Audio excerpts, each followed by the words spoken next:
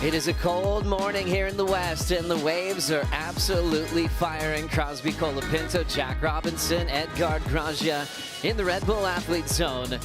As the sun's coming up, Silva wiping the sleep out of his eyes, and he's going to see some big waves at main break.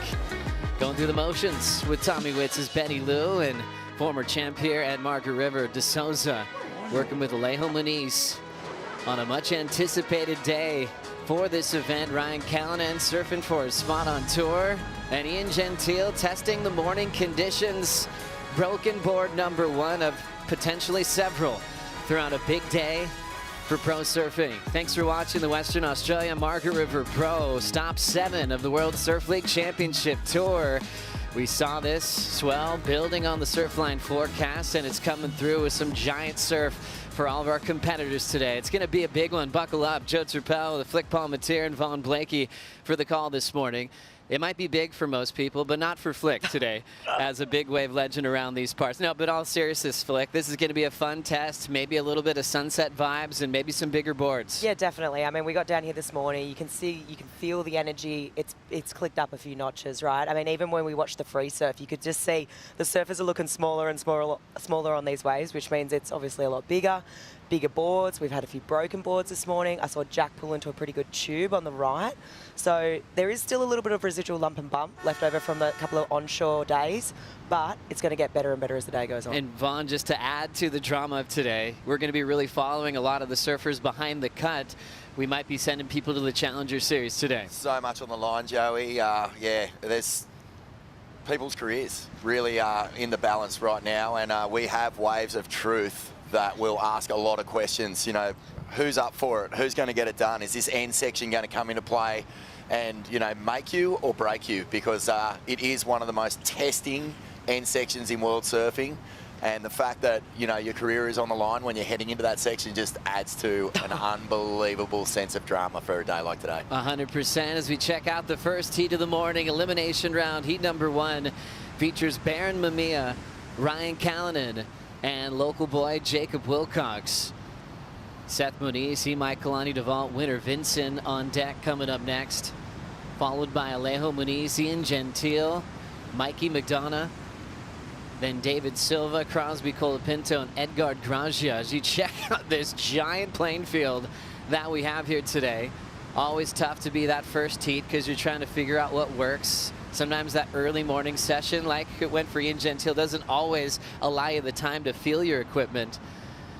So seeing this moving lineup, Flick, what's your anticipation on a big day like today on finding positioning and the ones that are going to have the scoring potential? Yeah, always out here for me when I look at this, you know, obviously it's gotten a lot bigger. You know, there's some big sets coming through. We saw that, but I don't think it's ever those really big set waves you're looking for. You're looking for those smaller to medium-sized waves. It is a giant playing field. You can see that bubble right now, just where Ryan Callanan is just about to paddle over. So there's a big bubble there.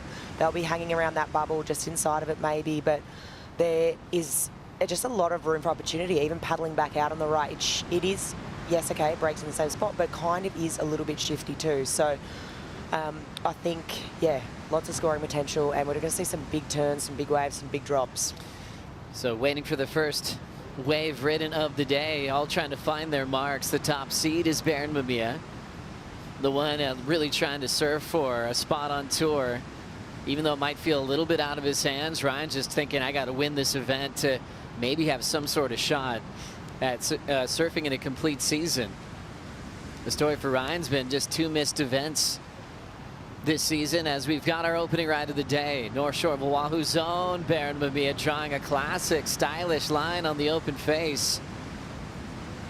Throwing a nice couple of turns as this wave's losing its size, but a great starter for the morning. Baron Mamiya famous for owning Pipeline, but we remember quickly that his first CT win was at Sunset Beach. Understands big, heavy water situations really well. he seems so calm when there's bombs coming on his head. He's just got an extra ability to relax when most might get pretty stressed out. Yeah, and what a cool way to start the day, you know, a nice swoop out the back. I think we'll see lots of this from the regular footers. They're going to be driving out onto this steep face, really utilising the rail, carving it down. You expect the goofies to be a little more vertical, start attacking the lip. That's the advantage they've got with this sort of setup today. But I loved that, you know, acceleration through the turn, and Mamiya, yeah, when the ocean starts getting juicy like this, he starts coming into his own. Now setting this one up is Ryan Callanan, a chunky section there as he has to punch through. Waves behind it as well. So managing your energy, you talk about wave selection being important, even more important on a day like today. How many wipeouts can you handle to keep your energy hot, keep yourself into position, especially when Ryan's knowing he's in a must-win situation. For Ryan's career, almost understated him in his ability as one of the best surfers in the world. One of the coolest guys that you'll ever meet, that puts together video parts that are just sensational. You could tell that he's friends with Craig Anderson. You could tell he grew up around looking up to Luke Egan. And for him to be in a situation like this, where he's fighting for his spot on tour, is one that I think all surf fans are backing him to go a long way. Yeah, but Ryan, you know, we grew up in the same sort of generation on the Pro Junior Series, and ever since then, when I first met him, I was like, wow, this kid is incredible, right? And not only that, you think about just all the guys on tour, he is literally one of the nicest guys, like always stops, has a chat, you know, and yeah, I mean, this year, I mean, what an incredible year for him. He's found himself in a very interesting situation, obviously on tour, but, you know, welcomed his first child. So a lot going on, a lot to process, and yeah, okay, it's a big task that he's got ahead of himself, but I think, you know, I think back to some of Ryan's best performances have been big backhand hangers on the right here, just completely vertical. What you said, Vorno, on the backhand, that the goofies have sort of that advantage here is to go up into the lip.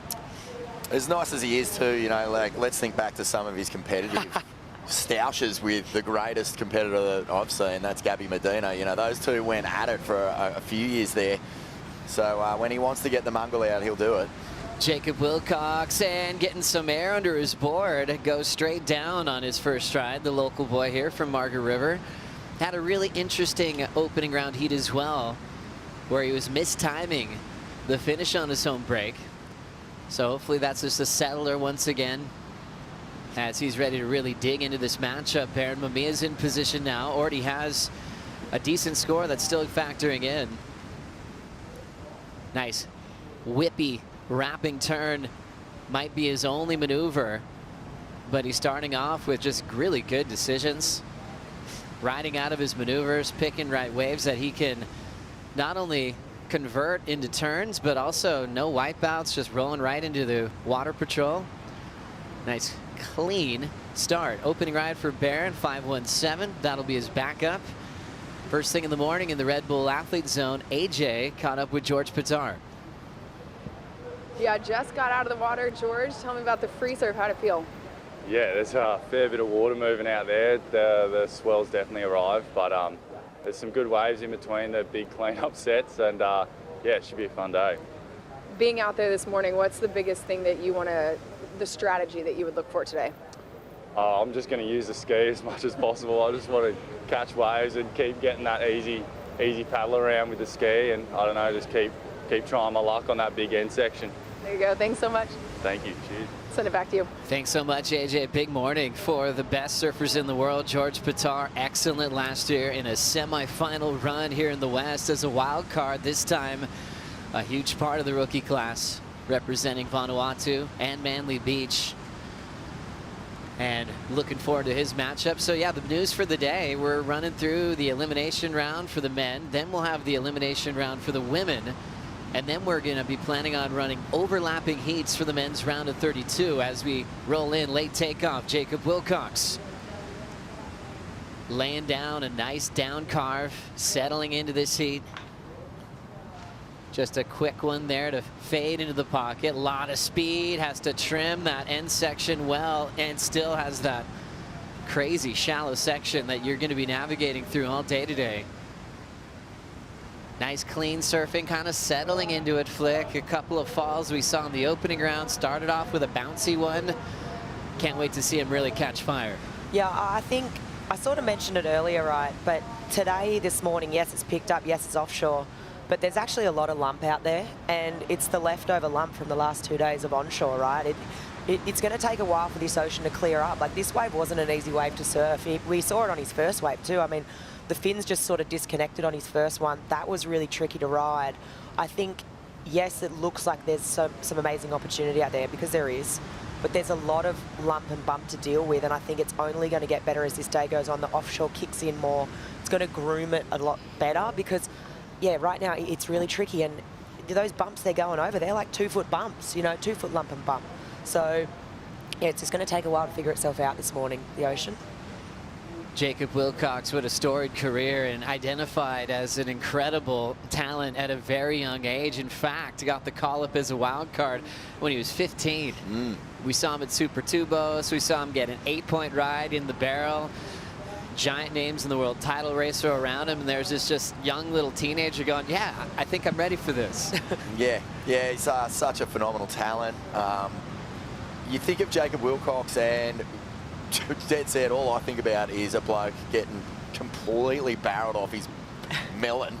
He is one of the great tube riders from this West Coast. Fearless, frontside and backside. He's performed well, has had numerous opportunities in CTs in the past, qualified for the CT, unfortunately didn't get to really lock in his spot there, and got cut last year. But you know, I guess a little bit like Ryan, these guys' performances they're the kind of surfers that all surfers worldwide respect. Yeah. And if you get them in a heat, they know they're going to be up against it, particularly if the surf's juicy.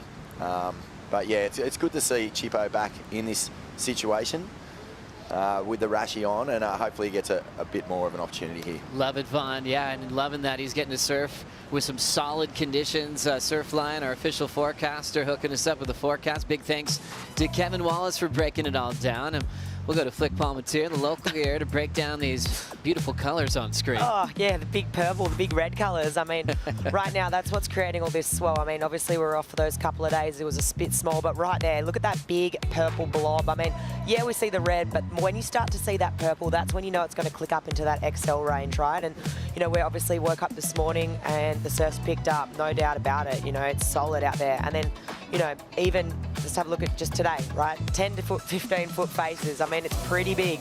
Good news is, offshore pretty much all day, and that wind, even though it turns side shore this afternoon, it's still going to be relatively light. So today we're going to be in for a really good day of surf. And then moving forward, next 4 days. Tomorrow for me, though, look out. Tomorrow is going to be seriously solid. It's picking up even more. For me, that's the number that sticks out. And then after that, that's the fronts coming in, and we're going to see a lot of onshore, so potentially a few late days, maybe, I'd say. And back in on at the end of the waiting period. It looks like there's something there, carrot dangling at the end. Thank you, Flick. Thank you, Surfline, as we go into a classic little grab rail bottom turn from Jacob Wilcox, and fitting in a nice finisher in a great place to get there early. Ran out in front of it to get the completion, building on his momentum.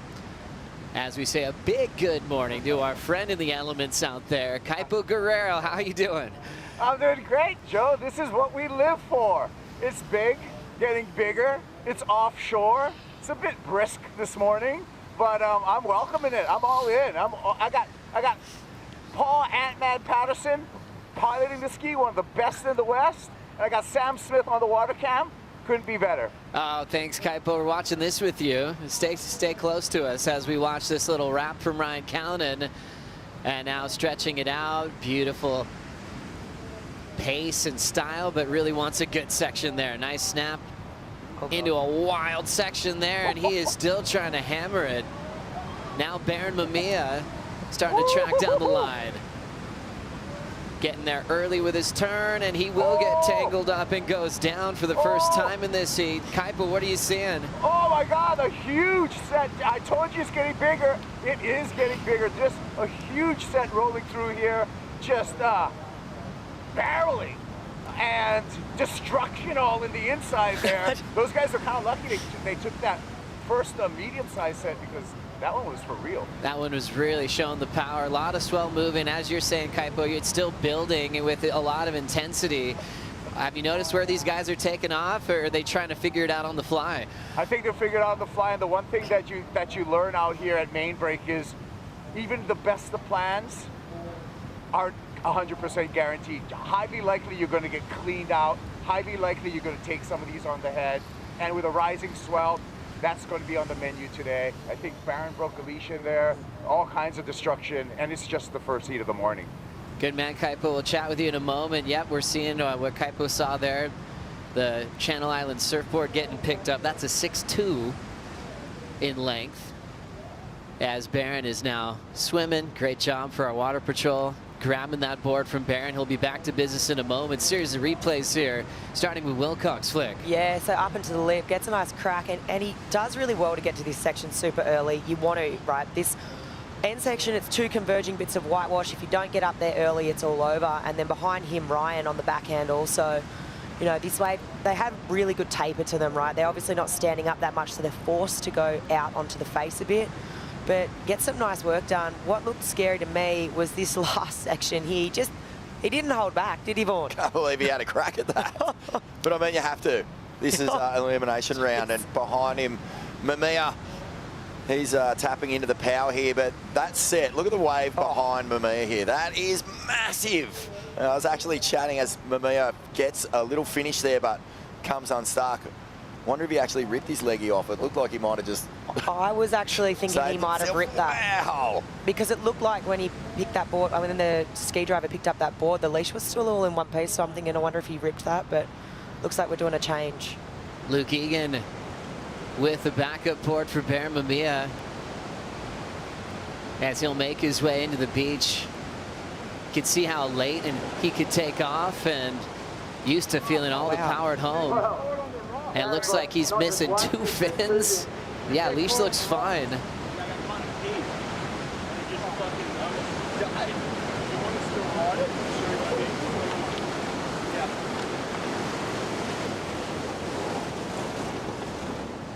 So it looks like he still wants to ride that surfboard. So he'll pop the fins out of the backup and switch. So Luke with the conversation, hey, do you want to switch it up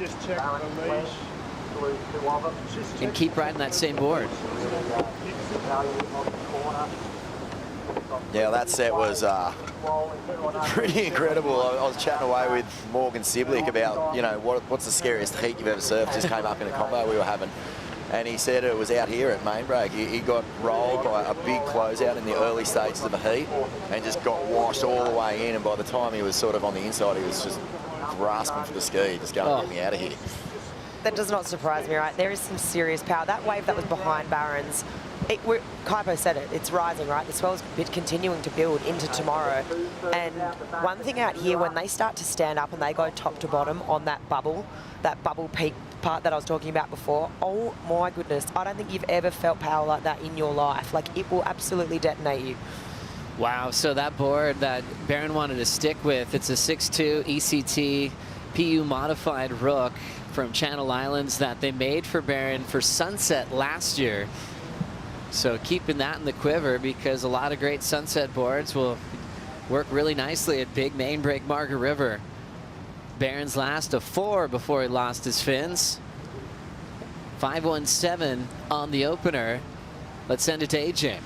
Thanks so much, Joey. Luke just had a conversation with Barron. Walk me through what happened.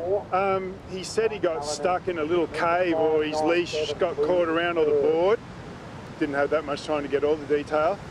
But that's such a good board. We just, I looked over it, there was nothing wrong with it. The fins got absolutely, there were 2 fins missing and this one's chipped.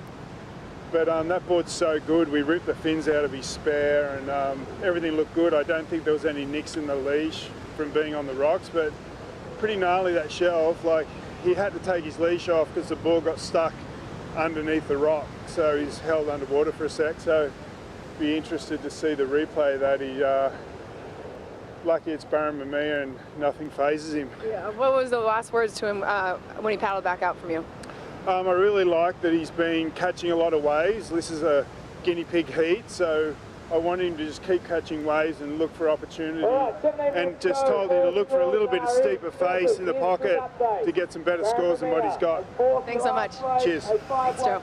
Thank you, AJ. We're actually watching that replay Luke was calling for right there, and Flick, you identified that quickly, understanding your own break really well, that he in fact did get tangled up there, stuck, and having that calm ability to go, you know what, rip this leggy off, I'll get my board later. Yeah, this is a dangerous wave, and there has been plenty of people find themselves in situations like that here, and I just knew straight away when I'd seen that board and that leash still in one piece, I was like, I knew that it got wrapped around a piece of reef. It's no joke, that inside section, you know, just the cavities in the reef, and yeah, just, you know, it is no joke. It's serious business out there. And yet, Barron did look pretty cool when he came in. He didn't look like a guy who'd had his leggy wrapped around a rock at all. He was just cruising, talking a bit of equipment change, or actually staying with the same equipment, just moving the fins over. Yeah, interesting that Louis said, you know, he's happy that Barron is staying busy. I think after his first round heat, there were moments where his surfing looked completely on point, but his wave selection and his rhythm in that one was a little off. So he's surfed himself into good rhythm here. Luke Egan winning this event back in '99. Big airdrop out of a two-story building. It's Ryan Callanan going for it and gets a turn in and just gets shoved down the line so quick. The takeoff is something that is so incredible, and where these guys want to position themselves, but to jump off basically when there's no transition, that's what Ryan Callanan loves to do. Wow, that was intense, right? I think we're going to see a lot of that today. I said big waves, big drops, big boards. Like, that was one of them right there. That thing was mental. Oh, if he'd actually got one more turn after that first one, let's have a look. Just so, he gets hung up here. It's real offshore, right? And then fully disconnected with those fins, regathers himself and really sets that rail beautifully to go up into that first turn. Not an easy feat right there, especially all that whitewash turbulence. But yeah, he's out of there. We've seen Ryan almost get a 10 here at main break for one big, massive backhand vertical hack. And you could feel him, he's chasing that similar type of section with some draw on it and some time for him to really meet it with a lot of power. Big effort falling out of the sky there. Callanan's last already in a 4.43. That's his best so far. Best score of the heat is Jacob Wilcox, 5.33. Here he goes again. Nice timing on a big backhand snap. One maneuver option for Wilcox, and he steps off on. Yeah, loving that. You know, much cleaner snap there from Jacob, and he really hooked it under the lip too. So that's a nice point of difference. We've seen a lot of swoopy open face carves. This one was a nice, real under the lip attack.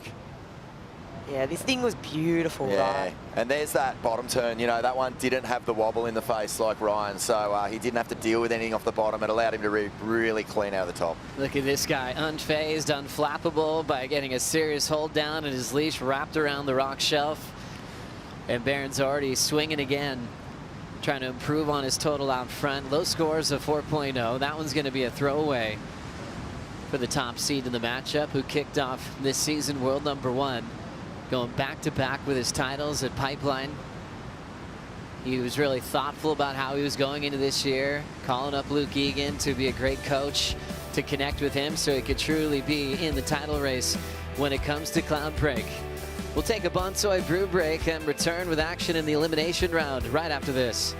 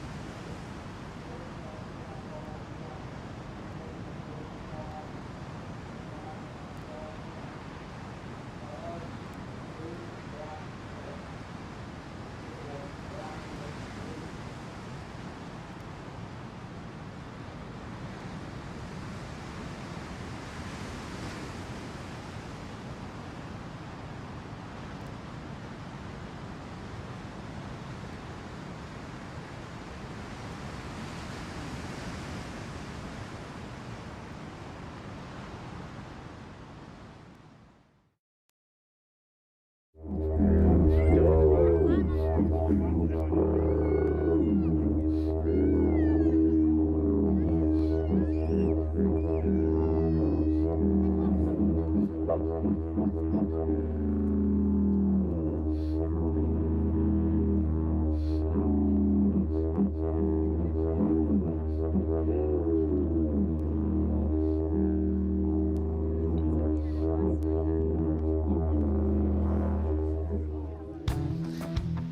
or hello everybody. The WSL acknowledges the Wadandi people as the traditional owners of the Margaret River region and thank them for welcoming us to their buja, or their country.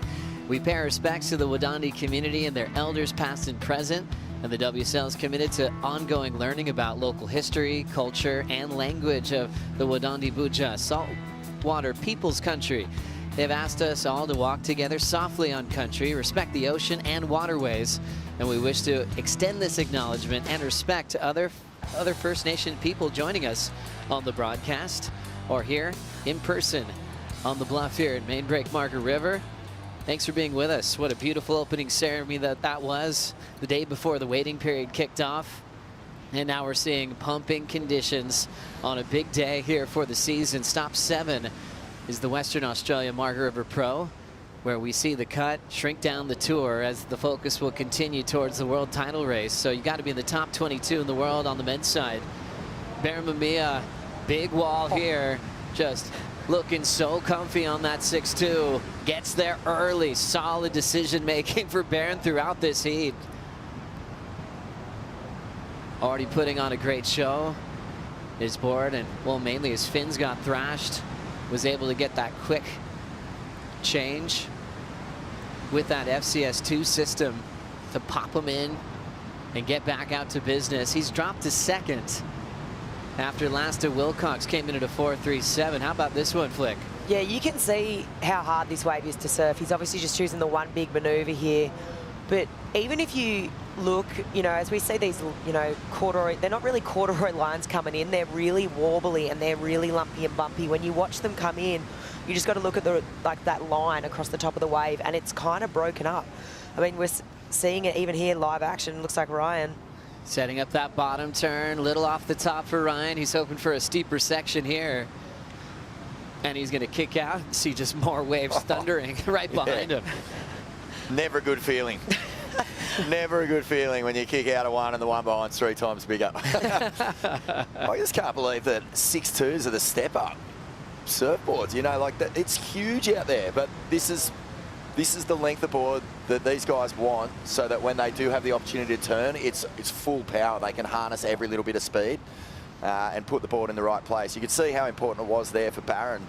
Hitting that section just that little bit earlier gives him, you know, less rail in the water, allows him to be more aggressive into the turn and ride out before that wave starts to shut down. It might be some of the biggest decision making when it comes to what you ride today.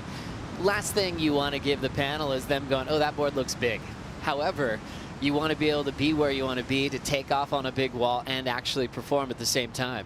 It was an interesting combo, right? It's kind of like, how much do you back your ability when it becomes big, and how fit are you and how strong are you? Because even if you think to big wave surfing, right, the reason you only take an 8.6 or a 10.0 out is really to match the speed and the power of the wave when you're trying to paddle into it. Like, when you think about tow surfing, the reason the boards can be so small is because you don't have to do that. You use the power of the jet ski. So if you can feel confident in your ability to position, paddle, and get onto them, once you're up, like, you obviously want the board to hold the rail, but really the length isn't as important. Really the length just provides, like what you were saying, Joey, to be in position, to paddle onto them early, and you know, foam, yeah, can be a friend, or it's one of those. I think you've just got to be confident with whatever you choose. You have to back it 100%. Yeah. And set up your game plan accordingly. I know a few crew are heading up and down this coastline looking for bigger lumber for a day like today, as you see just ditching the board and going underneath a big wall of whitewater. It's going to be a huge test, some of the biggest surf we've had all season, and really nice, really welcome, because, you know, we didn't have sunset on the calendar this year. This is the chance to really test yourself on a swell like we have today, and tomorrow still going to be really solid. Focusing on the situation, though, Ryan Callanan missing 2 events this year. He ended up hurting himself in this heat at Pipeline, and he was kind of unaware of the severity of it. Surfed through it in Abu Dhabi and then was like, something's wrong. Ended up having to miss Portugal. And I guess had the wonderful miss of welcoming his baby girl at Burley Heads, but the whole time he knew. He's like, hang on, I'm going to be in a really tough spot now with 2 events missed with the cut approaching Vaughan. Yeah, it's a tricky one. It does seem like Ryan, you know, bumped into him a few times since Burley. He's just cruising. He seems pretty happy. I think he's in a place where, you know, he's just going to get out here and surf. I don't think the situation's really on his mind too much because he is so far down the rankings. Jacob Wilcox just ripping one back into the pocket. Love that spring off that first carve. Just set up work, feeling his way down the line and attacking it high off the top. And that's where that water energy changes from deep water to shallow water. The pressure is wild just to stay on your feet. We've seen so many crazy wipeouts with 2 converging swells. And Jacob finding a nice finish up and down for Baron Mamiya. Down to 5:25 to go. Wilcox has had so many wild cards, and not even counting his rookie year. 14th time he's been called up to the championship tour. Sometimes he's had a wild card straight into the main event. This one, getting it from the trials flick. Yeah, this wave here, I loved it. Great timing here just to know I'm not going to rip this turn right around. It's more of a setup for this last manoeuvre, and he gets there early. He's also, that section wasn't converging, right? You're going to see so many different faces when you come into that inside section. That one was an easier one, right? And he absolutely belted it. So this is going to do well, yeah, for Jacob as probably, you know, coming in there, potentially his high score. Flick, is as far as choosing a wave that will have an easier read on the finish compared to those ones that converge and they're doubling up, kind of like the RCal one he tried to hack. Can you pre-plan that section, or are you going to be surprised? I think, yeah, to some degree, yes, you can. And you'll see it with guys that are super experienced out here. But sometimes, you know, you might not necessarily have that, I guess, luxury, and you're chasing a score, right? So you're going to go that wave no matter what. You've only got 2 big sections. You've got to go for it. But sort of like if you're sitting out there, there's certain waves that do come through with more of a taper on them, less of a wall. And if you actually cast your eyes over towards the south, where you've got south sides, you've got this funky little thing that happens in the middle, in the center of the 2 waves. And you can kind of tell when you take off, if you look up down the line, what that last section's going to be before you even get there, you know. But when you're doing your bottom turn on your first turn, you can kind of forecast and say, hang on a second, is this thing diminishing in height or is it staying? You know, there's a lot of the indicators out there, and the more experienced you are, the more time you spend out here, you get to figure it out. I love it. Yeah, great breakdown, Flick. It will be interesting when surfers go, hey, I need a wave. This is what I got to work with. Yeah. And it could be a haunted house on that end section with 3:25 to go. RCal in the 3rd spot with priority, chasing a 4.82. A guy that has requalified for the tour a few times and looks like he's in position now. The man from Meriwether Beach. Nice strong stance, looking comfortable on the wind up, gets a nice clean turn under the hook. Pushes out in front, he's running out of wave on that real slopey section. He's still hanging in there. And seeing if he can get another turn in before it goes completely dry there. He'll sink on that finish, so a long attempt to get that second maneuver and ends up incomplete. Chasing a 4.82 Vaughan. Tricky wave. It's a really difficult read out here this morning. You know, if you're looking at these scores, no one's really getting up towards the excellent range just yet. It's all about just figuring it out. You heard Luke Egan say this is a guinea pig heat. I think they're all feeling like they're on the hamster wheel right now. Oh, yeah. You know, there's a lot of laps. There hasn't really been a whole lot of clean sections. I think Wilcox has the most memorable sort of under the lip backside hook. Barron's had some good finishing into that big confluence of power on the inside, hitting it early, so making good choices. But yeah, I think, you know, as the day starts to clean this lineup up, we're going to see a lot more opportunity. It's just this heat, when you are the guinea pig, sometimes, yeah, you're not really given a whole lot. It's hard to make really good discoveries out there. Definitely. Ryan Callanan's last up ends up short, 3.77. Yeah, this wave here, this one had a lot of taper on it, right? I mean, he gets his first turn. He has to wait a long time, too, to stick it up here into the lip. That turn, great. But from this moment onwards, this wave just, you know, sort of diminishes in size. He doesn't get that sort of, you know, Hail Mary finish. And I think if he'd even just gotten one more tap, you know, similar to Jacobs. I mean, you think back to Jacobs' last score, he got the 5-7, right? And he got the finish. You think Ryan probably would have gotten the score. And unfortunately right now, I mean, he's might be having one more crack. He might get out there with a minute to spare. But it's going to be pretty tricky for him because he's going to be at the back of that priority.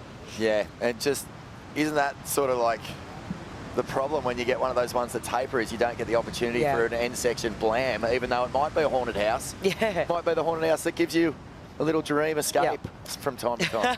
Very true. Rolling in is the local wild card, Wilcox up and out, who has to feel great just being in the lead of this one. We miss him full time on the championship tour. Had his rookie season last year where his best result was at Sunset with an equal 9th, but fell off tour here at his home break. And with all those wild cards he's had since he was about 15, 16 years of age, he had one where he really blew up in the final series at Bell's, made the quarters. Margaret River, it's always been tough. Lots of 33rds in the old system, some 25ths, some 17ths, but there was one year he beat Gabriel Medina. That was 2017, then went on to lose to John Florence when John had 1 million points in that heroic 2017 run where he had a totally different read on main break.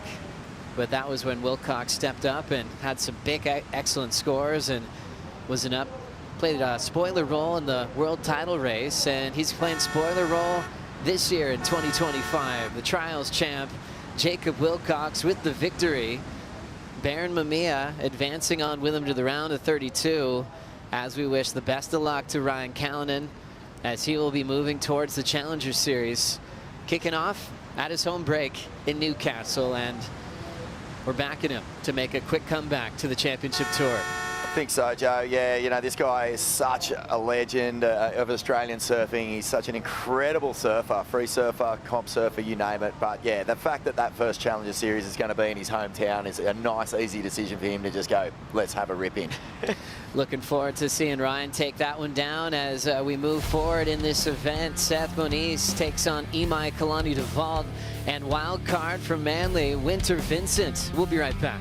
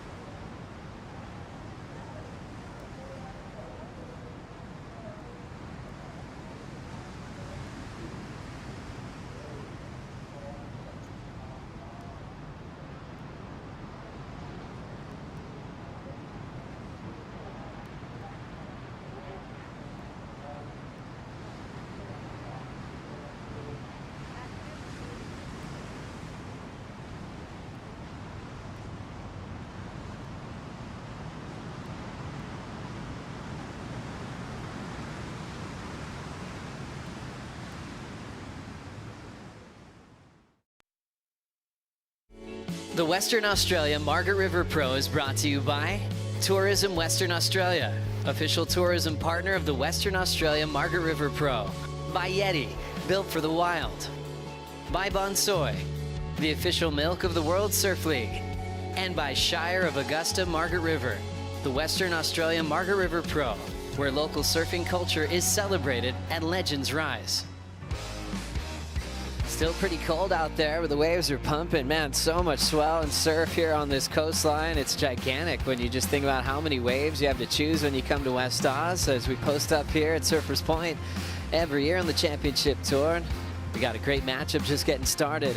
Two surfers, two Hawaiians, one from Maui, one from Oahu. Seth Moniz, Imai Kalani Devald, taking on a wild card named Winter Vincent, who's been unbelievable in the last few years. Let's get things started. During the break, we saw Imai get this wave. Wow, that was a beautiful looking wave. Just the start of it, how it had a full funnel effect. Like that thing was going top to bottom. Beautiful late takeoff and a couple of little turns. Cracked away. Imai quick to a 4.67 to get things just rolling. He's in the same situation as Ryan Callanan was in the last heat. So if he ends up in third, he'll be back on the Challenger Series. Seth Moniz, the top seed in the matchup. And Winter Vincent has been really fun to watch. Getting comfortable in the CT jersey, going into the Red Bull athlete zone, going, oh my gosh, all my heroes are here. And I can't wait for a chance to try to take him down. It's a really cool thing to see a young kid with this opportunity and see what he does with it. Oh, it's so exciting. And, you know, Winter has been earmarked for a long time. We saw him in Beale's blast off when he was just a tiny little creature, just a little imp. He was so little. And but yeah, he's come all this way now, and here he is in his first CT. But what a year he had! He took out a famous NIAS event on the regional queue, like 10s just raining out of the sky, and not just generous 10s. I'm talking like big, thick, hollow caves at that classic Indonesian reef. Got the win there in a really famous contest, and then finished runner-up in the WSL World Junior Titles to Bronson Matey, and that was an incredible performance, one of the best finals we've ever seen in that event. So he's on song. It's really easy to find those finals. If you missed it, worldsurfleague.com, look at the World Junior Champs. It was one of the most exciting finals we had, and it was really fun to watch in the lead up to the tour starting. A huge win for Indonesia with Bronson Matey winning a world title for that country for the first time.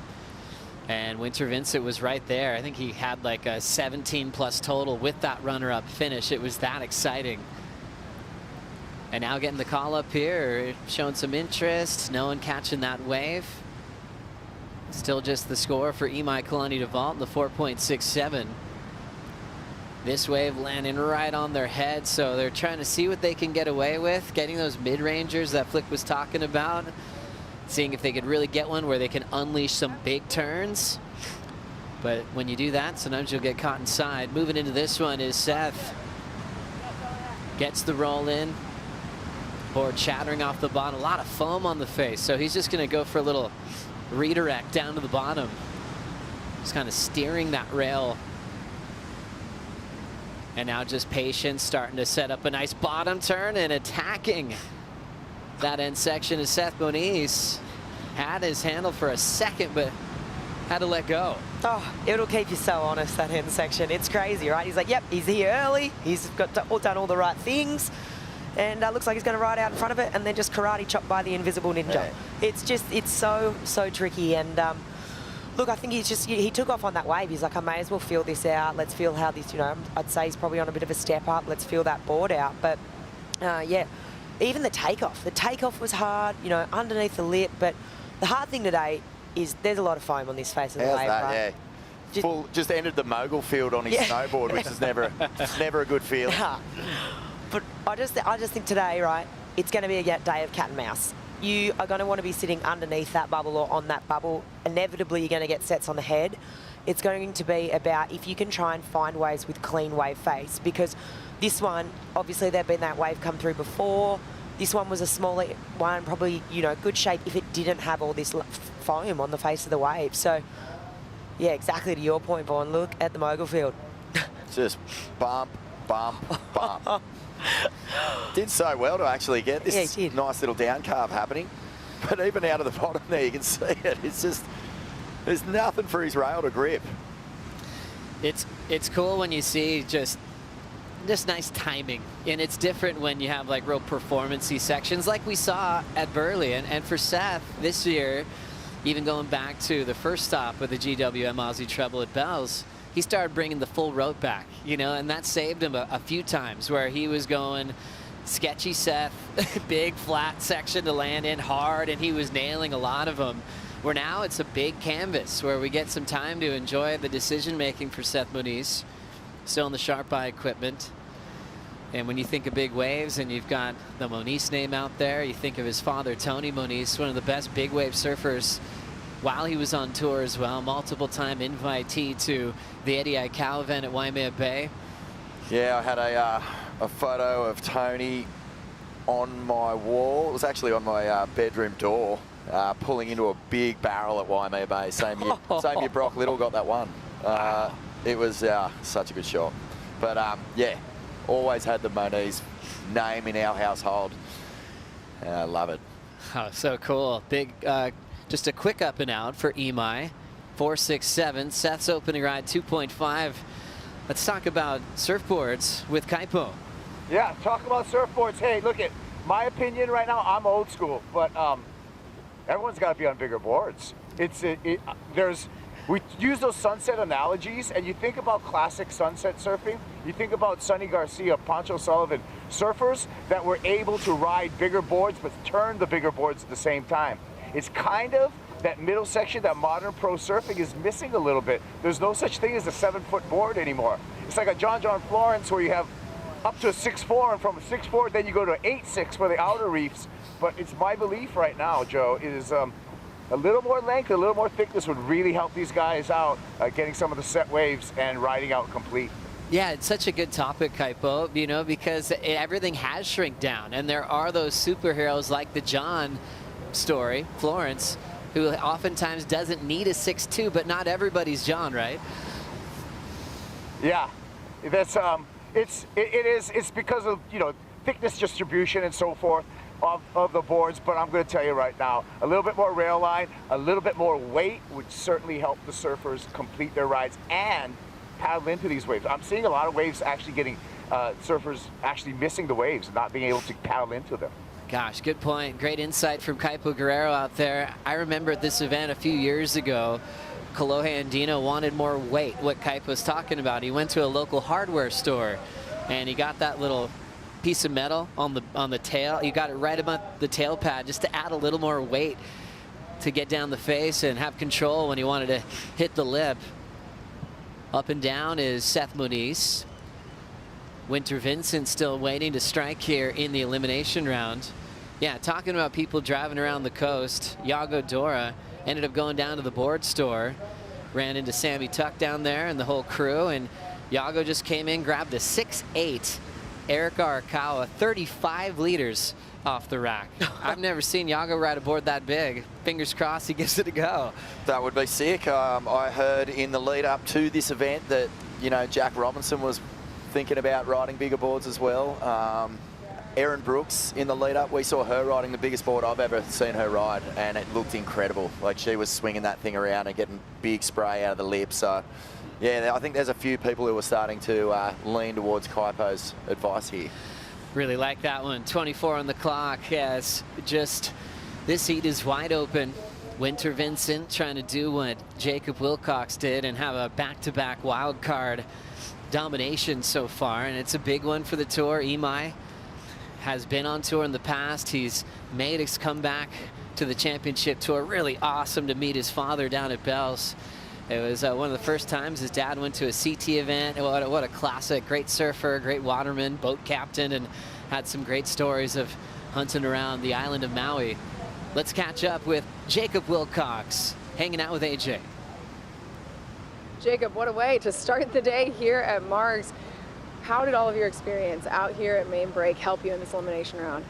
I don't know, that was just like a washing machine out there. I don't think much experience really helped me. It felt like I could have been anywhere. It felt like Big Sunset, it felt like wild Margaret River, but I feel like I've watched a lot of heats out here, especially when it was like a QS back in the day, and I saw it was always like big and rogue like this. So yeah, I was stoked just to get a few waves. I mean, sick as a dog the last 3 days, so I was just, yeah, it was my first surf since my last heat, so I was stoked just to get back in the water. And yeah, it's hard. It's going to be a hard day out there, I think, but hopefully as the day progresses, the ocean cleans up a little bit, and hopefully the swell just gets a bit more organised. What board did you go with? I rode a 6'3". It's just like the 6'3" with like real refined rails. It's probably got a tiny bit more liters than my normal board. It's kind of a bit of an old school shape, but I felt like it bit in like nice enough out there. But I think it's just like trying to find the best waves. Whoever gets the best waves today will probably get through, and yeah, it's hard to find them. Well, you found some good ones. On to the next round, going up against Italo. What do you think of that matchup? Yeah, that'll be fun. I felt like the heat we had the other day, like I had such a shocker I couldn't even really compete. So I'm stoked. I feel like this is fun conditions. He's one of my favourite surfers, so it's going to be good to have a battle against him. Congrats. Thank you. Thank you, AJ. Great to hear from Jacob Wilcox. Everyone calls him Chip around these parts, and they'll be happy to see him chip away at this big event back in the CT jersey. And we've got some catching up to do. Opening ride here for Winter Vincent Flick. Yeah, so let's catch up with what he did out the back. So nice little wrap there, threw a decent bit of spray, and just milking this thing through to the inside. Just real nice paced approach here, not trying to rush anything, and gets a nice little tap here. So nice little opener there for Winter, and then behind him, Imai. Imai, you know, in the first round we were watching these guys. I think what was most impressive about crew who were on the cut line was just how free they looked. But, you know, it's a different story when you can get knocked out of the comp and perhaps knocked off tour. I loved the commitment to that end section. He really hammered it. So Imai has taken that attitude of, like, nothing to lose here. He's gone into attack mode, and this is a really strong ride. Yeah, I loved it. This combo here, this is where all the points are coming from. I mean, it was a big, meaty section. That converging bit of whitewash, he timed it perfectly, right? And just dramatic as well when you ride out front like that. It's probably, in my opinion, yeah, best two-turn combo we've seen so far. Imai's on a 6.2. It's a 2-point pro model from Channel Islands, a step up, and yeah, it looks like a great board choice for Imai. 6.33 and a 4.67 out in front. Remember, he's in a must-win situation. He's going to keep that strategy, like he's just got to win the event to stay on tour. We'll keep you posted on all the updates with the mid-season cut. Top 22 moving on to lower trestles, and all trying to work out who will be competing at the Lexus WSL Finals. And for the first time ever at Cloudbreak, a venue that Imai did really well at last year when it was a regular season event, Vaughn. It's just so, it's such a big carrot at the end of the year for anyone who loves big Pacific juice. And there's plenty of people on this tour who do, particularly the Hawaiians. I mean, if they would be looking at Cloudbreak going, let me at it. For Imai, it's a one heat at a time scenario. You know, he's just got to keep getting through. I'm loving his attitude here. And it's been funny, you know, watching the cut sort of change over the years. The first couple of years, the stress, you couldn't even walk around the contest site. You could feel it in the air. Now people are used to it. They're like, okay, well, I've got a job to do. It's not quite as tense. And I think we're seeing better performances from crew who are under pressure. Yeah, I agree with that, Vaughn. I feel like we were dancing around it for the first couple of years, and now people feel definitely more settled into it. And also, I think now that we've seen those big inspired performances, you know, I think for, you know, Isabella Nichols, I think Sawyer Lindblad, you know, crew had to make it to the final to win the event, to keep their dreams alive. And Seth, even in this heat, did it right? Last year, yeah. So we've seen it a bunch of times, and I think there's that hope now of, oh, well, if I found myself in that situation, miracles do happen. Yeah, that story last year was just phenomenal. His mom, Tammy, texted me during that performance. It was like, he's found himself again. And it was for his family, his friends, seeing him surf like Seth does, committed, confident. And he brought it to the connection that he felt with Doug Silva. Not only did Seth make the cut, but so did his coach. As we look at Imai getting down the line, big wall there to sink his teeth into. He is so late to that one. Flick didn't want him to hit it. He should have listened. As we now see Seth throwing down the wrap. Fading once again, real slopey on the open face, but he's hanging in there. Now it's starting to bowl, well timed. Forehand snap off the lip, and he'll just continue to chip away. And steps off into a nice place with no rock shelf underneath him. He's got some room to move here, so he's building. 0.7 is gone for Seth. Imai was trying to better a 4.67. Up now he's got to step up on the shelf, and he will plan on a lift from the Water Patrol in a moment. Going to the start of Imai's wave. Yeah, wow. Okay, let's break this down. You said don't do it. I said I was like, oh, don't. He had no business going to this end section here. Snaps. That was beautiful. Those first two couple of turns. If he had rode out of that, I mean, look, he had no business running out of that. But that thing was it was incredible, right, Psycho? And then out behind him, Seth. Just a couple of nice swooping carves here for him. You can see this wave's really tapered, right? It's not going to offer him that much. But what he did get is he did find some clean face.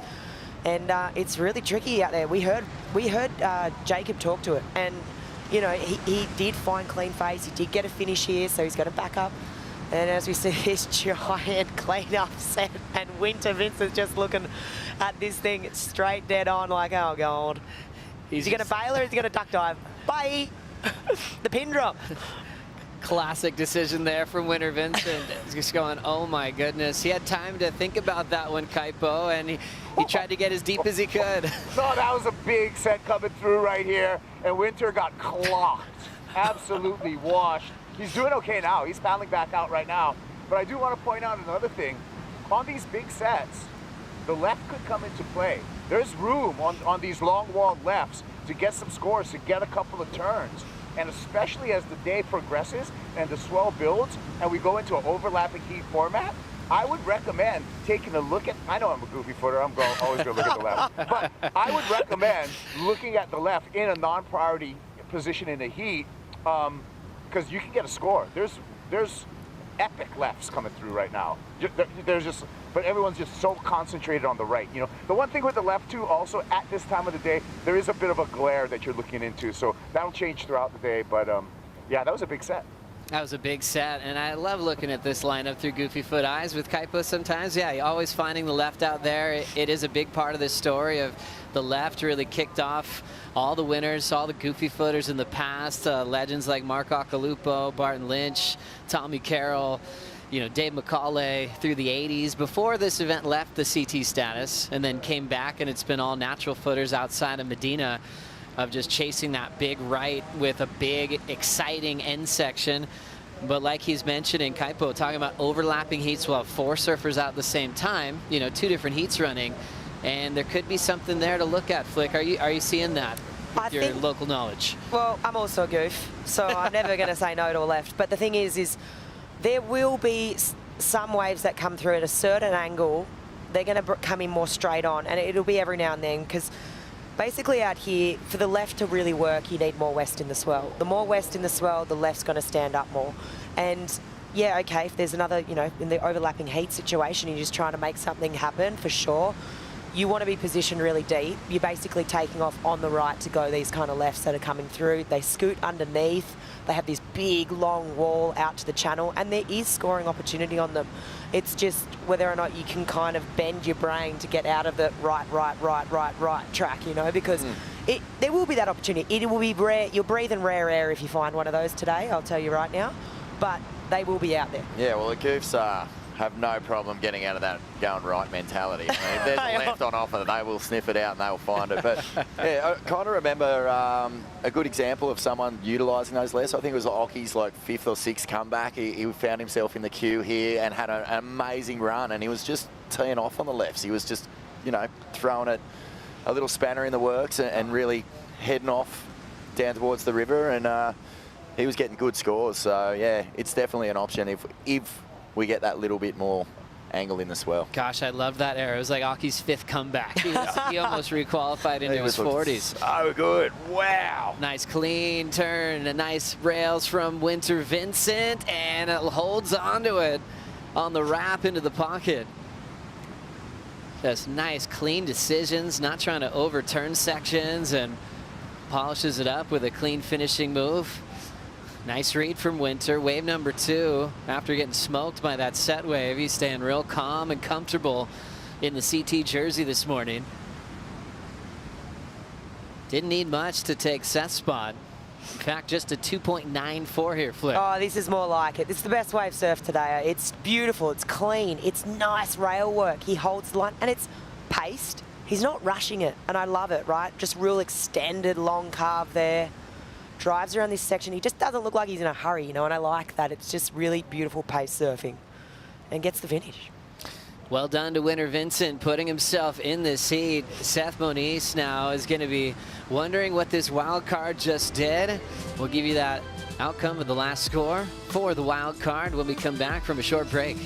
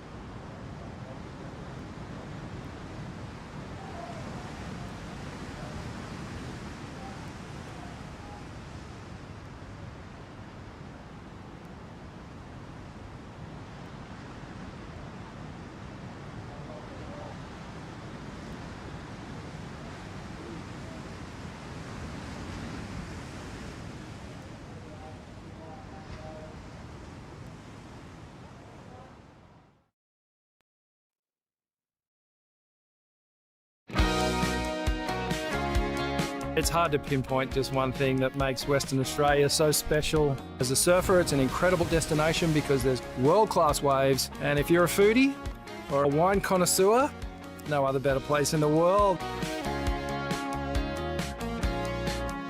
Abundant waves, beautiful landscape, crystal clear water, great wine, as well as incredible culinary experiences. This is a beautiful slice of the world. There's endless ways to have an adventure here. There's always something new around the corner, another new beach that you've never heard of before, a new track down in the forest that you've never seen.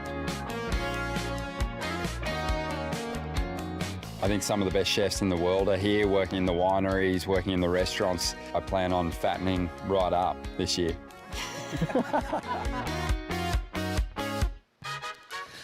Oh gosh, we enjoy our time in WA. We are well fed, that's for sure. Some great chefs in the area. Seth got to check out one of the great chefs, one of the great local vineyards and all the produce 2 days ago, but he started really focusing because he knows he's in a really interesting spot on the live rankings. Look where he's at now at number 15. He's in third at the moment. So if he did stay in third and get knocked out of the event, that's a pressure situation, especially when it's out of your hands. He'll be watching what everybody's doing behind him on the rankings.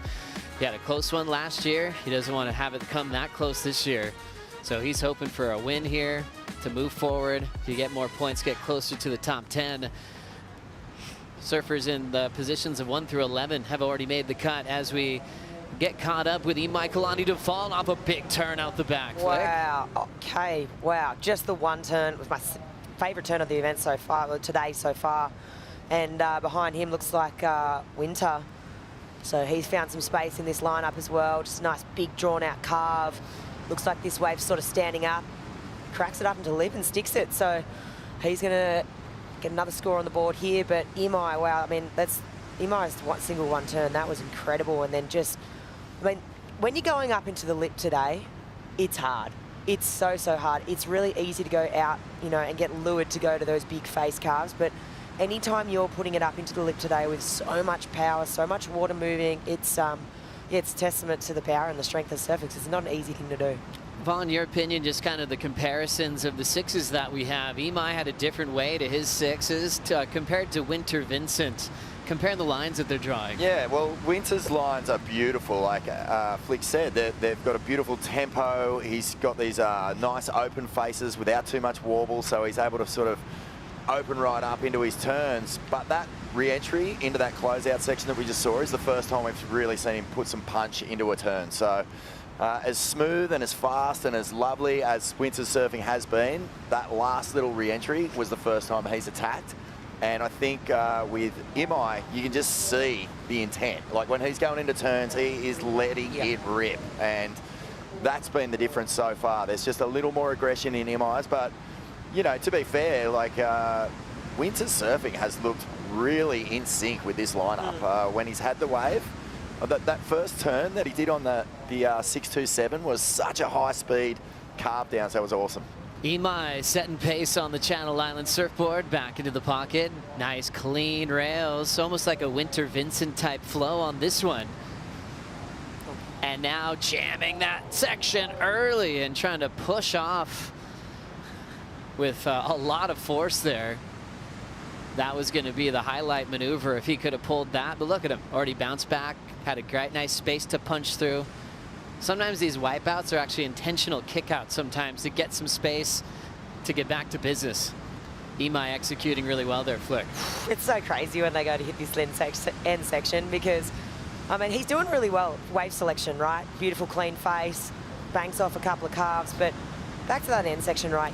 You really want him to hit it, but at the same time you're thinking, oh, no, no, no, no, no. It's just like, it brings so much drama, right? Just, there's so much power. We're going to see so much of it today. Today we're going to be going, yes, yes, yes, no, no, no. And I think it's just crazy because as a spectator and you're watching this, I think that it becomes like so dramatic, so exciting to watch. And it's those moments when you think, oh my God, this person is, are they coming out alive of this? Yeah. Then they ride out and they stick it, and it's just that feeling you get is like, wow, that was incredible. And you think, as a judge, you're watching that and you get those feelings too, right? So like watching that live is pretty spectacular. I mean, well, that was such a crazy wipeout. But, you know, watching that live, the feelings you get is pretty exciting. 5:50 on the clock here, waiting on last score for Imai. Kaipo, feeling any comparisons to the conditions we're seeing right now to anywhere else in the world? Well, I mean, obviously for the Hawaii guys, right? It's a lot colder than Hawaii, but just that raw power and the offshore wind and the fact that you really got to put your head down and paddle into some of these. Let's see what this set does right here. And, oh, look, yeah, like this. It's very Hawaiian-ish. Oh, we're gonna escape right now. We're good. We're in the left. yeah, but I'm surprised Seth pick it up. Let's check it on the Apple Watch. He does have priority in 5 minutes to turn this heat around. Yeah, he certainly does. Yeah, feeling the energy. I'm glad you're in a nice spot to continue this chat. Just Kaipo feeling the comparisons and the energy and the power to Hawaii. We'll catch up with him in just a moment as they make sure they're clear from this set wave coming through. And there's always been kind of a real cool relationship between West Oz and Hawaii. Ian Cairns, he just started whipping it into bombs back in the day in the West and translated to a big win in the Smirnoff at Sunset way back in the day for a huge title. And everyone started realizing in Hawaii that there was some power here. And then, you know, for guys like John, he started filming here more often than not, loving the West. He'd bring Bruce Irons with him. They'd make movie parts. There's been a real cool synergy there, Flick, for a long time. For sure. I think it's just the classic saying, you're a product of your environment, right? And West Oz has such powerful surf. It breeds power surfers. It breeds surfers that are not afraid to have a crack. And, you know, I think back on, you know, Jake Patterson, Taj Burrow, you know, Claire Bevilacqua, you know, one of the first women to really start charging at pipe alongside KK. And, you know, Mel Redmond-Carr loved it when it got big. It just... Jodie Cooper. You know, say no more. There is seriously the list of surfers in Western Australia. I mean, Ant-Man, Paul Patterson, who's driving the ski that Kaipo is on. I mean, Eddie Akau, you know, podium finisher. It's his brother, Jake, won Pipe Masters. It's our bread and butter here. We've got power on tap, and yeah, we're really used to it. Felicity Palmatier, Eddie Akau, competitor, CT Charger. Yeah, it just makes a lot of sense. And one of your good friends from childhood watching the broadcast on his phone. Thanks for downloading the app, Jack. Doesn't mind Hawaii either. Doesn't mind it. I think, yeah, he might actually be putting himself as power surfer. He's got a lot of belief in himself, he's for sure, backing himself on his fantasy team. Real focused Jack's been since he's been here. I don't, you know, that 33rd that he got at the previous event, his first elimination round loss since he's been full-time on tour, has kind of brought him back to this fierce type of focus. Even in his interviews, I was with him at the press conference. He's keeping his answers very short, not really letting people into that space at the moment. As we watch Imai get moving down the line. And has to just jump off the roof there and fly down into the flats. He'll be popping up. This guy's not afraid of a wipeout. He has so much great support on Maui and even on the Oahu. Some of his best friends like Kuyo Young surf with him all the time. They capture his clips. Has really built his profile as not just a great touring competitor, but an unbelievable free surfer. And at the moment he's out in front. His whole situation coming into this was being under pressure in the cut, Vaughn, and so far so good. So far so good, but he has been copping a few hidings on this inside section every single time he goes into it. Flick holds her breath, but Seth now. Starting to dance down the line. There's a little redirect. Bottom drops out. He still has a lot of speed, going for everything on that wild read. Oh my gosh. Jeez.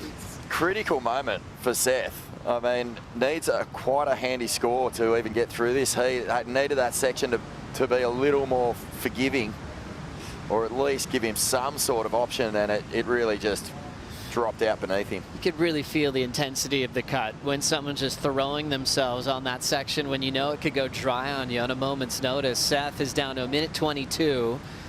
Needs a 7.21. We showed you where he's sitting on the rankings, so he's hoping that he makes things a little easier on himself. Winner Vincent going for the lead.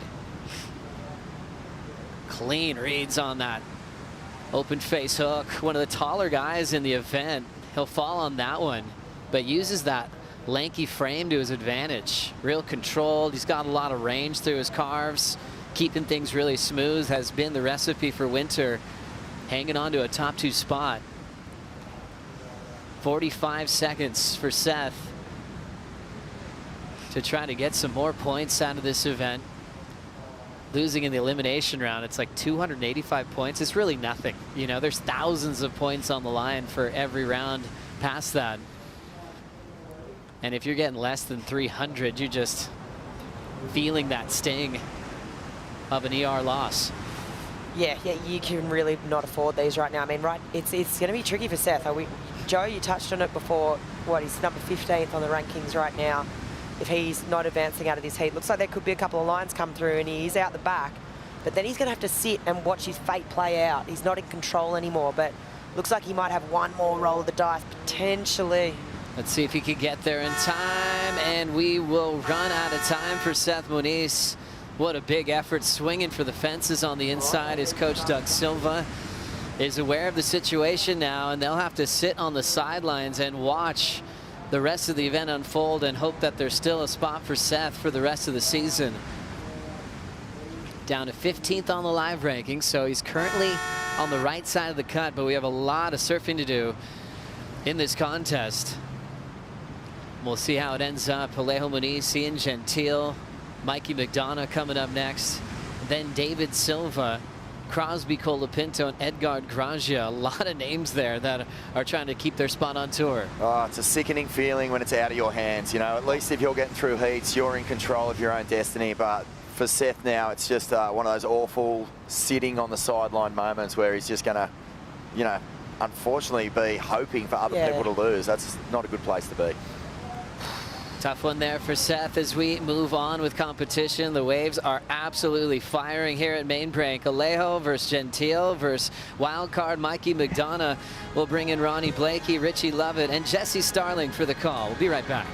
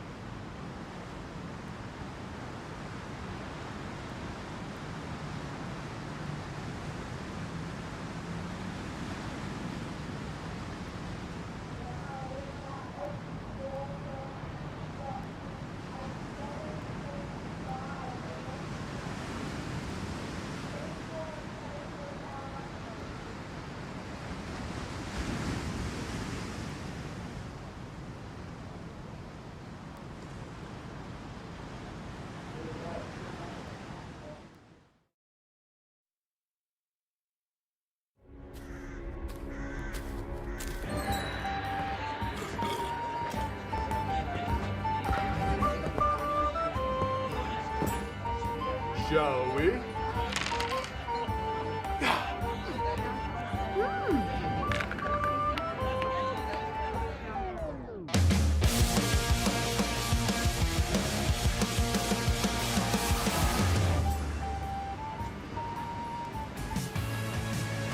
Don't forget to lock in your fantasy teams at worldsurfleague.com as we move into heat 3 of the elimination round. The Brazilian Alejo Muniz out there in the red. Ian Gentile trying to get himself above the cut line. The Hawaiian will be in the blue.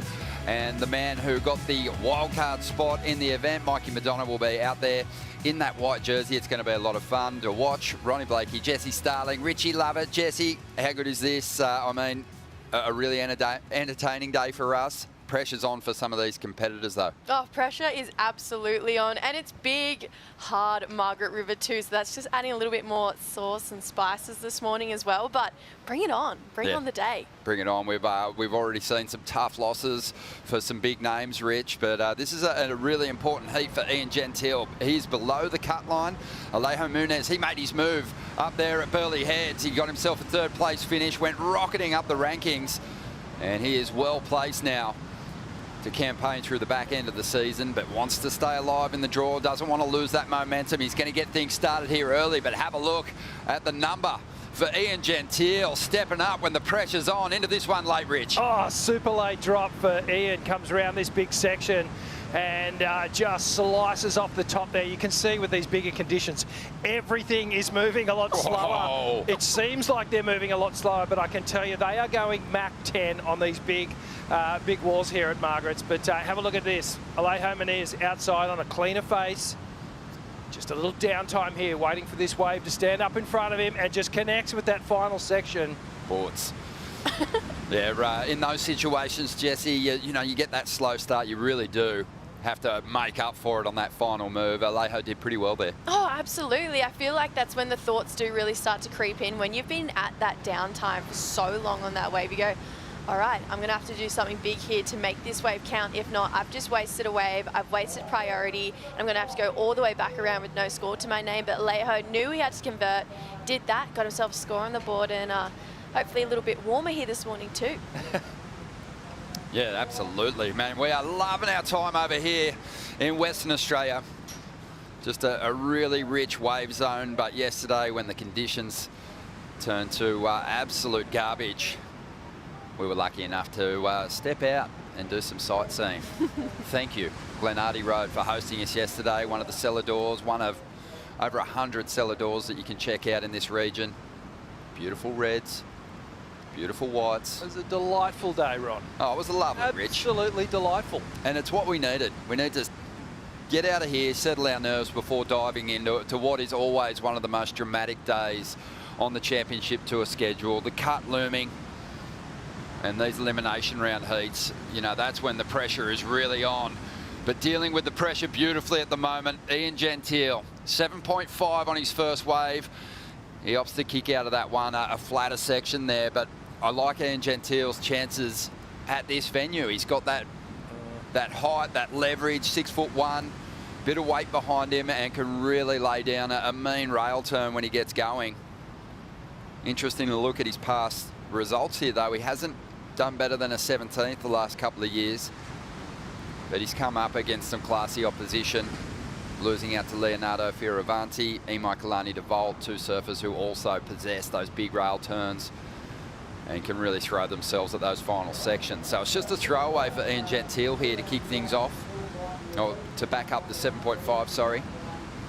Mikey Madonna, a throwaway for him. Really good start though for Ian Gentile, and he's in the pressure situation really in this heat. Mikey's coming in as the wild card, nothing to lose. I went and hung out in the competitors area just prior to this heat, just to feel the nerves, just to feel the energy. It's different today. Mikey had a real serious head on. I couldn't really decipher. I gave him a quick tap on the back, and he kind of looked at me. You know, there wasn't much going on. He was serious, and I was just trying to decipher whether it was nerves or whether he was just fully laser focused and wants to really make a mark here. We know that. Oh, here he goes. Have a look at this big wall. Nice, clean carve, very smooth.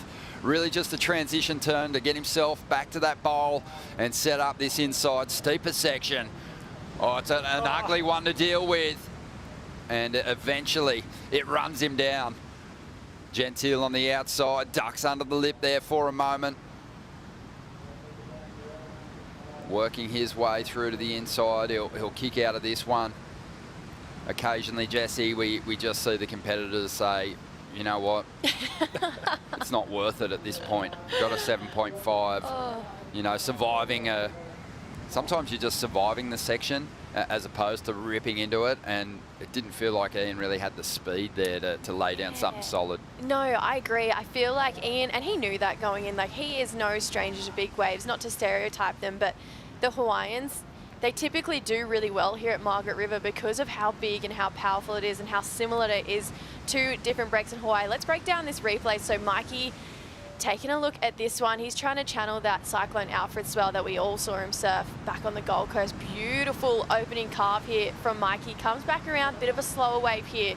This is what we were talking about before. Once there has been a lot of downtime, knows he needs to go big, hits that end section, but look at that oncoming whitewash. That was a really hard finishing turn to make. Ian generating so much speed off the start of this wave, slices under the lip on that one. And I think at this point he knew that it probably was all systems over at the end, because that is a lot of water coming back at him there.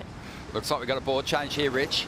Yeah, looks like Mikey's going to come in, perhaps opting for something a little smaller. I was talking to Tommy Whitaker. I said, what's happening out there, board choice today? And he goes, most of the crew are going 2 inches longer, around that 6'3", 6'4" mark. They did talk about going even longer again, but it's more, you just need the length for paddling, getting on them. But once you're on the wave, you actually don't need that real extended length to your board. So perhaps Mikey just identifying that, yeah, he can come down maybe another inch in size back to that 6'3" mark. And Mikey leaning into the expert knowledge of Tim McDonald, T-Mac, who's done a lot of work with the rising crop, who are campaigning on the Challenger Series at the moment on the regional QS. Great surfer himself. Just gives him the chance to put some wisdom between the ears of Mikey Madonna out there, who's had a pretty slow start to this heat so far. Yeah, and I feel like this would be a really interesting wildcard experience for Mikey. We've seen him compete in Bells before, competed through that Rip Curl Pro Trials that they have consistently at that event. Got the call up for this one as the next spot down on the Challenger Series. Actually was supposed to compete in Burleigh, but unfortunately hurt his ankle doing the big old run at the ABB that we have up at Burleigh. But I feel like this experience, when you're a wildcard at Bells compared to your wildcard at Margaret River, obviously the waves are super different, but just even the energy in the athletes area, everyone, it's high pressure. And these guys are that wild card. They're that dark horse that can really rattle the cages. We saw Winter Vincent knock out Seth Meniz in that last heat. I feel like if you're one of them, it's hard to be a wild card here. Oh, here goes Alejo, just banks a big bottom turn that leads to nowhere. He gets out of there.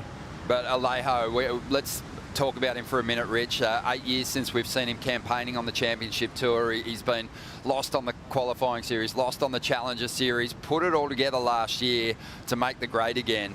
And he really did put in a magic performance at Burleigh Heads to get himself elevated on the rankings. Jumped 12 spots to 16th coming into this one. Huge, huge. It was such an emotional re-qualification for Alejo, and after doing that time again, you know, he didn't want to lose that opportunity. He wanted to make it count. Burleigh Heads is when he really clicked into gear. He found something. It was almost like he relieved the pressure valve and said, I'm going to open up and surf exactly how I want to surf, do the type of surfing that got me back onto the tour. You can see they can sometimes put the shackles on when they get it back onto the CT, and it can be restricting, but he's found a way to just unlock that. Surfing as good as ever, looking super strong, man. He's looking so fit.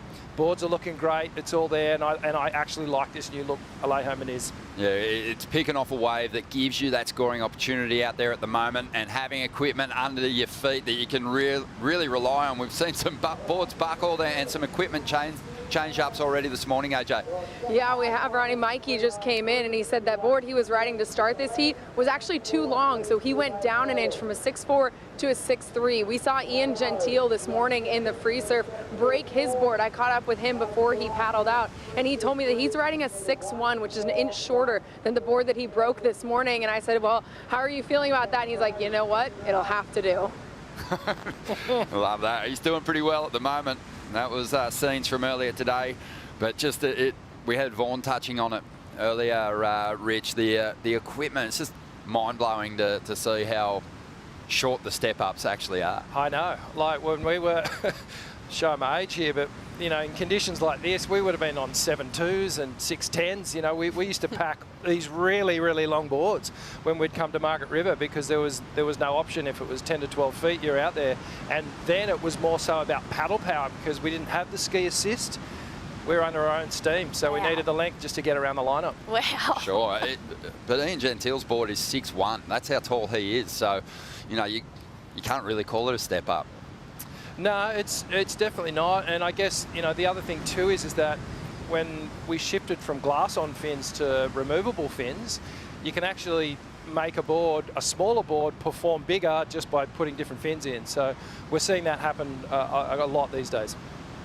Yeah, that extra drive, you often will hear people around the contest site these days with those bigger swells coming, talking about just stepping up to a larger template so they can find that drive on the big open face without losing the freedom. Absolutely. So you maintain the length of the board, you increase the fin area so that you've got a little bit more control, more to lock in against and push against, but you do have that freedom and maneuverability on the wave, which is the perfect combination. Well, we'll have a look. We've got some live action here. And Ian Gentile, he's obviously found a good formula here, paired the fins nicely with the equipment because he banked a 7.5 on his first ride. He's since been searching for a solid backup. He has put a 3.93 on the board. That's got him in a good position here. Alejo's holding onto a 4. Mikey Madonna from Lennox Head on the East Coast. He is waiting for his first real scoring opportunity. Such a strong forehand. You get these young competitors, you know, knocking on the door of a CT berth, and you wonder how they're going to fare. I think for me, Mikey's one guy, Jesse, that has the size in his turns to really get through some heats here at Margaret River if he gets on a roll. Oh, definitely. And even having these wildcard experiences into these elite levels and feeling the tension and feeling what it takes to be the best, it is that fire starter that is really going to kickfire them into the Challenger Series, considering how close Newcastle is as well. This is perfect timing for someone like Mikey, for someone like Winter. Look at Morgan Sibley, what 2 wildcards has done for him. I bet he's more revved up than anyone to get back on the championship tour. The other thing the wildcards have in their favour today, it's because of the size of the ocean, it's not so much about who their opponent is, it's about them against the ocean. Yeah. And the bigger it is, the more challenging it is. You just sort of eliminate that tension or that pressure you get from having a high seed or, you know, established championship tour competitors. It's like, okay, how am I just going to deal with the ocean today and get the best out of it? And Rich, I mean, you've competed in events before with plenty of wildcards. You know, with the stakes so high today too, you know, there's another advantage for the wildcards there, isn't there? Oh, there is. You know, look, they can upset careers today. They can make a big statement on a global stage. You know, they can put down a huge ride and be televised around the globe. You know, this is their moment to shine and really signal their arrival onto the world stage, and also get that little preparation for what's to come down the line. You know, they all want to be here. We're seeing Winter Vincent on the screen now, just had a fantastic heat. And that's a huge, huge feather in his cap, just progressing through. Yeah, Winter Vincent working with Jerem Forrest, great local surfer. Just over 18 minutes remaining here. Ian Gentile still hanging on to that lead with the strength of that 7.5, but Imai Kalani de Volt getting it done in the last heat. He's with AJ.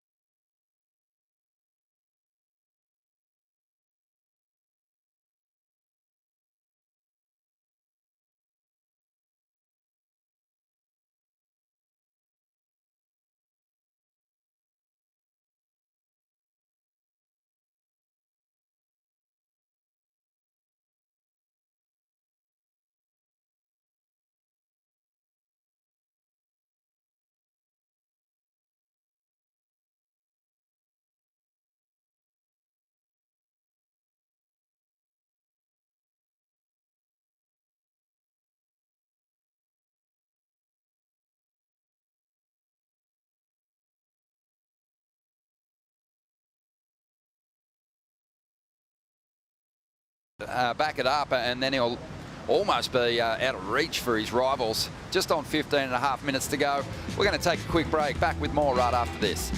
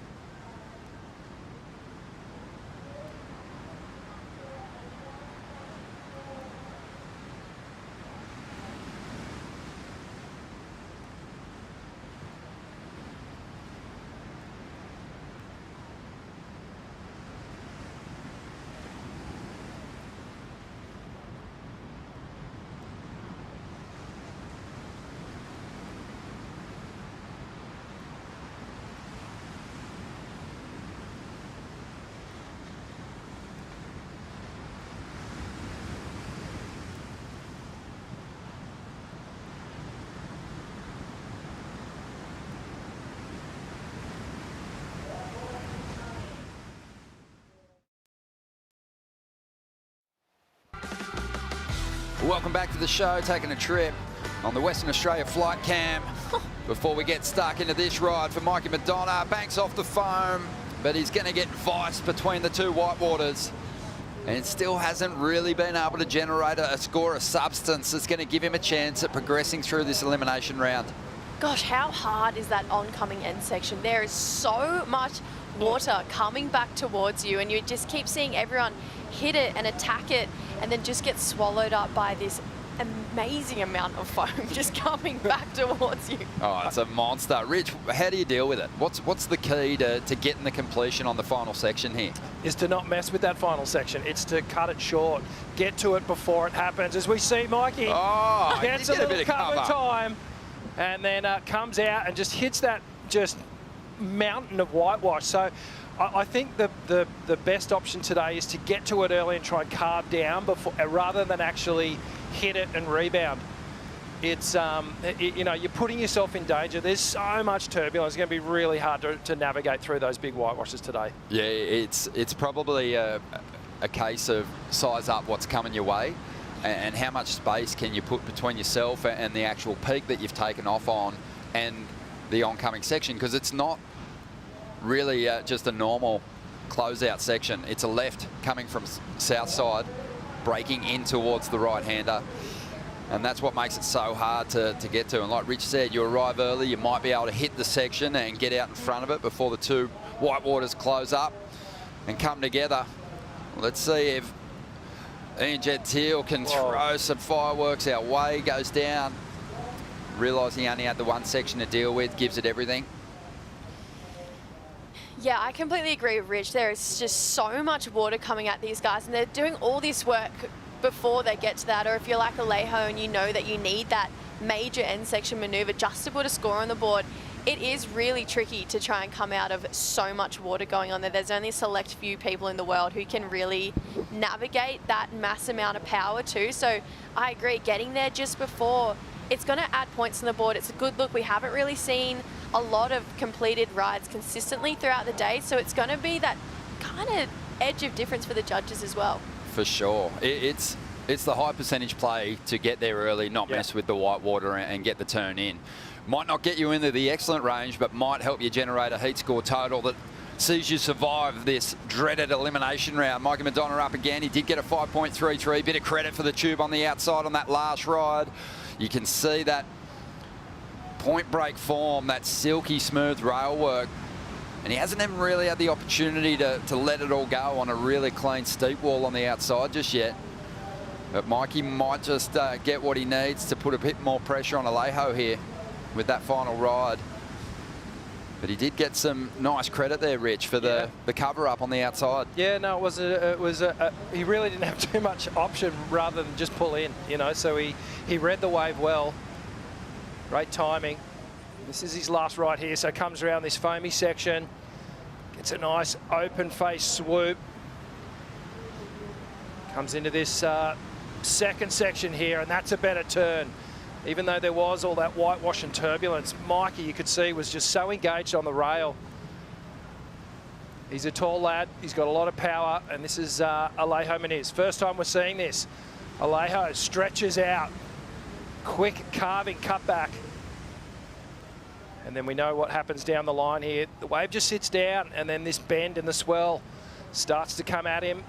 And it's really interesting. So these swell lines, as they hit the peak, they actually turn a corner coming from the south side, and that's where you get this bend in the swell, and it comes at you, like you were saying.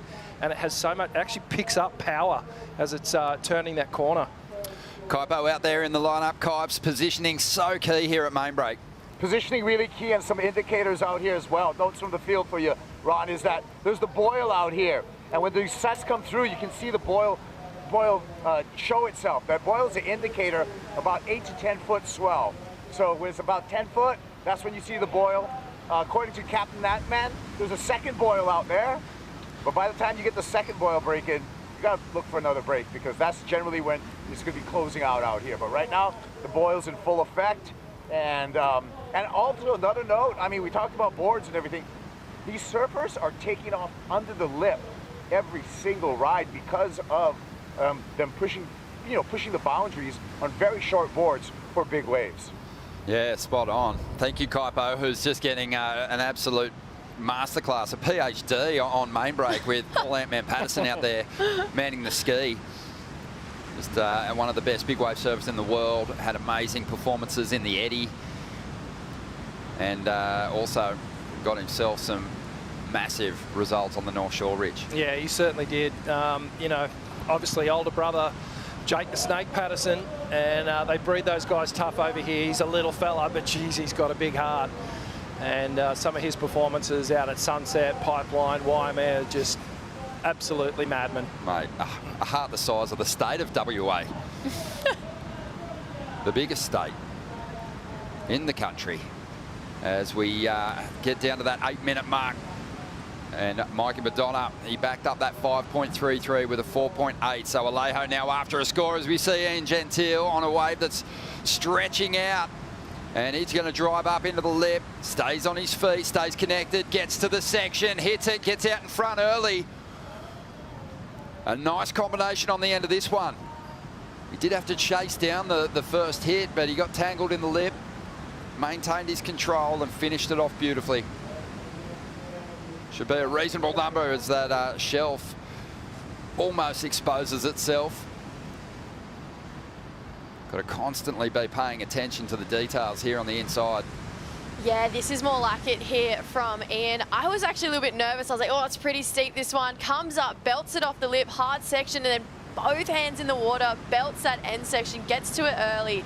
Just like we've been saying, let's take a look at this wave in a bit of a slower frame here. So he comes off the bottom, can tell he's so confident in surfing these bigger open face waves, straight off the lip, and it re-engages the fins there, air drops out of his turns, and you can see he's got two hands in the water to try and come up to this section, lay it all on the line and get out in front of it. Those moments where it's just big and hard and tricky. It's the guys who have spent so much time at waves like Sunset, Haleiwa. It shows, it really shows, because that was no easy end turn and Ian just made it look like a piece of cake. 6.83 for Gentile, extends his lead. Feels like the battle's on for second spot now, but Mikey Madonna can still reach the #1 position with an excellent score. Nice turn to get started, almost trips up there. Hanging on for the finish, gets there early. Can he get out in front of it? He can. And that is going to help him up the requirement now for Alejo. He'll be feeling the pressure.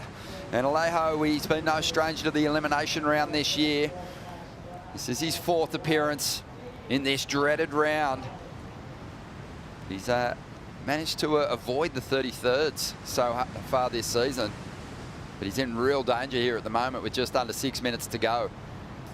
Yeah, well, Alejo's top scoring ride is a point 1.3 behind Mikey's best ride. And I think we're about to see another decent number drop for Mikey. So he's going to build a really good tally here and put Alejo on notice with only 5 minutes 30 on the clock. It's going to be really hard from here. And as well, Alejo's he's never had to deal with the Cup before with the 8 years between his Championship Tour experiences. So even though he has experience here, this is his first time trying to navigate this exact scenario, and he had a lot of frustration coming in from his opening round heat. So I'm intrigued to see how these back 5 minutes will go for him. Will he bounce back? Will he try and, you know, remove the whole cut scenario from his head and just surf and put on a performance and see him trying to take that approach that we've seen Imai take in his last heat? But yeah, trying times for Alejo as well, because yes, he's got Championship Tour experience, but never in this exact scenario. Here he goes, dropping down the face of a nice looking wall here. Skips out a couple of times, some frustration for Alejo. 5.57 for Mikey Madonna on that last ride. The requirement now for the Brazilian, a 6.9. Let's have a look at this replay again of Mikey's work. Just looks really comfortable on this equipment. Beautiful swoop to start off. Mikey just staying right with the energy, staying close to the whitewash. And this is what we're talking about. He gets there early, does a nice layback cut down, and just beelines it for safety. And this was Alejo. Just watch the bottom turn. Just couldn't quite get that rail engaged. He just kept skipping out on him, and that put his timing off, and clearly frustrated with the moment. We've seen Alejo on the CT in the past, obviously, 2014, 2015. He was here competing. Didn't make too many heats. 2014 lost out to Josh Kerr. And 2015, he lost out to Adriano de Souza, who's now his coach. And Adriano, he'll be, you know, really freaking on just... I think Alejo's wave selection and positioning, he keeps finding himself on tapered walls that aren't really kind of giving him the opportunity to let go of those trademark pocket jams. Adriano obviously victorious here back in the day. You can see why. I mean, Adriano just possesses one of the best bottom turns, forehand and backhand, that we've ever seen. So able to bank on the rail, even on a bigger wave, can really draw off the bottom without washing his speed off. That's probably one thing that I've sort of noticed of some of the competitors so far in these elimination round heats is, you know, just trying to wash off enough speed so that these boards, which are pretty small considering the conditions, they're trying to wash off enough speed so they can commit to the turn. Whereas in the past, the best people out here, John Florence, obviously the benchmark, there was no washing speed off. It was full faith in the equipment that the fins would grab, that they could bury enough rail out here to let go of the kind of turns that you'd expect to see on a 4-foot wave on an 8 to 10 foot wall. Those guys actually hit the nitro as they were coming off the bottom, and they're accelerating through that turn rather than nursing it. And that's when we talk about the greats out here at Margaret River Main Break. They harness that power and they give it back. They actually just, you know, confront it, and it's a pretty special thing when it all comes in and works. Let's have a look at the GWM heat recap. Ian Gentile starting off with a big number, 7.5. Yeah, it was courtesy of that big committed open swoop on that outside section, and then a second beautiful two-turn combination. And have a look at the size of these waves. Mikey Madonna found a bit of cover, got some vision, and then tackled that end section and got defeated. Yeah, let's take a look at this next wave, 6.83 for Ian. He has had quite the heat. I love this first turn, comes right off the roof, air drops out of this wave. Look at this section, lays into it, harnesses the speed and rides out of it like no tomorrow. Yeah, impressive stuff. Mikey Madonna, he's done well. Kind of taking off on some medium-sized ones as well, just looking to put some distance between himself and Alejo Munez here. He did it nicely on this ride, especially with that big finish. Back to live action, and the pressure is on Alejo. This might be his last shot at it. Chasing at 6.9 here, needs a big finish. Nice hit off the top there, but needs fireworks on the final section to convert. Big hit. Can he hang on? He does get out in front of it. Pumps the fist, but did he claim that one too early? The 1 minute warning there, courtesy of Rusty. And Alejo slaps his equipment. We mentioned he made the big jump up into 16th position, but toward the back end of the bubble, there's still a lot of people campaigning, and just outside of the cut mark, there is still some surfers alive in the draw who are looking in form. Adriano, he looks nervous. I think that was Miguel Pupo behind him as well. And from the body language, I don't know if the boys were convinced. He did some good work, 3-turn combination, but I think about Ian's wave where he did those big committed outside turns. You know, it's a real contrast here. Ian Gentile, just a blind takeoff under the lip there. That wave's not going to do too much. I think he was just trying to get out of there. You see that set on the outside. One of the biggest of the morning that we've seen. Yeah, it's huge. It is big out there right now. Yeah, Mikey Madonna's wearing it on the head, I think. But on the inside, we've got Alejo. He's at the ski, and he is just waiting to learn his fate now. As he makes his way in, it was a big number required, a 6.9. He's just hit the keyhole. Yeah, let's look at this one a bit closer to it. So Alejo, this was a great start to this wave. Carved back to it, definitely his best wave of the heat so far. Love this turn. Really accelerates off that back foot, pushes hard. This is where we're all on the edge of our seats. Goes for it, knows he has to. Comes down at this point, says yes. But then just as he's done that, gets swallowed up. Potentially may have not needed to throw the fists and just come down low and really project it out of that turn to solidify. In the slow-mo, it does give you a couple of different opinions. Like, okay, maybe he did make it because he had the time. But in watching it in real life, we were all unsure, and I'm interested to see where the judges are going to go with this one. I think the real comparison will be with, you know, Mikey Madonna's 5.57, the last real scoring ride, which had a much bigger end section. And that's what Alejo was up against. He just didn't have a steep enough wall to really do the kind of turn he needed to convert that into a 6.9. It came through as a 4.37. And as a result, he is going to be bumped out of the event. But he had made that massive jump, up 12 places to 16th. So now we'll just have to wait and see if that's going to be enough to keep him on the CT for the back half of the year. A lot of things have to play out. We're going to take a quick break. We've got a very consequential heat coming up next.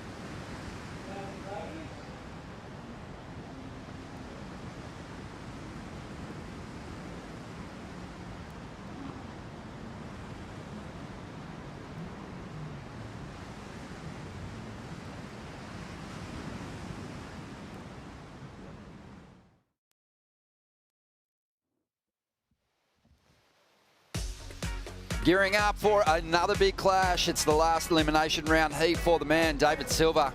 He's out there in the red, the Brazilian. Crosby Colapinto representing California, USA in the blue, and Edgar Gragia from Santos, Sao Paulo.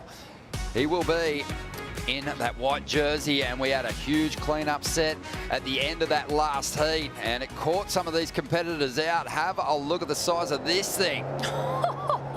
This is a huge clean-up set coming through. You can see Crosby and Edgar just getting it on the head. and looks like Edgard snapped his board, unfortunately, on that cleanup set just before the heat started, so he had to really get himself back out there in time. Thank goodness for jet ski assist and that they don't have to paddle back out like the old days, hey, Rich? I know, like seriously, half the heat to be gone. Well, he was also lucky no one banked a score, so he's back in position and ready to reset. And Kaipo's out there watching it all unfold. Kipes, that was a big set that rolled through the lineup. Yeah, that was the biggest set yet of the day. And we told the guys, bro, like I told them, second wave is pretty big, and everyone didn't really like get their RPMs up and were paddling back out. Got caught inside. Edgard broke his board. Everyone got smoked. Yeah, it's getting bigger out here, and it's hard to hide. There's not a lot of places to hide at this moment with some of these larger sets. And another thing, Ron, if you remember last time Margaret River, we surfed Margaret River this big,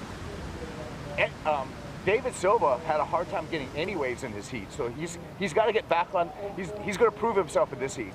Yeah, this is a big one. David Silva surfing in his 5th Margaret River event. He's only won one heat, and it was an elimination round heat. That was in 2021. So this has been a really tough one for him to grab heat wins, and at the moment he needs them really bad. He's in 26th place below the cut line. In fact, all 3 surfers in this heat below the cut line coming into this heat. So someone is heading back to the Challenger Series here. Yeah, this is when you really start to feel the heartbreak. I feel like it's heats like this that are, you know, they pull on the heartstrings that little bit more because it is people's careers coming to the end, and the cut, it is such a big deal in our sport. And you can see David, he's just got his first wave underway. It wasn't much on it, but these guys know there's a lot of the line, and I would just love to be a fly on the wall out there. I'd love to like get Kaipo's opinion on how the vibe is. Is it tense? Are they looking at each other? Are they talking to each other? Because every single one of these competitors know that in the next 30 minutes, there's going to be heartbreak for at least one of them. Oh, we'll definitely be chatting to Kaipo throughout the heat. But Rich, you understand this situation, and you made the point earlier. We'll get back to that in just a second as we see now Crosby Colapinto out on the open face. This wave kind of tapering off. But Rich, you touched on it before. In conditions like this, you want to pay attention to your rival, but ultimately you're just trying to get yourself in good positions to capitalise on the swell and not get cleaned up. Yeah, no, absolutely. It's surfer against ocean at the moment, and I have actually been in this position where you need a result in big conditions. I had a similar situation at Haleiwa, and at that moment you strip everything back and you just focus on exactly what you need to do to survive the heat, to get your 2 scores, you get your numbers and get out of there with the win, hopefully. Right now, you might be in this heat, you might not even see your competitors because of the size of the swell and the rotation of how you're catching waves. Looks like Cross has just caught this one on the head, and he is going to get probably washed all the way through. Yeah, that's the price you pay for a 1-point ride, and he is getting absolutely smoked on the inside. It's not a day that you're going to see with these bigger sets rolling in, these competitors taking a chance on a duck dive. It's like wrestling a crocodile. It's brutal. But what was the ultimate outcome of that performance where you needed a result at Haleiwa? Well, I actually had to win the event to qualify and ended up winning it. Yeah. And no way! Yeah. But it was a mindset that I got myself into up to that point. I put so much pressure on myself trying to qualify. And a good buddy of mine, actually, Nathan Webster, we were staying together, and he just said to me, dude, just take this wave by wave. It's out of your hands. All you can do is what is in front of you. Is win. Strip it all back and just go wave to wave and see what happens. I remember it well. And was that the event that you shaved your head to, just to get in that attacking mindset? I did. I wanted to just eliminate any distraction. I shaved my head, and I guess that sort of took some time away from the mirror, and then I was focusing on what I actually needed to do. Was that the last time you had hair? I knew you were going there. I knew you were setting mate, up. come on. You can't talk about your Haleiwa win without talking about your hair. Oh, I know. But it was a magic performance, but I like just tapping into that storyline of, because all these 3 competitors are facing that similar thing, that the mindset can't be survive a couple of heats and potentially look at the size of this thing. Oh my God. Oh, wow. This is proper, like, big sunset kind of conditions. And the pin drop, you'll see these surfers, they will not try and tackle these big whitewashers with a duck dive, and they would just get steamrolled all the way through to the inside. At least if you pin drop like that in these kind of conditions, you penetrate deep, you try and get down, and you can actually look from underwater. You look up, open your eyes, and you can sort of try and dodge the plumes, and you can eliminate getting dragged too far inside. So the pin drop is a better option today, just trying to get through these big wash throughs. Made good insights from a former CT campaigner. And out there at the moment, we're seeing these. There's been so much happening in the opening stages of this heat that we're going to now catch up with AJ, who talked to Ian Gentile after his heat win just moments ago. Ian, you broke your board this morning in the free serve, had to try a new one, the 6-1. How'd it go? Yeah, it went good. I didn't catch a wave this morning. It's kind of funny. It's like, made my board choice pretty easy. It did make the board choice pretty easy, and you looked very comfortable out there, especially on that 7-5, a high score of the day.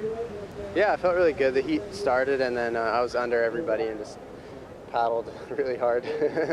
And got off to a quick start, and then was just trying to find the backup. You know, it's a little bit hard to tell, but there's plenty of waves, so it's something's going on. Yeah, it's a lot of waves coming through, so it's nice. It's comfortable in that way. Have another heat later on today. What did you learn in this one that you're going to carry forward? I'm just feeling good. Feel like I'm making good choices, and yeah, it's having fun. Congratulations. Thank you. Cheers, AJ. And that was from just moments ago, and looking over his shoulder. That was when that big set rolled through and just cleaned our competitors up. But we love this, Jesse. You know, it's just so different. That's what we love about the Western Australia Margaret River Pro, is it really presents a challenge for our competitors. We always knew this was going to be high drama, but the size of the swell just adds that other element. As we see David Silver up here at the moment, winds through that first carve. It's all he's going to extract out of this wave. But yeah, the excitement levels are elevated with the increase in the swell. Oh, absolutely, and it really does separate, although a lot of other things do as well, but it really does separate the profession, like the best from the best, because so many of us can sit on the beach and be like, yeah, like I would love to surf Margaret's, but Margaret's at this big, it really does thin out the amount of people who can tackle waves like this. And it's funny looking into some, you know, surf line predictions and stuff, and about this wave, it says it's best between 4 and 20 foot. There's not a lot of waves around the world that are best between 4 and 20 foot. That's classic. Yeah, that's a scale that really I don't want anything to do with the upper end of main break Margaret River of that size. Those days are done. As we see David Silver just getting a bit of a swoop off the top, just the one turn. He actually gets a little bonus section here, a little rebound on the inside.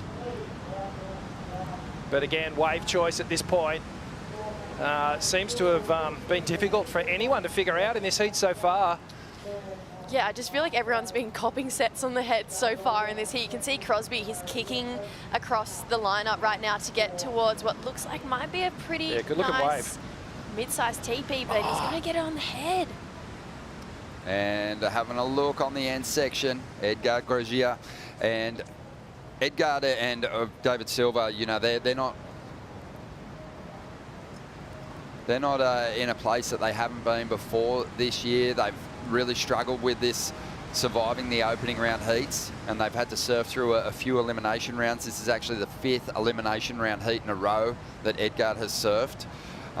He's managed to survive a couple of those appearances and get himself into the round of 32.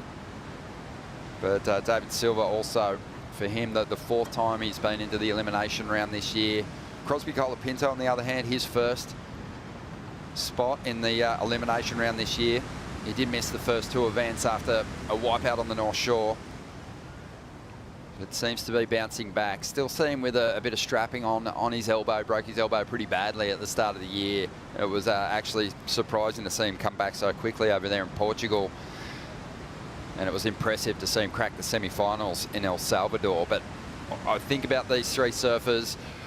I do like Crosby's chances here. You know, he's just got that big rail turn that he can go to. Edgard, I haven't seen much of him in waves this size, but David Silva, we know he's got that really punchy vert backhand, but it's going to be hard to get that swinging in these kind of conditions. Yeah, just by the sheer nature of the size, it's lending itself to that more, you know, that longer turn, that drawn-out carve, which sort of diffuses that backhand, that quick backhand snap in the pocket. If you can find it on that outside section, you'll be lucky. But again, wave choice, super crucial at this point. You know, Edgard hasn't even been able to get to his feet at the moment. Yeah, but you're right, I do like Crosby's chances here. You know, we've seen so many clips of him in Hawaii, so comfortable, places like Pipeline and Sunset. Well, just over 21 minutes to go. Jack Robinson has so much support from the local crowd, but some big names turning up to get behind his campaign here as well, AJ. Big names indeed. Nice to see you here, Bam, UFC fighter. It is so cool to see you down at your very first surf contest. What do you think? Yeah, I'm pumped. Good to see the Aussie boys out there and having a crack. But they look pretty sick, that's for sure. Well, you've got one of the best in the game, and Jack Robinson here giving you the rundown. Jack, what is the biggest thing you've been teaching him? Oh, not too much probably. He knows what's up, but yeah, I just love watching him in the cage, like just everything that goes into it, the mindset and everything, and yeah, always tune in when he's on, so it's good. We love seeing you in the octagon. What are your plans for the next few months? Plans to get back in the gym, get moving again, get ready for next year. All right, and I know there's a big fight night coming up in Perth a little bit later this year. Can you just describe Western Australia and just how they get behind all of the athletes and events like that? I think all of Australia gets behind, which is good.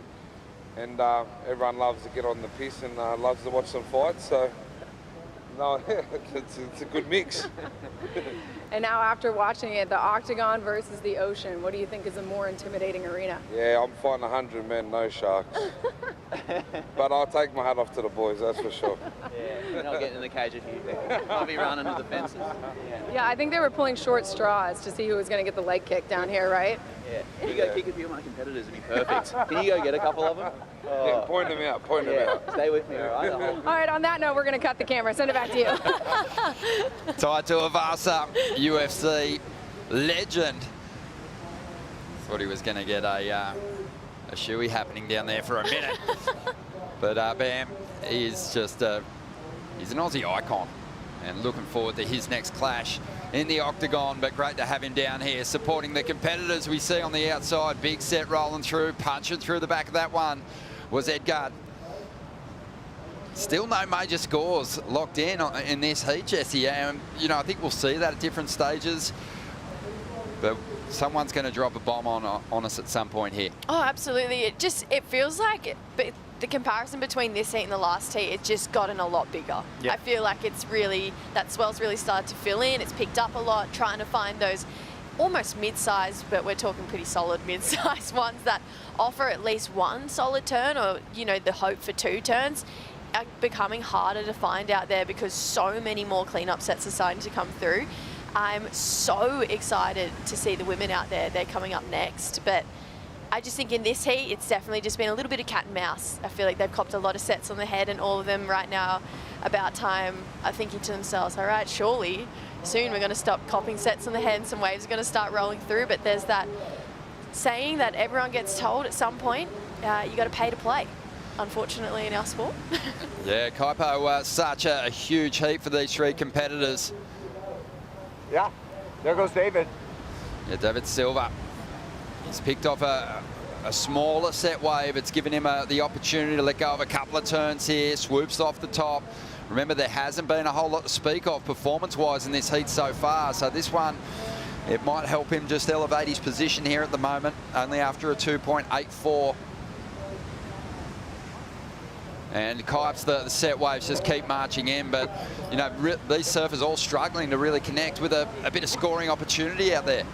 Yeah, because everyone's getting flogged, Ron. It's just like, watch this right here. Like, whoa. Like, it's definitely getting bigger, okay? And so, and Edgard's going to have to pounding. He broke his board before the heat. He had 2 huge waves land on him. He's just figuring stuff out. He's committed now, and here he goes. Yeah, he's in a better position now, and he's going to draw off the bottom. Bit of foam on the face to deal with, but let's go of a nice clean carve to get started. This is a bit more like it for a man that's got more work to do than any other competitor in this draw to save himself on the CT. He's got to climb a great distance, back in 34th position.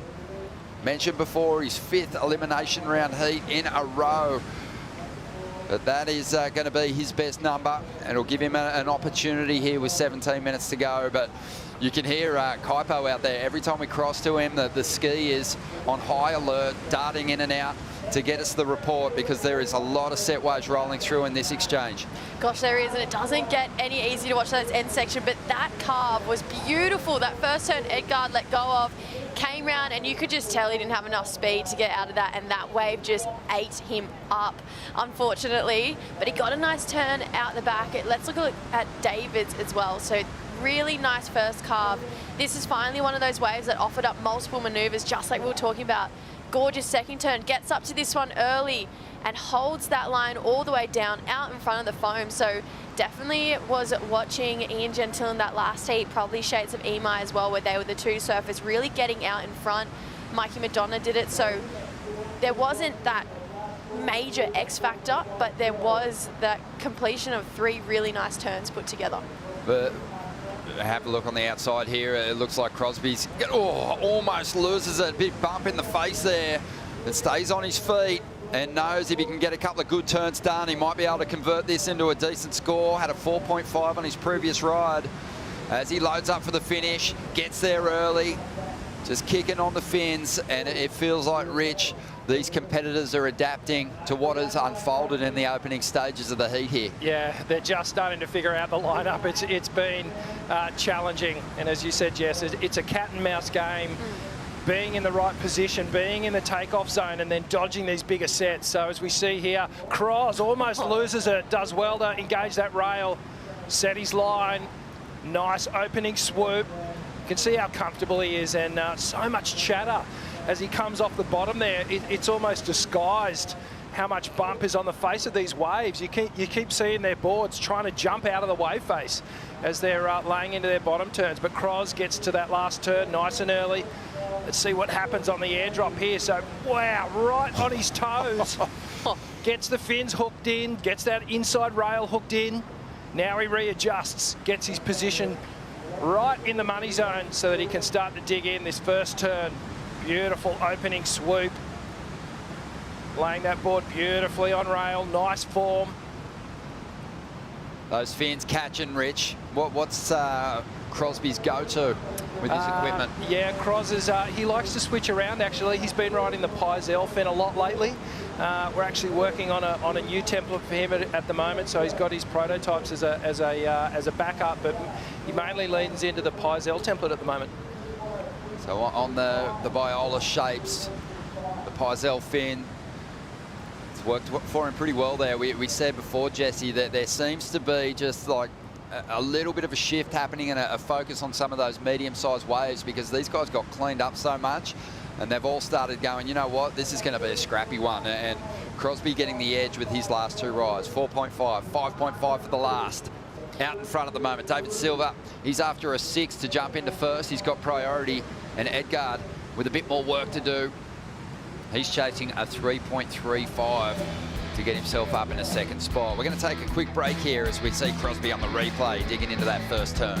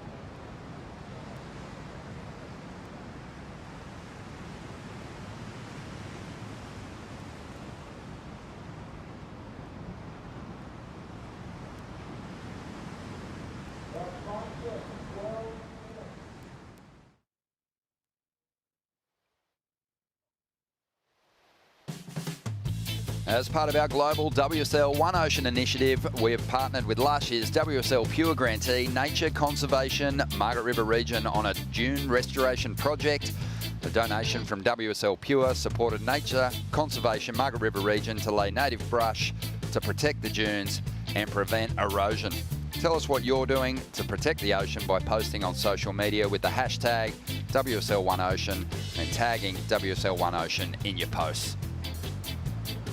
Back to live action in, a heat that is going to see someone off the championship tour, because all three surfers in this one below the cut line. Crosby Colapinto, he missed the first two events, has done really well to get himself up the rankings in a position to even have a shot at getting above the cut line. His best result this year, a semi-final finish over in El Salvador, and he's got the lead here at the moment with just under 11 minutes to go. David Silva, he is back in 26th spot, so just slightly ahead of Crosby. He's holding on to second spot. He's got priority, some set waves approaching.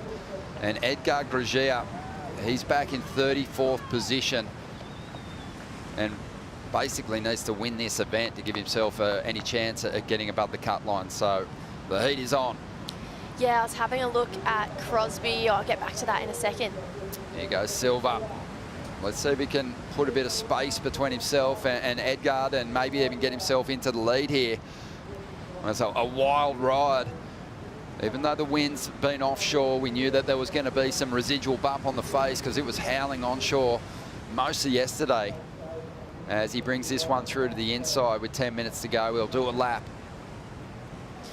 Yeah, Crosby, I was doing everyone does your nightly Instagram stalking. Crosby, his last post, he was saying he knows where he is. He knows he's below the cut line, but he's seeing it as a really cool chance to write a story. And yes, there's a lot of fear in the what ifs, but he's ready to take on the challenge. And I actually don't think there is better conditions suited to Crosby than today. We know he charges. We've seen the highlight after highlight reel of him at sunset. So when I saw that the swell was bigger today, yes, he is below the cut. Yes, he has missed a few events. Yes, he has not had his dream year on tour, but he absolutely charges. And it's the guys who have looked super comfortable in these conditions today that have been winning heats. And although he's not from Hawaii, he spent a lot of time there. Looks extremely comfortable when it does get bigger. And I think it's showing and paying off now. All the beatings he's had over there at sunset and all the time he's spent over there getting used to these bigger, heavier, harder surfing waves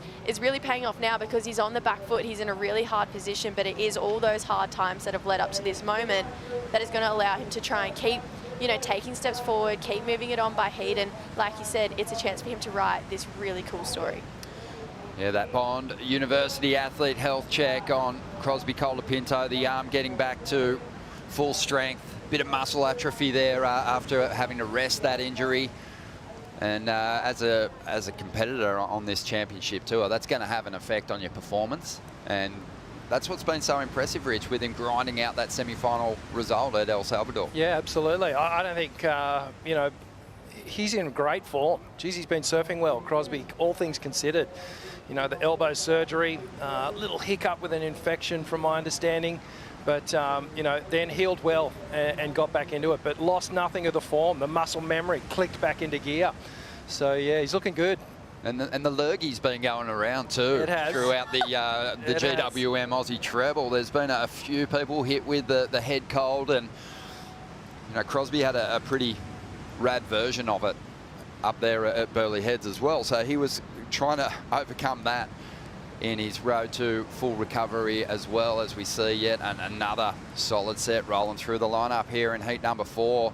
And it's just made what is psychologically a very challenging heat for these three competitors even tougher.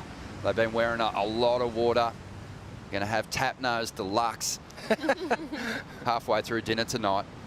And for anyone that hasn't experienced that, that's when you basically have half the ocean rammed into your sinuses, and it just unloads at usually a pretty unfortunate time. It's a good flush out though. It is, but it's always awkward timing, I agree. You mid-conversation, it just starts leaking out. You're like, oh, awesome, this is a really great look. 7 minutes to go here. Pressure's on Edgar. 3.61 though. It is what you want to be chasing. And he hasn't really banked a decent score just yet. He's only had a couple of rides. A 3.61 seems like a really easy score to attain here. But let's watch what David Silva got done on this one. So this was that 2.93. So you can see David just steering the board around. Not really attacking any sections here. The wave sort of sat down a little bit. And there may have been a little end section here that David could have maybe done another little snap to finish off, but just straightens out. Yeah, it's every little increment you can add to these scores is so crucial. Like you think back to Ryan Callanan in his losing heat. He didn't need a whole lot. He got a wave, he got extremely close. You know, it was maybe just a couple of tenths of a point away from converting and getting the score he needed. So I think you're right, Rich. I think David Silva probably should have just looked for an extra hit, even if it's just a tap to up the requirement, even to a 4 for Edgard. As we see him up now. And can he make this one count? He's going to turn off the bottom. And that was fortunate because Edgard didn't get into that ride, didn't cross over David Silva's line when he had priority, and as a result there shouldn't be an interference there. But had David Silva crossed, Edgard crossed his track, crossed his line, there would have been an interference. Yeah, it was amazing, that situation there. If Edgard had just been able to ride down the face of that wave, he may even not have known. Like tactically, he could have taken that track and forced the interference there. We've seen that so many times before. You can't cross the line of a surfer with priority, have you? Just under 5 minutes to go here. And on the outside, Edgard, he's going after that 3.61 here. Needs to really attack because this is a medium-sized wave, so needs to surf it up. Big section standing up here. Yes. Gets a nice turn, gets out in front of that white water, slaps his hands, knows that might be a chance at getting him up into second place with 4.5 minutes to go. Silva now looking for a response. Kicks on the fins. And he'll look for the finish, just places that board over the final section here. A scrappy affair here in Heat 4 with so much on the line. Oh, absolutely, but I do really feel like there's a big point of difference right there between Edgard and David's wave. We'll break it down when we go through these replays, but Edgard really laid it all on the line, under the lip on a pretty scary end section there. And we saw David go up, and yes, he got a really nice end turn, completed the ride, but I think the risk versus reward will have to go to Edgard. But look at these sets rolling through. This is a big opportunity, Rich, for Crosby just to shut his rivals out. The line up to himself, ultimate priority here, and obviously we haven't seen him really connect with a quality set wave just yet, but with the other two kind of going into that scrappy mode on those medium-sized sets, the opportunity to drop a big score is out there. Yeah, and that was Tommy Whitaker's final advice to Cros was, mate, I want you to commit to the takeoff, get yourself in that position so that you can get that first turn, and you know, you'll do well if you can really commit, get that open face carve going, really tap into his strength there. But yeah, these next scores, they're going to be interesting as we see another giant avalanche of whitewash just coming through the lineup there. Some of those bigger sets, they limit the surfer's ability to get up and get a big major turn done. This was a good sized wave here. We're seeing a replay of it, and have a look at this situation. Edgard's got the priority, Rich. Yes, Edgard's just trying to get onto that wave, and it just was maybe a paddle or two short. Never really got onto it. And then this is the wave behind. Quick check fade. Pumping for speed here. Gets a little clean snap. And then this final moment. This is where all the points are. Committed turn. Big carve down under the lip.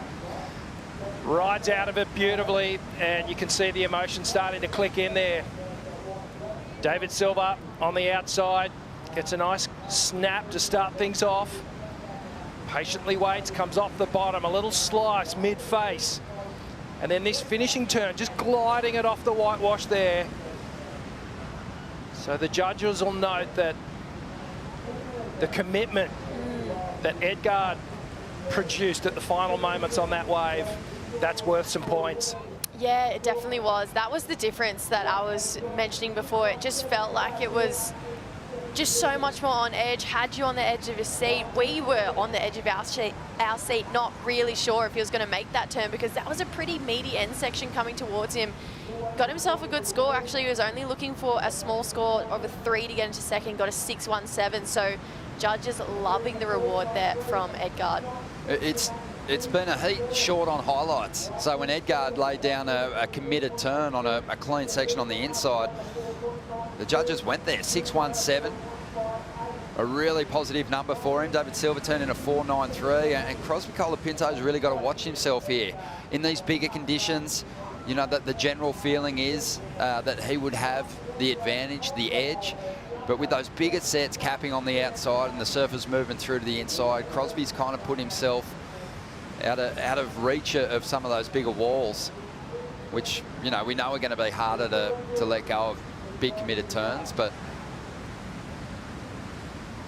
yeah, he'd be kind of feeling it, I think, at the moment, even though he's still hanging on to the lead here with 40 seconds to go. You know, really want to pick his next ride carefully. Yeah, absolutely. Edgard now with the highest single wave of the event so far, or from this heat, excuse me, so far. So perhaps a little defensive work needed here for Cros, but he will look to maybe get another wave and shut this one down.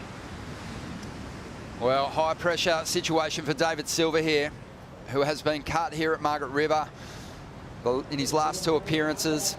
And it feels like that might be the case again. Came into this one in 26th position. We know he needed a massive result, and time's going to get the better of him. And he'll be heading for Newcastle for the first Challenger Series event. But such a difficult heat for all 3 competitors, wearing a lot of water on the head at different stages throughout the heat, forced to adapt and move to the inside and pick off some of those medium-sized ones to chase down the scores they needed. Yeah, I feel like I was so invested in the action and all the big sets that were coming through that I did forget that unfortunately we were losing one of these surfers to the Challenger Series, and it really was just that highlight manoeuvre of Edgard that just changed the heat at the end there. As we see now, Crosby making his way in after a heat win. A heat score total of 10 gets him over the line. We've got the elimination round for the women just around the corner, with Betty Lou Sakura-Johnson, Sally Fitzgibbons and Willow Hardy hitting the lineup. We'll bring in Joe and Flick for the call.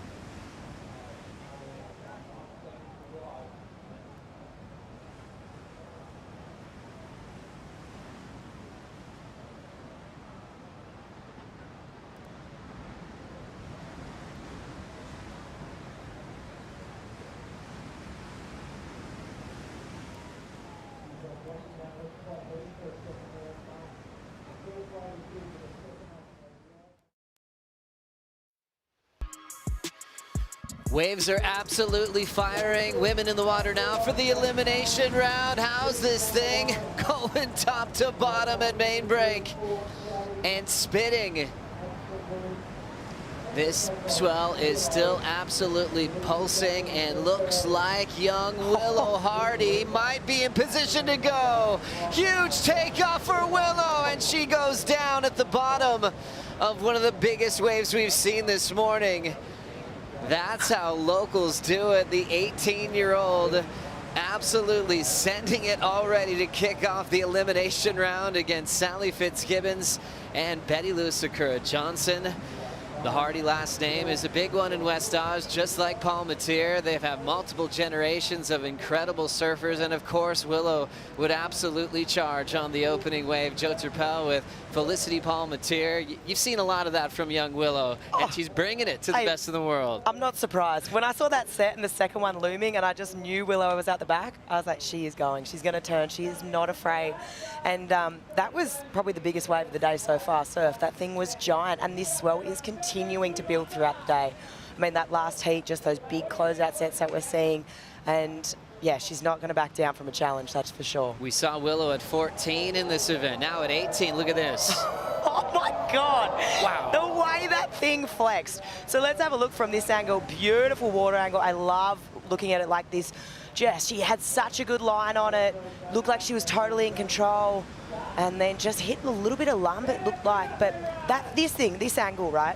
Look at it jack up. She stands up, picks a good line, and then right here it starts flexing. Look at that lip. It just starts going towards the horizon. Like, that has got to be the biggest wave of the day so far. Just a little bit too much weight on that front foot and just ended up eating some serious donuts.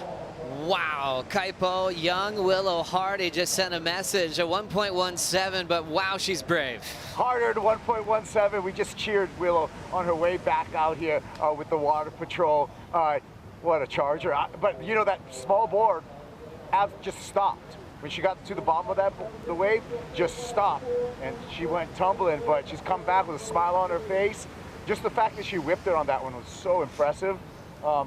And also more board information, talking to Sally Fitzgibbons before this heat out in the channel, or what seems to be a channel at times. She's riding a 6'2" Glen Pang. It's her sunset board that she's riding out here. Sal, all smiles, relishing in the moment, and yeah, it's a great way to start this women's elimination round. We got more big sets on the way right now, Joe. Thank you very much, Kaipo. What a great read. Thanks for the insight on Sally's surfboard as well. And the impact of this young lady charging to kick off the heat. Willow Hardy controls a nice turn off the top. Little arc back into the pocket. And the surfer coming up with a big trials win the other day is laying into a nice clean backhand turn, and it looked like she did the right thing, got there early, but that's that convergence of swells that just took her line away as she was riding to safety. She'll pick herself back up, riding surfboards from Darren Hanley. She's shaking that one off. Wow, what a warrior. Already making a huge impact. Wow, and through the double up. Nothing's easy on a day like today, is it, Flip? Oh, it's hard. It'll make you work for it, that's for sure. Let's have a look. So she's straight off the back of the ski and into this one. Nice and deep on the takeoff, and then just trying to get it up there into the lip. Nice place turn. Comes around this section.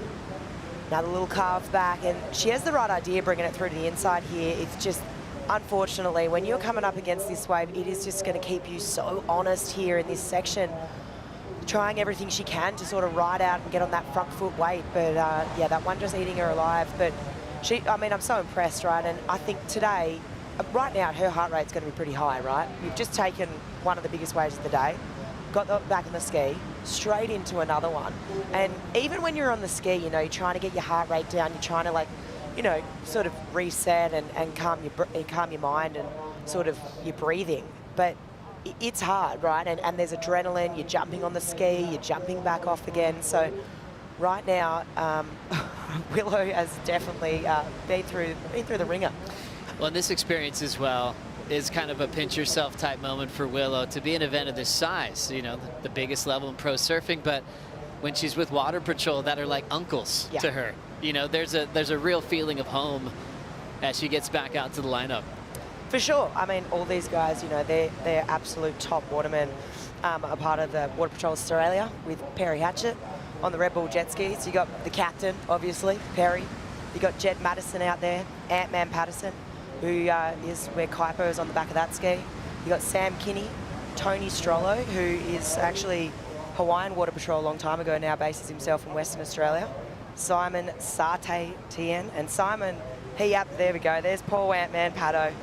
Absolute legendary iconic waterman. Then you've got Jed right here on the ski, absolute big wave charger. He surfs, surfed in the trials multiple times. And yeah, you've got Simon Tian as well, who is absolute big wave Dave, charging these slabs in the, further deep southwest. And then you've got Emily Tresdale, who is on the back of the ski as well. So rescue swimmer. So great team, they're in great hands. And obviously Willow she's spent a lot of time on the back of these skis with all these uncles, a lot of time with Perry. But yeah, they're in the best hands out there. Love it, rolling in here with Betty Lou. Sakura Johnson setting that rail, little whip into the pocket quickly as she's getting started. We started off with such an impact of that big takeoff from Willow Hardy. We've got to really set the stage here. It's a very important heat for Sally Fitzgibbons. She cannot finish in third here. If she's eliminated in this heat, she will fall off tour. As we know with Sal, she's never been afraid of a challenge. We wouldn't even question an idea of what her intentions would be for the back end. But she's had to feel that now numerous times in the last few seasons of getting back on the Challenger Series, redefining her surfing. We know sometimes these losses can sometimes sting even more at this part of your career. So Sally's going all out to try to make it happen in this event. Yeah, I think what was really cool that we saw at Burleigh was obviously her making that final and getting second, because she said it herself. She was on stage with you and she had, got pretty emotional in the speech, and just the words she was sharing with everyone was like, I just wanted to know that I could do this again and crack that final. It had been since, 2021 that she'd made a final. And I think it's just a testament to her. And I just love these stories where athletes are, the Julian Wilson comeback. I mean, he's obviously had a hiatus for about 4 years, but just Sally as well, saying, I am still relevant, I am still here. And it was a really cool moment to see her get that second place. Rolling into this one is Betty Lou. Solid rail, holding off the bottom. Throws a quick carve, second effort will just be finding the pocket. Searches, tags it, and will ride away. So found some clean water on that first wrap. Her opening wave at 2.5. Coming in with some momentum off that big win at Burleigh in the final with Sal. Now they see each other's faces, this time an elimination round heat. And she'll roll right to the Red Bull ski. Here we go. Yeah, this was a really beautiful wave. She picked a great one, right? Like just such smooth water to carve through. I mean, any kind of disturbance or disruption, you're going to have a hard time out there today. Brings it back around and just rides out in front of that one. So that'll be a nice score for Betty Lou. And just to have that connection. And yeah, she's back out on the ski. Looks like she's with Jed Madison there, just on the Red Bull ski. And yeah, back out the back. That's the beauty of today, right? You catch a lot of waves, but you get back out so quickly. You think back like years ago, right? When they first had this contest and they didn't have the jet ski, and this just is so good to watch because obviously we're seeing more surfing, but as we see big lines out towards the horizon. Non-stop today as we see that chip in from Sal. Keeping that high line. Sneaks in a second effort before the bottom starts drawing off that shallow shelf, and she's trying to find the right way to float it. It's like size is trimming on that face, but the line is still so powerful as you run towards that shallow reef, and she'll get sent off her board there. Checks herself. She's received warrior status for so many moments in her career. Nothing crazier than winning Cloudbreak with a busted eardrum against doctor's orders, saying, yep, your event's done. She's like, I think I'm all right. I'll just duct tape my head together, cover my ears, and she's starting to work her way in. Yeah, she slapped pretty hard there, when she fell, and that big bit of whitewash just kind of hit her straight on. Let's watch this again. I mean, this was a big wave, and I think she kind of took this too, because see that next one out the back, that thing's looming, it's bigger. She gets a couple of turns here. That was a nice one, but just trying to place this is so hard, right? She just sort of had the right idea, but gets slapped so hard. And I think obviously the bigger the surf, right, there's so much more energy. And with that comes a lot more speed and a lot more power, and even just her coming down off that section. I mean, watch how hard the side of her head just slaps right there. It is definitely one way to wake up this morning. That could have hurt. She's had that experience before. We were just referencing it at Cloudbreak when she went down hard with her ear like that and had to duct tape her head together with a helmet People were wearing those in Australia and cheering her on throughout that victory at Cloudbreak. Ended up going back-to-back with those titles at that part of her career. 3-time world runner-up. Sally Fitzgibbons turns in a 4 for her effort with the fall on that last move.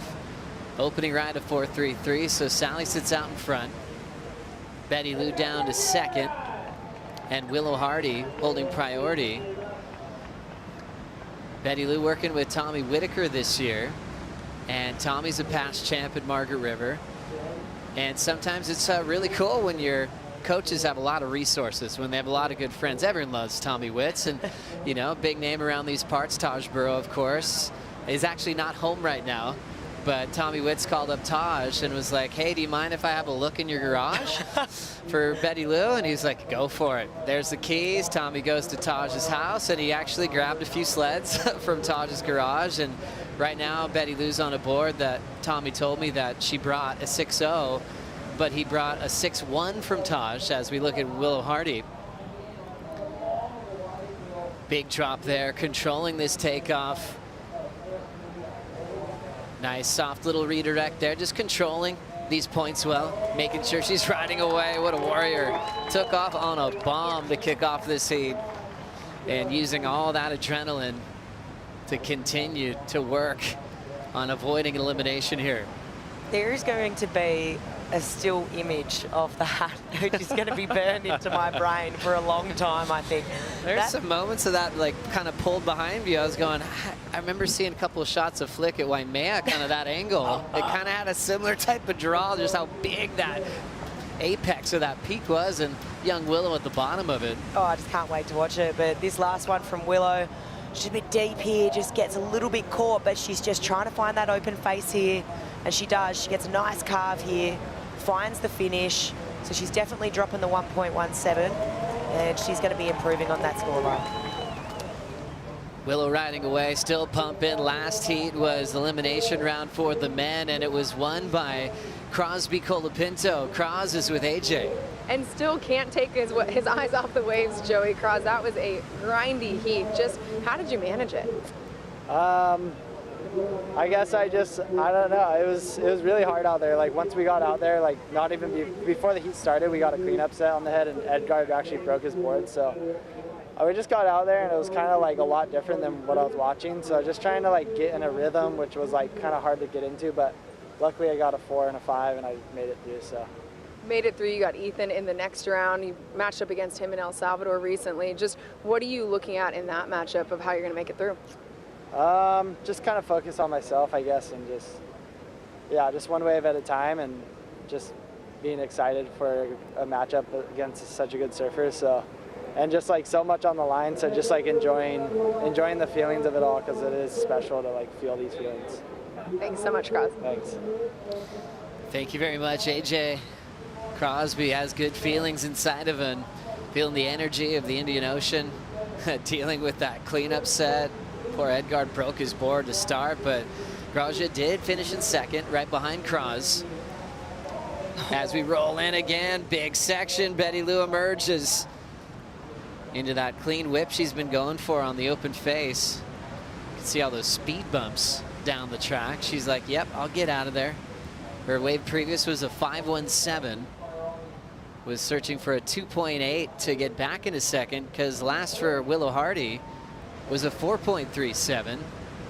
Sally still out in front, 18:40 to go, non-stop energy today. They're at Main Break Margaret River.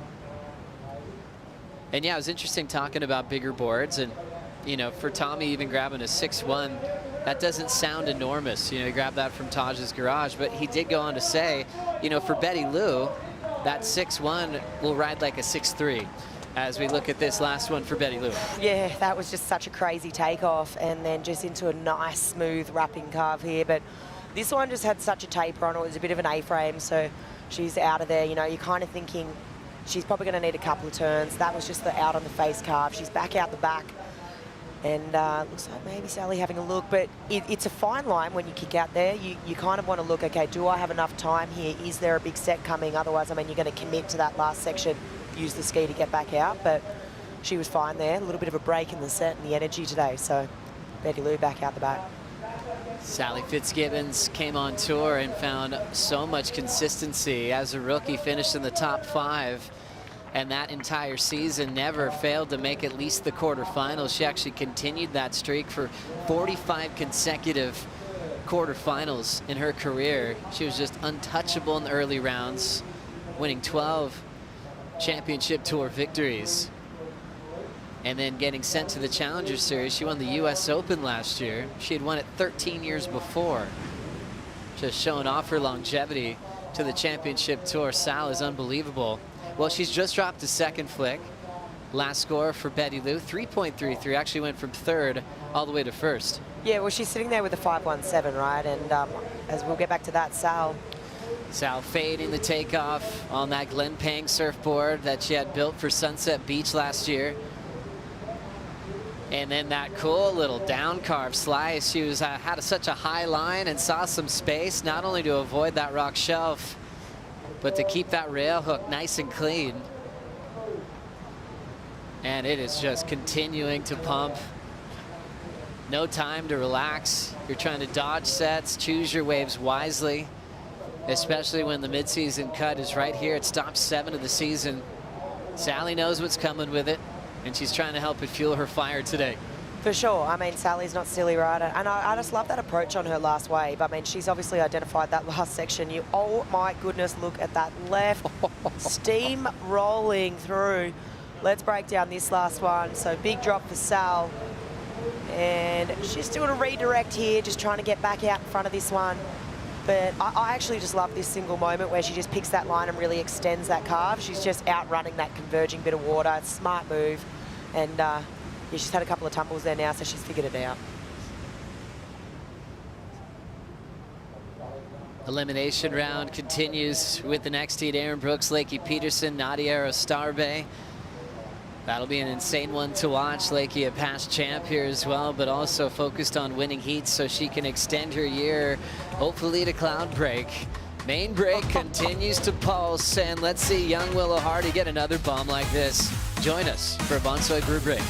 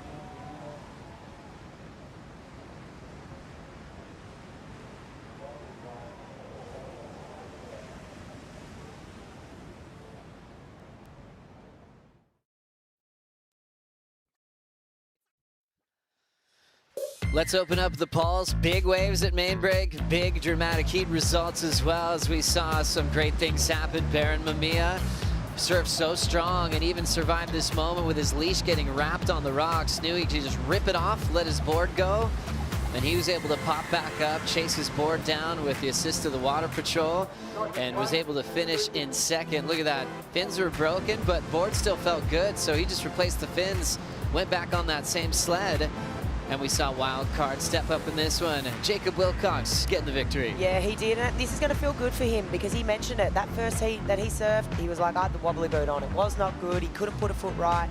So for him to take that confidence through to this next round is going to be good. Unfortunately, in that one, Ryan Callanan did not make the cut. Things continued with Winter Vincent and Imai Kalani DeVault. Imai getting into the 6 range. So do Winter, and different types of approaches in this heat. Yeah, definitely. Imai, obviously judges loving the end section and how much aggression Imai was hitting that with. But Winter, beautiful surfing, just your bread and butter, just nice rail work here and advancing through. So yeah, it's going to be nervous times for Seth as he watches on to see what his fate is. Yes, you can follow Seth on the live rankings on worldsurfleague.com. As we continued on, Ian Gentile busted his board without a wave caught this morning. He's like, well, I guess I know what board I'm going to ride. And this thing looked like magic. 7.5 for Gentile. Wow, okay, so I had not seen that wave yet, and that was just beautiful surfing, real nice rail carve, and just a lot of aggression behind it too. That was great to see. And then the battle to survive in that last heat. All these guys got cleaned up. That was Crosby. Edgard broke a board on the cleanup set. And also David Silva. It was Crosby, Colapinto, and Edgard in the top 2. Yeah, I mean, this heat, I mean, it sounds bad to say, but it really was the death match, right? I mean, whoever's coming out of this is going to be surviving. And, you know, obviously unfortunate for David here. But, I mean, this heat in particular and the one part 3 and 4 of elimination round, it just keeps getting bigger, right? These sets kept coming through. There was a lot of cat and mouse being played. But yeah, Edgard obviously stoked with that one. Tough one for David Silva as he will be sent to the Challenger Series. As the elimination round, Heat 1 continues, Willow Hardy, Sally Fitzgibbons, Betty Lou Sakura Johnson looking to avoid a 3rd place finish. They want to stay in the West. They're going for big event points. Betty Lou got 10,000 points for her win at Burley Heads, her first of her career, moving up to number 6 in the world. As you see Willow with priority, the Goofy Foot local who got to be in this event back when she was 14. That was in that 2021 event. And she made a big statement. Carissa Moore immediately followed her on Instagram. She was really backing this young 14-year-old, seeing how much she loved to charge, how much she wanted to improve and get really barreled.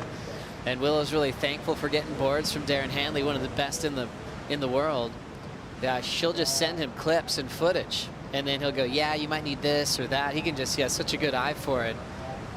And she's been so well traveled at a young age. She knows the power of the West. She's used to riding pintails. Her step-ups that she loves to ride here at home often leaves them here when she goes to compete on the East Coast, and had such a solid run last year. And this year on the QS, she'll be representing herself. Ooh, another cleanup.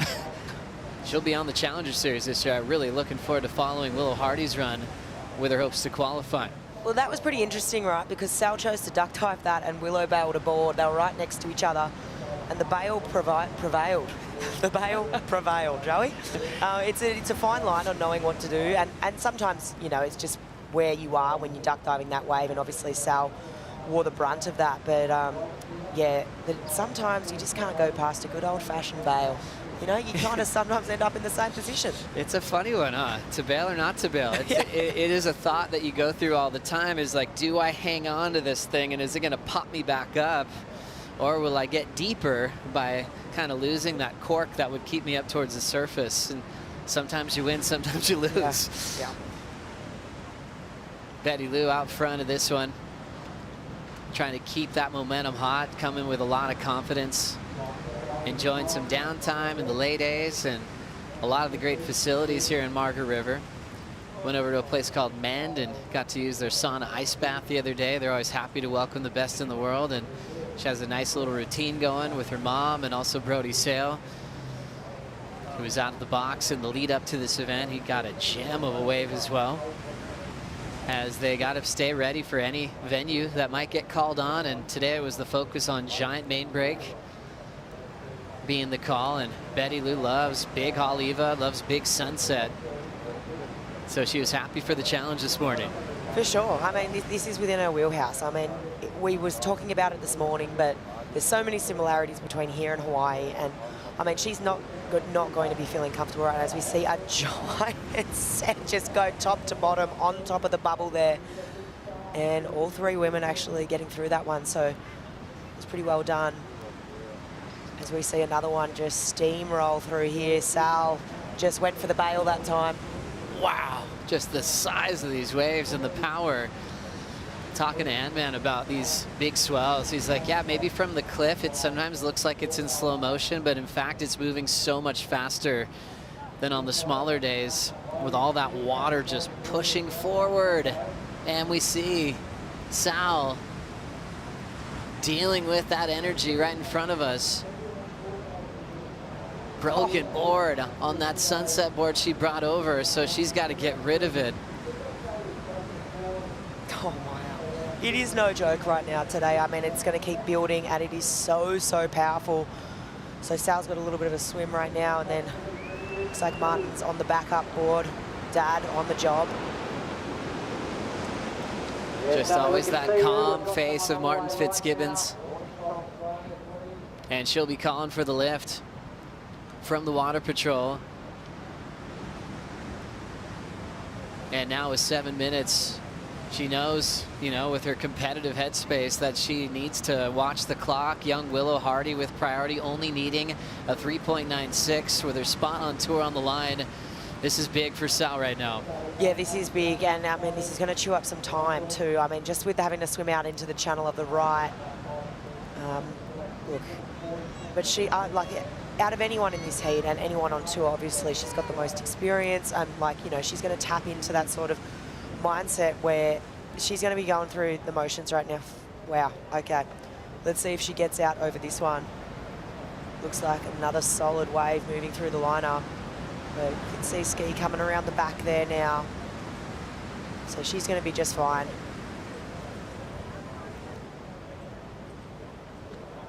The best ski drivers in the West, understanding all these pathways and the channels, and also keeping an eye on sets. They're also keeping an eye on not creating wake on the open face, and now they're stepping on the gas. And Sal right there waiting for the pickup. Breaking her board, just trying to punch through on that heavy set wave. 5:50 to go, she's still second. Willow just chasing a 3.96.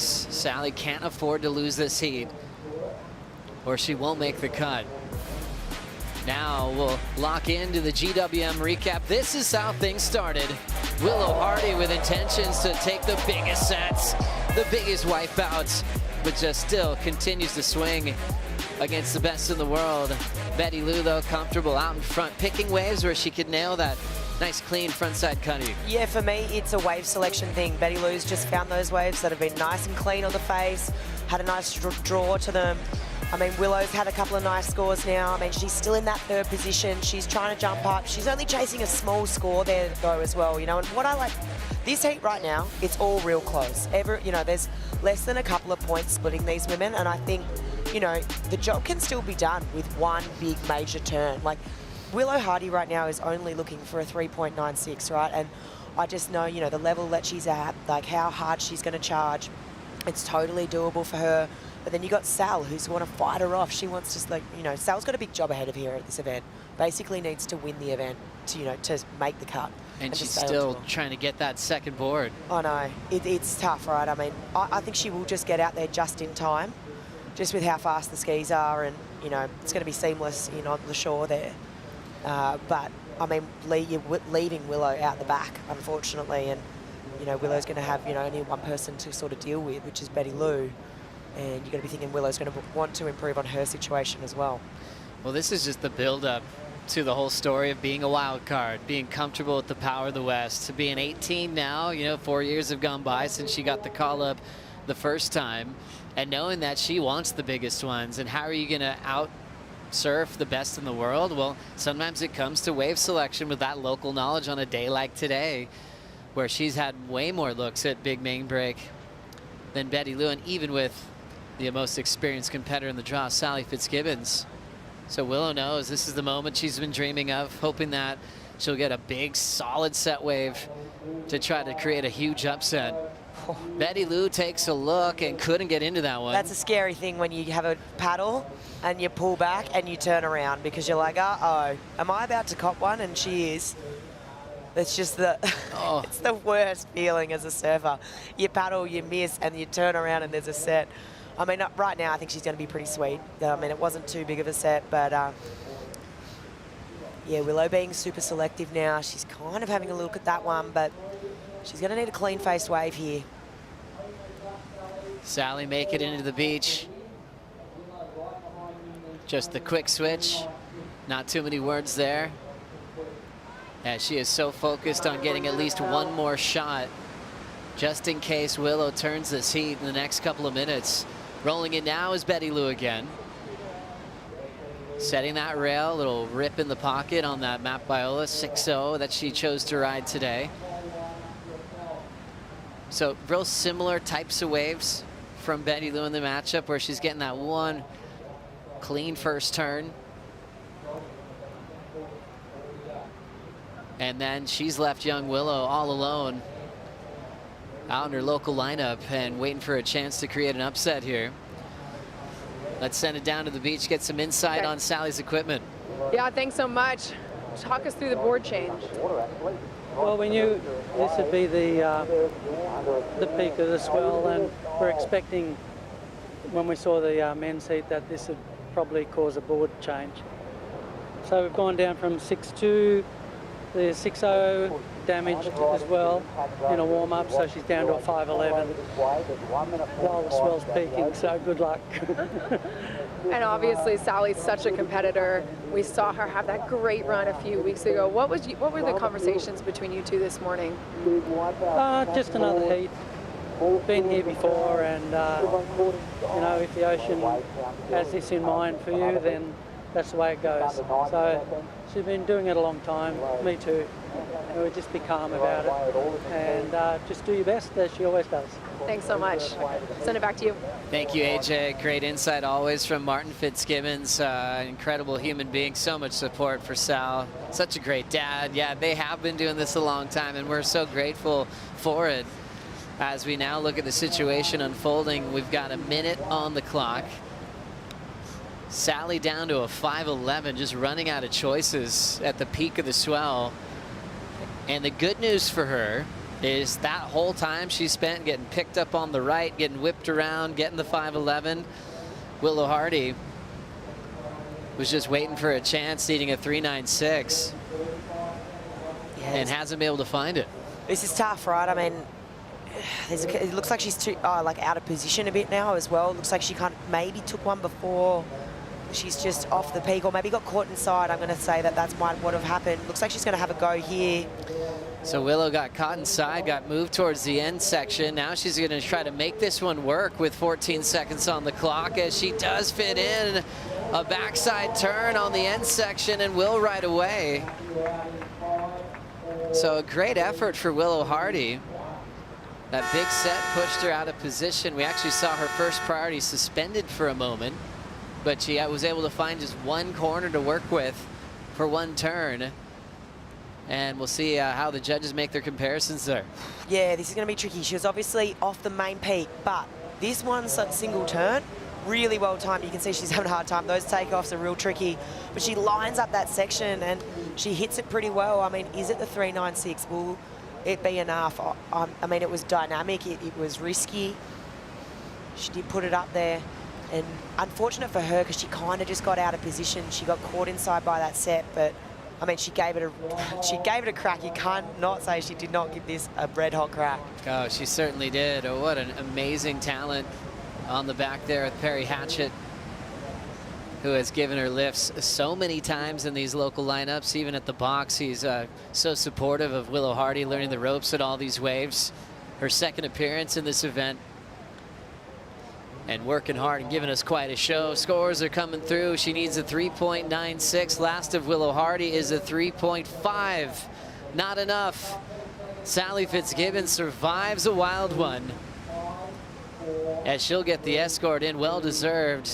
The two surfers that went 1-2 in the final of Burley Heads go 1-2, this time in the elimination round, a big main break, and they'll move on to the round of 16.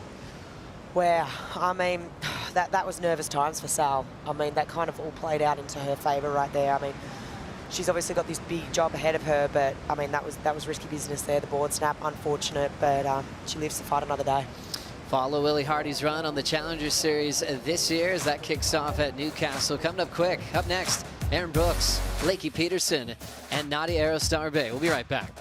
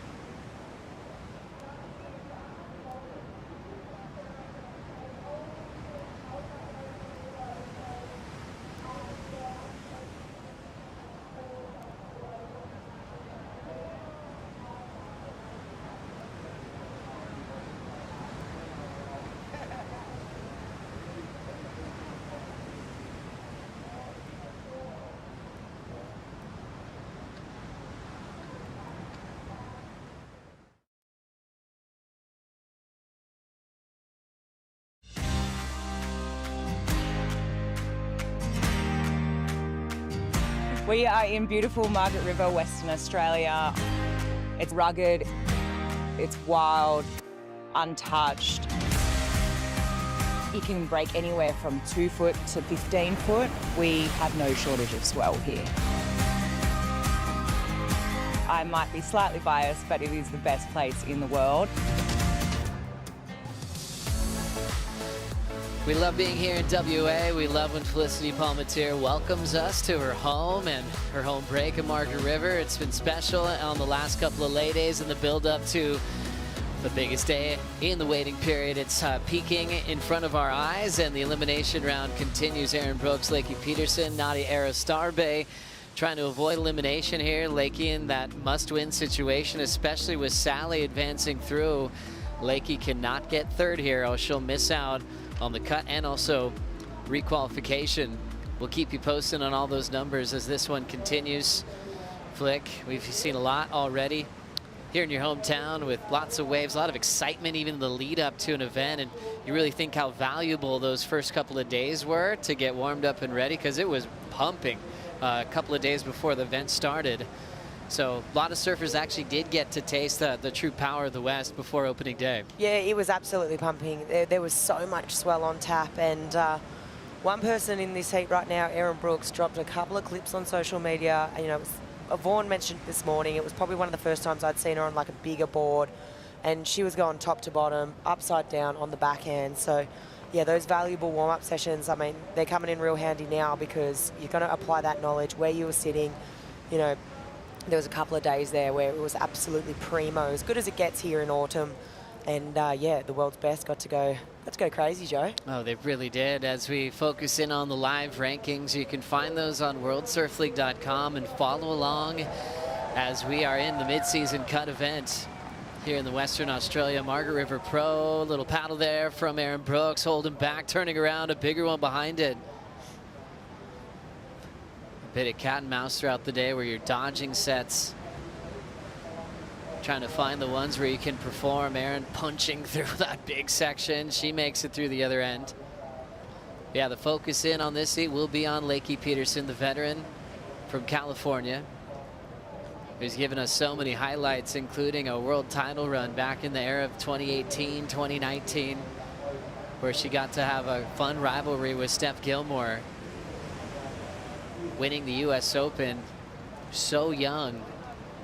Came out blazing on tour with a lot of progression, really wanted to push the limits in the air, and then kind of change gears into overall performance. And then her big body torque wrap that she worked on for many years with Mike Parsons ended up being a signature move for her to make a lot of finals, including this a final here and a win at Margaret River.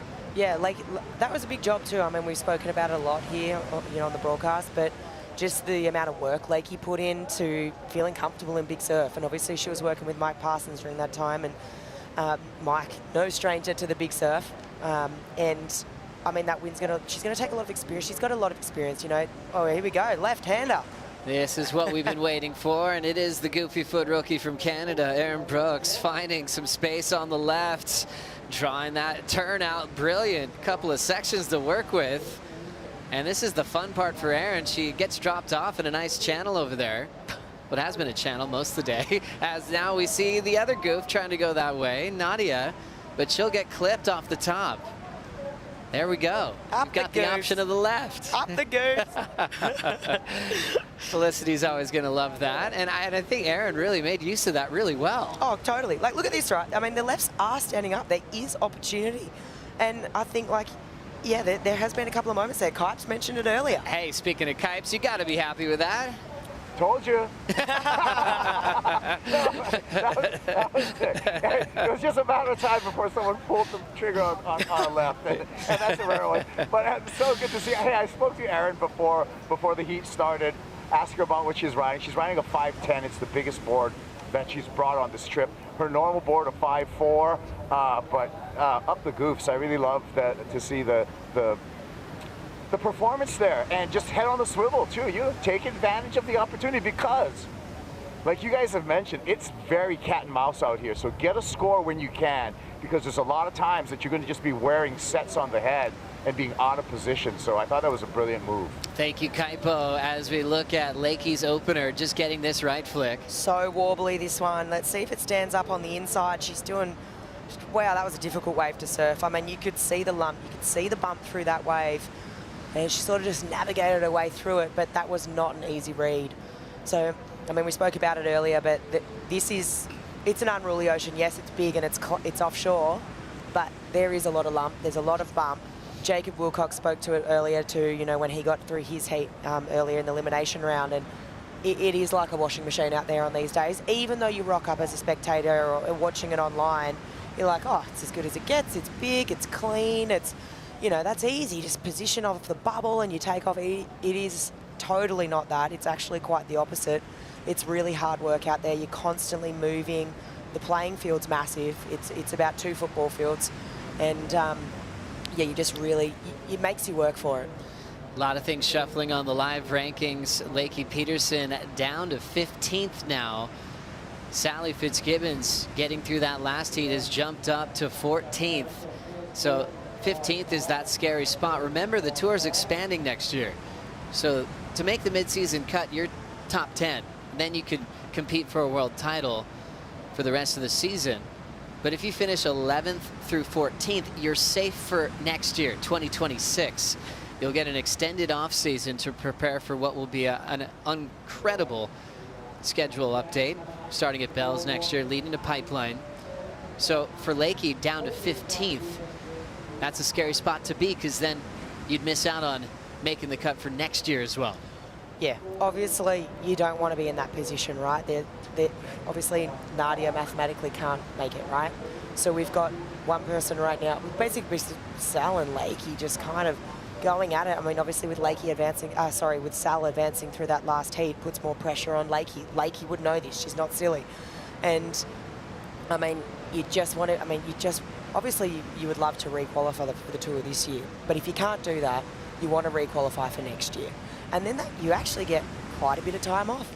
You can go hang out with your family, go on a few surf trips, improve on your surfing, make a movie, do all these cool things that, you know, it's got quite a bit of time to think about it and where you want to improve on your surfing. So obviously the goal is to fight for a world title, but it's actually not that bad with that tour expansion if you're one of that 11 to 14, because you're like, hang on a sec, get a few months off here. How often does that happen? It's really rare. Yeah, like you said, for just making different plans. If you have injuries, you actually have time to recover and get to 100%. You can try new waves and just really experience just a good downtime to be really prepped for next season. So Lakey's trying to answer back, knowing that Sally got through. Lakey's won a lot around the world, but her last win would be Jeffreys Bay going back to 2023. It is one of the more emotional victories I've seen from Lakey in her career. And at the time, she was doing some work with Glenn Micro Hall, and then she had Molly in that final.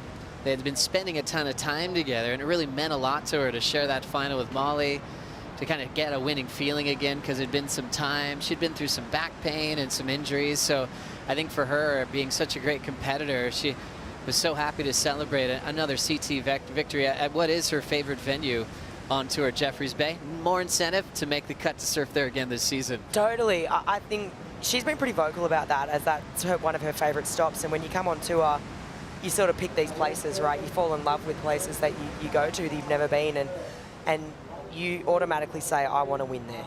And I think for her to do that too, like, especially, you know, she'd been on tour for a long time, and, you know, she hadn't had a win for a while as we look to Lakey here. But you haven't had a win for a while, and you know, it's easy for self-doubt to sort of creep in and to start questioning things, and like, you know, like, is it still possible? And it still goes back to even the same conversation and story with Sally in the last heat, and, you know, her cracking that final over in Burleigh with Betty Lou and getting that second place finish. It just is like that nice reminder of, okay, no, I'm still relevant and I'm still here. Paddling for this one, Erin Brooks with priority. Threw down so many nines at Burleigh Heads. Let's see how she's going to set up this big first turn. Nice wind up, clean start on her backhand. Pushing hard and ends up running out of wave face. Just all turned into whitewater. But great read there. First turn, knew she had to kind of start that one before getting to the lip line. accomplished it and rode away as we see these bombs out the back. Lakey and Nadia having to jump off their boards, and there's another one behind it, Flick. This one is going top to bottom on the bubble, just absolutely steamrolling through these women right now. That was a giant set. We're really coming to the peak. It is building, and like what Martin Fitzgibbon said, you know, when AJ did that piece with him, it is peaking now. It is continuing to build. That was a giant set. Erin was good to get out of there. That first wave she took, but wow, cleaned out the lineup, that one. Let's have a look what Erin got done. I really love this first turn. I think she just really placed this so well. And you can see here she does this little redirect to try and position deeper for this carve, but right now that one was just such a sidewinder and such a TP that it just didn't have that finishing maneuver, but I love the first turn. Well done for Erin, and then also well done to avoid that set. Feels amazing as a surfer knowing you like got out of there just in time and your competitors are just getting dealt with the power of the Indian Ocean. And getting some pickups there after that set. Nadia Arastarbe hanging on. And there's Lakey still dealing with it. Such a great team out there, just keeping position, keeping their eyes on competitors just in case they need to get them out of there.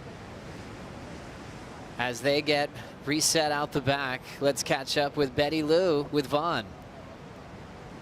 Betty Lou, wow, that was just victory at sea at times out there. Relentless pulsing sets. It was so difficult to sneak in, get your scores, and then make sure you weren't in the wrong spot for a possible board snap, leggy snap, or just an awful, absolute flogging.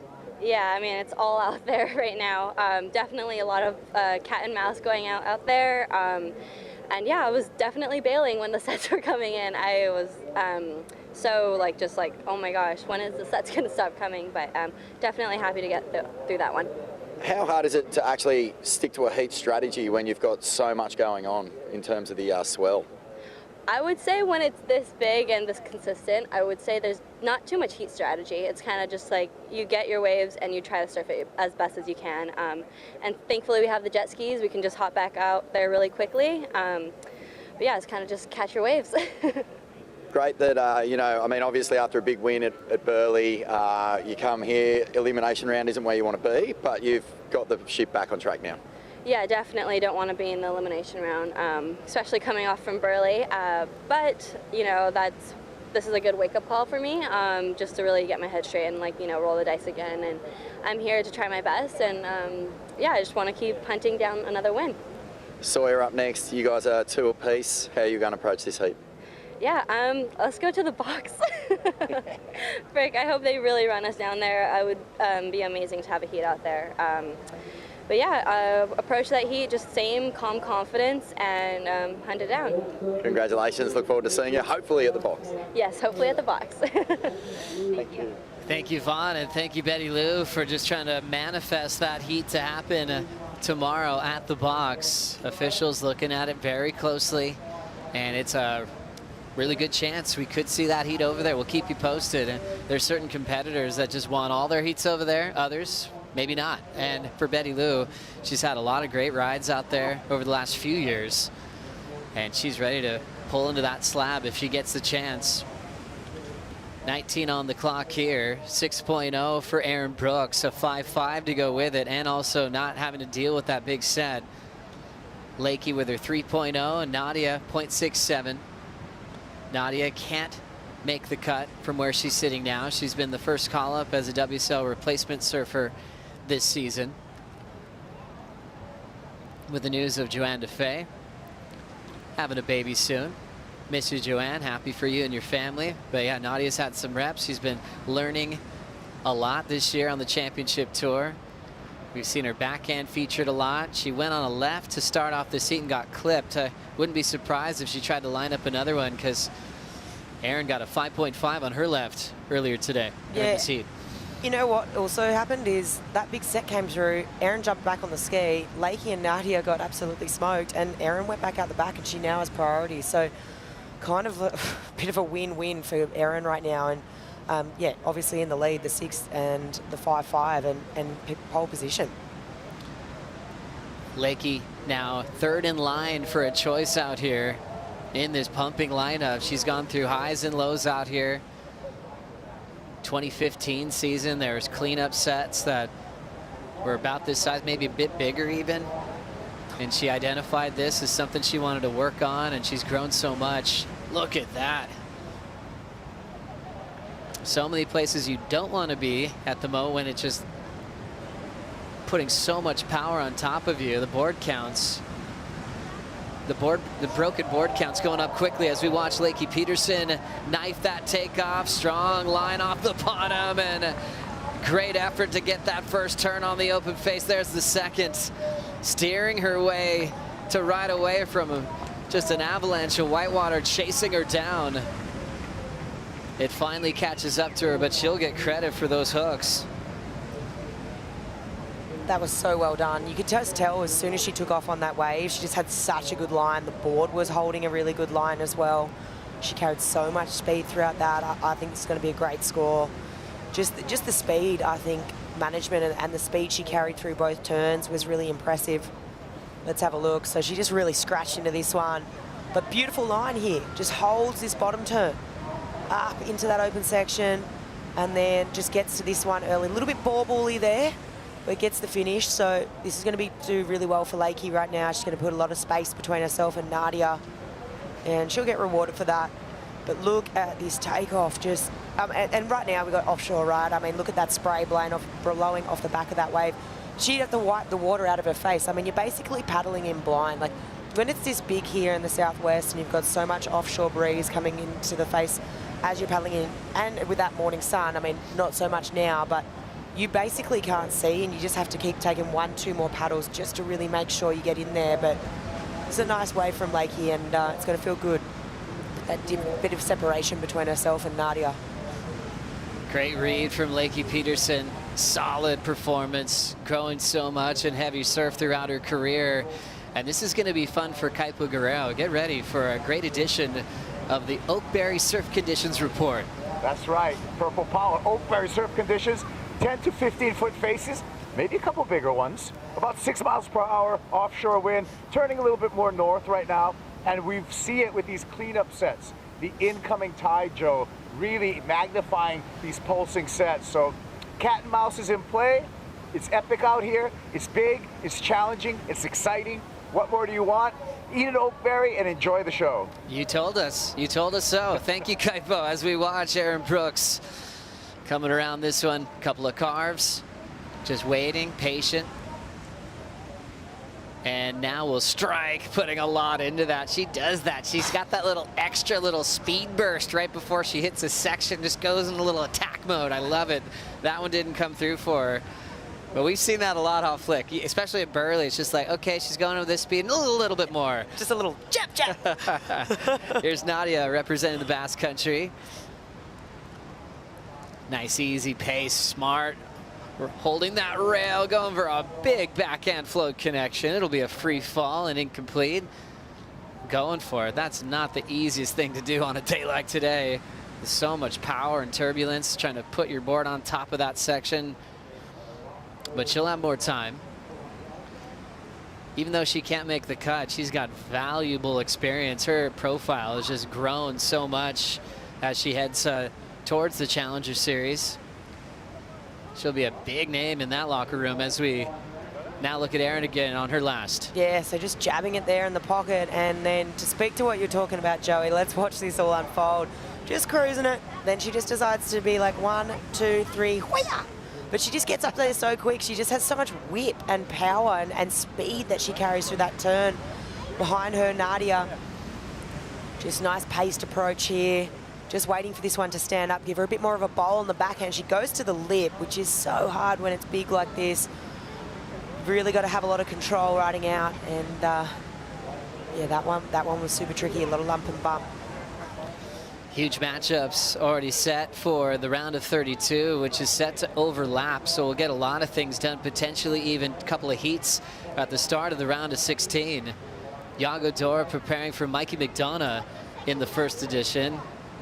Yago having the best season to date, coming in as the #2 seed on the championship tour. And then Mikey, even though he didn't get the win, he maybe got more of the highlights from that paddle battle he had with Joao Chianca. And Looking forward to that as we just see non-stop action in this one. Holy, these sets are unstoppable. They are just absolutely stomping through the lineup right now. That one, absolute freight train, just going to close out that channel on the right. Both girls going to have to duck dive under this one. But it is serious. Just Nadia just getting a bit pulled back there. And looks like Lakey just bailed, so that set just... This is the second cleanup set we've seen in this heat so far. I think they're going to get pushed right in on this one. 12:20 on the clock. Sets just continue to pour through as we're seeing some of the biggest waves we've seen all morning in this matchup. Aaron Brooks leads. Lakey and Nadia, meanwhile, are getting pushed through back to the inside. Gonna take a quick break. We'll be right back.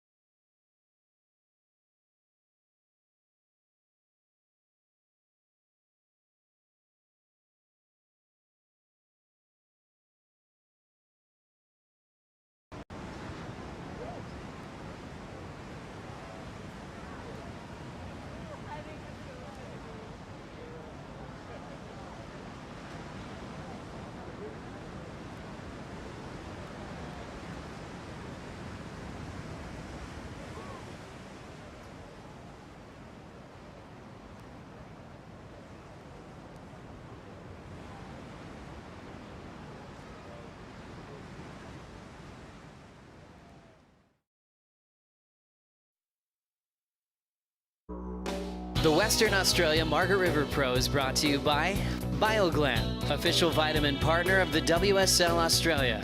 By Oakberry, fuel yourself with the official acai of the World Surf League Australia.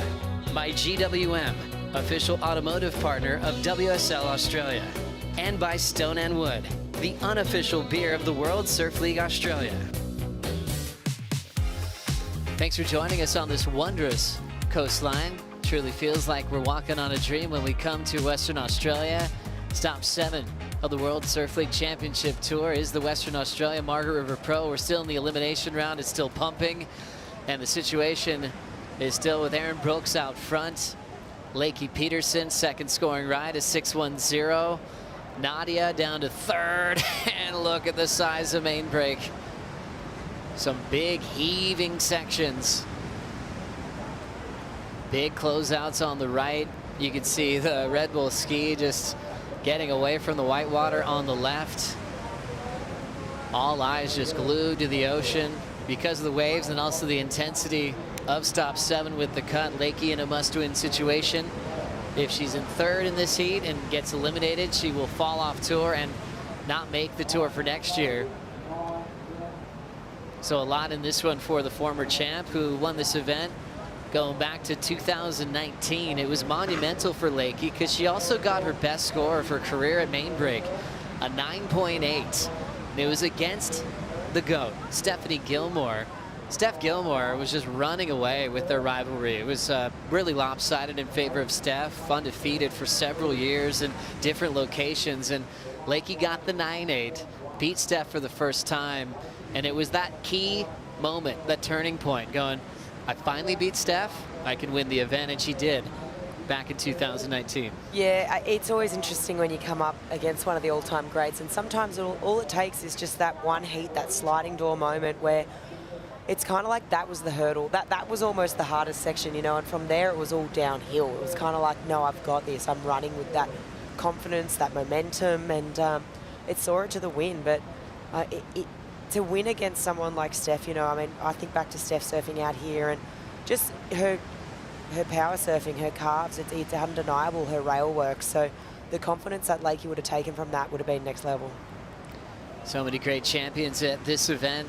Melanie Redmond-Carr winning multiple times. This event has flipped from qualifying series to championship tour rating over the years. Speaking of past champs and local heroes, Jake the Snake Patterson is with AJ. Yeah, had his eyes glued on the ocean as Snake, watching Erin Brooks, making sure not only she's following your advice of catching the waves, but staying out of the way in some of those big sets.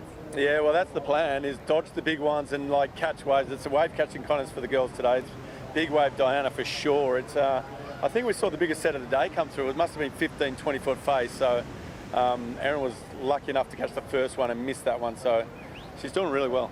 And you were out there last night. We've heard from the athletes just how intense it is during these heats. Describe what it feels like for us. Well, the back ledge is really, really heavy because it's so intense. It's heavier than Sunset because it's sucky and it dumps really hard, and it's a steeper takeoff. So, you know, you've got to be inside the ledge and catching the ones that you can actually rip. So she's done a great job so far, and you just got to not get caught. That's the number one game right now. And a special happy birthday shout out you want to give. Yeah, my old boy turns 85 today. He's come down to watch, so he's up in the VIP probably having a quiet ale right now at 8:30. But yeah, happy birthday, the old boy. There you go. Thanks so much. Great day in the West. I got to meet Jake's dad.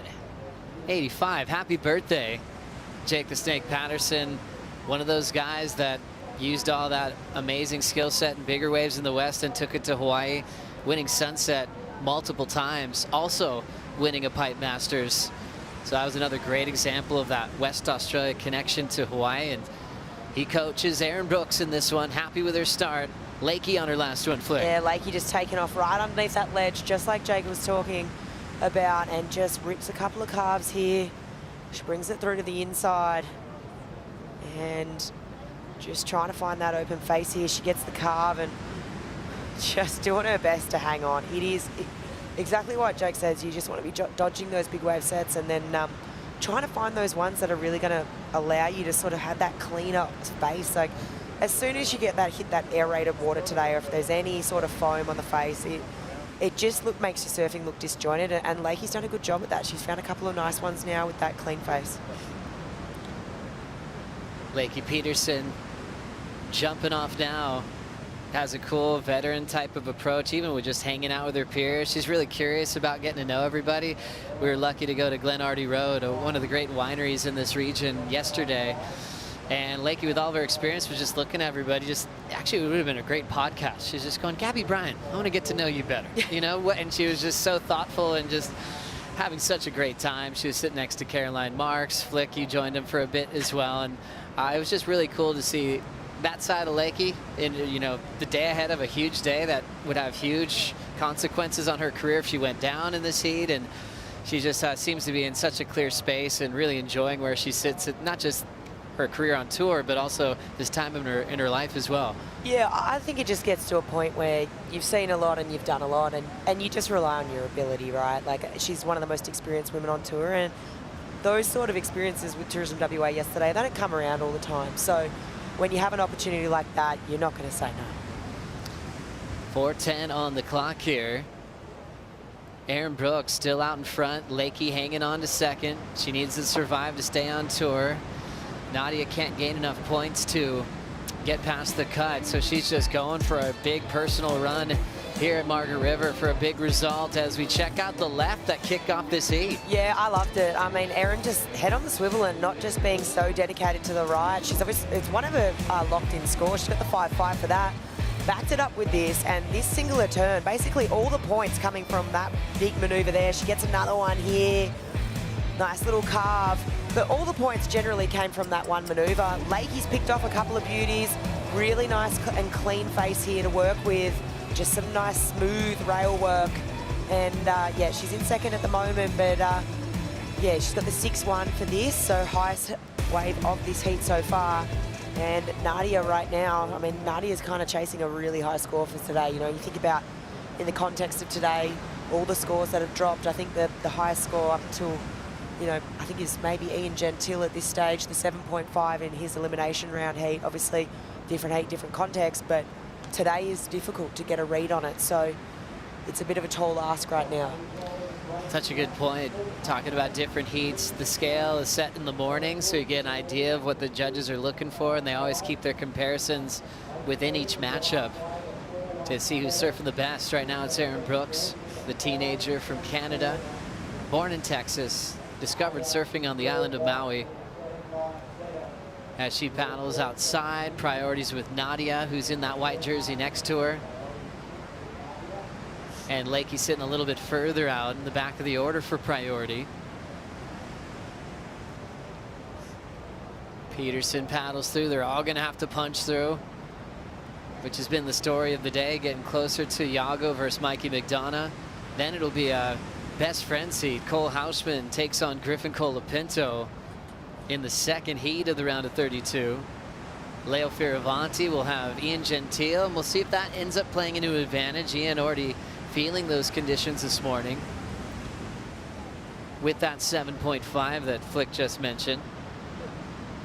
Miguel Pupo, George Pitar. That's going to be a classic. Kanoa Igarashi does have wild card Winter Vincent.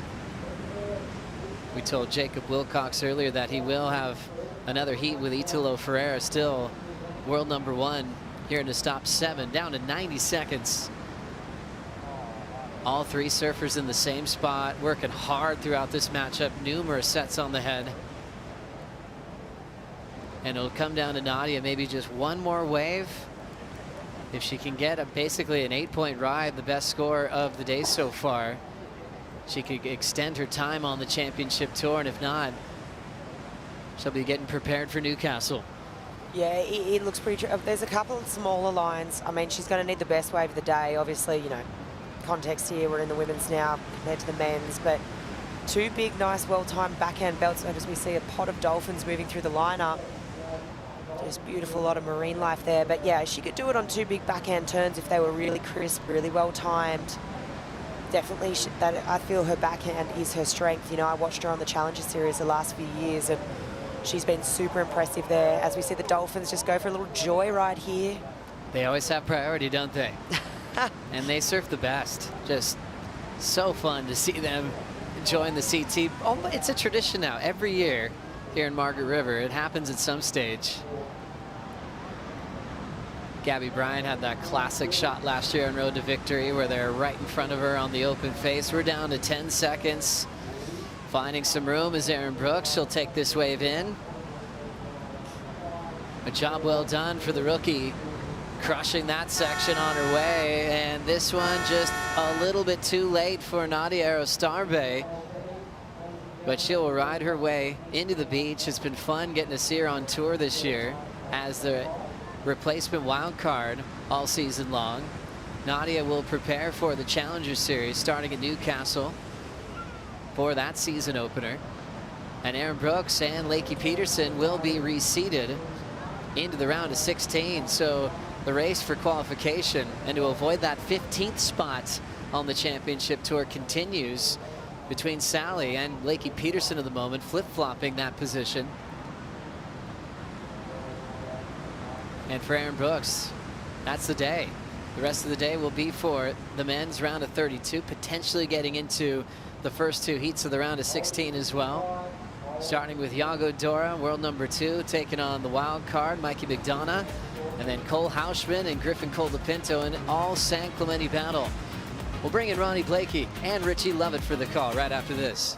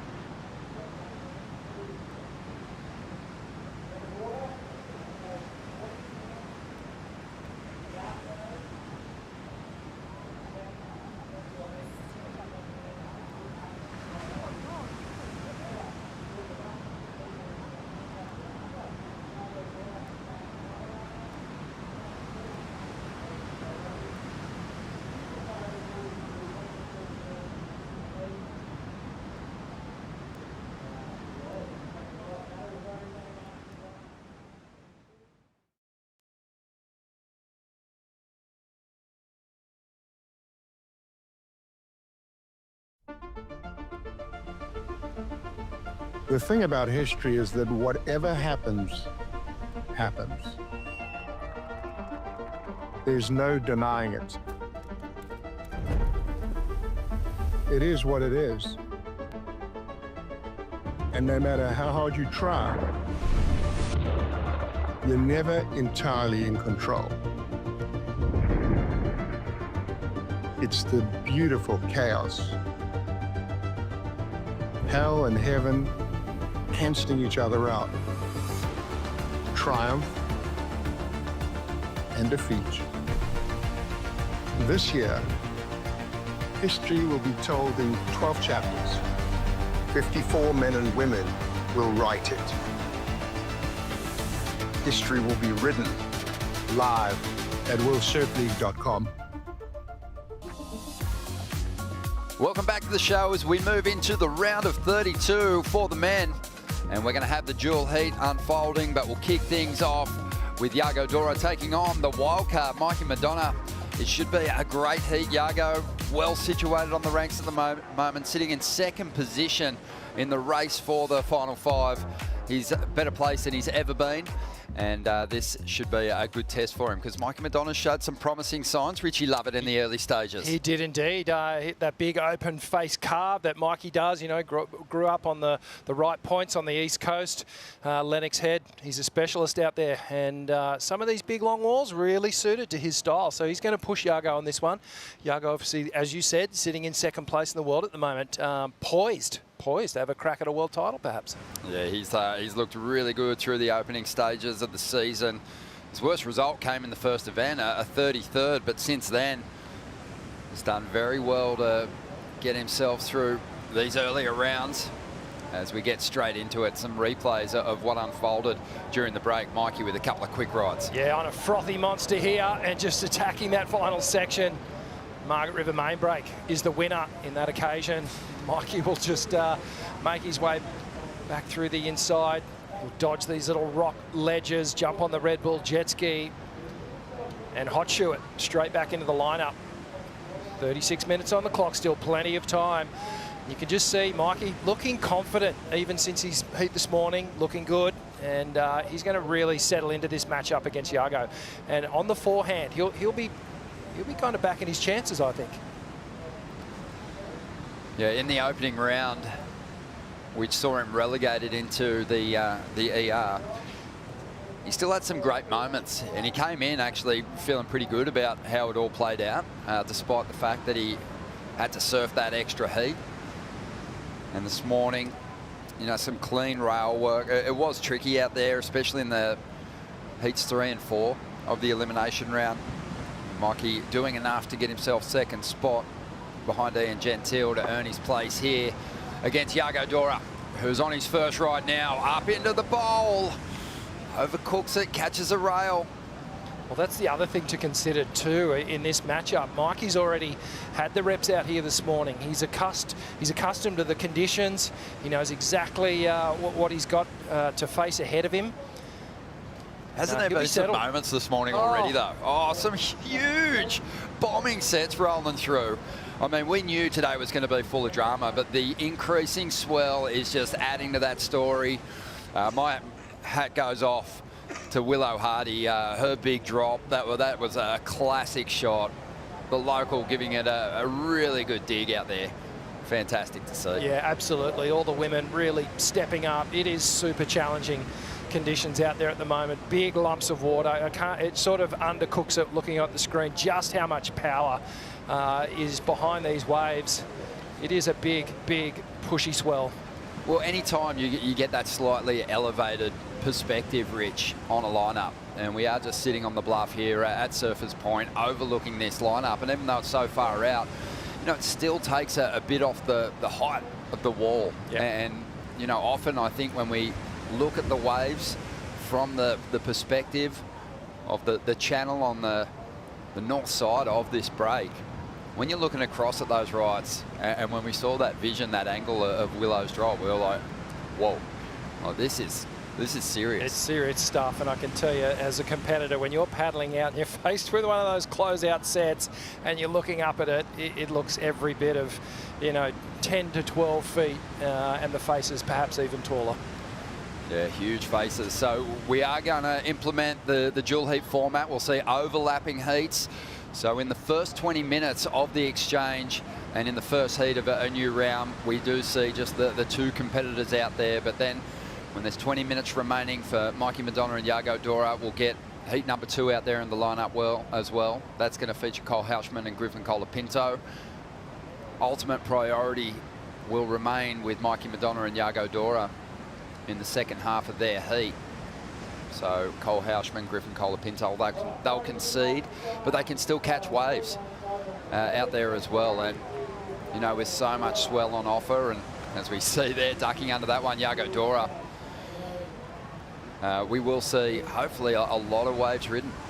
Yeah, it's a really good concept, the overlapping heats, 40-minute heats in total. We can see here, I think Yago may have broken his board. Yeah. Just these performance surfboards that are glassed more often than not with just a single layer of 4-ounce glass on them, they really don't stand much of a chance against the power of the West Oz Ocean here. Ski will go and retrieve Yago, and he'll make his way back to the keyhole, pick up his spare board, but this is a time waster for sure. Kipes, they're playing that cat and mouse. They have to put themselves in that situation sometimes to get some of those insiders, but Yago paying the price there. Yeah, we've seen that all morning, right? So cleanup sets once again, wrecking havoc. Yago got karate chopped by that last set and snapped that mayhem like a twig. These, you guys were saying, but from your perspective up there, taking a look out here, maybe the wave's a little bit flattened out, but I'm going to tell you right now, it's sizey out here. There's some big waves.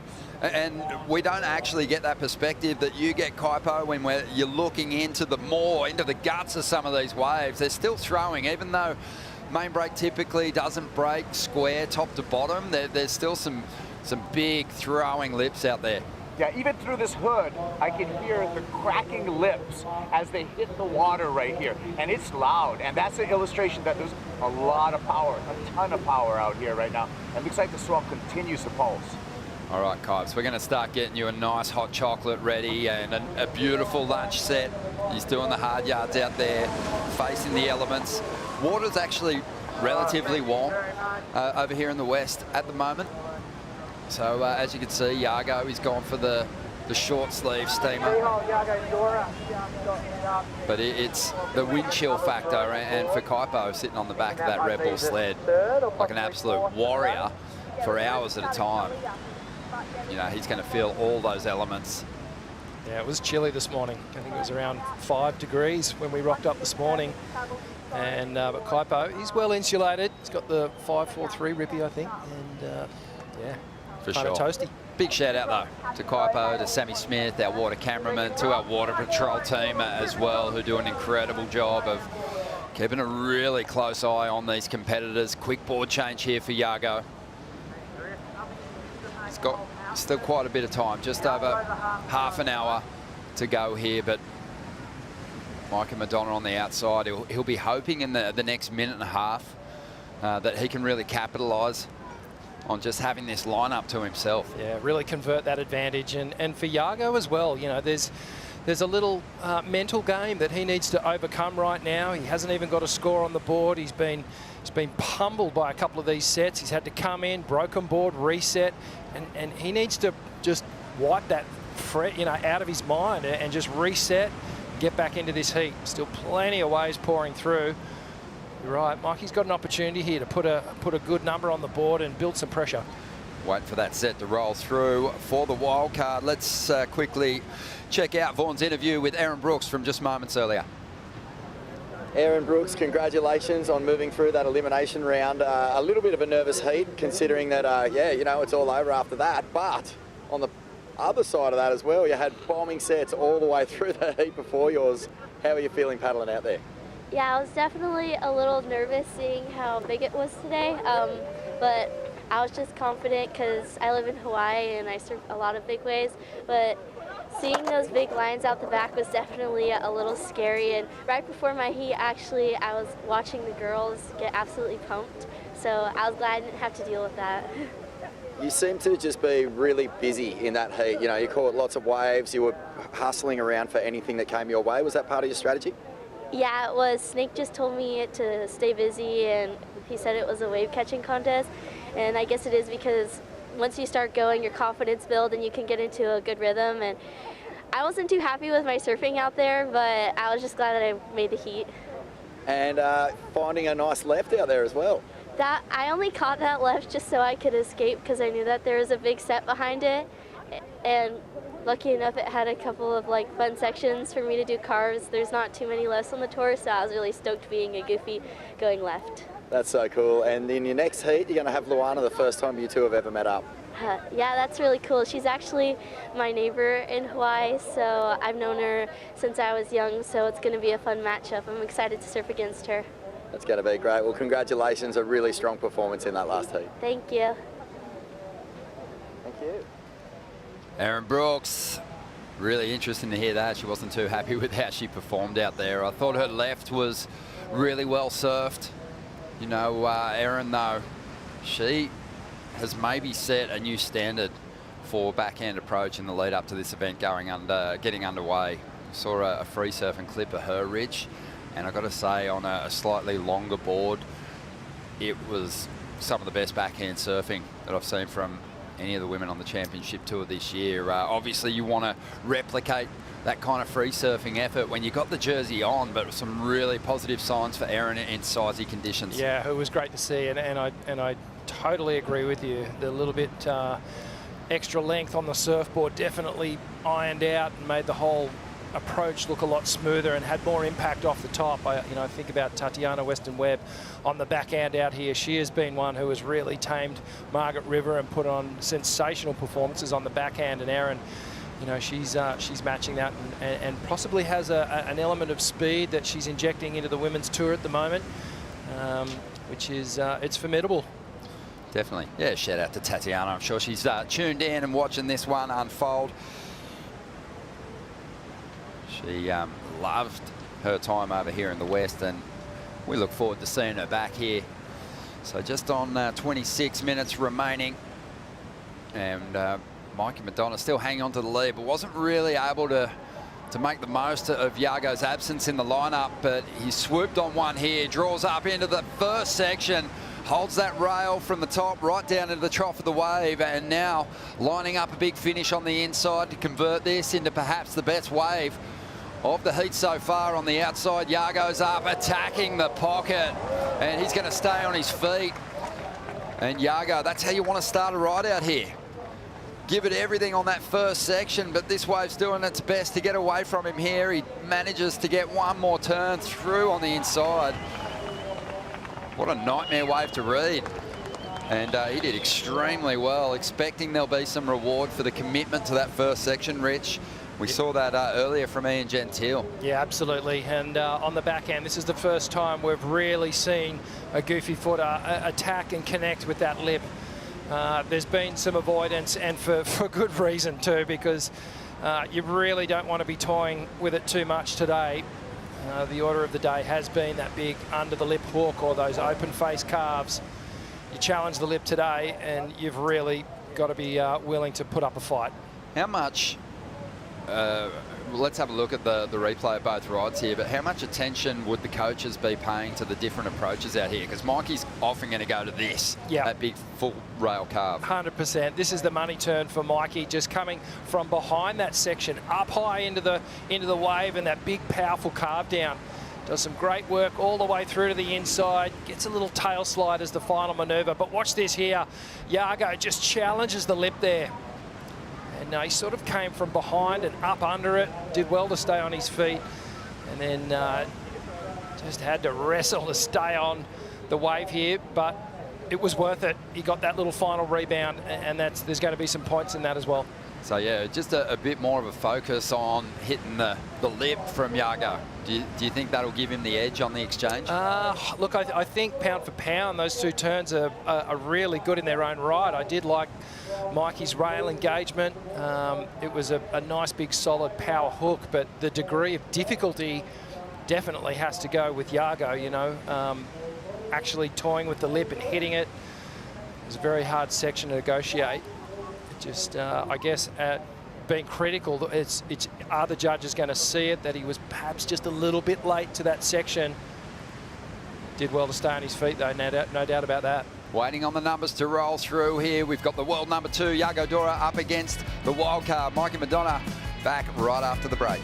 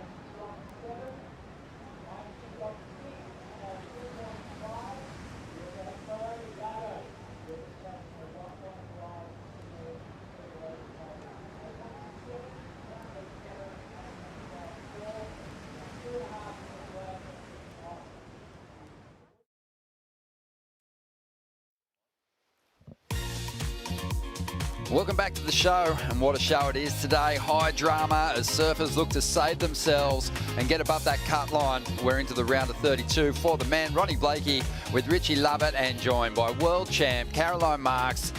Great to have your company, Caroline. Thanks for joining us. Thanks for having me. This is fun. We're getting the best of it in WA at the moment, aren't we? Glenardy Road winery lunch yesterday. It was great to see you there, and now some big swell arriving. Yeah, it was perfect. It was a bit of a stormy day yesterday, so a perfect day for a winery put on by WA Tourism. It was amazing.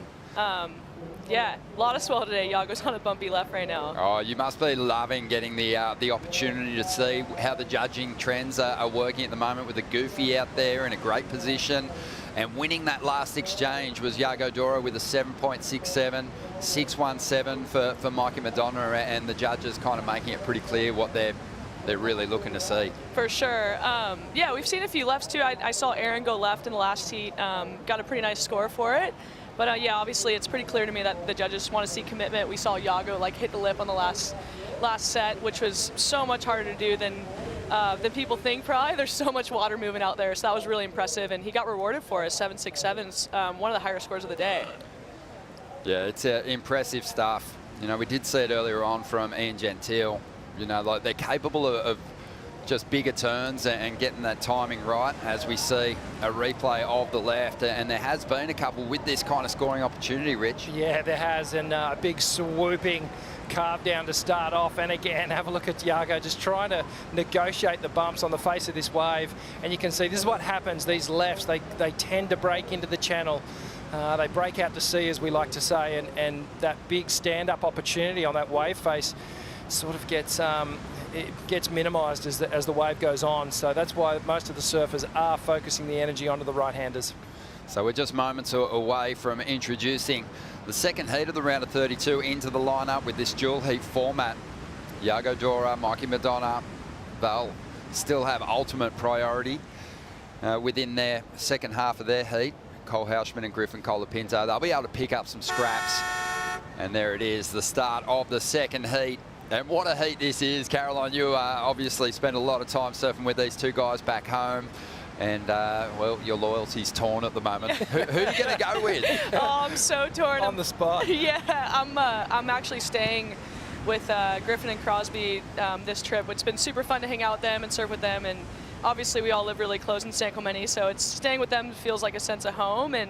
But also, you know, Cole, I'm really close with as well, and he's been working with Luke this year and last year, so I'm super torn, you know. I just want both of them to put on great performances and walk away happy, whatever happens. Oh, very diplomatic. And that's all you can be in a situation where you've got two surfers who I think expect that they would be much higher on the rankings than where they currently are. They've done well to maintain a position above the cut line, as we see on a big one here. Mikey Madonna just outrunning this thing. It's going to close out behind him, and eventually, well, he did really well to stay out in front of it, but eventually gets mowed down here. Oh, wow, that was the smart play was actually just to ride through that, and let's just cast our thoughts to Iago, who wore that one on the head as well. So both these competitors in this final 20 minutes of their heat, they're absolutely just getting pounded through the inside. Yeah, Rich, you obviously had a lot of runs at the Margaret River title, but Caroline, in recent times, this event has evolved so beautifully as a CT stop, just with the benchmark just going to another place with John Florence in high performance surfing in big swell. But it just always delivers a couple of big days like this that are super challenging for everyone, and it's fun watching people trying to attack it. Oh, for sure. I mean, you come to WA and you always expect like a few days where you're like, oh man, I'm gonna get pretty worked out there. So today's definitely one of those days. Tomorrow will be one of those days as well. But everyone's been surfing really well. Like I said, there's so much water moving out there, so it's pretty impressive to see how all the guys approach it. And I feel like throughout the day the performance will just keep getting better as people find their feet. So. But yeah, always expecting a couple days out here where you're like, "Ooh, this is a lot to deal with." So it's exciting for sure. It feels like at the championship tour level, everyone is kind of on a mission to obviously get a board that's going to allow them to, get into these waves, but they still want that freedom. And then a local like Willow Hardy, you saw her take a lot more lumber into the lineup, and it helped to get into one of the biggest waves of the day. Oh my gosh, it was a massive wave she took off on. That was it was really cool to just see her commit to a wave that big out there, and unfortunately she kind of couldn't really set her line, but yeah, it showed a big level of commitment. But yeah, it is interesting because with all the wind and the water moving, and it's a lot of cat and mouse. Like you're paddling out because you don't want to get worked by the sets, but the waves you want are kind of farther in, so you want a big board to move around. But actually on the wave, you don't need that big of a board. You still want to perform. So. I feel like John has the perfect formula out here. Like he's such a good paddler, but also rides a board that's not that big for him. And you can just tell he surfs this wave like it's a 3-foot wave, no matter what size it is. And it's so impressive. So we're all just trying to copy John. So tell us about the size of your typical go-to board out here on, say, a 4-foot day. And then when you're facing conditions like this, the max that you'll kind of step up to. Yeah, my shortboard's at about like a 5'6", 5'7", so I'd say like the first day we ran out here, I was on a 5'9", which felt like a couple inches bigger. It felt like a really nice size. Like I said, you still want to really be able to perform out here and like kind of surf it like it is a smaller wave. Today, I'd say I'd probably be on I'd probably want like a 6'3" for paddling, but I want like a 6'0" on the wave. So with the jet skis and stuff, maybe I'd be on like a 6'1". I don't know. What's the biggest board that you brought here? Yeah, I brought a 6'2" here, so maybe a 6'2". I don't know, but it kind of seems like it maybe got bigger throughout the day, like through this morning. So maybe I'd be on the 6'2" just to catch him, step on the tail. Rich was talking about it before too. The size of the board required back in the day had a lot to do too with glass-in fins. Your bigger equipment. It's sort of, you weren't able to change it out, Rich. No, you couldn't. You were stuck with what was, made at the time, and that's what you had to deal with. But as a result, we used to ride a lot longer boards, and now with the invent of the detachable fin systems, FCS and Futures, we're able to tune the boards and perhaps put a bigger, stiffer fin in to allow the board to hold in a bit better as well. And we've seen a lot of surfers in the last year or two going back to that solid fiberglass fin. Yeah, I think there'd be some big switch-ups in the blades for the competitors out there as we see Iago, this one getting a little frothy on the inside. It's going to have a big, ugly section, and he's going to get out of there. But holding on to the lead at the moment, the world number 2, but Mikey Madonna's got himself back in this one. He had a 6'17", doesn't need a whole lot to get himself in the lead. A dangerous heat for Jago, Rich, because Mikey's a guy campaigning on the Challenger Series with big turns that look very at home on these big open faces. Absolutely. He looks really comfortable, and with each heat that I've watched him surf in this event, this is his third heat now, and he's looking better and better with each attempt. So, yeah, Jago's obviously looking to consolidate his position up the top of the ratings, sitting in second place, as we see all our competitors just getting caught inside by one of those rogue sets. And to your point, Caroline, like that little boil, that takeoff zone is where you want to get to, and it's who's willing to gamble and go in there and sit in there to really get that perfect spot at the takeoff zone. You can see those two boils right at the top of that whitewash plume. That's the zone. Without giving away your secrets here, because we know you're leaning into some pretty expert knowledge from Luke Egan, who's been victorious over here in the West, but do you have markers? Are you sort of triangulating between different spots on the beach to find your place out there? Oh, for sure. And it's tricky, obviously, because it moves out to a different boil when it gets a bit bigger like this, but it's generally in the same spot. A day like today is tricky because there's just almost a guarantee you're going to get a cleanup set on the head if you want to sit in the right spot and get a wave. So the more you can avoid that, the better. But yeah, you kind of have to sit, you know, in order to get a wave, you kind of are in the danger zone. But yeah, definitely have some lineup spots that help a lot. You're really far out in the ocean out there, so having a few marks on the beach helps a lot. So Luke, he's given me some knowledge, which has been really helpful. And do you have to resign yourself to the fact that you're going to get a couple of big waves on the head just to sort of take that fear factor of escaping trouble out of the equation? Because it just seems inevitable that everyone's going to get worked. Oh, for sure. Yeah, you kind of just have to expect it. I mean, it's never fun. You're never like looking forward to that. But like I said, I haven't really seen a heat where not one person just hasn't gotten worked or caught inside. So you just kind of go out there and focus on the waves you want to get. If you get caught inside, then so be it, you know. But it's really nice we have the jet ski assist. You kind of get out there pretty quick. So I guess the main thing is you're just hoping you don't break a leg rope or you know, your board. And on a day like today, what's the strategy? Do you have a warm-up surf, or do you just save it all and keep all the equipment and yourself intact? I think it's just so different than it's been the last couple days. You know, I think it's pretty important to kind of just have a feel for the ocean. Obviously, if you're first heat in the morning, it's a bit tricky to get a free surf, but I personally love to just like feel the ocean no matter what in the morning, even if you don't really get a wave. Feel the energy of the ocean, your board, and it's always a bit different when you're out there versus sitting on the beach. Like I said, it's a pretty far out there. So, yeah. We love that. Just over 11 and a half minutes remaining here.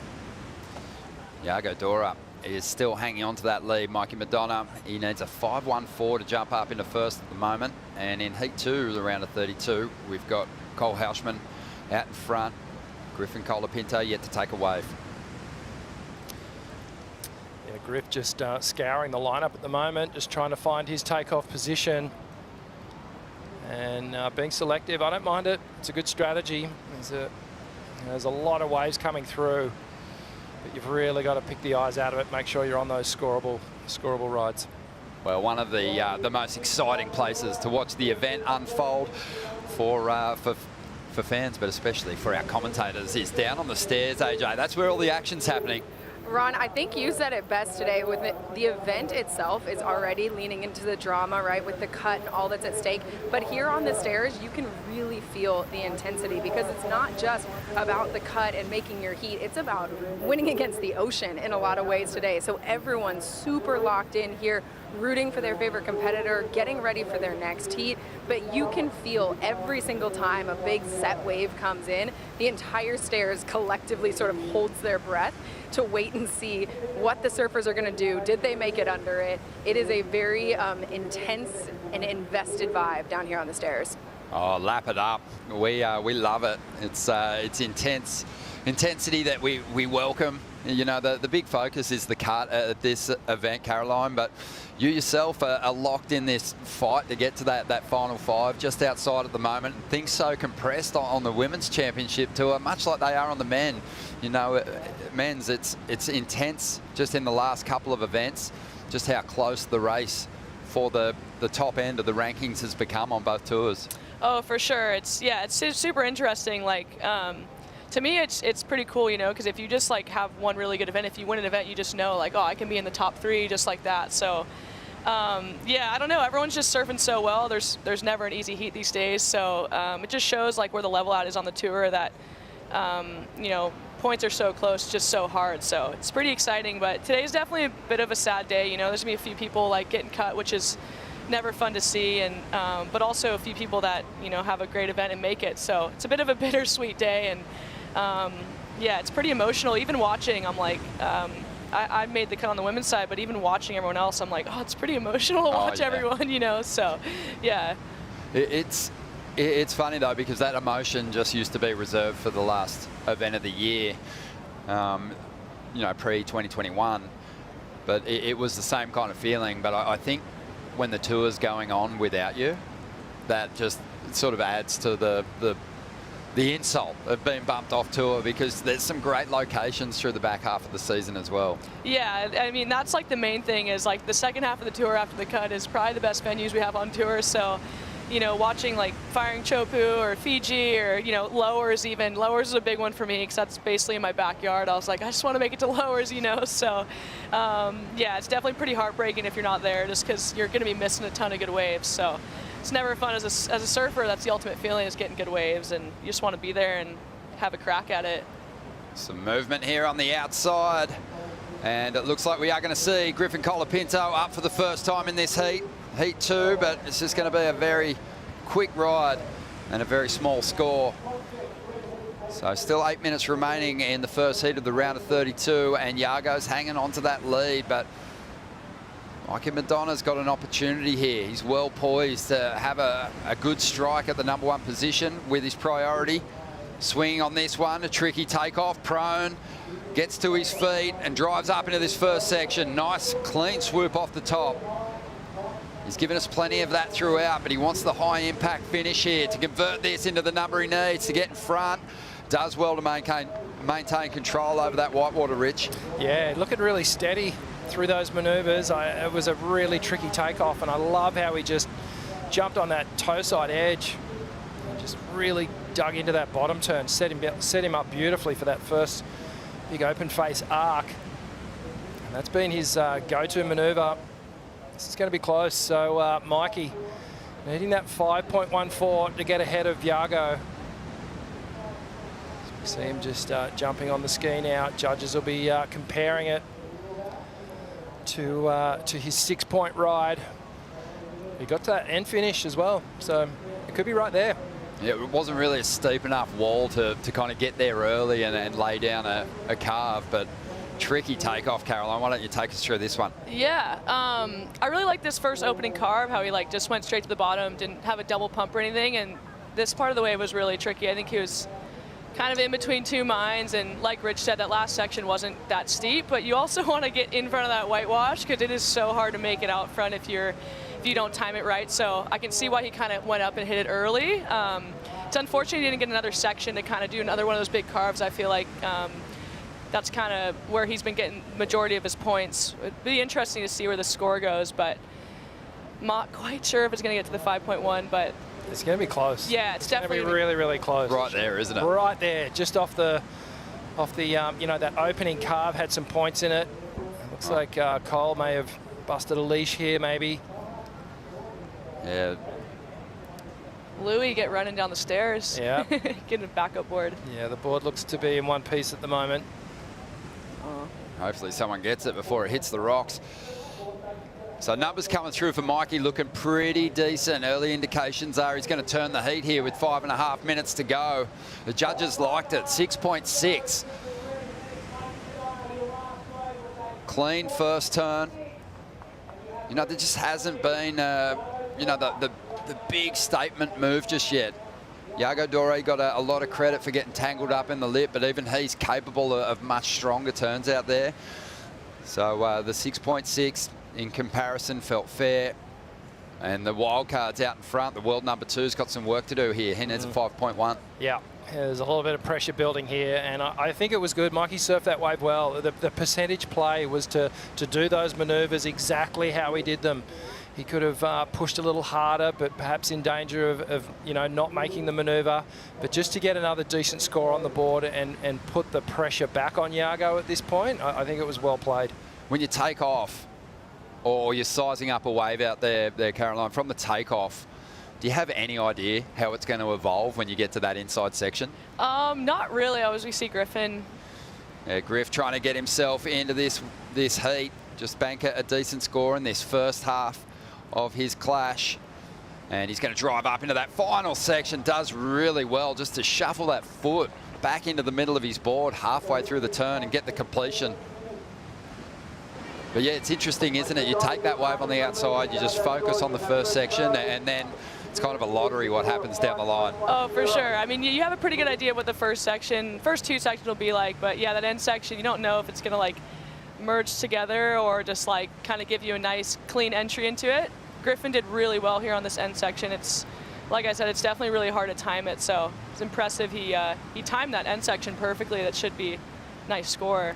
You see it in slow-mo. We get that final turn in slow motion. You'll see his foot actually slip to the left side of his board, and if he'd come down on that heel side rail, he's likely going to fall, but he somehow readjusted and shifted it back into the middle of the board. Here it is on the stone and wood replay. Yeah, just look at the wide stance here. So at this point now, the lip starts to throw. You can see that front foot just reconnecting with the board, but it was out of position.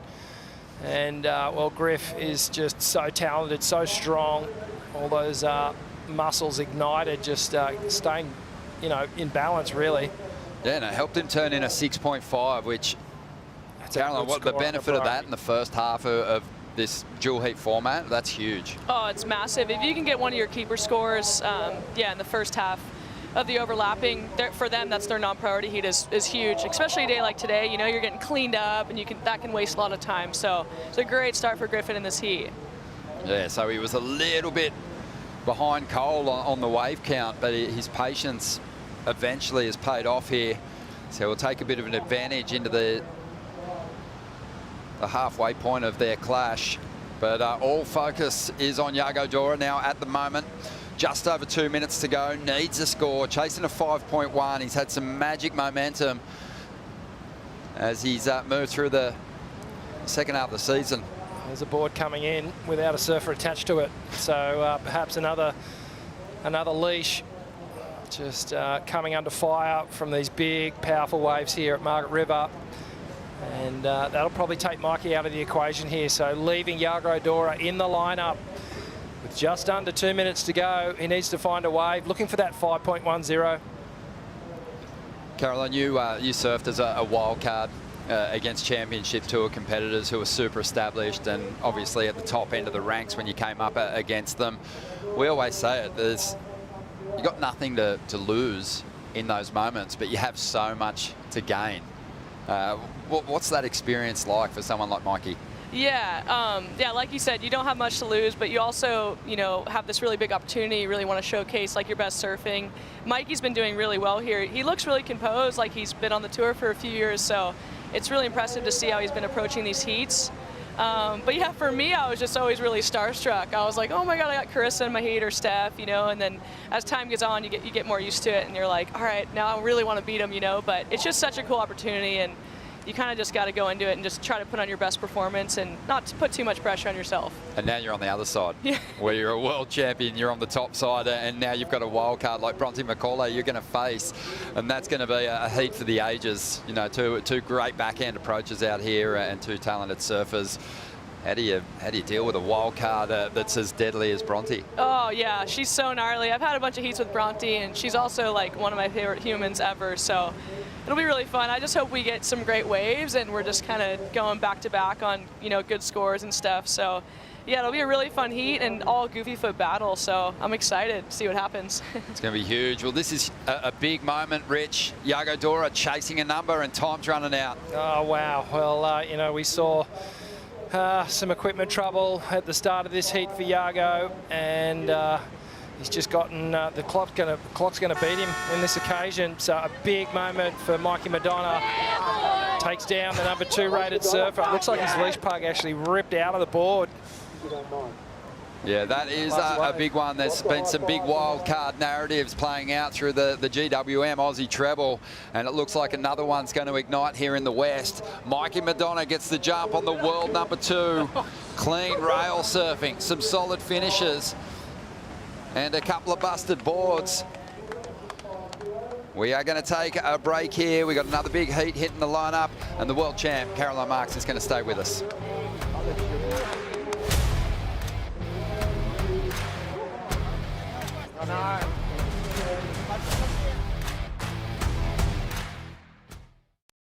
Dai, oggi rimanete qua?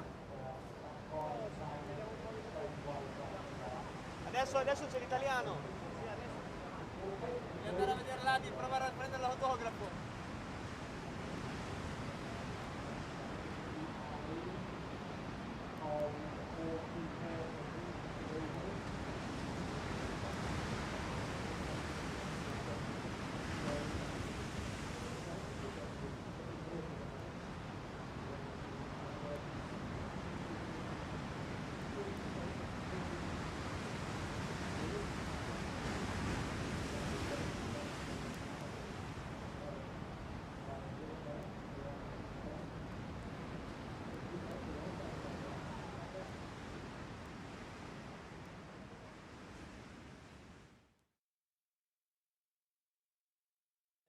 There's so much to love about Western Australia.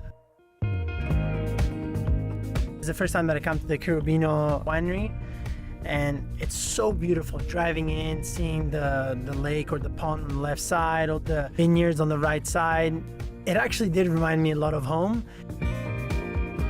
Kelly's always been my idol. I've learned so much from him. If anybody can do 1% of the career he's had, I think that's a very successful career. We're lucky to be here on just an absolutely spectacular day. Bunch of good friends, amazing meal, some wine tasting, a really great seafood and steak layout. If there's no surf, there's plenty of other things to do. We've done helicopter tours here, plenty of friends who go fishing, do kayak tours, all sorts of stuff. Lifestyle-wise, it's great here. Can't really ask for much more. I gotta pinch myself sometimes. Welcome back to the show, and we have the round of 32 unfolding for the man. Joining the lineup now in the dual heat format, Leonardo Fioravanti up against Ian Gentile. Should be a good clash, and Griffin Colapinto, Cole Houshman also out there in the lineup. Ronnie Blakey sitting alongside a former Trestles champion in Richie Lovett, and an Olympic gold medalist and world champ in Caroline Marks. Thanks for joining us, Caroline. Thanks for having me. This is fun. Great to get your insights on competing out here when the pressure's on in sizey conditions.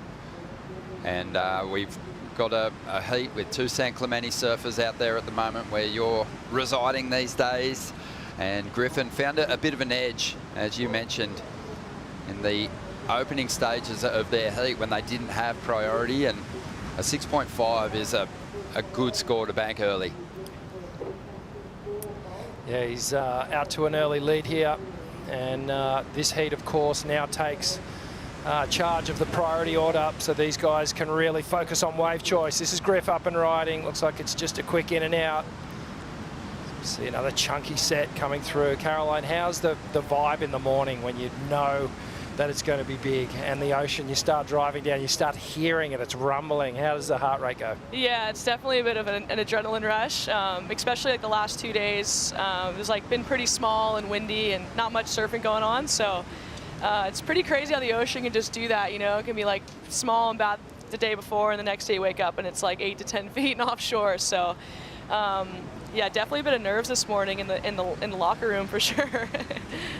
Oh, no doubt. The scramble for equipment, that's been a big conversation in the lead up to the arrival of this swell. Sounds like you haven't had to scramble for boards from anyone? No, I've had to do a little bit of scrambling, but we got it sorted out. But yeah, thankfully, like I said, everyone's, a bunch of the boys I'm staying with have plenty of boards to borrow from, so that's nice. We all ride Mayhems, which is great. But yeah, this swell's been talked about for like a week straight, so definitely been a little bit nerve-wracking, but it's provided, I mean, it's some incredible waves out there, and yeah, it's been really fun to watch. Talk to us just about this location and what makes it so unique when you think about all the other events on the schedule. Yeah, WA. I mean, it's definitely one of our most like beautiful venues. You know, it's like you saw before with Leo. You know, there's wineries everywhere and there's waves everywhere, and yeah, Margaret's is just like one little part of WA. There's just so many incredible waves around. I think as a surfer, that's just the best part. Okay, we've got Cole up. The big, powerful unit goes to town on the backhand. Surfing with a lot of speed here at the moment. 6'3", around 200 pound, over 90 kgs. So this is a guy that we kind of had sort of earmarked, Rich, as a major threat here in these bigger conditions. Didn't really get the big steep section to lay into there.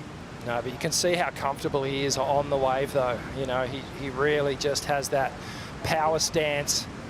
And on the backhand, I think, you know, if he finds one of those pockets, he's not going to shy away from it. He's going to give it everything. A couple of nice little hooks on that wave. First one at plenty of speed. As we look at the replay now, you can see Cole just sits on that bottom turn for a moment, gets the little grab rail. Now just does a couple of swoops here, just avoiding that final avalanche of white water, and he just cuts it early, which is, again, the smart play at this point. Just to get to that completion, he wants to start building scores here. 13 minutes on the clock.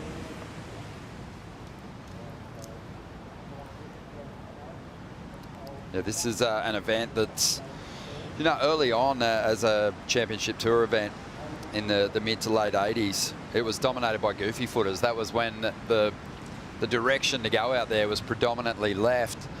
But since the focus shifted to the right, it's been dominated by regular footers, getting them back over the goofs. We've had 9 regular footed champions here, CT champions in the West, and 6 goofies on the men's side.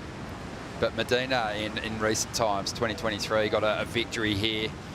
I'm sure that sort of elevated the confidence level for a lot of the powerful goofies that we've got on the men's championship tour. And on the women's side, Tatiana has had a victory here, and you know, I don't really see there being a disadvantage to being on your backhand out here, Caroline. Do you sense that? Yeah, I don't know any different, but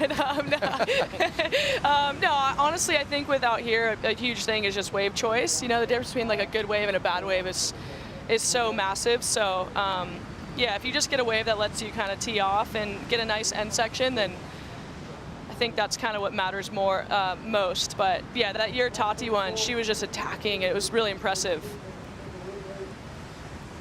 All right, we've got just over 11.5 minutes to go, and it looks like Griffin is going to look to back up that 6.5 here. Doesn't get a whole lot out of that first section, but this guy's got the kind of committed end section hits that can convert an average start into a pretty big number, and he goes to town. Unfortunately, gets ankle tapped by that just sidewinding whitewash. That was strong. And a missed opportunity there to put some more pressure on Cole. Yeah, unfortunately, Griff just not able to ride out of that final turn. Jeez, he accelerated through that. It's like he hit the little turbo button as that side energy came through that wave right at the moment where Griff was turning. Yeah, he was on his way to upping the requirement, and still probably will, but that was pretty impressive, just how much acceleration he got through that carve. Yeah, sleepy cutback now. He just starts to wrap it back into the power source. Watch the speed here as he accelerates through this carve, drops down and just got caught on his heels as that whitewash starts to push him in the opposite direction. And an opportunity missed there for Griff. He would have really started to build some pressure on Cole. So here's a replay. This is what happened outside. A sleepy swoop off this top there, ducking and weaving through this inside section. Now Cole starts to power up. He gets that final finishing hack. Yeah, that'll be Cole's best wave, 4.17. And the requirement now for him, a 5.01. 10 minutes to go here. And while we've got a break, let's catch up with Mikey Madonna, who just beat the world number 2, Iago Dora. He's with Vaughan. Mike and McDonough, well, it took us a few events in this GWM Aussie Treble to get to see you in action, but it was worth the wait, mate. You've just taken out the world number 2, Yago Dora, in wild conditions. How'd you find it out there?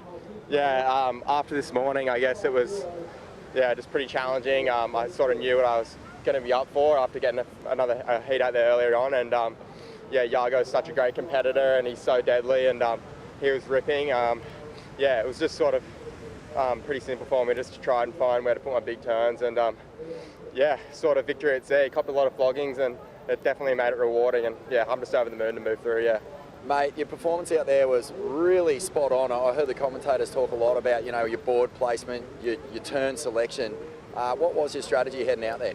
It was pretty simple. Me and Timmy just sort of spoke about, I think in the first heat, I was a little bit erratic. I made a few mistakes, and I think just trying to simplify that and look where to put my money turn. And, you're probably only going to get one big turn out there. It's pretty rare on a day like today that you get 2. So I think it was just simplifying it, looking where to put my big turn, and Mate, we know you're an emotional competitor. That win up at Snapper a couple of years ago, just incredible. Really let it all go. We saw the pain of just missing the cut. How much have you been just chomping at the bit to get this opportunity? Last year obviously stung so much. I think I experienced the highest of highs and the lowest of lows. So just for often to get a chance to compete at the big stage, I definitely feel like I belong here, and warm up and head into Newey and take a bit of confidence for sure. That's sick, mate, and I know the boys at home and the girls and everyone in Lennox is going to be losing their minds. Anything you want to shout out to those crew? Thanks to all my friends for my support. My mum, I love you, and Coach Woody. I've made you proud then, mate. Look forward to seeing the next round, brother. Thanks, Morno. Cheers. Yeah, that is a massive moment. To come up against a guy who's shown such incredible form in 2025, sitting in the number 2 spot and get the W, is a massive confidence build-up for a man campaigning to get onto this CT full-time.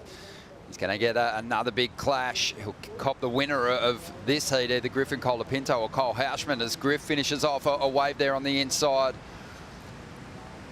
That's what he was after, just wants to continue to push this requirement up, Rich, for Cole Hauschman. Yeah, he's starting to get some reps, and again, you saw Griff just go for the percentage play there, just pull things back ever so slightly just to get to the completion. He did some nice clean turns on that wave, solid, just really reliable surfing from Griff, and just figuring out this lineup and figuring out a way to try and get through this heat. This is a replay of Leo's first ride. Nice big swooping carve, and this wave starts to stand up in front of him. He attacks that final section. The big layback hook under the lip. That's one of the best finishing turns we've seen all morning. Well, based on what we've seen so far in this round of 32, Caroline, this feels like it could go into the excellent range. Oh, for sure. That was so much commitment on that last turn, and even the first carve was really nice. That was a really big section. He honestly timed that so perfectly. So, yeah, for sure, I think we'll go excellent, and that was really impressive from Leo. So he's dolphins out the back. How was that? Late takeoff. As we watch the replay of Griffin Colapinto. Nice swooping cut back here. Griff just staying poised. And brings it all the way through to the inside. Hammers that final foam section coming towards him. And really strong finish. So good 3-turn combination. Big numbers dropping here for Leo. Yeah, Leo gets himself an 8. Does go excellent. Griffin Colapinto backed up that 6.5 with a 4.47. So the requirement for Cole now is 6.21. He's got priority. Leo's been surfing great this year, Caroline. He's sitting in that 10th position. Fell a couple of spots after the result at Burleigh. He had a 17th there, but people have been talking about him being in career best form. Have you thought that watching him surf this year? For sure. I mean, the way he was surfing that pipe was incredible, and he doesn't have many weaknesses, Leo. Like, he's good in big waves, small waves, does airs, like really powerful surfer. So yeah, Leo's been so impressed with me this year, and I'm excited to see how he finishes. Some really good stops coming up for him, so it'd be really cool to see. But yeah, just been surfing amazing. It's been really cool to see his grit and determination as well. Like, he's just so motivated, and it's pretty awesome. He's going again. Yeah, he's getting the quick start here on Ian Gentile.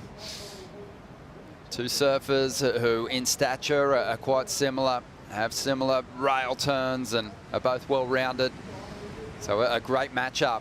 They're actually slated to surf against one another here back in 2023. Their only previous head-to-head matchup, but Ian Gentile forced to withdraw from that due to concussion protocols. And so Leo got the lineup to himself and put together a couple of big scores. As we see Cole Hauschman here just chipping away on a monstrous wave. Yeah, and a huge set behind it. You can see there, that's nearly closed out the entire bay here at Margaret River. So Cole gets a couple of good manoeuvres off there. Still needing that 6.21. Initial gut feelings on this, and often it is a feeling.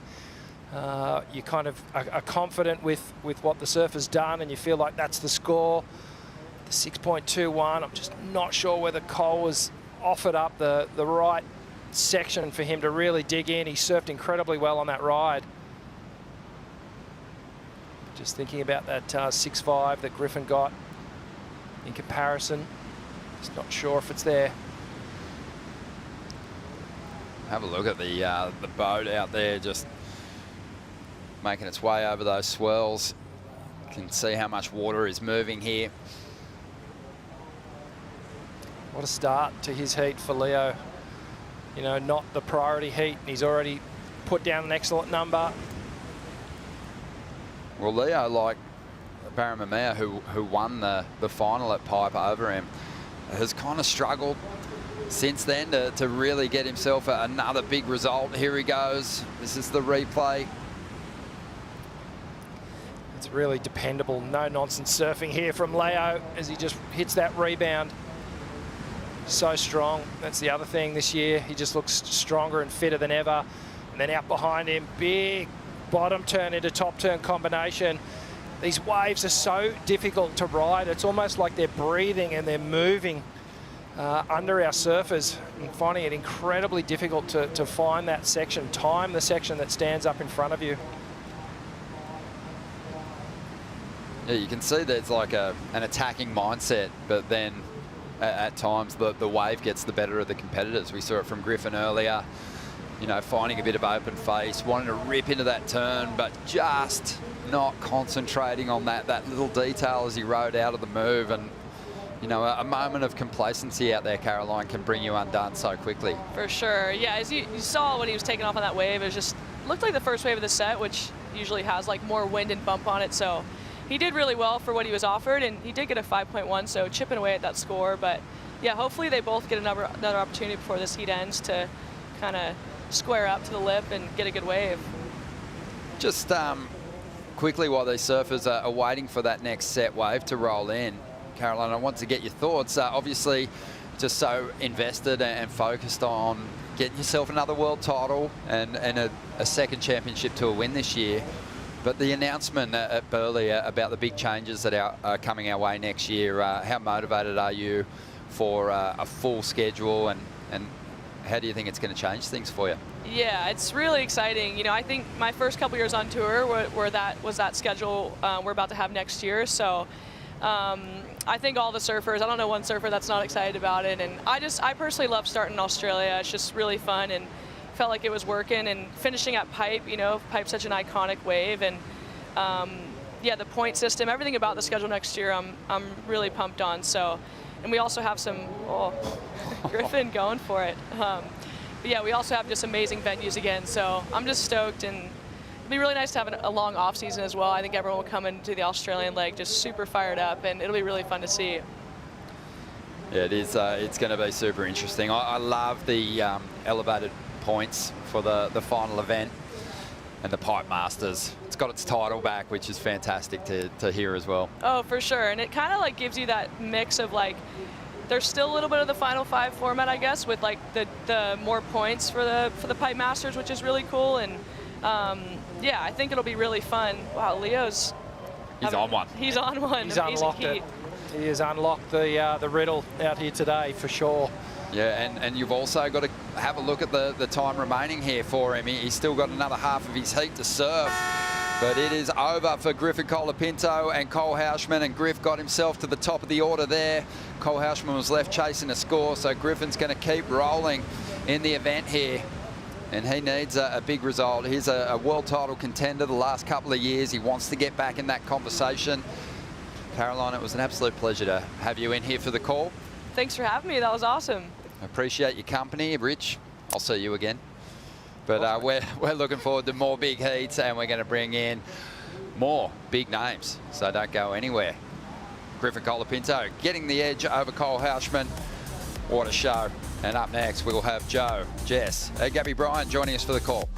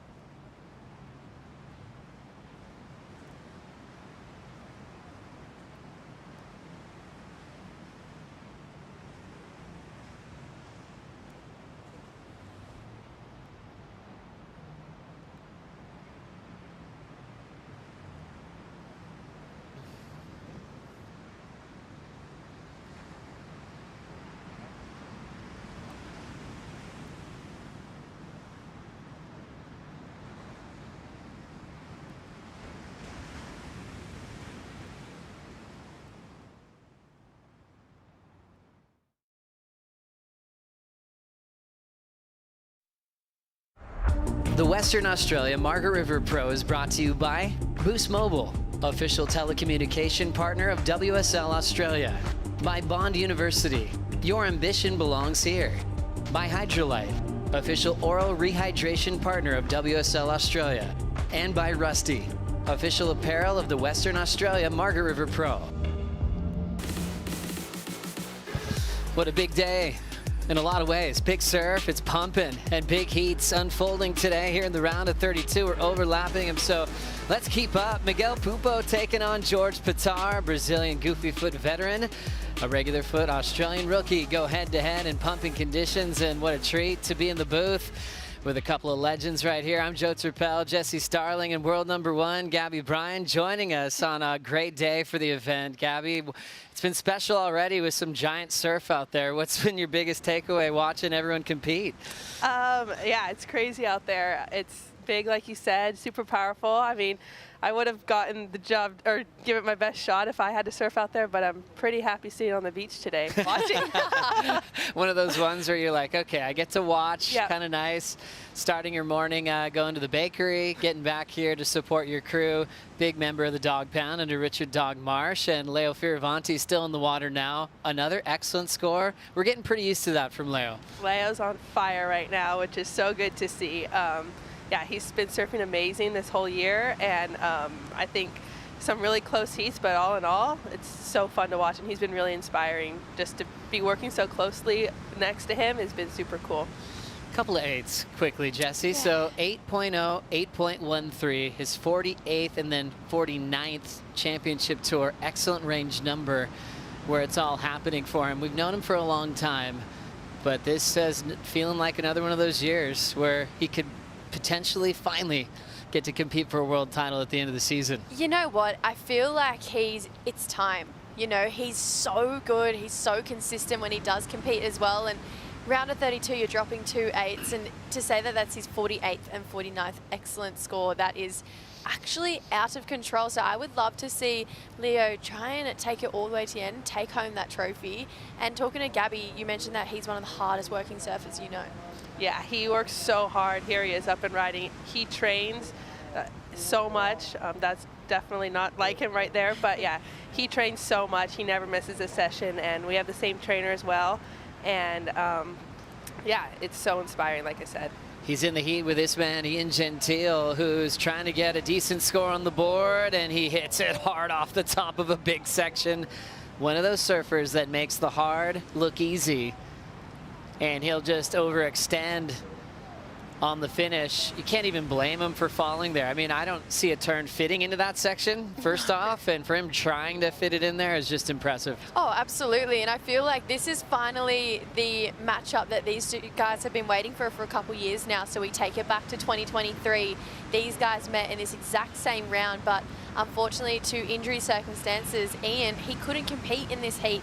So this time round, 2025, here he is dropping some pretty big turns on this first section. That is a big section, just glides out of it, comes round, stays super low. You can tell he surfs big waves a lot, and then there's that end section that he goes for, but there is so much water coming back towards his board, so damage was done before that one. Like that effortless approach, getting over to the water patrol. And Gabrielle O'Brien, I know you love surfing Big Sunset. You love that open canvas. We often make comparisons to here at Main Break on how you draw your lines. And watching Ian on that one, it shows that when you're comfortable using the power to your advantage, if you pick your point right, you can throw a lot of spray and really show the judges what you can do on a huge canvas, more than most you'd have on tour. Yeah, for sure. This wave is it's really important to get your timing right and your placement of your turns. I feel like just like one little spot out and you just can't get that full carve or throw the spray that you want to. And Ian's really good at doing that. Even in his last heat, he was on fire. So he did, yeah, 7.5 earlier today. So Ian into his second surf in today's action. Last score a 6.6 for Ian Gentile. Breaks the combination, but still needs a 9.53. Yeah, it's still a very solid score. 13.5 minutes to break it down in 2. It is actually a pretty tall task when you do consider the type of waves they're working with, the current, the wind, how big the surf is, and trying to find those waves that does allow you to get at least 2 or 3. Really loved his 6.6, so maybe just a bit of a confidence booster there for Ian, but he's comfortable in these conditions. There's definitely no doubt about it. And he had a great heat this morning, so I feel like he just needs to channel that, bring it on for the next 13 minutes. Non-priority heat getting started now. Some surfing. Miguel Pupo is able to tag that first section. Tough one to hit, but still with control. Puts his head down, throws a nice arc, and always so smooth in transition. Picked a great spot for a backhand float with an air drop. He's got to smile his way through that one. Not your just ordinary backhand float finish, is it, Gabby Bryan? no, definitely not. That was such a gnarly section, and Miggy timed it so well. And there truly is no better feeling than when you hit that and you know you're going to ride out, because you're just like, oh my gosh, I made it. Like, I'm good. So that smile is, I would be doing the same. And especially on your first wave, Jessie, that would feel great. Oh, absolutely. That's such a big confidence booster for Miggy. And yeah, I think you could tell the energy. Let's take it down in the Stone & Wood slow-mo. So he comes off the bottom here, so technically good. That's a pretty hard section to navigate. Comes off the lip. You can tell it really has power behind it because it almost knocked him off. Comes back around, buries that rail, digs it in hard to do a carve here. And then this is the turn that we're all fangirling over. So he bides his time, waits along the bottom here, big section, floats up and over, air drops. You can see re-engages the fins as he hits the foam, and just got himself out in front of it. They are hard to do when it's 2 foot, let alone how big it is today. So very impressive from Miggy. Gosh, great to see that. Miguel Pupo qualified a long time ago. Rookie class featured Gabriel Medina and John Florence, one of the best of all time, to come up against the top 34. Relied on his talent first. He was just that good. And then he finally started putting in the hard work to turn in now his best performances to date, winning in Tahiti a couple of years ago in a shootout with Cowley Vost. So the priority heat down to 11 minutes.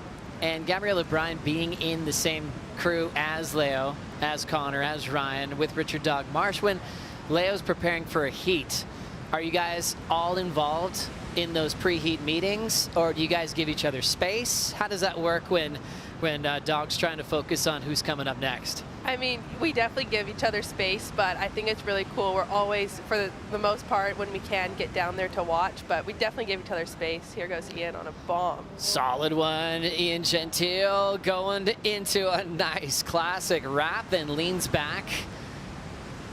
He's got a real cool style, a lot of range with his height, and it just pops off the lip. Air dropping floats have been the recipe on the last 2 waves. Ian's version in the heat against Leo, putting together a couple of good comeback waves in this one, Jesse. Yeah, definitely. And I'm just thinking, we take a look at Miggy's last wave. It came in at an 8 for a very similar end section. Not gonna lie, Ian had me on the edge of my seat, wondering if he was gonna ride out of that one, but that whitewater, he just kept out in front of it. Let's break it down in the replay here. So, Ian, big looking wave. Gabby said it's beautiful from the start. That turn, skipped the fins out, but managed to re-engage, comes back around and just holds that line. This is really similar. We're just seeing a natural footer wave of Miggy's that end turn. Huge. And here I am thinking, please hold on, because if you can finish, this is a great score. I'm loving this close up here. Look at the size of that lip, and he's just going to free fall all the way down off this floater and just ride out with completion, getting a great score here for Ian Gentile. Looks to fall off a couple times before, but manages to hold on. This was a really great ride for Ian. The ability to recover and show it as a strength. I think we saw that a few times from Jack Robinson at Bells. When he does a big carve, if his fins pop out or he slides, he turns it into like, I meant to do that. Like you're so good being center over your board, you can recover brilliantly. And I think Gentile did that more than once, especially that first turn where the rail disengaged. But with his mechanics being so solid, you're like, you know, I'm going to end up leaning back on this. And it's like you come up with so much speed to be able to adjust on the fly like that. Reason why he's one of the best in the world. Yeah, for sure. And I think Ian's style is just so unpredictable, and that's what brings the excitement every time he stands up. Like the way he releases the fins sometimes, like what stands out to me was like his performance in El Salvador is just mind-blowing, and it's really fun to watch. Oh, so much fun. Now, obviously the waves are really popular to watch here, but it's maybe more popular, just as popular as lunchtime in Margaret River. Let's find AJ. Well, the surfers getting all the fuel they need here because the waves, intense, powerful. Bahina Fierro with us.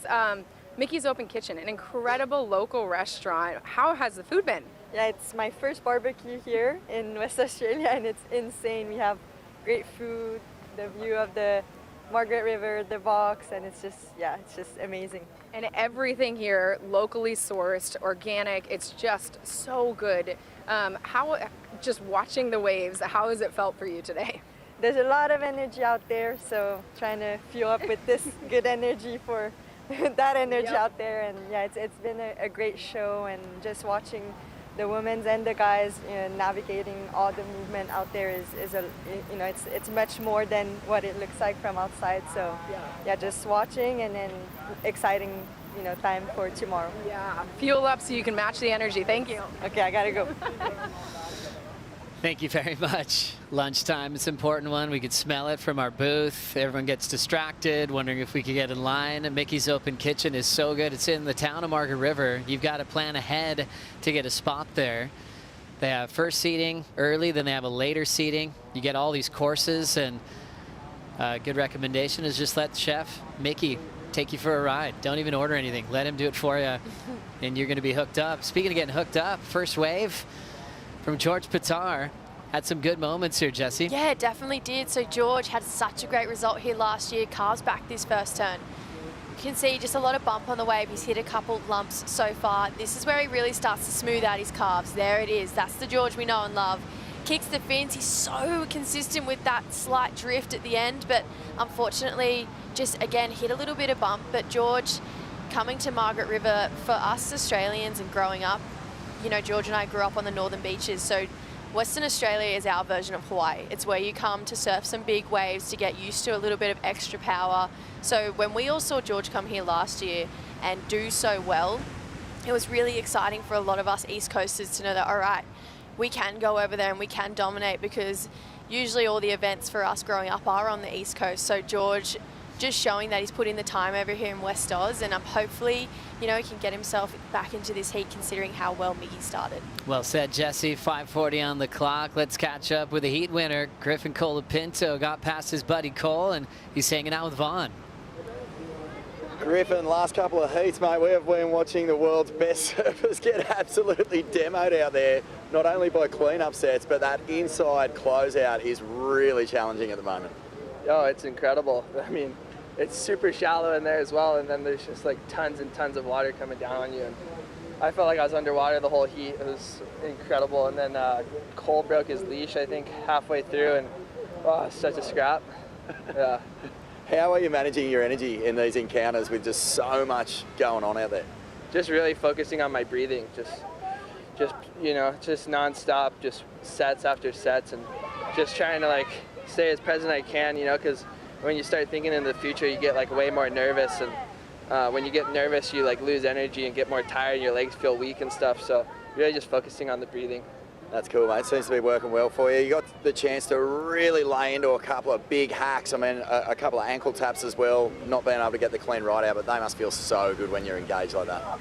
Yeah, the one I had where I got ankle tapped at the end felt really nice. And I was on a 6.5, which I feel a bit longer than most of the guys right now. So, just for catching waves, I felt it really helped. And then getting out in front of it helped a lot.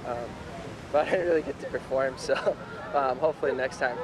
Well, mate, you'll have Michael McDonough in your next heat. The other good news is you've gone up another 2 places on the rankings to 13. That's great news. That freaking cut's been looming in my head for, I don't know, 5-6 months now or whatever it was. So ever since I started looking sketchy, I was like, uh-oh, this cut's gnarly. And yeah, it's kind of hectic because everyone's like in that zone, keeps matching up against each other. So definitely a crucial one for me. And, next contest is lower, so really would like to be there. For sure, man. And Mikey, just your view on his performance against Iago was a massive giant killing performance. Yeah, for sure. Mikey's an incredible surfer. He won that snapper contest, and was that 2 years ago? And yeah, he's an incredible surfer, and he probably deserves to be on tour like a couple of years now. But yeah, hopefully he's finding his feet, and we can have, I don't know, it might be at the box tomorrow, I'm hearing, so that'd be incredible. That would be great, mate. Congratulations. Stoked to see you get through into the next round. Yeah, thank you, and shout out to all my friends and family at home. Really means a lot, all the support you've been sending. Definitely a big pressure week, so yeah, every little prayer and support counts, so thank you. Well done, mate. Thanks, Vaughn. Thank you, Griff. He's always tapping into deep meditation, positive thoughts, feels connected to everybody back home in San Clemente, California. And it's been a different year for Griff. He's been sharing that journey with us. He's had 2 years where he's finished 3rd in the world, and he didn't have that kind of start that he has been used to the last few seasons, but he's heading in a positive direction, up 2 spots on the live rankings with that win over Hausman, now to 13. Remember, Rio Waida has already qualified, so getting close to getting confirmation there. The scary spot to be in are the shaded names. They've been knocked out of the event already. We're seeing Seth Moniz, he's already down 3 spots. Hausman, who lost to Griff, 17th. Alejo down to 18th. Cutoff is at 22, and man, it gets emotional when you're done surfing and you just got to sit there and watch, Gabby. Yeah, I've been in that position before. I think 2 years ago I was out of the contest and came down to 1 heat, and I couldn't even watch. It's such a pressure cooker. Leo just demolished this wave. So fun to see him just lighting it up out there. That turn was massive, and just there's so much more water moving out there than I can even like explain from sitting here. So what he's doing is incredible, and he got a 9, so I'm so stoked for him right now. He's hitting the lip like it's head high. Yeah. And it's bombing. It's unbelievable. Leo Fioravanti already had 2 8s. Well, this one is a 9, Jesse. Yeah, this second turn was crazy. We were watching this while in the interview, and all of us just pointed at the screen. We were like, wow, Leo means business here today. And look at that scoreline, a 9 and an 8.13. People are stressing out about surfing out there. Leo just looks excited, revved up. I reckon we leave him out there for another 40. See what else he can do. Yeah, totally. He's on that kind of run. And then on the other side, it's like Leo's getting a 9, and Gentile with another broken board today. He broke his board he planned on riding in the contest before the day started. He actually didn't even ride a wave on it. Got caught inside, broke the board in half. He's like, well, now my selection is getting easier. And now I don't know how many more boards he has in this quiver that he'd want to ride on a day like today. His wave before was a 7. Also has a 6.6, but he's comboed because of the domination of Gabriel O'Brien's teammate, coached by Richard Dog Marsh. A 9 and an 8.13. There's the front half of Ian's board. A really tough one for Gentile, who got the call up this year, being the replacement surfer for Gabriel Medina during his injury, and had a tough time really making it through the later parts of of the contest. And so he'll be looking at the Challenger Series moving forward. Such a positive human being. Love catching up with Ian. And he's got so much great surfing left in him. Can't wait to watch him compete for the back end of the season, Jessie. Oh yeah, definitely. This is just a bump in his career. That's all it is. I mean, if we think about some of the greats on tour right now, Ethan Ewing, he fell off after his first year on tour, and now look at him. So I just think everyone goes through it. Everyone has that moment where they're like, wow, okay, I'm back there. And some people say, okay, I'm done. And some people, it revs them up so much more. So hopefully that's the case for Ian. One of the best heats for Leonardo Fioravanti. Unbelievable performance as he's flying hot into the round of 16. We're going to hang on to Gabby Bryant for the conversation, and we'll be right back.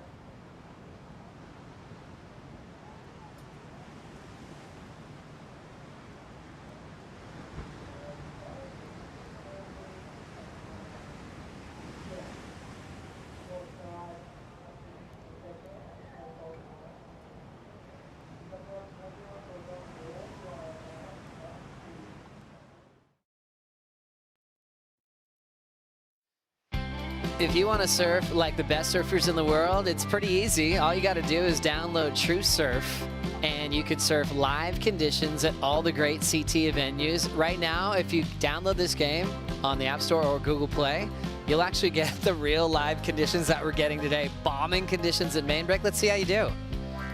Download it today and play for free.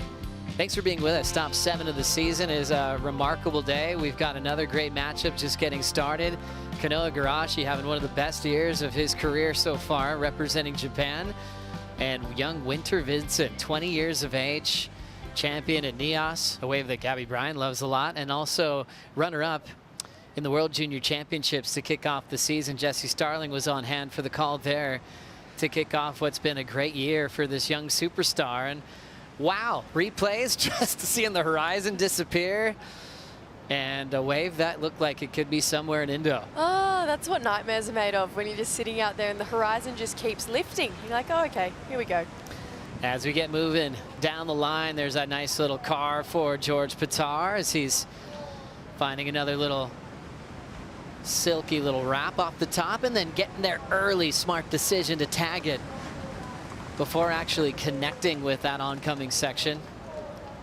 Sometimes you hit the section, your board explodes. It's hard to ride away from. So George getting some quick learnings here last year that took him to a semi-final finish. Growing up, super competitive with Joel Vaughn, and both pushing each other a lot to get to this stage, both qualifying in the rookie class at the same time. So George and Miguel now move to the priority heat, and let's break down some surfing. Gabriella Bryan, what'd you see on this one? Oh, he really laid into that one. And then this middle section can be so tricky because you're anticipating the end, but I really love how he got there early. It's so crucial to get there early. That's something that I try to do, and it was just a really clean wave, so it'll feel really good for George to get back out there and have something on the board. Can I ask? Yeah. When it's big like this, because I've never tackled Margaret River at this size, when you're coming towards that end section, are you still just thinking, oh my gosh, where's the reef? It's definitely in the back of your head for sure, but I think I can vouch for all the surfers that we are going to hit that section no matter what. I mean, it's all on the line, so you know it's there, but maybe you're trying to imagine that it's definitely not, hopefully not where you're going to land. So yeah, I mean, you can kind of MacGyver your way around it, but I think about it for sure.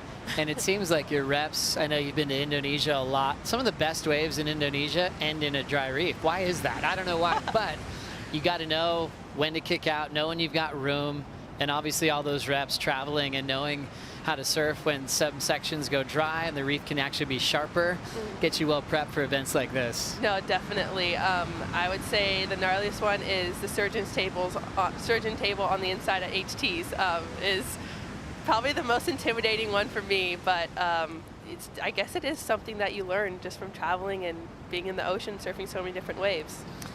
More waves on the way here, and we see a paddle, and now up, setting up a nice low bottom turn is Kanoa Igarashi,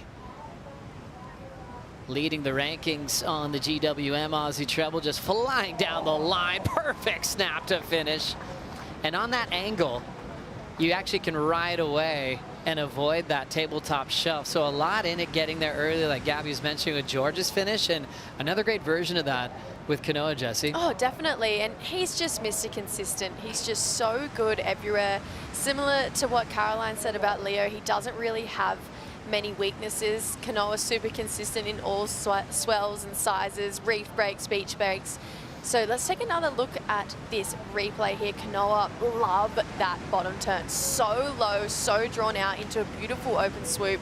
And then here you can tell he's getting speed to come at this end section, lays into a turn and gets around the reef with so much speed. So different approach to George, didn't have that check turn in between, decided to come from this carve, generate speed across the reef here so that he could use that speed, push into that turn and get around it all in one. So really smart read there from Kanoa Igarashi, and that's a great start to his heat up against the wild card, Winter Vincent.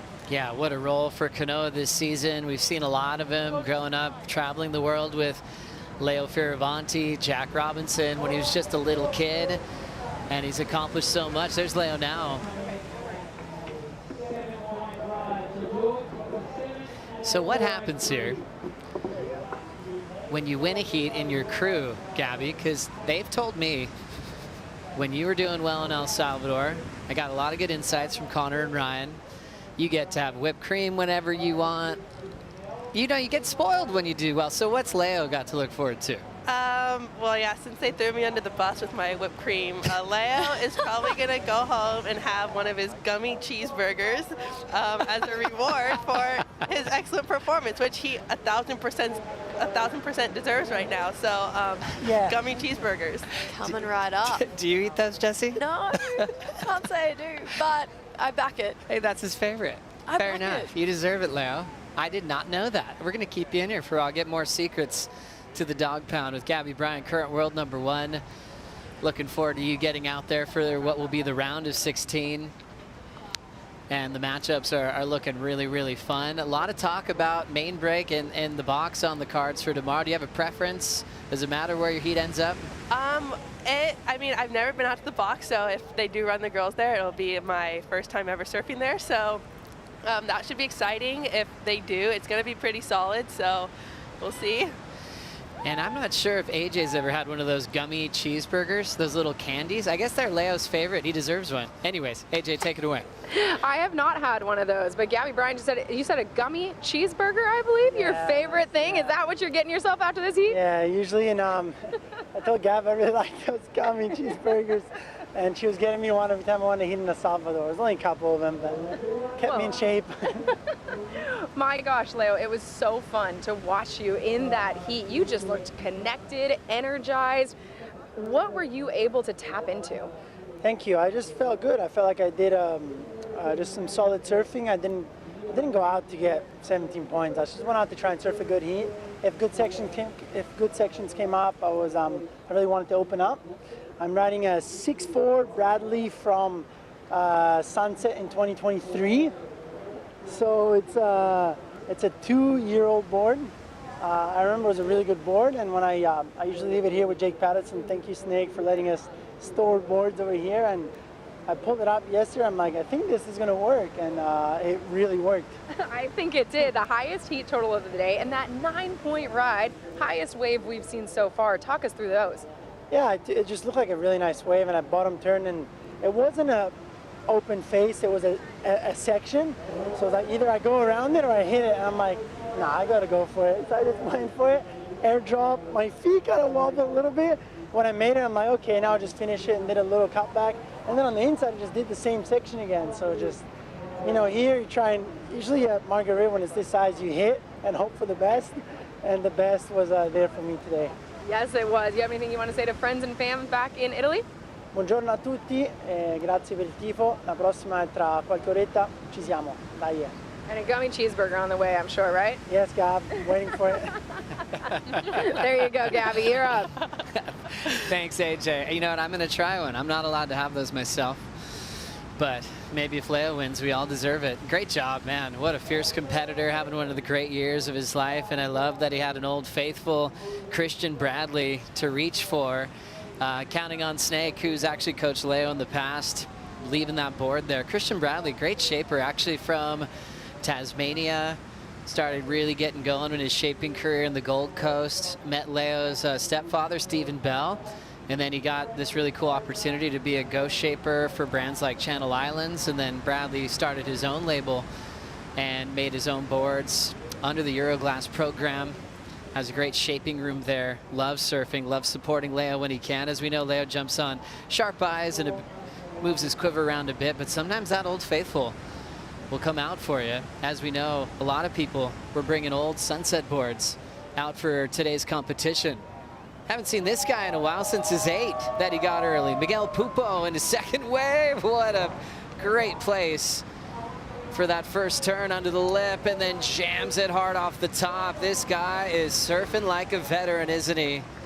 Wasting no time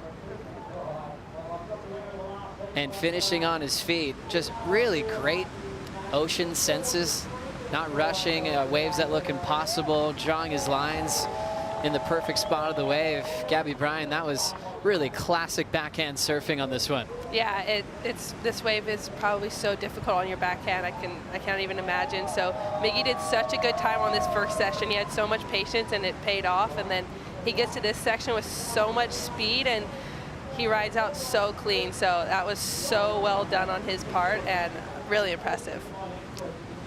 Now we've got Miguel Pupo climbing up. That'll go with his 8-point ride. Fun time to be breaking down pro surfing with Jesse Starling and world #1 Gabby Bryan. I think I brought this up the other day to you, how crazy it was, that shot we had on you at Burley, and it was like checking in, grabbing yellow, and just going boom, there it is. You know, what did it look like? What does it feel like, you know, leading the tour coming into this event? It's a crazy feeling. The Gold Coast was the first time I've ever felt that, and I think that maybe you saw this, my second heat that I grabbed my jersey, because my first heat I put it on and walked away as fast as I could because I was like, oh my gosh, everyone's looking at me. But it's such a good feeling to come into the last event before the cut wearing yellow. Never felt that before, and yeah, I really like it. And the top of the girls' rankings right now is so close, so we're all pushing each other so much, and it's really cool to be a part of. The story of you as the defending event champ as well, finalist before that, instant connection with the West. I mean, what a beautiful feeling now, not to be like, I need to save my spot on tour. Now you're like, yeah, I know I'm on tour, and it's all about points towards the title race. What a better feeling this year. Yeah, it's so much better, trust me. Yeah, I've just come into this event. It's one of my favorite stops, obviously, and big right-hander, so much power, which I think that's my favorite part. I see a section and it's so hard for me not to give it everything I got, and this wave can like handle that. So yeah, I love it, and no pressure of not being on tour next year. So love it. Love it. Here comes Kanoa Igarashi flying into screen, had the 5.83 opener in the non-priority heat winner, Vincent. Quick little redirect under there, and Kanoa will just tag it. It's looking really calm this year. He looks confident. You know, we had all these huge storylines going into his heat with Ethan Ewing back at Bell's, and he's like, yeah, cool. You know, that'll be fun. And he's also working a lot with Snake this year.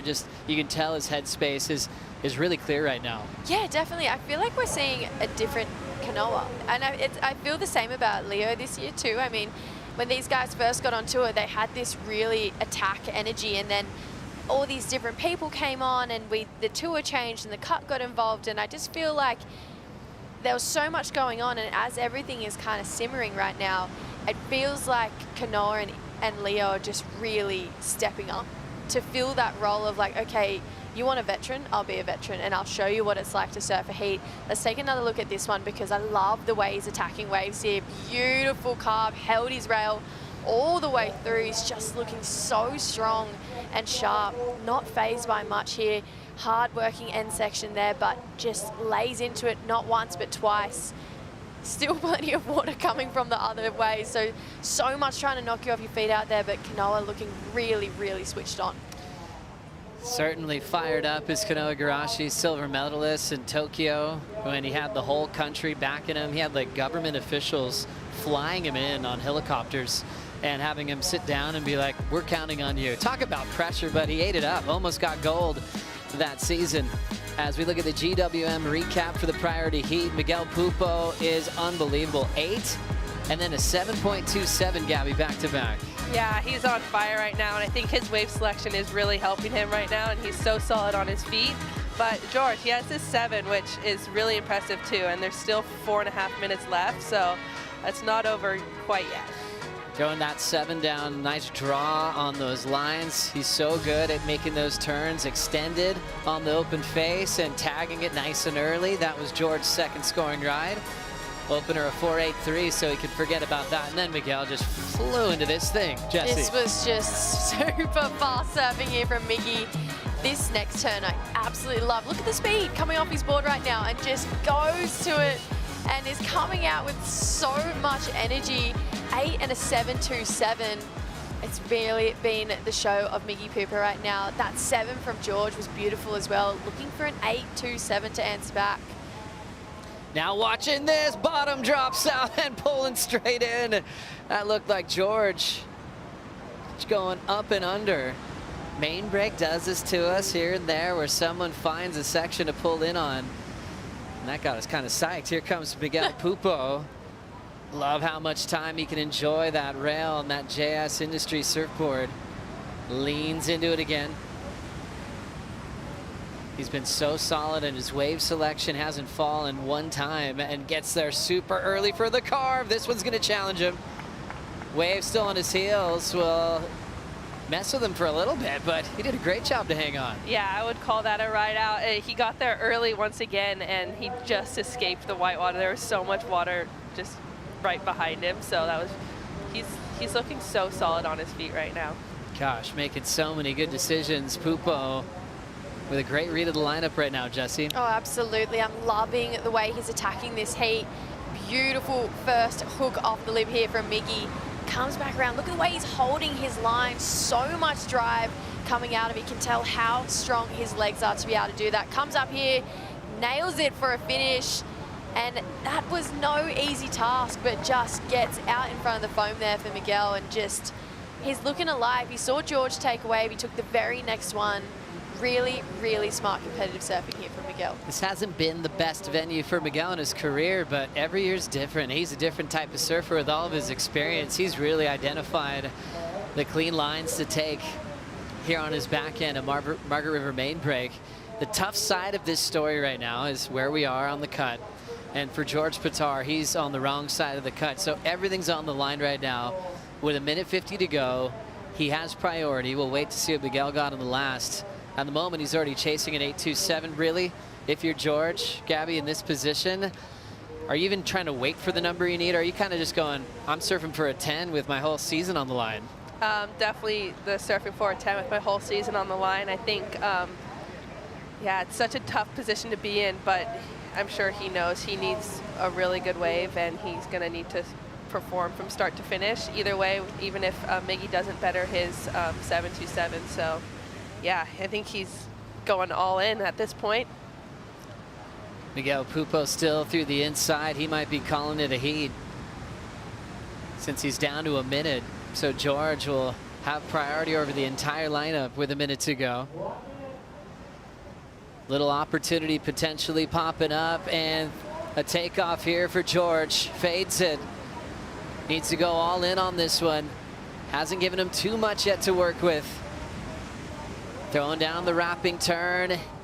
He needs this to really bowl up and attack. He does, puts a lot into it. George swinging for a massive turn. Miguel Pupo will hear the sound of victory from the tower announcers. And unfortunately for George, he'll be battling it out on the Challenger Series, as we now see Winter Vincent come off his board in the matchup with Kanoa Igarashi. There's just like a million stories happening at the same time in these overlapping heats when it's pumping. Yeah, this is hard, especially I'm thinking back to all the people watching in Manly. They've got George, who unfortunately just didn't make the cut, with their other boy Winter out in the next one. This is the reality of the cut, and you know, you can see on George's face right there, it is heartbreaking times down here when this does happen. And I'm not worried for George. He's such a consistent surfer. He definitely belongs on this level. But unfortunately, it is back to Newcastle. George Pitar had a great season on the Challenger Series. He was unbelievable as a wild card last year at the CT level. And that rookie year just went by so fast. We know he's still building. He's still so young. And we'll be watching every heat as he heads to the Challenger Series, as Miguel Pupo now moves on. Oh, it's such a clean heat into the round of 16. And we always want to thank Gabrielle O'Brien for her company, world #1, joining us on a day off. So thanks so much. Means a lot to us. Thanks for having me. It was super fun. Yeah, we'll do this more and have a blast tomorrow, no matter where your heat ends up. I will, for sure. Awesome. Thanks, guys. World #1, Gabby Bryan, into the round of 16 and defending event champ as well. Pupo walks up the stairs to victory as we continue with a round of 32. We'll be right back.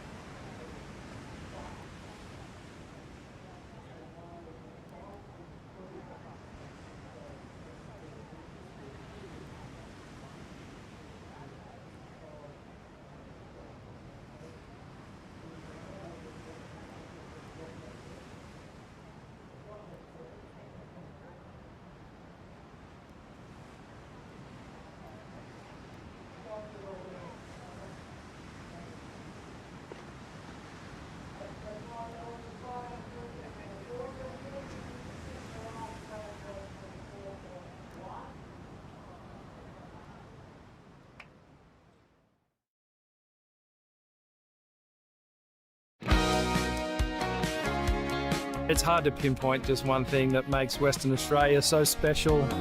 Abundant waves, beautiful landscape, incredible culinary experiences.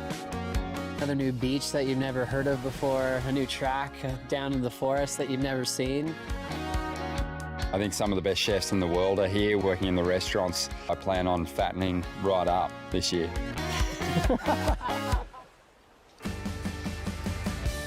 Always a good time in Western Australia. It's a huge state, the biggest in all of Australia. Wonderful country, wonderful continent, as we have two guys that have grown up in this amazing country. Liam O'Brien representing Burleigh Heads, Australia. Connor O'Leary representing Japan on tour, but grew up in a place called Cronulla with some legends like Richard Dog Marsh, who grew up there, Mark Occhilupo, Kirk Flintoff. He's proud to represent all those great goofy footers around the world, along with his Japanese heritage. His mom competed on the Japanese tour. Such a legend, so happy. And when she met Connor's dad, who's Australian, Finn, he works with plants. I think that's called a botanist, right? And is a really cool guy, always backing Connor. Now Connor's a dad, growing the family as they have the non-priority side of the heat. Winter Vincent is now finishing that wave. He'll be in the priority heat now with Kanoa Igarashi. As action continues here, Jake Marshall, Sammy Pupo are heat 7. We're flying through the day. As we see Liam in the water, we now move to him as far as being in the hot seat for the whole mid-season cut and surfing through the entire season.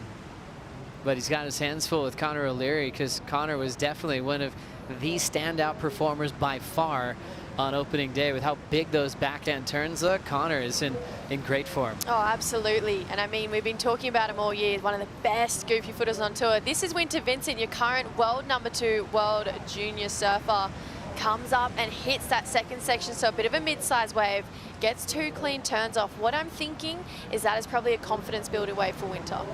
And now a nice takeoff, super clean from Kanoa Igarashi, and draws that cool lean back through the open face. Looks over his shoulder, finds the white water, tags it. And now lunging towards the end section. Wow. And still has room to play with that little backhand rebound. That'll drop him off on the inside as Gabrielle O'Brien moves out of the booth. We welcome back in Vaughn Blakey to join us on the call. Hello, Joe. Morning, Jess. Morning, Warno. Fantastic to see it from the field. Give us a little feel of the energy on the bluff. Yeah. And the excitement that you felt so far today. It's really serious out there, Joe. I mean, we're watching the world's best surfers get completely owned. I was talking to Griffin Colapinto after his heat. He was just like, mate, you can't believe how demoed you get out there, you know. I canvassed a whole bunch of crew this morning, actually, about what's worse, getting rolled by a big set out the back or having to deal with that confluence of energy on the inside. And it was pretty much split down the middle. Yeah, it's a tough would you rather, Vaughn. As we see a little check there from Connor O'Leary getting started in the non-priority heat. Nice composure, fading a little bit, didn't have a whole lot left. And he steps off. But yeah, one of the strongest performances we saw the other day from Connor. Built tough, he's really strong. Sometimes he has to surf his way into rhythm in heats, but it felt like he's had it from wave number 1 since he entered this event. Back to Kanoa's wave here, Jesse. Yeah, Kanoa, so much speed here, lays into that turn. How's the way he drove through just that extra 10% at the end there. Comes back around to finish this roundhouse. Big looking end section here, generates speed, and he is just so in flow with this wave. It's crazy to me to think that his only best result there is a 9th when he's surfing as good as that. Here we go, Connor on the backhand behind him. So we've been talking about how impressive he is. This is just a weird looking wave. It had a really tapered shoulder. Connor did a really great job of navigating what was going on in that wave, but there really wasn't a lot on offer. So just getting his heat underway here for Connor O'Leary. Of course, we welcomed his baby girl into the world, Romy Sakura, as so Steph. Big congratulations to her back at home, probably watching as well. And I mentioned it the other day, it really does feel like he's surfing for something more than just himself these days. Oh, it's beautiful. Super awesome time for the O'Leary family. 3-point ride for Connor on his opening wave. Liam's got priority once again. Liam on the hot seat. Vaughn, some of my favorite parts of the contest on the Gold Coast was finding you in the crowd with the burly board rider. Some of them would actually put you in a headlock in the middle of your cross. Yeah. Because the energy was all for Liam O'Brien, and that energy affected his performance in such a positive way. Yeah, well, he said that was the most nervous heat he's ever surfed. You know, that had the hometown crowd well and truly behind him. They lined the entire point, and he stepped up. He met the challenge, and, you know, this is a big opportunity for him to do that again, because, yeah, both he and Connor in this heat need results. Now seeing Connor O'Leary just tag that first section, flying down the line on that DHD. Wanted to hit that thing early and get away, but it ends up just chasing him down like a monster. Oh, it doesn't get easy to watch, does it, when that whitewater section just comes at our athletes and just takes them out. Every single wave I've seen this morning, and it just leaves you with a weird looking like facial when you see it, don't you reckon? It feels like, you know, whether it's getting rolled out the back or getting stuck in a situation like that, doesn't matter which one's worse. It's the one you're in that moment. That's the worst one. And Connor kind of, yeah, he got this first turn off. It was a beautiful, speedy drive. There's nothing better than watching this fella really have a big, open green face. Unfortunately, just the choice of turn there was a little bit in between. He never really hit the lip. I mean, can't really see a positive end out of that section. It was just too big, too powerful. Getting into this one is Kanoa Igarashi, leading the GWM Aussie Treble. He'll throw down the frontside slice and just running out of wave. So Kanoa hops out. Next one, bottom's dropping out, setting up for lobby. Liam O'Brien has a few steps, but he still wants to smash that section. Why not? Why not? I mean, if there's one thing I know about Lobby, is that he charges. He is not scared. He released a movie clip last year called Wandering, and if you go back and watch it, the size of the waves that he was paddling into and surfing was out of this world. So when I saw swell here this morning at main break, and I saw Liam O'Brien and the Conor O'Leary here, I thought, all right, game on. Both of these guys charge. They love a bit of swell, but Liam is not scared. We had, unfortunately, a cyclone hit the Gold Coast, and yes, we got some damage, but we also got some crazy waves, probably the biggest I've ever seen Burleigh in my life, and Liam was towing out there into these huge barrels. Tapper, one of the beach announcers there at the Burleigh event, he was calling them 20-foot barrels. He was like, it was the biggest he's ever seen Burleigh in his life, and it was just Liam and Toby Mossop out there. Tapper's been around since 1704. Yes, I've heard about this. Yeah, I've heard about this. He's seen it all. He actually Hope you're doing well, invented Tapper. surfing. Great musician as well. Awesome, great storytelling, always on the mic when we're at that Burleigh event. As Liam O'Brien has built that reputation, hasn't he? You know, in Hawaii, some of those calls at Pipe where it's been called off and the outer reefs are breaking and it's messy, not clean and perfect. There's like 2 guys out and you're up, yeah, that's Liam. Yeah. And then Waimea's pumping and he's out there in the afternoon. But he's also like, he's never spiking with adrenaline. He'll talk to you like he surfed 30-foot Waimea like he just got a cup of coffee. He's just always so right there. He's never redlining with adrenaline.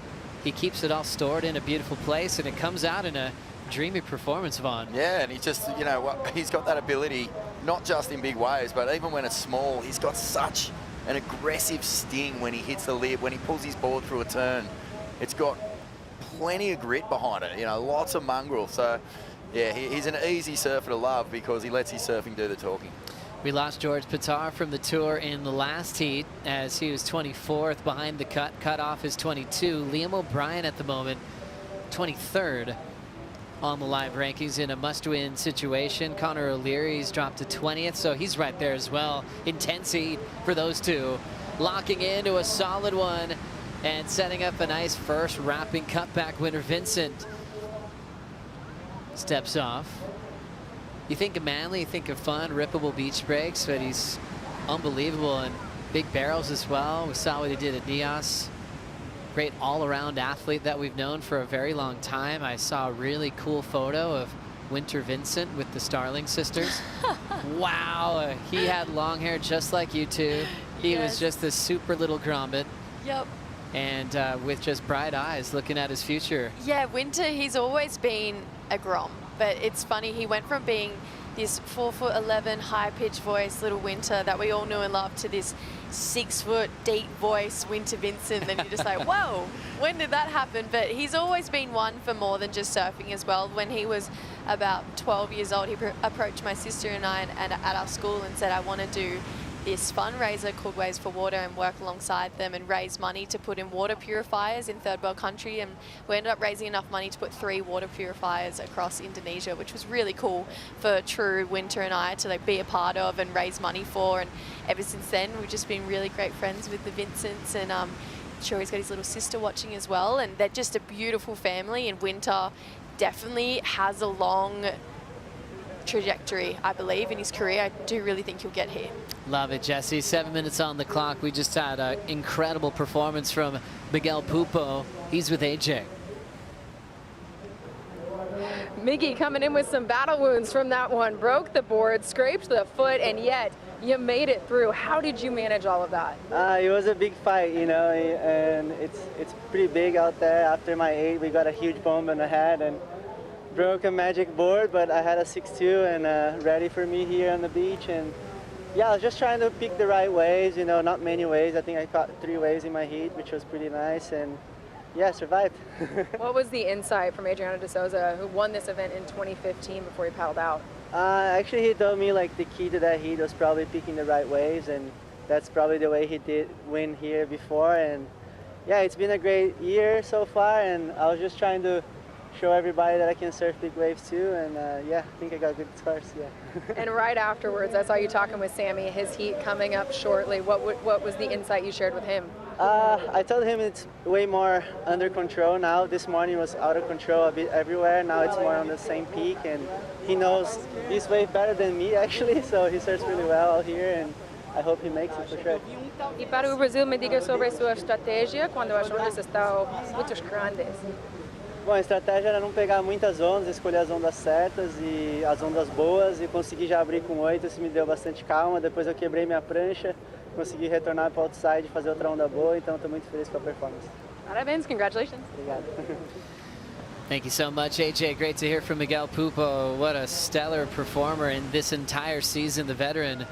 Going from strength to strength, now number 8 on the live rankings. Wow. So connected, obviously, to his younger brother. It's such a different year for Samuel, 27th in the world, who is taking on the on-fire Jake Marshall. Coming up next, Jake's having one of the best years of his life, and Sammy's been having some trouble getting some big results this year. Yeah, it's been a bit of a flip actually from the Pupo brothers, because unfortunately we did lose them both off the tour last year. But I just want to mention on Miguel quickly. This time last year he was ranked 26th in the world, and right now he's 8th. So just sometimes falling off tour and not making the cut really does breed a better athlete and a better competitor, and that is what we're seeing out of Miguel this year. But it has been a different story for Sammy. It's just been unfortunate run of a few elimination rounds, couple round of 32. I feel like he only really got his year started at Bells and then followed it up at Snapper, but hopefully he can get the job done. Kanoa Igarashi like the look of this right, using priority to set up a nice opening hook, using a lot of that rail. Pushing out into a foamy part of the wave. It's gone a little bit slopey on him, but he's hanging in there. We'll get another cruisy little wrapping turn. Low scores of 5.83, and still looks connected. Winter Vincent's best scores in the 4 range, so Kanoa would still be feeling really comfortable at this moment. Making a Bells final this year was awesome to see for Kanoa. Just another reminder that he's feeling really good this season, Vaughn. This is a classic performance of a guy who's at the top of his game. He hasn't been under pressure at all in this heat. He was busy in the first stages of it to get a couple of mid-range scores, but he applies the pressure with a 7.33 off the bottom. Nice swoop back to the power source. This wave doesn't offer up a whole lot, but with every wave he gets, you know, he just continues to put young Winter Vincent just under the hammer a bit. And, you know, for Winter, this has been an amazing opportunity to get to surf a heat against the world number 3. I spoke to his coach, Mick Kane, earlier. He was like, mate, this is what you dream of. You know, when you paddle out, you want to paddle out against the absolute top guys. You want to feel the energy of what it's like to surf against them, understand the way they move around the lineup. It's just have fun. You're not building a plane. Get out there, do what you want. Yeah, I mean, I don't know how many planes people build in their spare time, but good advice. That's great I mean, advice. if I was building a plane, even a model plane, that would stress me out. So that's good advice. I think it's fantastic. I'm going to use that. Yeah. Well, look, there's just some things out there that are challenging, and if it comes to instructions, I'm not really that clued in. So I can really take a lot from that advice. Thank you, Kane. Well, I think it's just a good reminder as well of, like, this is what you're surfing for. These are the heats you're going to want to be a part of, and if you feel nerves, you got to turn it into a good thing. Pressure is a privilege, and you want to feel it at the highest level. Coasting into a wrap. Winter Vincent now drawing off a big section, spending some time up there and trying to really surf that section up. It's really hard to attack it at this size. But he's got a real flowy type style, real clean reads. His technique just looks comfortable. Love his style. Super easy to watch. And yeah, going down there is not going to help him with a minute 50 to go, but it's just leaving me with wanting to watch him surf more. Liam O'Brien, little wrap. Let's see if this wave gets going. Remember, intense heat for the mid-season cut for both stories, Connor and Liam O'Brien.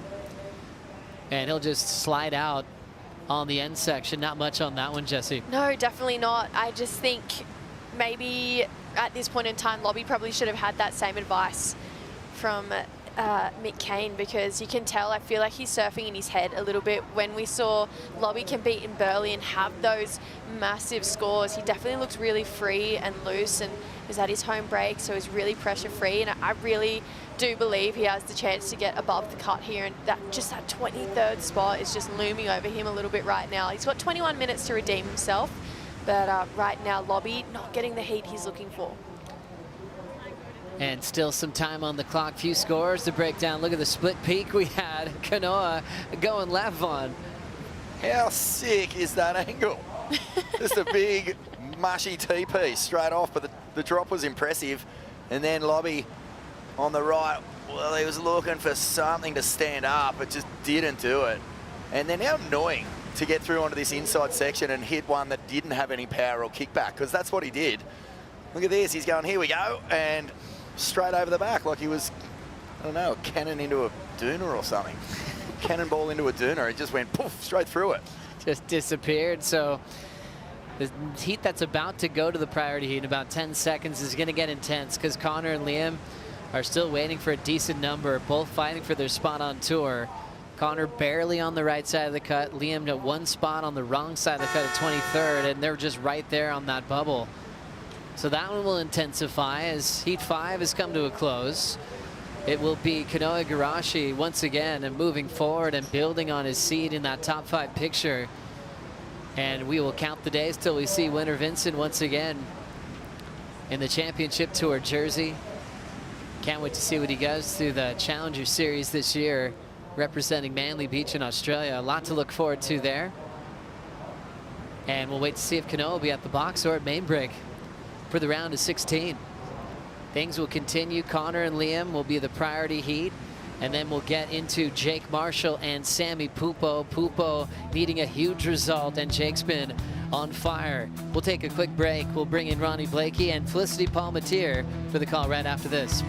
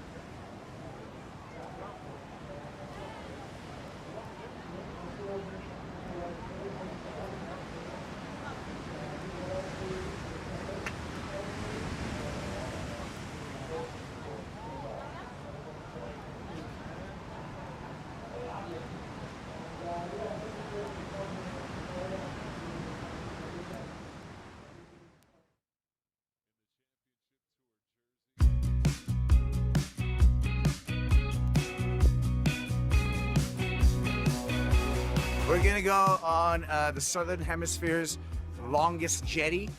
It's so long that we take a train out there.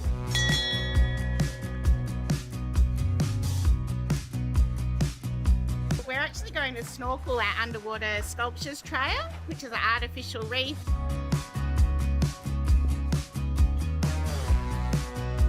Beautiful. So amazing swimming between all the pylons and seeing all the fish. Today we're serving some local fresh produce. We've got Kirimassa kingfish, char-grilled octopus, the romesco, scallops from the Abrolhos Islands, basically everything local from Western Australia. Western Australia is the type of place where you really come and connect with nature, and I don't think you feel it anywhere else in the world. We love our time here in the West for the Margaret River Pro. It is stop number 7. We know it is a dramatic event. The cut will be taking place, and for some of the surfers entering the lineup, there's a lot on the line here. Jake Marshall, the Californian, out there in the red, taking on Sammy Pupo, the Brazilian, who'll be in the white jersey. This should be a good one. Jake Marshall, he can solidify his position in the back half of the year and onto the 2026 calendar if he can win this heat, Flick. Yeah, it's a big heat right now. I mean, obviously great stuff for Jake, but then on the opposite side of that, you've got Sammy sitting there who obviously below the cut needs a big result here if he wants to keep this dream alive. It looks like we've got some action. Yeah, here we go. Here is a guy that's been in unbelievable form through the last couple of events, has been comfortable with his performances in the opening stages of the season. The big results weren't coming, but he's starting to collect them now.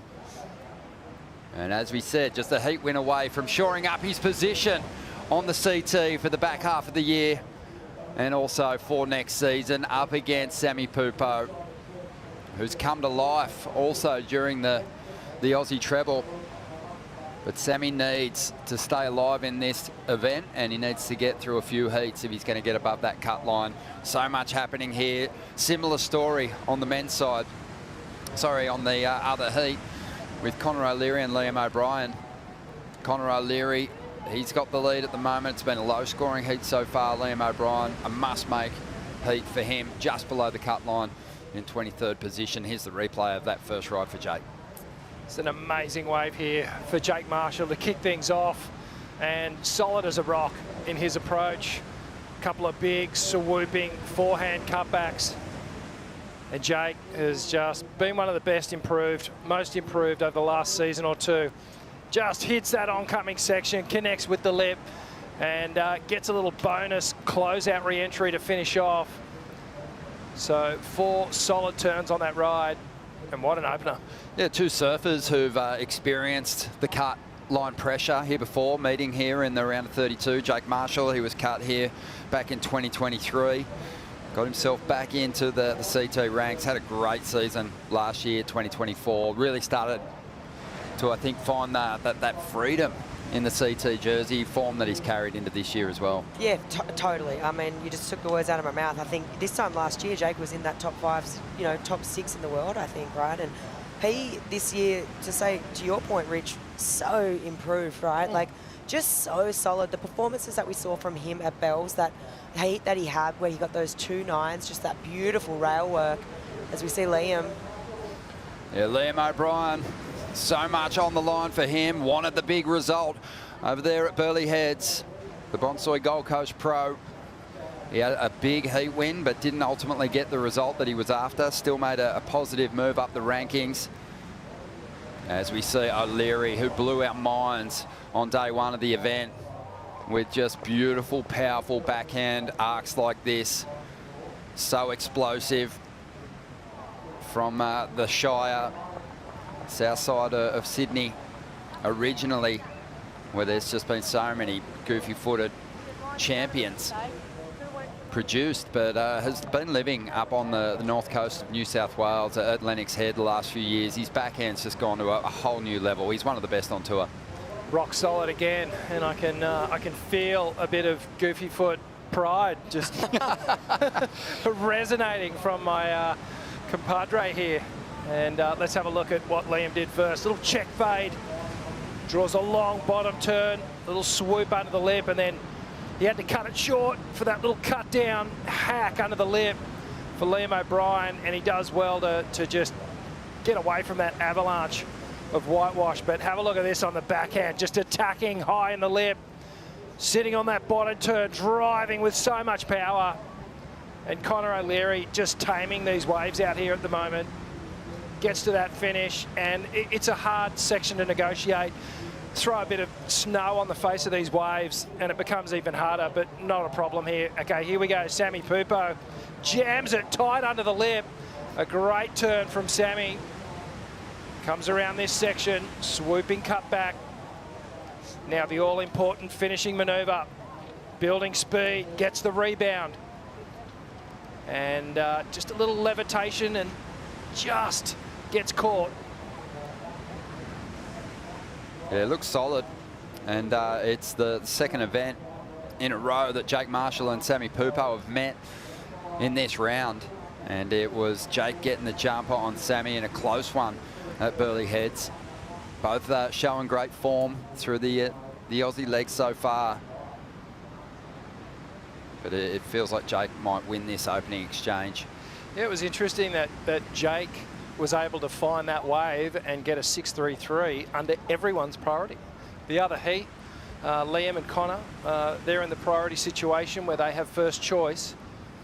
That's a really good move to be able to do that, to be able to get a decent ride as a second priority heat. That sun popping now, Flick, that offshore wind, it's not blowing as strong as it was before. Almost looks inviting out there. Oh, it looks super inviting. For you, maybe. It is, but to be honest, the conditions have gotten so much better. This morning we saw so much lump and bump. I was thinking the same thing. It's looking more organised, put together. That's why we're seeing those scores go up.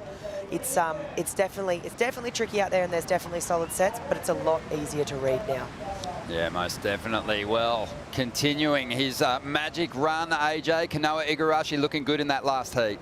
He really has been. Kanoa, this run you've been on in Oz has been so incredibly impressive. Continued here at Margs today. What did you tap into? Just trusted my coach, listened to my coach. It was, man, it was, I barely even saw Winter out there because we're all just kind of like spread out and we're dodging sets, and you know, like it was one of those heats where there wasn't too much strategy. It was a lot more like, you know, trying to, we were just saying like it's like dodging weave, you know, like you go wide when the sets come in, you come back in when you look for the medium ones, and I just, yeah, I got a bit lost out there, but I got one or two, and you know, it's you'll take those ones for sure. And in a situation like that, when you're constantly in motion, how do you then sort of lock in and pick a line and identify the sections of the wave that you can do something with? To be honest, like I took off on anything I could. I didn't even, you know, normally in heats you know, you're looking at waves and you have about 5 seconds to look and read a wave, and you tell yourself, okay, can I get a certain score on this or not, and you make a decision. But today, you know, I was just thinking if I can get into it, I'm gonna go. And you know, I probably caught like 5 or 6 waves, and 3 of them were really bad. But you know, you just kind of have to like keep throwing at the wall, and hopefully something sticks. And it's stuck so far as we hear some incredible reactions. A second and a third already, so you're leading this Aussie treble. What is it going to take to continue that momentum? I mean, you know, there's second, third, fourth, we're all so tight anyways. It's, you know, one event can change so much. So, you know, for me, it's, you know, whether we're going for that truck or not, we're trying to get a big result here. This is a really important event. You know, going into the back end of the year, this, I feel like this event has so much weight to it in so many different ways. Obviously, like, thankfully I made the cut this year, but you know, there's still some kind of presence at this event where you feel like the points have more weight to them than they normally do. Although, you know, every event has 10,000 points. There's something about this event, and that's why, you know, each heat win, that's you know, that's more points, that's more, you know, better position in the rankings. So, you know, I just want to keep at it and take it one heat at a time. Do you have anything you want to say to friends and fans back home? Yeah, say hi to everyone back home. See you guys soon. 日本のファン皆さんいつもありがとうございます。今回はまたすごい大切なヒートで、ワイルドカードの選手でどういう作戦で来るのかはよく分からなかったけど、でもその中でやっぱり自分の作戦に集中して、ギリギリどうにかできたので、次のヒートに集中します。おめでとう、congratulations. ありがとうございます。 Appreciate it, AJ. Kanoa Igarashi's been on a magic run, and that continues here. But during the interview, this wave for Liam O'Brien, so impressive flick, huge hook in the pocket. Oh, this thing is quadruple overhead, and he absolutely nailed that last turn. Just the one turn here for Liam, but it was big. He put it on the line. Look at that amount of water and energy just coming down right. Just this jab here. He puts the arm there, gets the layback. I mean, that was really beautifully done, just the one turn, but so much energy to sort of deal with there, and he did so well. It's got to be one of the best turns, if not the best turn of the day. So committed, and placement was absolutely perfect. If he went any higher, he wouldn't have been able to make that drop. You could see, even with the placement, that part of the wave, that top third of the wave, he airdropped back down and connected with the face. Great stuff from Liam O'Brien. Yeah, Liam, a crucial heat for him. Up against Connor O'Leary, who's also trying to just hold off the attack. He came into this heat in 20th position on the rankings, Connor. So he's got to be very wary of his good buddy here, because Liam O'Brien, just for one big turn, is letting people know what you can do. A 7.83. Big hook in the pocket. It was committed. It was 100% commitment to that turn. It was on edge, it had power, and the judges loved it. Yeah, they ate it up. They've seen a lot of surfers kind of struggling to find that big moment on that opening section today, but Liam just knocked it out of the park there. As we see Sebi Pupo, 4.67 on his first ride. He's up against Jake Marshall. Crucial heat for Sammy, but just the way the heats have gone so far, we can confirm Jake Marshall has now made the cut. Doesn't even need to win this heat.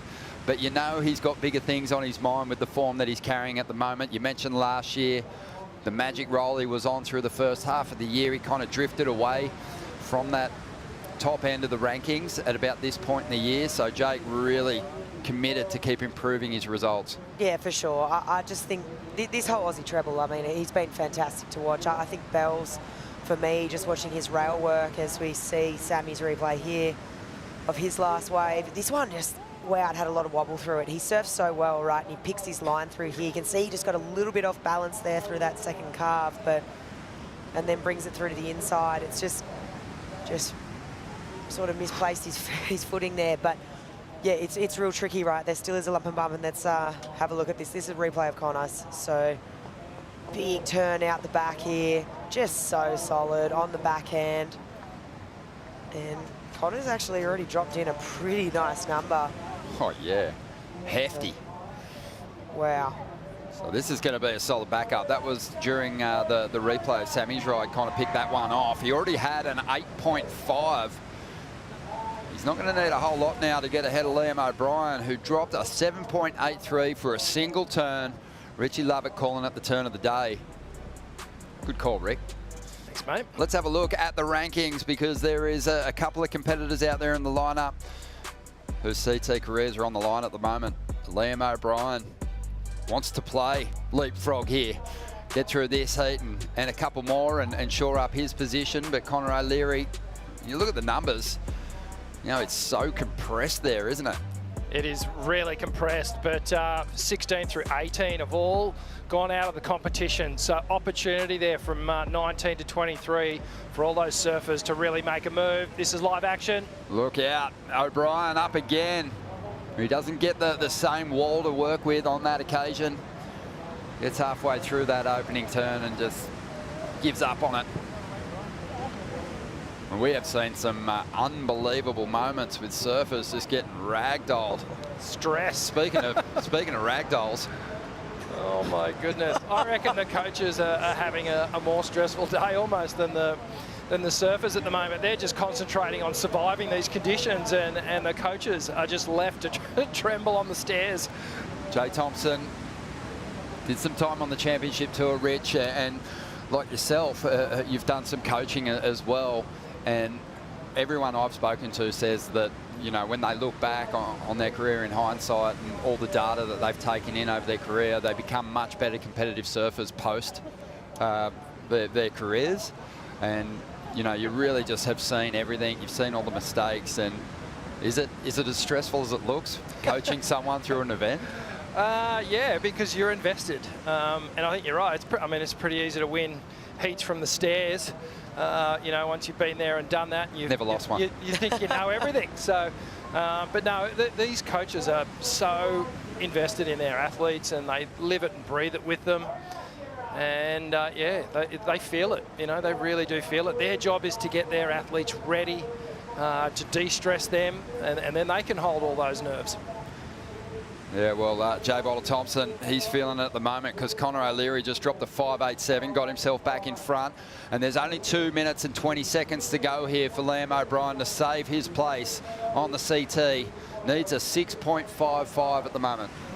Wow, well, look, yep, okay, 6.55, but good news for Liam is he's just dropped a 7.83 for one turn, so it's kind of thinking how consistent has it been today, right? Non-stop. It's been non-stop. You look out to that horizon though right now. I mean, it's probably the least dreamy too right now. Look at this. Dreamy conditions. It's good as it gets right now. We're seeing high scores, you know, in every single heat. I mean, with 2 minutes on the clock, you got to be thinking with how consistent it's been today, he's going to get another opportunity. And you know, obviously he's got the ultimate priority in the priority heat with priority. He's got to be thinking he's going to get that opportunity. These guys started late too. It was a late heat. They didn't really get going until the changeover mark. And they've put some big numbers on the board. Yeah, super impressive stuff. You know, Connor O'Leary, like Ryan Callanan, welcoming his first child to the world, a little girl, just prior to the event on the Gold Coast. And, you know, really has looked to be in great form, but a little bit of inconsistency through the opening stages of the season has him in this precarious situation. And just a heat win or two away from shoring up his place on the CT. The live ladder, I recommend everyone go check it out as these heats unfold. We just saw Kanoa Igarashi already jump a spot again on that live rankings. Yago Dore out of the event, so an opportunity for him to go even further as we see those set waves starting to roll through. 40 seconds to go. O'Brien may get a final opportunity to turn this heat here. This wave, though, it seems to be moving off that predominant takeoff zone, Flick. Wow. That was a funny angle. There was a lot of lump. There still is lots of lump and bump, but that one didn't quite hit it properly, so maybe not another opportunity. Oh, there's the stress of Jay Bottle-Thompson. 12 seconds to go. It almost looked like they paddled over that first one, thinking there was a better one behind it. The clock just might beat Liam O'Brien here. Well, it looks like it is going to, unfortunately, for Liam O'Brien. Man, he gave it a good nudge. An excellent score for a single turn. Just such a quality surfer. He's really had some magic moments on the CT. I don't think we've seen him reach his potential just yet. And I think he's still got a lot of championship tour heats ahead of him. Yeah, he's definitely one of the most underrated surfers on the tour at the moment. Just an incredible talent, and we've seen a lot of it. He's had big heat moments. He's come up against competitors that have dropped huge numbers. He should take that confidence, and he will be back on tour, no doubt about it.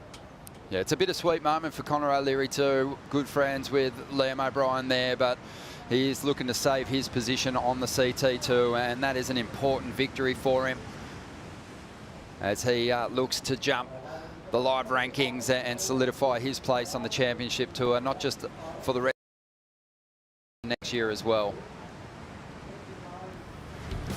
Another great backhand performance from O'Leary. Solid heat scores as we get set for another big clash to hit the lineup. Barry Mamiya and Ian Gouveia will hit the water next.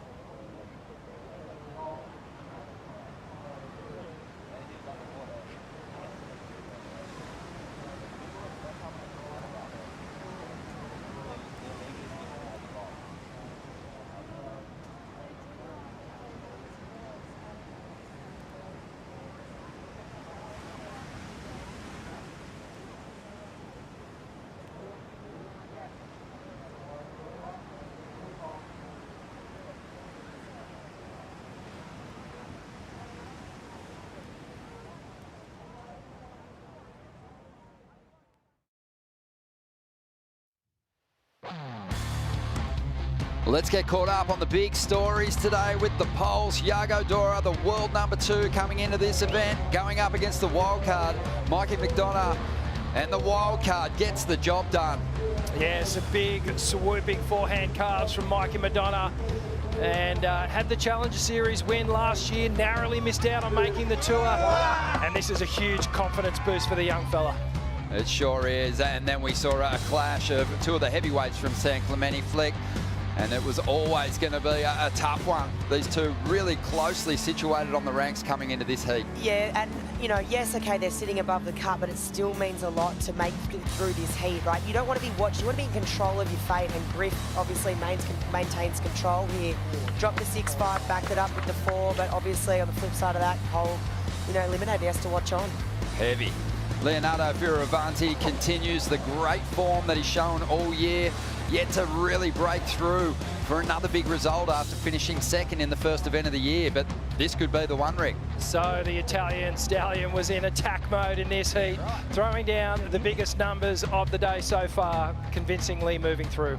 And then we saw a big clash. Miguel Pupo up against George Pittar, and the veteran kept clean rails, finished his rides off beautifully, Flick, to get a victory. Yeah, he got the victory here, and he did it so well on the backhand. Just silky smooth surfing, and with that win, I mean, George Patar now relegated to the Challenger Series. So there's been a couple of upsets this afternoon, a couple of sad moments. Back to live action now. We've got Jake Marshall looking for his second score. He had a 6.33 early on. He's been patient out there. As we watch the battle unfold between Connor O'Leary and Liam O'Brien, Sammy Pupo and Jake Marshall kind of took a back seat for a moment, but they'll get their chance now with priority, and joining them in the lineup is Heat 8, Barron Mamiya up against Ian Gouveia. Barron Mamiya, unbelievable start to the year, back-to-back Pipe Pro titles. He's already established himself, I think, as one of the greats with those performances in Hawaii. He wants to start bringing them to other events on the schedule. He had a scary wipeout this morning. He's got Ian Gouveia out here, who also surfed well at the Pipe Pro this year. But here's Jake Marshall on the replay, that second scoring ride flick. Yeah, so, I mean, this is going to be a nice backup, right? Just two really well-timed turns. He got up to that last section nice and early, just rides out in front. And, I mean, now they're in the priority heat too, so they got the choice of anything. But, I mean, the advantage for Jake is he already locked in the 6.33 in the non-priority heat. So kind of half the job's already done for him, and now it's kind of, you know, I've just really got to take off. I'm in the priority heat. I get any opportunity that comes towards me, I can go. 14 and a half minutes to go. Jake ups the ante just a little, a 6.43 on the second ride. And Sammy Pupo, the pressure is on now. Chasing an excellent score, but he does have time to chip away at the requirement with a couple of rides. Yeah, so the clock at 14 minutes for Sammy Pupo, and you'd have to think at this point he would be thinking 2 waves still.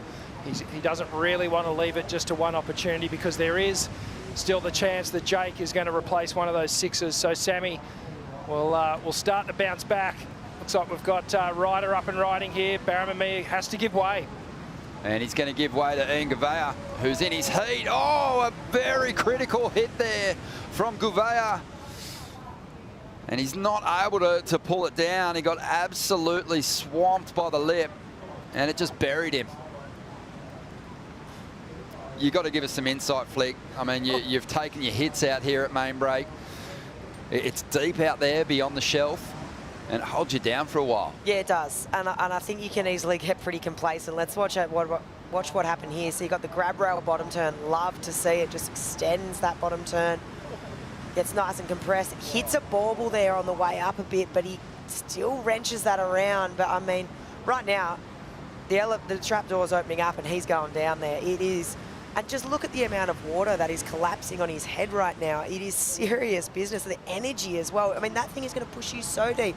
Just when you think that you're coming up out there too, it'll rip you. It's kind of like, I actually draw some similarities between there and cloud break. You know, when cloudy gets big and you get pulled really far underneath the water. Same can be said about Margaret River main break. Like on the right, yes, but even more so on the left. It just has a habit of really pushing water, and yeah, you're going to be under for a long time. In Gouveia, though, you've got to applaud the commitment. He was lost in the lip. He would have been blinded by all that spray coming up the face. He's still looking to find his equipment under his feet as he falls all that way into the trough of the wave. Yeah, he got detonated for sure, and he'll try and shake that one off. He just went down the elevator shaft. Had no business taking on that section, I don't think.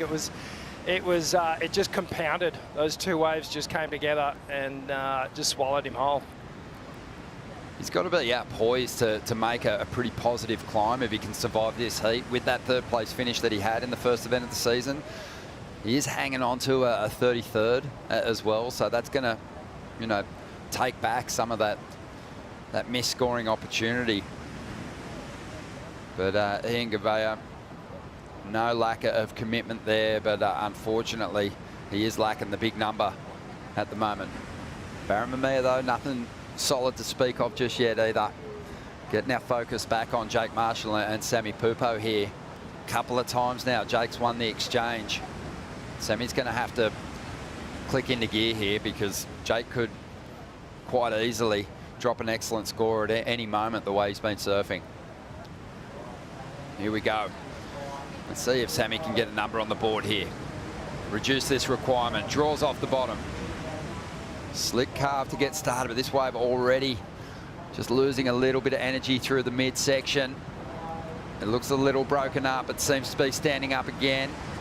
Gets a little slide in on the finish.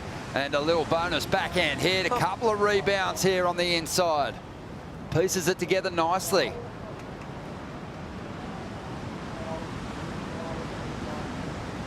Yeah, well, if Sammy can match one of Jake Marshall's 6-point ride, he'll be in striking distance, and he'll really level this one up. So 10 minutes on the clock. We see action outside. Beautiful sets approaching. Yeah, it's Ian Gouveia up again. He looks completely fine after taking a heavy wipeout just moments ago. Not going to get a whole lot out of this ride. Just the one big hit to finish it off. He's in attack mode though, isn't he? He's not backing down. That section was giant. He went for it. Doesn't surprise me though, because he's not afraid of big surf. He hasn't progressed out of this third round at Margaret River before. He had a couple of laps here at Main Break 2017, 2018. A couple of third round exits. Let's have a look at the replay of Sammy's ride. Sammy has quarterfinaled here in the past, but it wasn't enough to keep him on tour. He was still cut last year, so he's looking to go further in the draw. Yeah, that second wrap had a bit of energy to it. Sammy does a little east-west movement on the inside. Now he gets this bonus section on the backhand. Hits it a couple of times.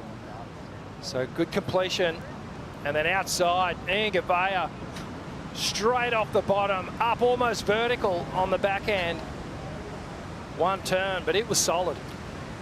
Flick, sometimes even on a ride where a surfer's not generating a massive score, you kind of get a glimpse of how they're looking, like what their form looks like. And I don't know, it just seems like Ian's just moving across the water beautifully at the moment, got a lot of speed, and if he can find the right wave, kind of feels like he might be able to turn in a couple of big turns. Totally. I mean, that last turn, it was amazing, but then you think back to the one that he had a serious crack at before on that really, really big meaty section. I just think, yeah, sign of good things to come. He looks clicked in, he looks dialed, he looks strong, kind of really centered over his equipment. I think if he finds a wave where he can open up and get a couple of turns, link them together, I think we're in for a show. Well, this crowd is in for a show, because we got the world #1 gearing up to hit the lineup against Jacob Wilcox, who's got CT experience, plenty of it, and he's at his home break. Big crowd turning out for Jacob, even though Italo is the big name and the showman. I think the crowd support will be in Jacob's favour. Oh, the crowd goes mad here for the local West Aussies, the Wildcards, Jack, you know, anytime Bronte, anytime they're in the water, they're just so passionate, right? And I just even remember the last couple of times Jack's won out here, how, you know, audible it is when Jack takes off every single time, whether he's doing a bottom turn or a top turn, they're cheering. So, yeah, no doubt that they're going to be out in full force for this next heat. Well, we had a wave that we want to check out closely. Barramamia. I mean, if anyone's going to sniff out a pit, Rich, it's going to be this man. Wow, and on a left-hander as well, but the clamps came down on Barramamia. What a shame. He got swallowed. Yep, that one had zero exit for the Hawaiian. And then, you know, Barron's someone who you would have really thought would have woken up this morning and just gone, yes, I love this. The power, the Hawaiian power has arrived, and I'm going to just rip in. So that was interesting, though, wasn't it? Because he loves the power, but here at Main Break, you know, he came in. It's one of the most serious situations he's ever found himself in. Board hooked around the reef, caught underwater, and no, Flick, it's not just as simple as reaching down and undoing your leash at that point, is it, when there's that much water moving? Nah, there's really not. You've only got a couple of options, and you have to think really quickly. And, I mean, obviously, so experienced, he just went straight to it. But it's a scary situation, 100%, because especially today when it's so big, you only have moments to get down there and take that leash off. So, yeah, I mean, as one of the best in the world, and for him to reframe, get back out there, I mean, he's going to be fine. He's not going to back down from this, but, yeah, it's scary in there. We saw it. He went for it on that last one.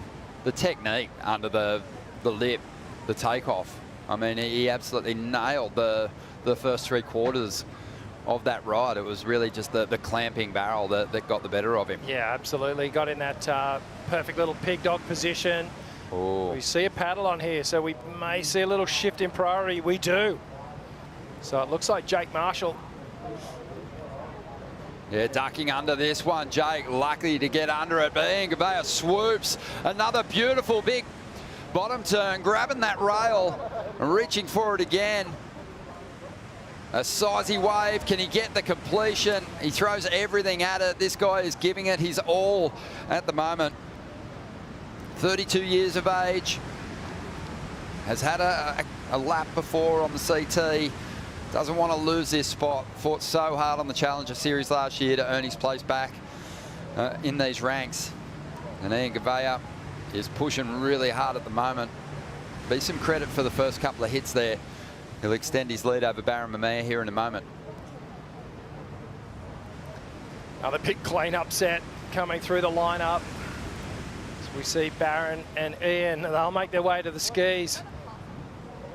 Jake and Sammy, they're dealing with a couple of mountains of whitewash right now. You can see them on the screen now, just about to get pummeled. So the swell continues to rise. Yeah, it's not slowing down, that's for sure. Right now, I mean, it's absolute money, right? We kind of said at the beginning of the day it was pretty hard. It was sort of, it wasn't storm at sea because it was offshore, but it was road and it was rough and it was hard. And I mean, look at the size of this wave. I mean, we watched this one of Ian. I mean, just the setup on that. I personally love the grab rail on the bottom turn. It's just like an ode to that past year where, you know, it was so prevalent. You don't see it as much anymore, so it's so cool. And then behind him, Barron just got a bit of work done with that big layback. Take it away, Ron. Oh, mate. When this guy finds a bit of open water and there's some push out there, he's so savage through those hooks. He just rips it through the turn so quickly. And this one has just unfolded. Jake Marshall goes to those beautiful rail turns again, Rick. Yeah, it served him so well down at Bells and over the last couple of events. Just gets caught up, doesn't make that inside section, but that opening swoop, just beautiful. Jake really, excuse me, starting to carve a real name for himself in the power books. Coming in hot. Slingshot. Yeah, Ian Gouveia should just put his head down and keep paddling in this situation. That was a sneaky little dismount, wasn't it? Got a nice little boost ahead of his rival here as they head back out there trying to work out who's got priority. 3 minutes remaining for Jake Marshall and Sammy Pupo. Numbers rolling through. 4.73 for Jake Marshall. Beautiful swoop to start the ride, but didn't get a lot more out of it. Sammy Pupo's chipped away at the requirement a little bit. His last wave came through at a 5.43. He may still have a score on the way, actually, for the last exchange between Gouveia and Mamea as well. But interesting to just note there that Gouveia was given the priority over Barron Mamea. Yeah, I think the priority judge just identifying that perhaps the ski came in a little hot towards the drop-off zone and Barron got the little slingshot in. Yeah, I don't think I've ever seen anyone eject and frog off. Just spring off the ski like Italo, but Barron did a pretty good version of his own there. Gave it a good crack, didn't he? Thought, why not? Let's test it. 2 minutes remaining here. Still waiting on some scores to come through. And this is an important exchange. This is an important 2 minutes for Sammy Pupo, that's for sure. Yeah, the rusty 2 minute warning on screen there. Sammy Pupo, his last 2 years here in Western Australia, he hasn't survived the cut. He's been so strong going back to the Challenger Series, though, to get himself back on this CT. Needs a good score, a 7.33. As we see Mamea on the inside, finding some room to lay down a nice opening turn there, drawing that carve right back into the bowl. This wave is just soapy on the inside. But he does find another hit before climbing to this final section. And there is a really clean combination of 3 turns. And that's the one he's been looking for. Luke Egan put his hands together for that one. As Mamiya makes his way in now. He was in second spot, only needed a 3.71. He's going to get a lot more than that. Yeah, he will. That was an amazing wave. He surfed that so well, had a lot of size to it, the beautiful drawn-out bottom turn, put it all on the line on that first carve with that bit of a layback jam, and then really dynamic on the inside as well. I think, yeah, there's going to be really put some distance between himself and Ian right now. I think we're still waiting for that last score of Ian's though too. Yeah, so. Just under 21 minutes remaining for Barron Mamiya and Ian Gavea, but we still are focused on what's happening here in Heat 7. Sammy Pupo needs a number. He's got to turn this heat if he wants to stay on the CT. 30 seconds to go. And Marshall uses his priority here, draws up into this first section, leans into that carve, pushes on the tail. 15 seconds. Will we see Pupo on the outside get a chance to answer back? And what number will he be chasing? Not sure Jake's going to up the requirement with that ride on the outside. It looks like it's going to come to an end without Sammy Pupo getting the opportunity. Brother Miguel Pupo watching on, devastated with what he's seeing. And his little bro is going to be back on the Challenger Series. Wow, it's so tough to watch scenes like that. I mean, you just feel for him, right? It's happened a couple of times now, and oh, yeah, you just feel for him. I mean, the good news is, though, you know he is so capable. He has been on that Challenger Series. He's fought his way back. He's won events on the Challenger. He'll be back.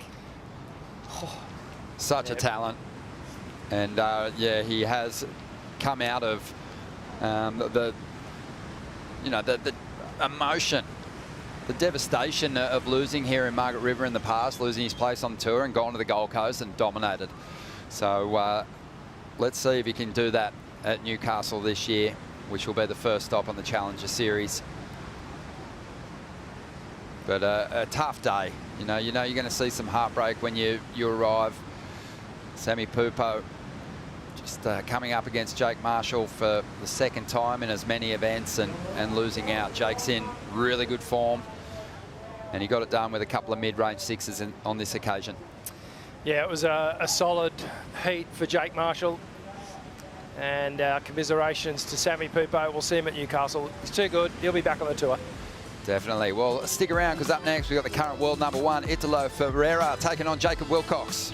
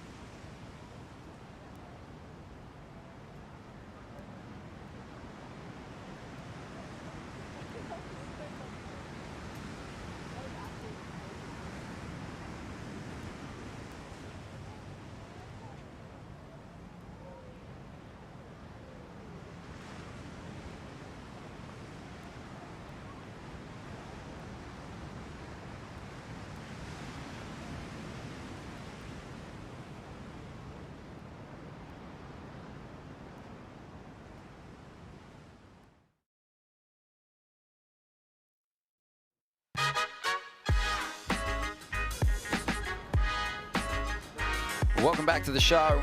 A big day of competition here. This is our Hydrolite heat to watch for good reason. Italo, the world #1, who made the final series in the first 4 events, is coming off the back of a couple of 17ths.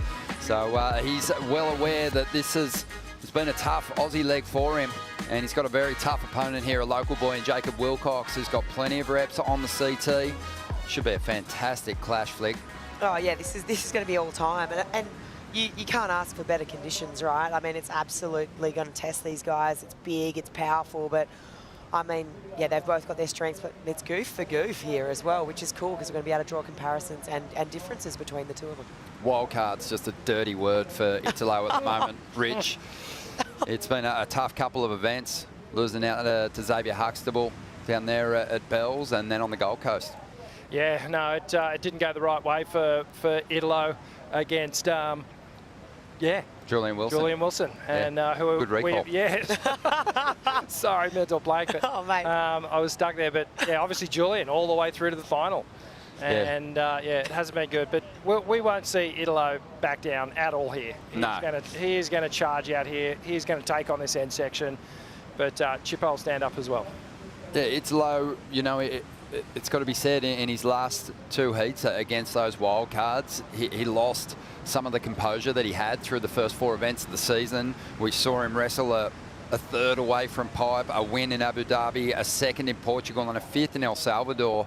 And he looked almost overamped. You know, he looked a little bit tweaked out. And we saw him break board, you know, just catching waves that he didn't need to catch in both those exchanges. So wouldn't be surprised if he takes a more settled approach here, but it is going to be Jacob Wilcox looking at the first ride. He's not going to get much out of it, but willing to take a chance on a left there. On the outside, we've got Baron Mamiya up, who has taken the lead in his heat against Ian Gouveia here. He had a 6.67, also dropped a 6.87 for a clean sequence of turns, and he seems to be settling into his performance here. Oh, he's just looking so solid, right? I think he's looking connected, obviously. Big, powerful surf. He's used to it. He's obviously won at Sunset before, but yeah, he's feeling confident as we see out the back, Italo. Wow. Well, huge drop, big set wave, and Italo can't find the open face there. Just falling out of the sky. Great control to stay on his feet and probably save himself a pretty horrific wipeout at the apex of the peak here. Almost ankle tapped him, didn't it? Off the takeoff there. He did well to stay on his board. And I'm pretty sure that Jacob wore that whole set on the head as well. Yeah, it seemed that way. They were kind of far in. Jacob was super deep on that right, pushed to the left. I feel that Jacob might have worn that, definitely. Let's see. Let's have a look what Baron got done. So just more beautiful, tidy rail work out of the top there. Just love that super big, deep fade back. And just waiting for this thing, just waiting for it to stand up, to bowl up. Another little jazzy jab there, followed by another one. That was his wave previous, yeah? That was his previous wave, yep. Yeah, and then this is a replay of Ian Gouveia. Geez, just attacking on the backhand, comes around this one and just has to hit the eject button. And then this is the last wave of Baron Mamiya as he comes around this section. Big power hook with the carve down. He does a little bit of rail work, transitioning through to the inside, sees that oncoming section and says, I'll challenge it. Just a nice little controlled hit off that foam. You sometimes see competitors figuring this wave out as they move through the rounds. Baron's had 3 previous efforts here at main break. He suffered the disappointment of a 33rd, but he has cracked the quarterfinals here in the past. But even compared to how we saw him competing out there this morning, he's looked a little bit more sure of himself and how he wants to read those final sections. Starting to put together a pretty healthy heat score here. Gouveia not too far off the pace, but needs a 7.21 at the moment to get himself into the lead. I feel that heat is still wide open. Baron's obviously tapped into this great form. He's starting to feel really confident out there, but there's not much separating them. And with the form that Ian and the attack that he has on, I just feel like he's on the verge of a potential excellent number. It feels like he's got that energy and that attack in him. I'd agree with that, for sure. Yeah, so much on the line today. It's a big day. You know, it's hard not to feel that emotion, that disappointment from some of the competitors as they make their way in, knowing they're going to head back to the Challenger Series with the first stop kicking off June 3rd at Newcastle,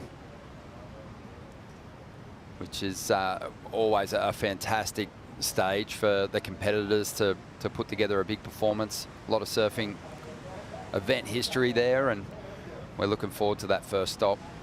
See how this new crop of QS campaigners from around the world go up against these Championship Tour competitors. We'll be looking to quickly put behind them the results of the opening stages of the Championship Tour schedule and get refocused on getting back to the CT for 2026. 6-point ride for Barramamia on that last wave. It doesn't go into the top 2. The requirement remains the same for Gavea, a 7.21. Beautiful shots from the Western Australia flight cam here of this lineup. Crystal clear water, and really has cleaned up a lot from this morning. Feels like that bump from all those strong onshores. The strong onshore win yesterday, Fleeca, is really ironed out now. Oh yeah, it's looking smooth. It's looking so nice right now. I think, you know, it's almost, we're getting to that sort of so-called champagne hour, you know, where everything's nice, it's groomed, it's settled, and I mean, when the sun comes out too, it always makes it look just that little bit more inviting. But and the numbers speak for themselves, you know, like the waves are getting better and the numbers are getting higher, you know, and yeah, I mean, it's absolutely pumping right now.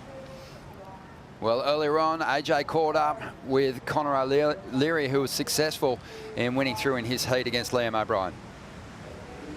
Connor, what a heat, what a battle. Just talk me through how you identified the waves and the turns that you were able to do.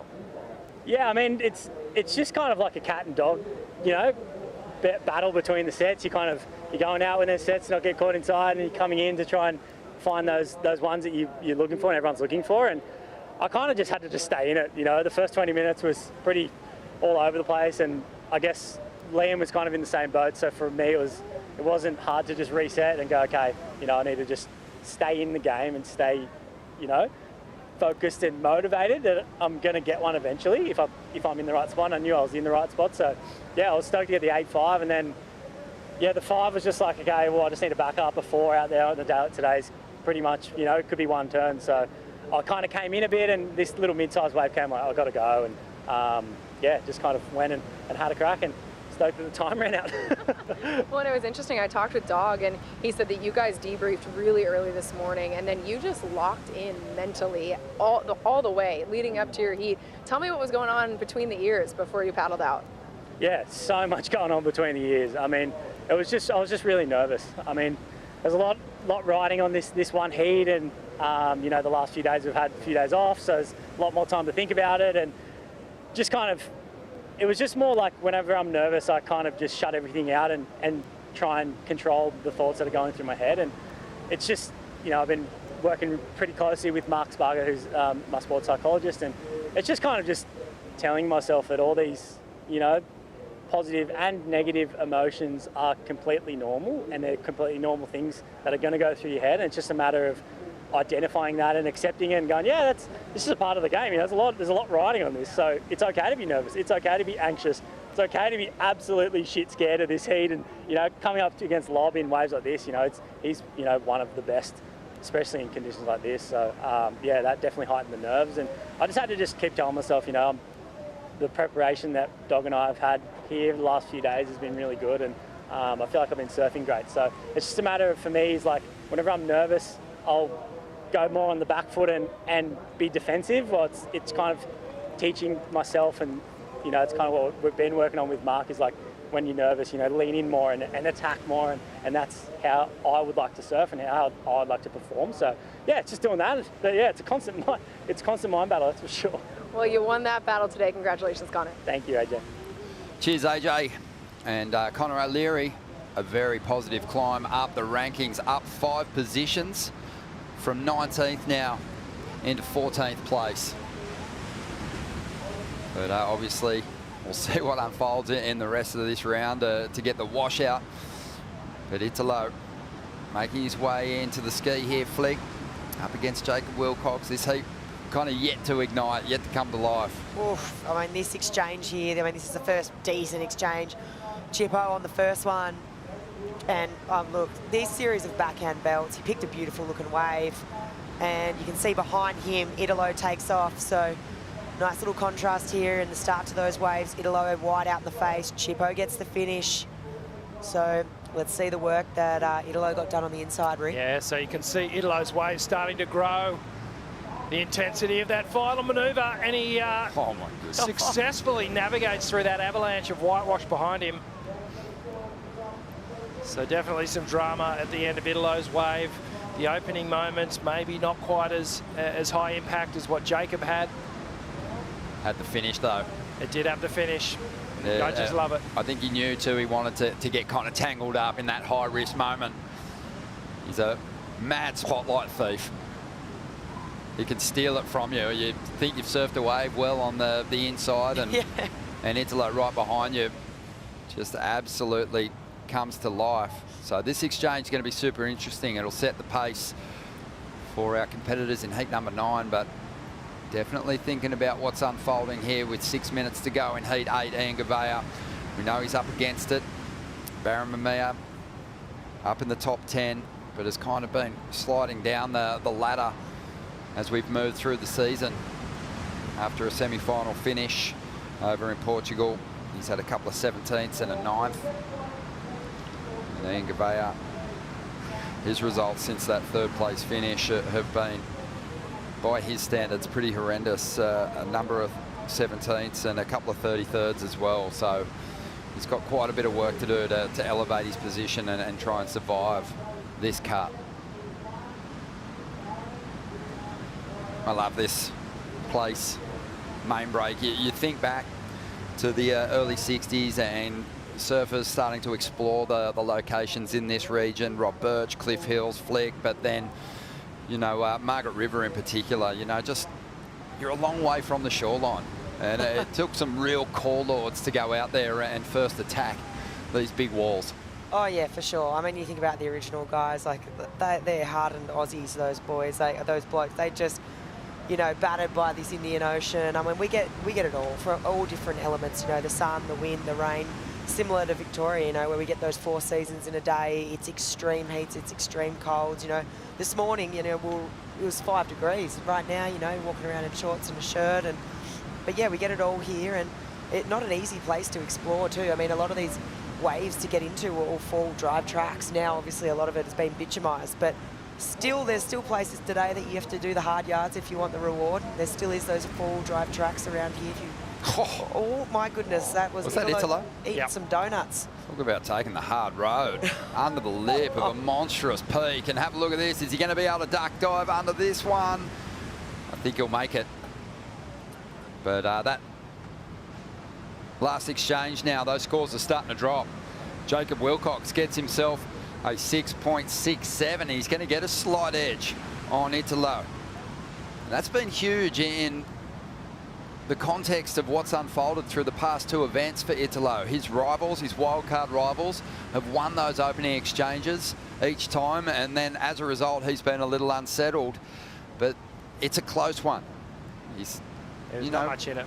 A 6 for Italo, a 6.67 for Jacob Wilcox. I'm sure that Reynos Hayes, Italo's coach, has just reminded him to just stay composed throughout the entirety of the heat and just give yourself the best chance at a couple of quality waves.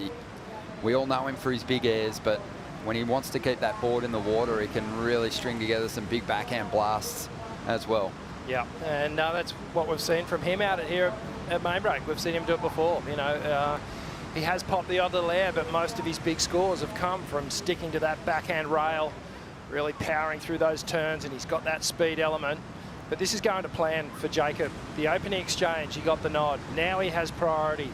The next punch is going to be one that he wants to land. And if he can get an excellent ride here, he will really put the pressure on Italo. They've still got 22.5 minutes to sort out their battle.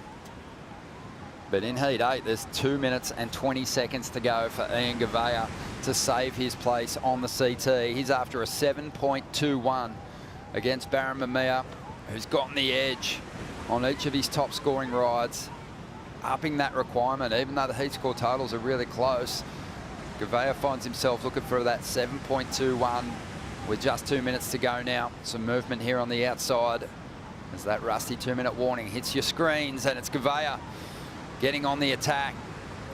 Bit of a bump to deal with, but stays in control for a moment. Big section, you know he won't back down, and he gets inverted, and that is a huge hit. He celebrates, and so he should. A super committed turn right behind him. Jacob Wilcox falls out of the sky and stays on his feet. Is this wave going to give him the opportunity to hit the lip again? A massive exchange here with 2 competitors in different heats, both looking to really apply some pressure to their rivals here. Wow, super interesting. Baron Mamiya did not even look at that wave that Ian Gavea just caught, and he had priority, so he believed that there wasn't a 7.21 on it. Well, Ian Gavea's been willing to die trying in this heat. He's thrown everything he's got at the biggest sections out there. We're going to see the replay of Jacob's ride first here, Flick. Oh, this thing was giant. Just the theatrics of it all, that turn, the elevator drop coming out of it. He stakes with this. You know, the crowd would have gone crazy when he dropped from that lip. I could kind of hear it, you know, outside of our booth. And, you know, Italo hearing that, you know, those firework moments, Jacob sticking this wave, and then behind him, I mean, this Ian Gavea wave, he really left nothing on the table, right? It was a big, chunky section, but this is the moment that, I mean, he's asking the question, right? It was pretty radical. It was super late. He's obviously celebrating. Kind of inverted little float there. Yeah, it's a hard section of water to really place that turn correctly, Rick. Oh, that was the timing from Ian Gavea on that final turn was absolutely perfect. And two big statements on that wave. Nervous times here for Baron Mamiya. Ian Gavea with a score on the way, and he needs a 7.21 to stay on the championship tour, or to give himself a chance at least at staying on the championship tour. Baron Mamiya, he'll be nervously waiting for that number to drop. It's not a done deal. It's going to be really close. He'd also be wondering why he didn't take that wave. Yeah. Why not just diffuse the situation and hold him off? Yeah, I agree with that. He had the priority. He could have easily have done that. But I agree with you, Ron. I feel it's going to be right there. It was a big wave, couple of nice belts. The last one was super critical. He drove up into that first section, ready to give it his all. The first section was a little flatter than some of the other walls that he had, though, but he really did make up some numbers with that final hit. Super committed. Maintained great control through that final move in a really tricky section. And I think the judges are going back and making some comparisons to some of the quality turns that Baron Mamiya laid down earlier. Well, that wave did sit down a little bit as he came out of that turn, but this last one's undeniable. This is full commitment, under the lip, and, well, it's right there. Is it the best wave? Because the score is the best wave of the heat. A 7.21 is what he requires. It's interesting because he had the really exciting finish, but when I think back to Baron 687, he had the strong opening moves. He had a good combo on the outside. There's been a lot of reward for some of those big finishing turns. So the feeling is it's going to be super close. Here we go. This is what, Baron 687, so we can draw some nice comparisons here. The big open ocean carve out the back, brings it through to the inside. He gets this other bonus snap here, then comes through and gets a finish. Was his finish as strong as Ian's? Probably not, but he does have, it's the 3 turns versus 3-turn 2. combo.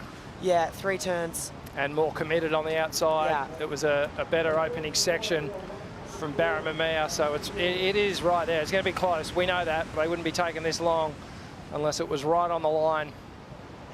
Nervous moments here for both the competitors. Ian Gavea has to go a long way in this event to shore up a place on the championship tour. He's given it his all there. It was a great heat. And the number rolling through, and it's solid, a 6.73, but it's not going to be enough. And Ian Gavea, you got to love him, always smiling. We try again next year. And he sets his sights on that first Challenger Series event. He just operates on positive energy, this guy.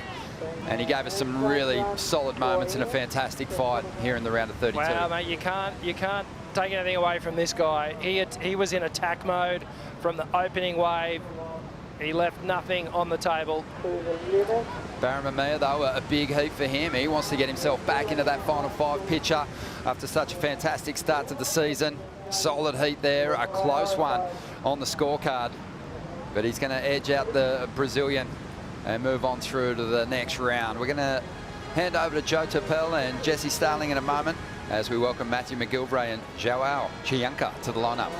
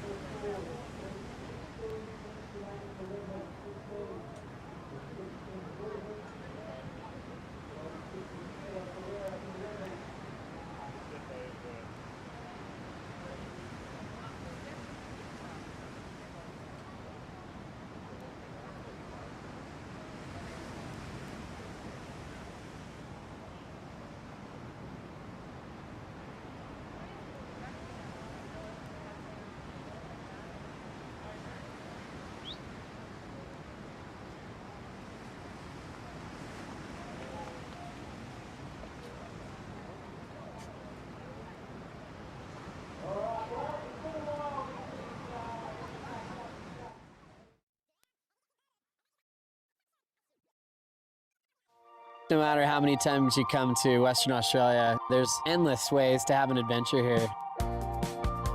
I've been lucky enough to be here 10 times in the past, and there's never one that's exactly the same. There's always something new around the corner, another new restaurant to try out, another new beach that you've never heard of before, a new track down in the forest that you've never seen.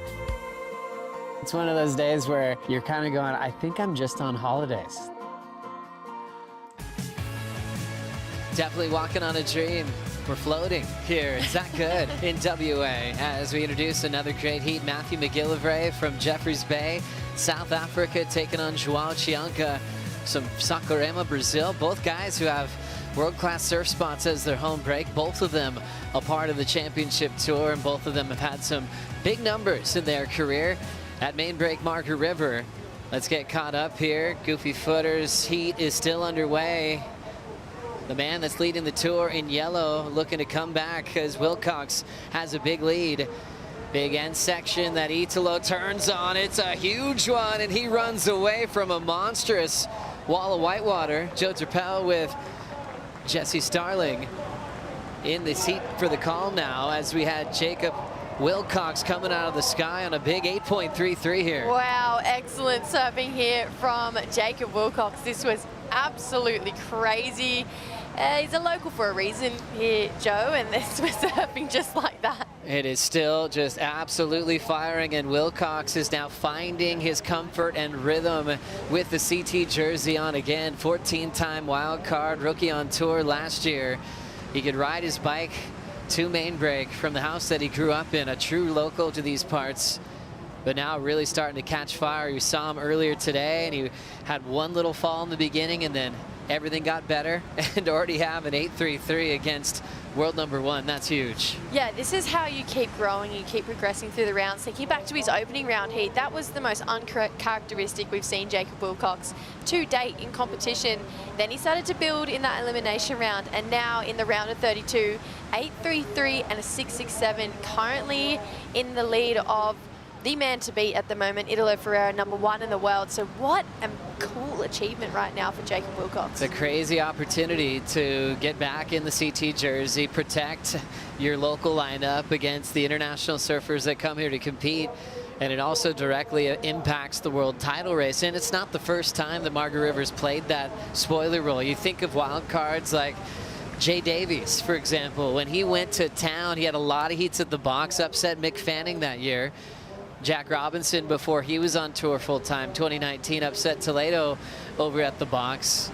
Jacob Wilcox living up to the expectations as a WA local wildcard today. Oh, absolutely. And, you know, we think about some of the greats at the box. I can't go past Italo the first year he competed there with that no-hand backside grab, like no-hand barrel ride at the box in his very first surf out there. That was the most Italo thing I think he's ever done.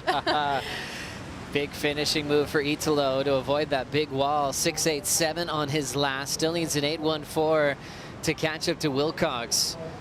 Gorgeous conditions as you look from the sky. And sometimes the sky view, you're like, oh, that looks pretty doable. But yeah, still double overhead, even bigger on the sets. Just so much energy and power out there. As we now look out to sea, and we will see Jacob Wilcox with a ton of speed. Nice decision to fade. Now he can come off the bottom, touches that rail. Didn't quite connect like he wanted to. Resets for the end section. And he'll ride down that mountain to whitewater. Avoid the step. Just wrestling that DHD. Really connected at the moment. 8.33 is his best. He's trying to move on a 6.67 here. I love seeing Jacob when he's in form. Here we go. This beautiful top turn for Jacob. So much swell still around. It's definitely not going anywhere. Look at the size of this wall in front of him. Just a bit of a check turn here.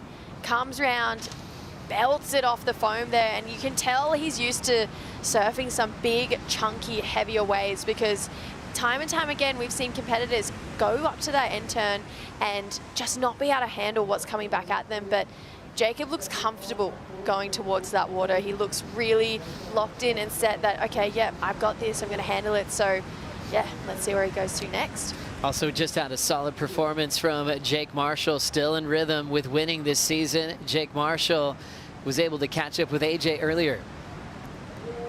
Jake, what a heat. You made it through here at Margaret River. Just tell me about the way you wanted to attack that heat.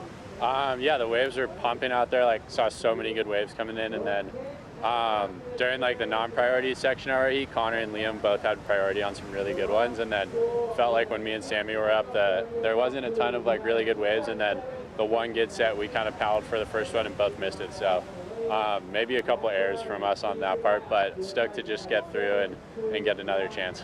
It was a big one to get through too, because congratulations, you have officially made the cut with that heat win. Talk to me about how validating that is for you this season. It's great. Yeah, I definitely am really stoked to make the cut. I had a lot bigger goals than that coming into the season and kind of got off to a slow start. So I'm psyched to be finding my form over here in Australia, and been making some heats and stuff. But yeah, really stoked to get through and have another year on the tour.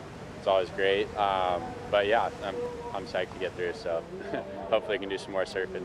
Congratulations. We'll see you in the next one. Right on. Thank you. Great job, Jake Marshall, up to number 11 in the world on the live rankings, making the cut. Italo flying and attacking a huge section on an absolute bomb. Redirects there, and the wave face completely flattens out, but he really took advantage of it, packing the next section. Looked like Joao Chianca trying to pull off a miracle. The barrels at main break, you really celebrate. It's not every wave that you can really plan on getting a stand-up pit on a big day, but we've had some remarkable ones. John Florence has had them, Jack Robinson, Kelly Slater had a crazy 10-point ride going back to the 2015 season as well. Yeah, I feel like if anyone is probably going to find one of those crazy exits, it is Italo out here. As we see an up and out quickly from Joao Chianca, that's a heavy heat as far as the midseason cut's concerned, with Matthew McGillivray and Chianca going head-to-head. On the live rankings, Joao Chianca sits at 22. That's the last spot that makes it. So that's a pressure situation for Chianca. Matthew is at 20th, just 2 spots ahead. Wow, yeah, it's really that part of the rankings you do start to look at, because the people just below them, I know we've lost a few surfers below the cut today, so it does start to open the door a little bit more for other surfers, but it does all really rely on your Al Clelands, your Joao Chiancas, your Maddie McGillivrays, because they're the people at the benchmark that the people below the cut are trying to get to. And the more heats that these guys make, the harder it's going to be for the people just below the cut to keep climbing the ranks. And let's take another look at this one, because Italo is just out of this world at surfing. That first turn was crazy, so much speed coming off of it, comes back around, and he's just going to pull off of that one there, and we're going to tune in with Joao. Wow. Oh, he's not scared. You know what?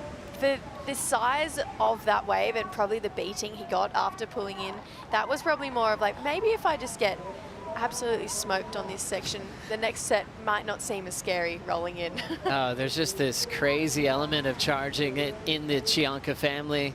Joao's big brother, Lucas, one of the greatest big wave surfers ever, and he's still so young, teaming up with guys like Kai Lenny at Nazare, and also providing a ton of support for Joao on the championship tour. Waves on the way. Priority heat is Wilcox, and Ferrer will be Jacob getting this wave. Likes to touch the rail, stays low and goes for an unbelievable vertical. Has to jump out of the sky. But he knows that scoring potential was there with a big vertical re-entry. You know, Italo really only got one turn off on his wave previous, and that was a 5.7. Wasn't the prettiest kind of easy read section, but he hit it hard and got a lot of points for it. Here goes Italo again, looking for a big first turn. Sticks it right in the pocket, well done. Real smooth coming out of that one. End section comes, he knows he's got to get there early. Gets the carve off, but doesn't have enough time to outrun those converging whitewater sections.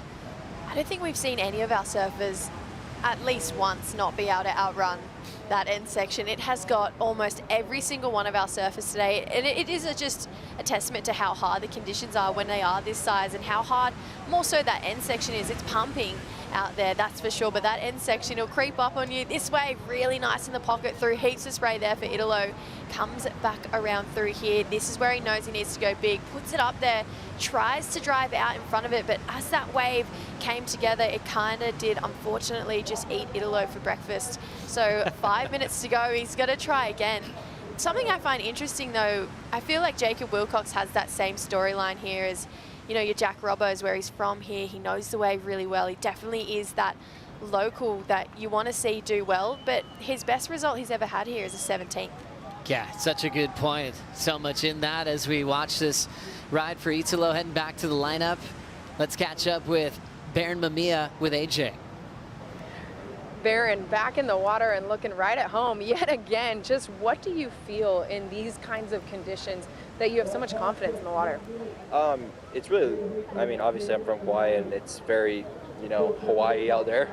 It's actually really, really big, and it's really like, even though you can, you know, the good ones are like kind of defined, but they're kind of not at the same time, because you're taking off and you're like hoping for a first section of the wave, and if you don't get it, then the wave's kind of like weird.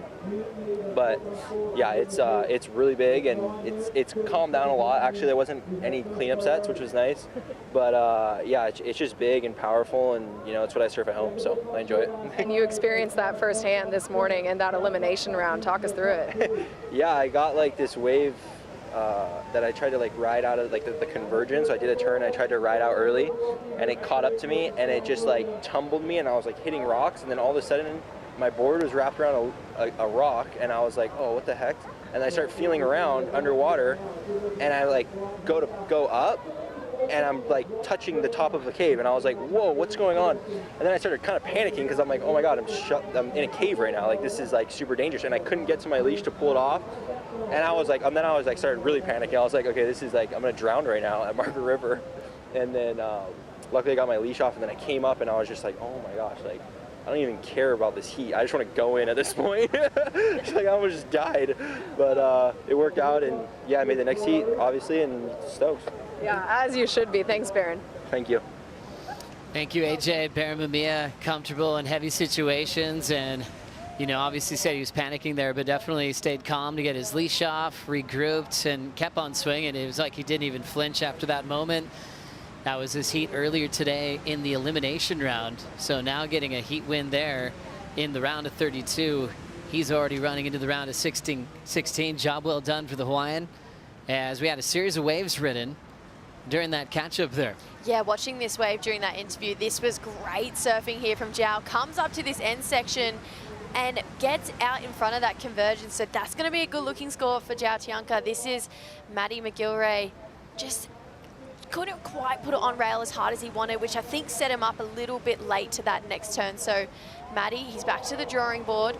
This is Jacob up and riding here. Jacob Wilcox finding that good section to really wrap back into the pocket.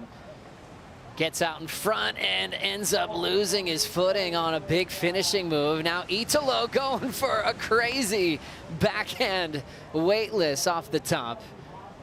But just like Italo does, he will try to land everything he goes for, even if it looks uncomfortable. He honestly makes it look like a video game because of the sections he hits. A lot of people would never dream of hitting a section like that, and I feel like he just enjoys it. Like he just wants to be attacking those gnarliest oncoming sections, because he knows when he does, it makes him a better surfer, it makes him a better performer, and it 9 times out of 10 gets him the biggest scores that he needs to make it through the heat. And right now he is chasing an excellent number. Jacob trying to keep this wild card run alive, fell off tour at this cut line at his home break last season. Had to earn his spot into the main event by winning the trials a couple of days before opening day. Into so many CT events across the planet. One of the best barrel riders we've ever seen. Puts together amazing movie parts, and he's got the entire crowd behind him to try to see him upset world #1. He's beat Medina out here in the past. That was 2017 when John went crazy and won the event. And looks like he's up to the same type of fires. He's put the pressure on world #1 again years later. Italo left chasing an 8.14. Yeah, and this, like I mentioned, this is going to be Jacob's best result ever here at Margaret River. He's only ever had a 17th here before, makes this heat, comes away with at least a 9th. So this is a win for Jacob. He's competed here multiple times before and hasn't quite got past that round. So I think that is just a bit of a nod to how ready he is, how well his surfing suits this level in this championship tour event. And I'm excited to see him not only compete again here at Margaret River, but to see him back on the Challenger Series and battle for a place to be back here at this level. The wild cards have been giving Italo Ferreira all kinds of trouble during the GWM Aussie Treble, from Xavier Huxtable at Bells to Julian Wilson at Burley. Now it's Jacob Wilcox at Margaret River, eliminating the yellow jersey from the contest. Wilcox fired up, representing Margaret River, and he'll get another shot at the best in the world into the round of 16. Yeah, cannot wait to see Jacob. He's looking excited. He's saying, yep, I did it. I've had the camera before. So Jacob, he definitely is the local favourite round here. And yeah, bring on the round of 16 with Jacob Wilcox. Wilcox was one of those groms just the other day. Look at him now, providing inspiration for the next generation. Italo now will reset for lower trestles as we continue with this event. We'll be right back.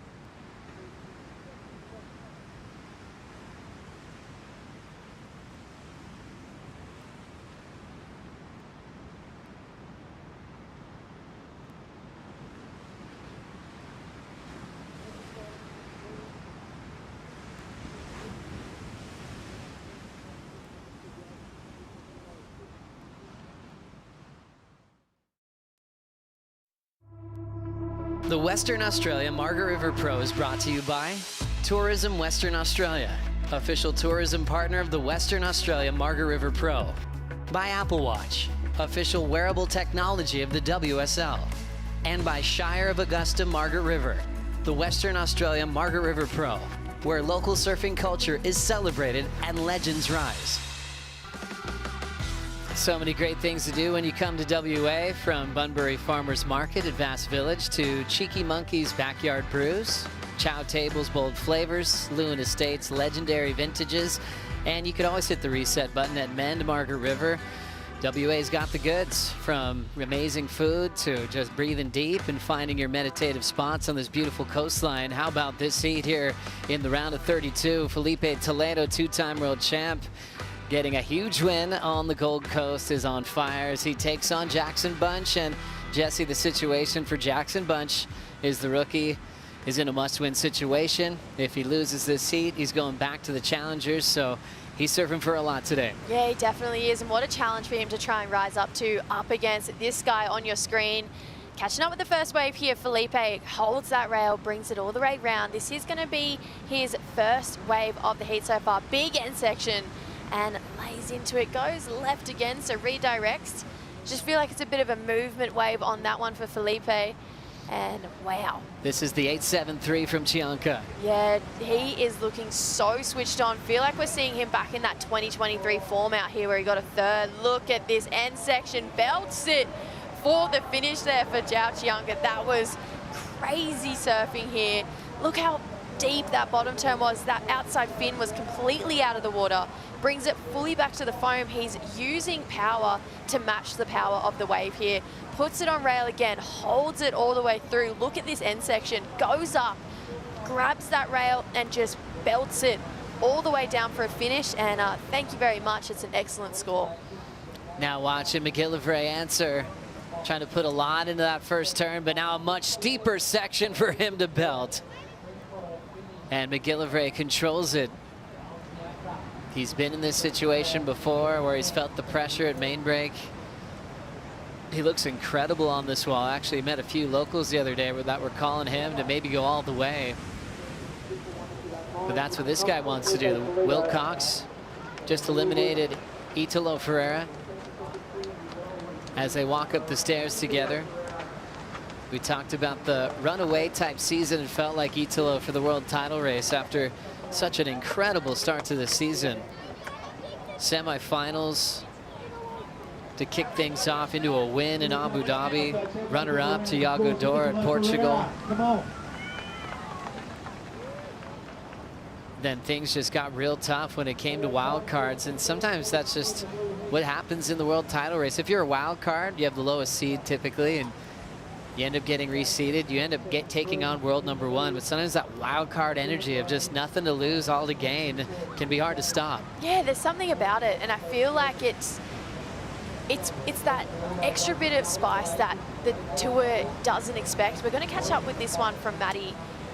Belts that section. That was huge surfing there from our South African Maddie McGillivray. He is chasing a small score now. That last wave, that big turn, is a 6-point ride for Maddie. So now only looking for a 3.74. But back to that point, I agree. I feel like the wild card is what the tour veterans least expect. You know, when you're the top seed and you draw a wild card, you're like, yep, no worries, piece of cake, because I'm not coming up against, you know, number 2 in the world Yago Dor or number 3 in the world Jordy Smith. I'm coming up against a local, but sometimes that's the hardest challenge to take on, especially when it's a local who's had tour experience like Jacob Wilcox or Julian Wilson or Morgan Siblick. So I have to mention that the wild cards have been pretty hard this year. Oh my gosh, unbelievable mix, especially through the Australian leg of the tour, which is making things interesting now for that yellow jersey. Thing is, Yago Dor was eliminated by Mikey McDonough, another wild card story there. So top 2 seeds in the event already out. Kanoa Garashi did get a heat win as he's moved on to the round of 16. As he's trying to get a bit closer to yellow. He'll have Connor O'Leary, Japanese representation, going head to head in that heat, both teammates in the Olympic Games last year.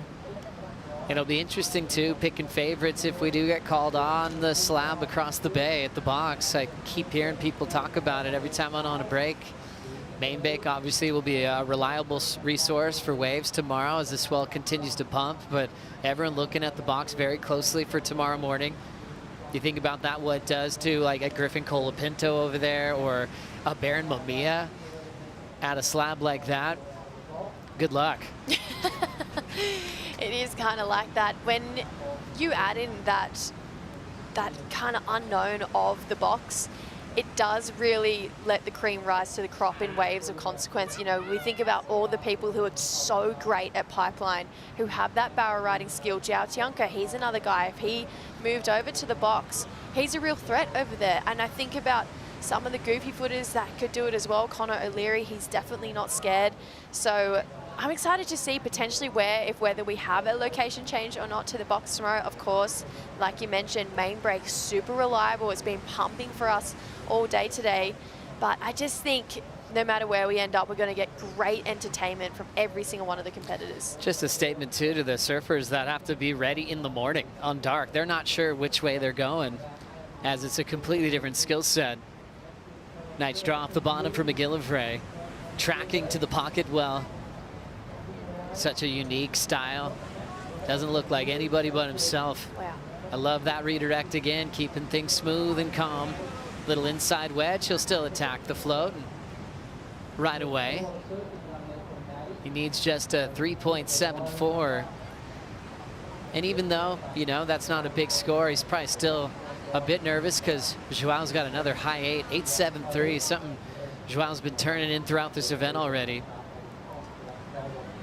So definitely not hoping for a 3 at this point for McGillivray. He wants to try to outmatch Joao's high score. Yeah, definitely. When your competitor has an 8 and the backup of a 1, you know that you're going to need a lot more than the score required. So he locked in a 4.83 for that last wave. It was really beautiful surfing. I do think he was just lacking that X factor of a big, solid finishing turn.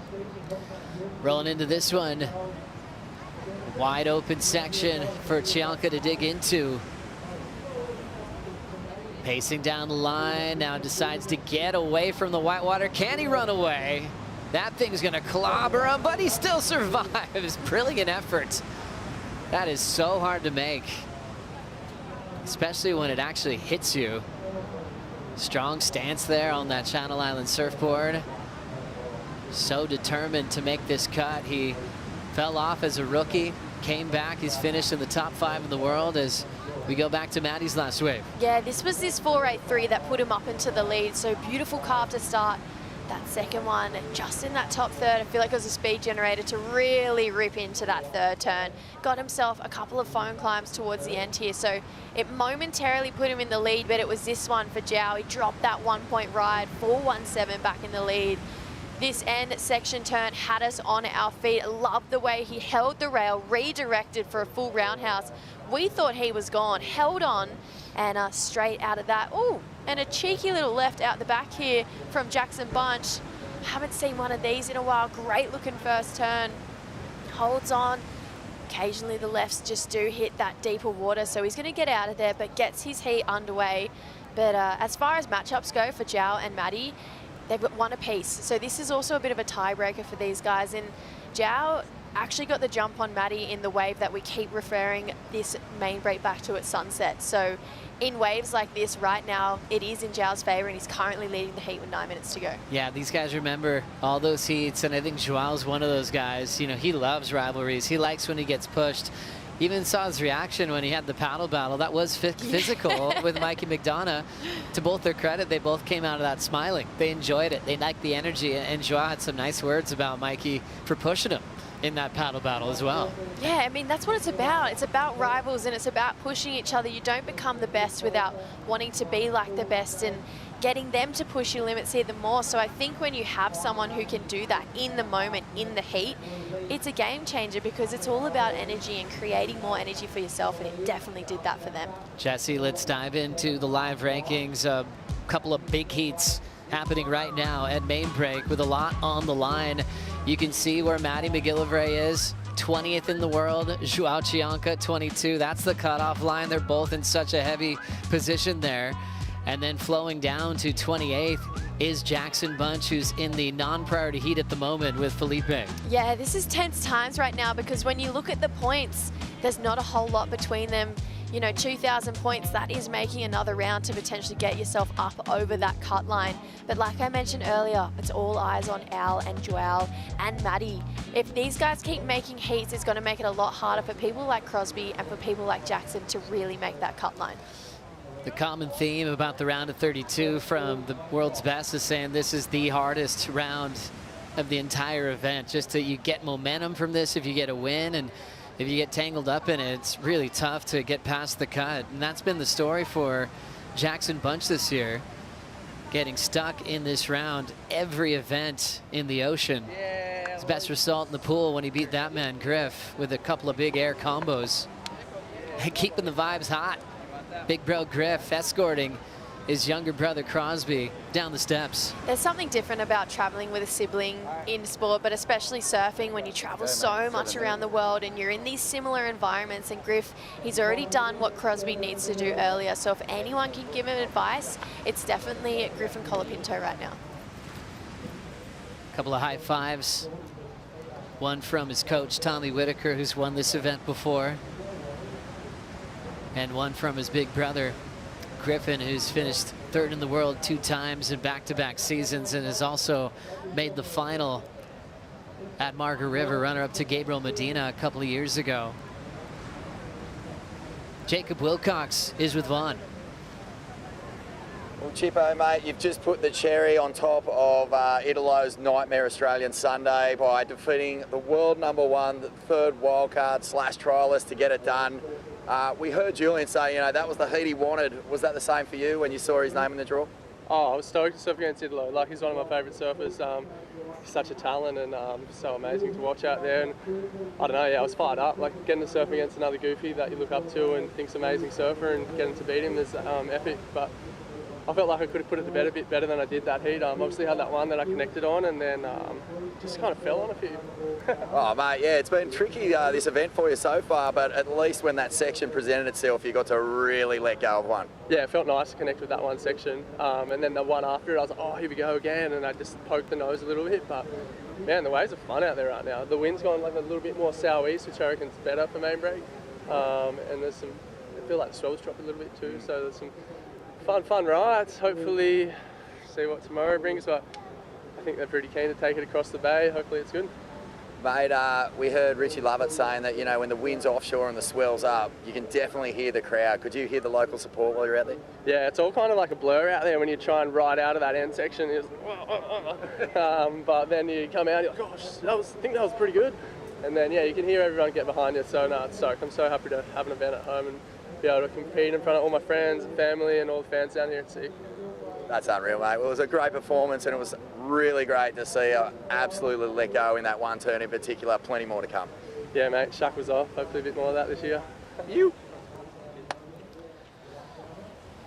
Solid pop on that handshake. Jacob Wilcox, thank you, Vaughn. Feeling it. You know, he's had all these wild card opportunities, but it's been tough to convert him. That one's a big win for Jacob, a key win in what's been an epic career to follow. Drawing that carve in the pocket, always lively, always a lot of body language in every move. Joao Chianca puts everything into every turn and over-rotates. Oh, heartbreak there for the Brazilian surfer, but that first turn was beautiful surfing there from Joao. Yeah, loves to really lean in to big old meaty carves with so much control, but yeah, got off balance. Matty McGillivray gets hit in the face on that first turn by the lip, but didn't matter. And right there, he'll stumble. 3:50 on the clock. These guys are so close to that cutoff mark. McGillivray chasing a 6.91. As we go to the GWM recap. Yeah, let's take a look at this heat. It's been pretty much fireworks between these two, but it has been Joao with an excellent score so far, an 8.73. Carves it one back this wave. I could watch it time and time again. It's that turn into this big end section hit that just has him looking so switched on here. Just loving seeing Matty on an open wall like this. He's got one of the best styles in the world. When he gets a section with some draw on it, he can really show off what he can do with his rail work. He's still playing catch up to this man though. Chianca leading ever since he got the 8.73. Got a little bit bobbled off his last wave, which we're still waiting to see scored. But so smart, getting there early on that previous 4.17, so he didn't get clobbered by that whitewater monster. And now we'll see the tail end of this. Left again for Jackson Bunch, the 21-year-old from Paia, Maui. Has been really focused on the lefts. He actually had a 7+ ride the other day, finding a left where he did a gigantic error on the first section. And you know what? When we got to Pipeline to kick off the year and we were having our morning reports and little Dawn Patrol shows, we're going, okay, pick a rookie who's going to get on top. Jackson got majority of the votes that day based on what everyone sees all the time in Hawaii. Charges at Pipe, unbelievable in the air. And, you know, that pool event, he got quarterfinal points for it, but that was the standout of the season so far. He's had some tough heats in the round of 32. He has, but he's such a good surfer. Everyone talks about how strong his backhand attack is, and we're seeing it live on the replay right now. This second turn just buries a little bit of rail, but he's racing for something big. We know he makes it out of it because He gets one more bonus section through the inside, so kind of redirects off that foam there for Jackson, but gets this random little bonus section on the inside here and really gets to lay into a turn there on that bigger board. You can see he was pushing really hard on that section, so Jackson is going to get his second score on the board, but he's been such a standout, and I totally understand why so many picked him to be Rookie of the Year this year. I remember it was you, Jesse Mendez and Strider, and I feel like he has the talent to do it. He's just had hard matchups this year. Yeah, he's wild. He's like a video game when you watch him free surf. I remember when Jackson won this big event in Haleiwa, he had a couple of big nines, and I saw him the day after. I was meaning to congratulate him, but I kind of stopped and I just watched him surf. And he did this aerial combination, kind of similar to what we saw in the pool, but this was in the ocean. It was on a left on a wave that's actually typically a right, and it's really shallow when you go left. He did a huge alley-oop, landed, full rote right after in the flats. And I forgot to even tell him, like, congrats on your Haleiwa. And I was like, what was that? It was really cool how he was just pumped up on adrenaline. And I don't even know if he'd remember that wave, honestly, because he had about 20 that day. That was just unbelievable. Such a world-class talent representing Maui really well. And he's fighting for a spot on tour at the moment. He happens to be against a champ at Margaret River. And Felipe Toledo, who's won 2 world titles, really tough draw to be up against when you're trying to make the cut. Oh, absolutely. And thinking back to our Dawn Patrol on the first day, Rich, he was like, he's the guy to beat. I think he's just found a different level of surfing right now. After that heat at Burley, it just felt like he clicked into a whole nother gear. So, yeah, when we talk about Jackson and hard heats, this one's definitely a hard one, but he's starting off strong and he's got the lead right now. High fives there from Maddie Bemrose to Luana Silva. Lulu happy that Joao Chianca just got the win there with an 8.73. And his wave, we were waiting to see if it factored in, did a 5.2. Matthew McGillivray left chasing just about an 8-point ride in the decision. And so now Matthew will just have to sit and wait to see what happens on the rankings. He's in 20th. And there's a lot of people gunning for that spot that are still in the event. Joao Chianca getting some more points as he's into the round of 16. And you'd imagine if he gets sent to the box, he'll be pretty happy with that call in the next round. Yeah, he's definitely talented at barrel riding, especially on short, sharp slabs like we see across the bay there at the box. But yeah, Matty, unfortunately, he's just going to be one of those scenarios where you sit and wait. We've seen Iago Dora be in that situation, so unfortunately, that's how it goes. So we'll keep you posted on the live rankings. When we come back, Jackson, Bunch, and Felipe will be the priority heat. We'll be bringing in Ethan Ewing and Crosby Colapinto for Heat 12 of the round of 32.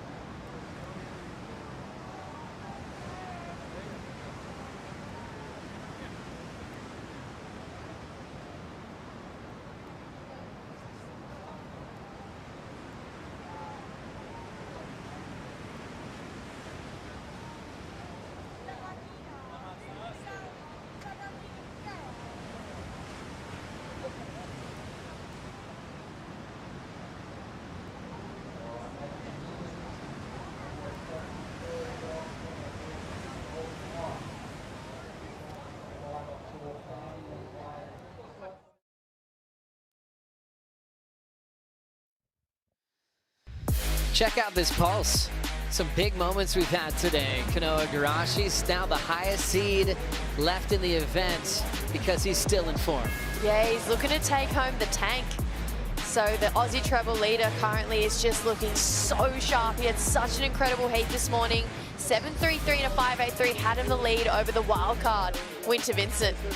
Great to see that. And it's going to be an all-Japanese matchup because O'Leary is moving on as well. He's got Kanoa in the next round.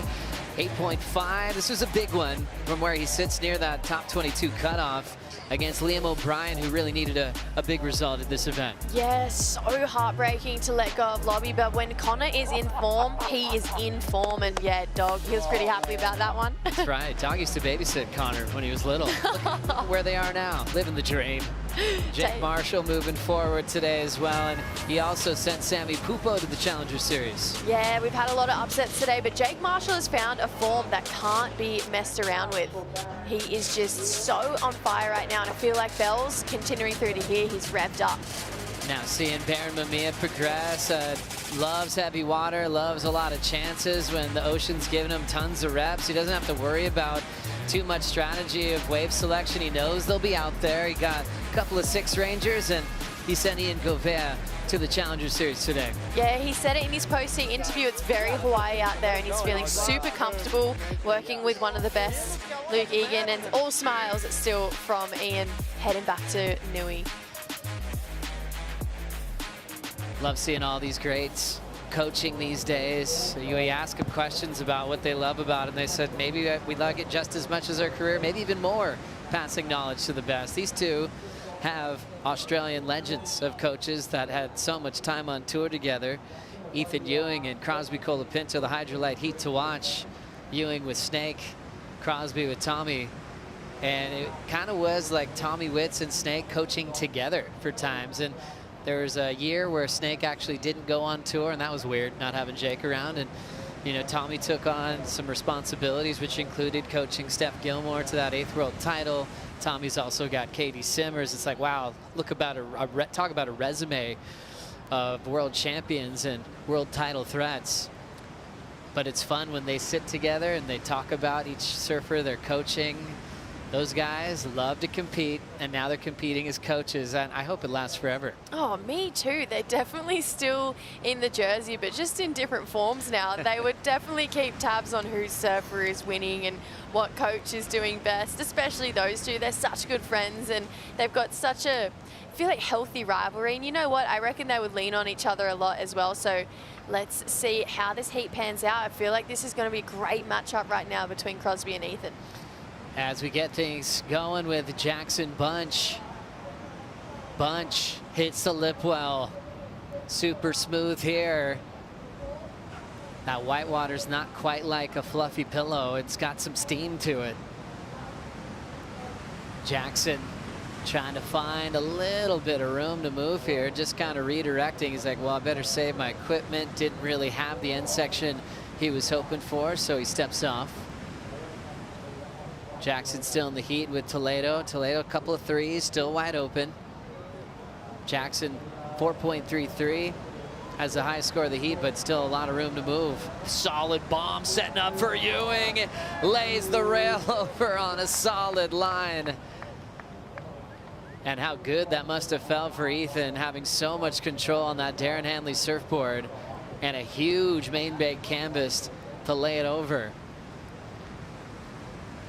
Ethan just looking at these conditions, probably going, I'm ready to lay down some tracks. And even though it was a short ride maneuver-wise, I really enjoyed it. Oh, absolutely. I think anytime Ethan gets to his feet, the whole world really enjoys it. He's one of the most beautiful surfers to watch on tour right now. Just so strong and stylish. Right now, Jackson Bunch, he's definitely in the mix as well. Everyone talks about how good his back-tide attack is, and that first hook in the pocket speaking volumes for how talented this young surfer is. Fighting for a spot on tour here. So this last wave coming in at a 4.63 for Jackson. It was just a weird end section, unfortunately. Didn't have that moment he was really looking for in the end to make it a complete total ride. But how's the size of this wave for Ethan Ewing right now? It's the one turn, but it's a magic one. Lays it on rail all the way back. That is what good traditional surfing looks like. Let's slow it down here. So he just has this perfect bottom turn where he really holds the rail. Look at that outside fin. It is completely out of the water. Comes just below the lip, so super smart with the wind on the face. It would have hurt his turn, but went under the lip, drew this line all the way down, held that carve, and look at that water behind him coming down, but got out of it with speed. to get himself a score on the board. Beautiful, beautiful stuff there from Ethan Ewing. Talking to guys like Joel Parkinson and Mick Fanning, they're always like, his style doesn't change, whether it's 2 foot or triple overhead, and Ethan's showing that on that one maneuver section. Toledo getting in the mix here. Yeah, we can't forget that Felipe Toledo is in this heat. Carves this one back, bit of a weird end section there, so nothing too much on offer, so it's all right. He's keeping us on our toes. We know something big will come from Toledo. And then Crosby, everyone got a piece of the pie here. Gives it a check turn here, puts it up in a hard section there, and gets the finish, so knows what it's like out there. And I dare say it looks a little bit easier right now than it did earlier for Crosby, so this could be a little bit of an advantage to him. Scores in now from the opening exchange from the non-priority heat. 4.67 for Crosby, 6.33 for that big hook from Ethan Ewing. There's the snap from Jackson Bunch. Touches the rail off the bottom, gets a little off the top before it flattens out. This is the hard part. You're like, do I commit? And he will. Hunting down the end section, tries to turn early, and he'll get a carve and have to eject. Yeah, I'm thinking maybe 2 minds there towards the end for Jackson Bunch. You could see he hit that end section and then looked back towards the foam to almost be like, oh, could I get a 2 for 1 here? So that's why his board was facing that way. We'll break it down in the replay. But Jackson right now has Philippe's number and is out in the lead. Starting to build, and it's interesting too when a non-priority heat starts and their first waves are better than the heat that's been underway. You can talk about rhythm being a real thing in the ocean, and Ethan finding the magic on one giant wall that the other heat wasn't in position for. Here's Jackson again. Yeah, that first crack in the pocket, beautiful surfing from Jackson Bunch, comes back around. This is where the wave continues to just slopen out a little bit, and we see all of our athletes eye out this end turn. Jackson building speed here, comes up towards the phone, redirects. You could see he considered just getting a little 2 for 1 there, so that's why he pressed the eject button instead of riding out in front of the foam. And right now he's got a full power stance. Taking the ski back out the back. He's hanging on just to get out the back because he's hanging on to his spot on tour. There's been some great performances from Hawaii. I mean, just, I guess, focusing on Maui. That's where Jackson comes from. Remember, there was a great year. Olamana, Eliogram made the final with John Florence. But before, it was a CT event. Florence doing great job to make the final. Dusty Payne from Maui getting a huge win, one of the biggest of Dusty's career. I remember Dusty's face after he won. Then we saw him at Bells right after. He was just so happy to take out a major victory on a wave like this. So Maui specifically with a strong connection here with those big names that have made the finals in the past. Jackson's last score, 4.5, is out in front. Toledo now needs a 5.3 to avoid a loss here in the round of 32. Yeah, it's not much for Toledo, though. We know he's got about 1 million 5.3s in his competitive career so far. As we now have a chance to catch up with Joao Chianca with Vaughn. Joao, congratulations. That was a really tense heat, especially considering where you and Matty are on the rankings, but you seem to be able to surf with a lot of freedom. Thank you. Yeah, as I said on the first round, not much to say because job is not done yet. I came here, I was just being much grateful to be back after 1 year away from the tour. So yeah, really enjoying all the experience and all the pressure that the tour has been bringing to me. So yeah, just game on still. Game on still, mate. One thing about your performance just then, it actually looked like you were having so much fun. You got so much opportunity and you really ripped in. Thank you. Yeah, I was stoked on that first 8. We always want to start a heat off like that. And against Matthew, it's one of my good friends on tour. I have a huge respect for him. And he's definitely one of the hardest guys on tour to have on a heat at perfect main break. So yeah, I was just stoked, but as I said, I was just really focused on my game plan, on just warm heart, cold blood, and yeah. Cold-blooded suits you, man. You really delivered on that heat. Congratulations. Thank you so much. Huge movement for Joao Chianca in a big way, moving up 7 spots. Wow. With that victory over Matthew McGillivray, jumping all the way up to 15th in the world. And it's interesting when you look on tour and you've got one throwaway result, you know, for Joao, he had a 33rd. That's net like 285 points. So if you're able to ditch that, you're going to jump up in a huge way. So he's able to skip a ton of people up to 15th. Sounds so much better from where he was at the 22 mark before that heat started. Oh, absolutely. And I mean, that's a massive jump. We saw a massive jump.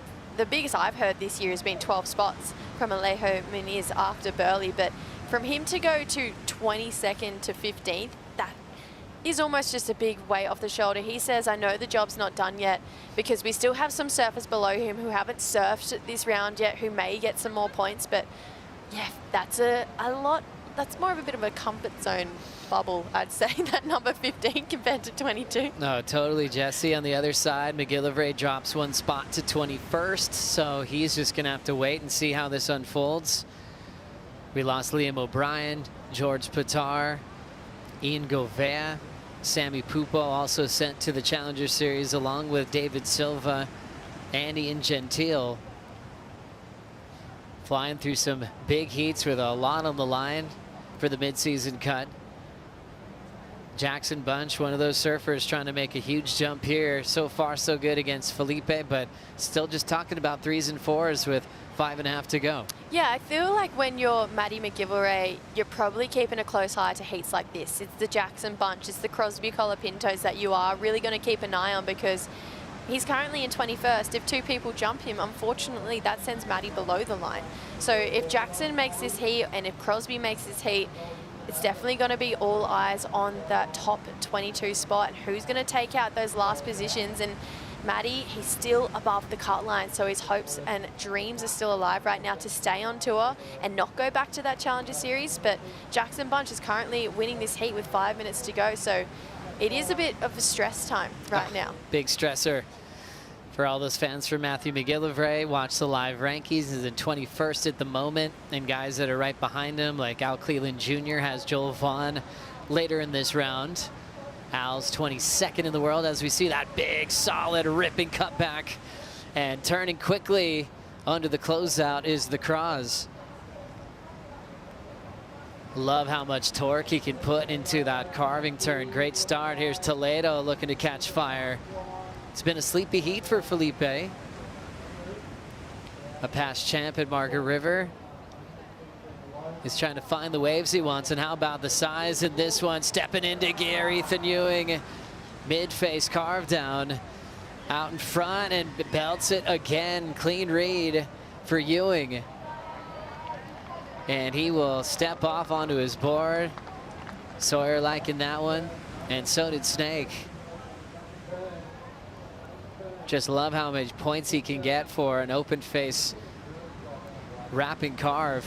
Got the 633 on one maneuver before because of the size of the section, how perfect he had with speed, power, and flow. This time he gets a 2-turn combo. Yeah, and I feel like he's been really smart in going just below the lip line to make sure that he generates the speed out of it, because a lot of the time we see people go to that top edge and unfortunately it's kind of hold on for dear life and not ride out. Let's take a bit of a step back though, because Crosby, a lot of people got a piece of the pie here. Beautiful first turn here, comes back around and he just carves down quickly before that one closes out. So he's going to put another score on the board. You can tell he was eyeing off the top of that wave, but just shut down too fast. This is the way we're talking about though. Wow. How is this turn from Ethan? Just love how quick and sharp his turns are here.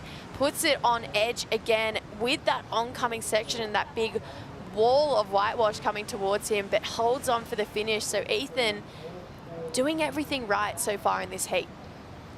Yeah, it's cool to see him how his board didn't move a ton, but it had so much great energy to it too, with those lines being so smooth. We were talking about just having a little slingshot wedge where you could judge power and rail work on the women's tour. We're talking about who's really the most powerful, and we'd love to test that. You know, on a main break wall, I wouldn't mind Ethan going straight, just get as much speed as he can and just lay the rail over, he could probably get an excellent score. Just having a different vision on this wave. Forget multiple turns. He can get it done on one look. Well, besides how consistently he is as a competitor, I do really feel like it's the way he reads a wave that really sets him apart from the rest of the tour, and it's why he has this such a unique style and edge over some of his competitors, because he can do 2 turns and achieve excellent because of the way he goes. If I just put my rail on edge harder than anyone else on tour, I know that 2 turns is going to give me an excellent score, and that's exactly what we just saw from Ethan Ewing. 8-point ride for Ethan Ewing, 6.33 on his starter. And this is all in the non-priority side of his matchup. That is huge. Oh, yeah. For a heat that's had a ton of time, and they have priority over Ethan, over Crosby. And the biggest numbers are in the non-priority heat. Just a touch for Cros with 4.67s. As we look at a left opportunity for Felipe Toledo. Needs a 5.3 here. It's going slopey really fast, so he couldn't really connect with a major turn there, and he's down to 1 minute to go. Looks like he might just be committing to riding this one all the way to this inside wall. Now finding a better section to work with, but still staying pretty full all the way through, and he'll be running out of time with this one. Yeah, I just don't see that being the best wave of the heat so far. It didn't have any of those really big critical maneuvers we were looking for, and as we know, those lefts do taper off a little bit, but Jackson, he had first priority. It was a set wave that went wider than where he was sitting, and unfortunately he did have to pull the trigger there for Felipe. There were 25 seconds on the clock. It's looking like dreams are still going to be alive for Jackson Bunch. He knows he needs a big score here, a big result, sorry, and feels like he's got the job done here. Wow, what a great effort for Jackson Bunch. Scores on that long left for Felipe, a throwaway, 3.47. He actually had 4 threes in that heat. So after winning at Burley, out in the round of 32 at Margaret River, and the rookie Jackson Bunch still surfing for his career on the championship tour. He will move on into the round of 16 and take on the winner of the heat that's underway with Ethan Ewing and Crosby Colapinto. Big draw off the bottom there, and setting up a nice hook on a solid one. Crosby Colapinto catching up to the scoring potential there. Hits the lip again. Winding up a nice end section hack there. Cros will ride away, and he's feeling it. Wow. He's really trying to catch up to the form of Ethan Ewing. Crosby, that guy in the hot seat, trying to get above the cut and pumping himself up on that one, Jesse. Yeah, absolutely. I was thinking to myself, watching that wave, he can get a finish on this. This is going to be a pretty nice score, because that first turn really laid it on the rail, and there was a solid wave there for Crosby. So I'm feeling like he's going to have his best wave of the heat so far coming towards him. We see that little wrap back in the pocket quickly here. Edgar Grangia getting started in the heat with Jordy Smith that just paddled out. Edgar, part of the rookie class, and pushing hard on the end section. Wild convergence for so many reasons, because you run out of water at the same time. Edgar surfing for his spot on tour. Jordy trying to keep himself solid in the world title race. Ethan and Cros will have priority. We're going to take a Bonsoy brew break. When we come back, we'll have Rondon, W.A. Rick, and Felicity Palmatier for the call.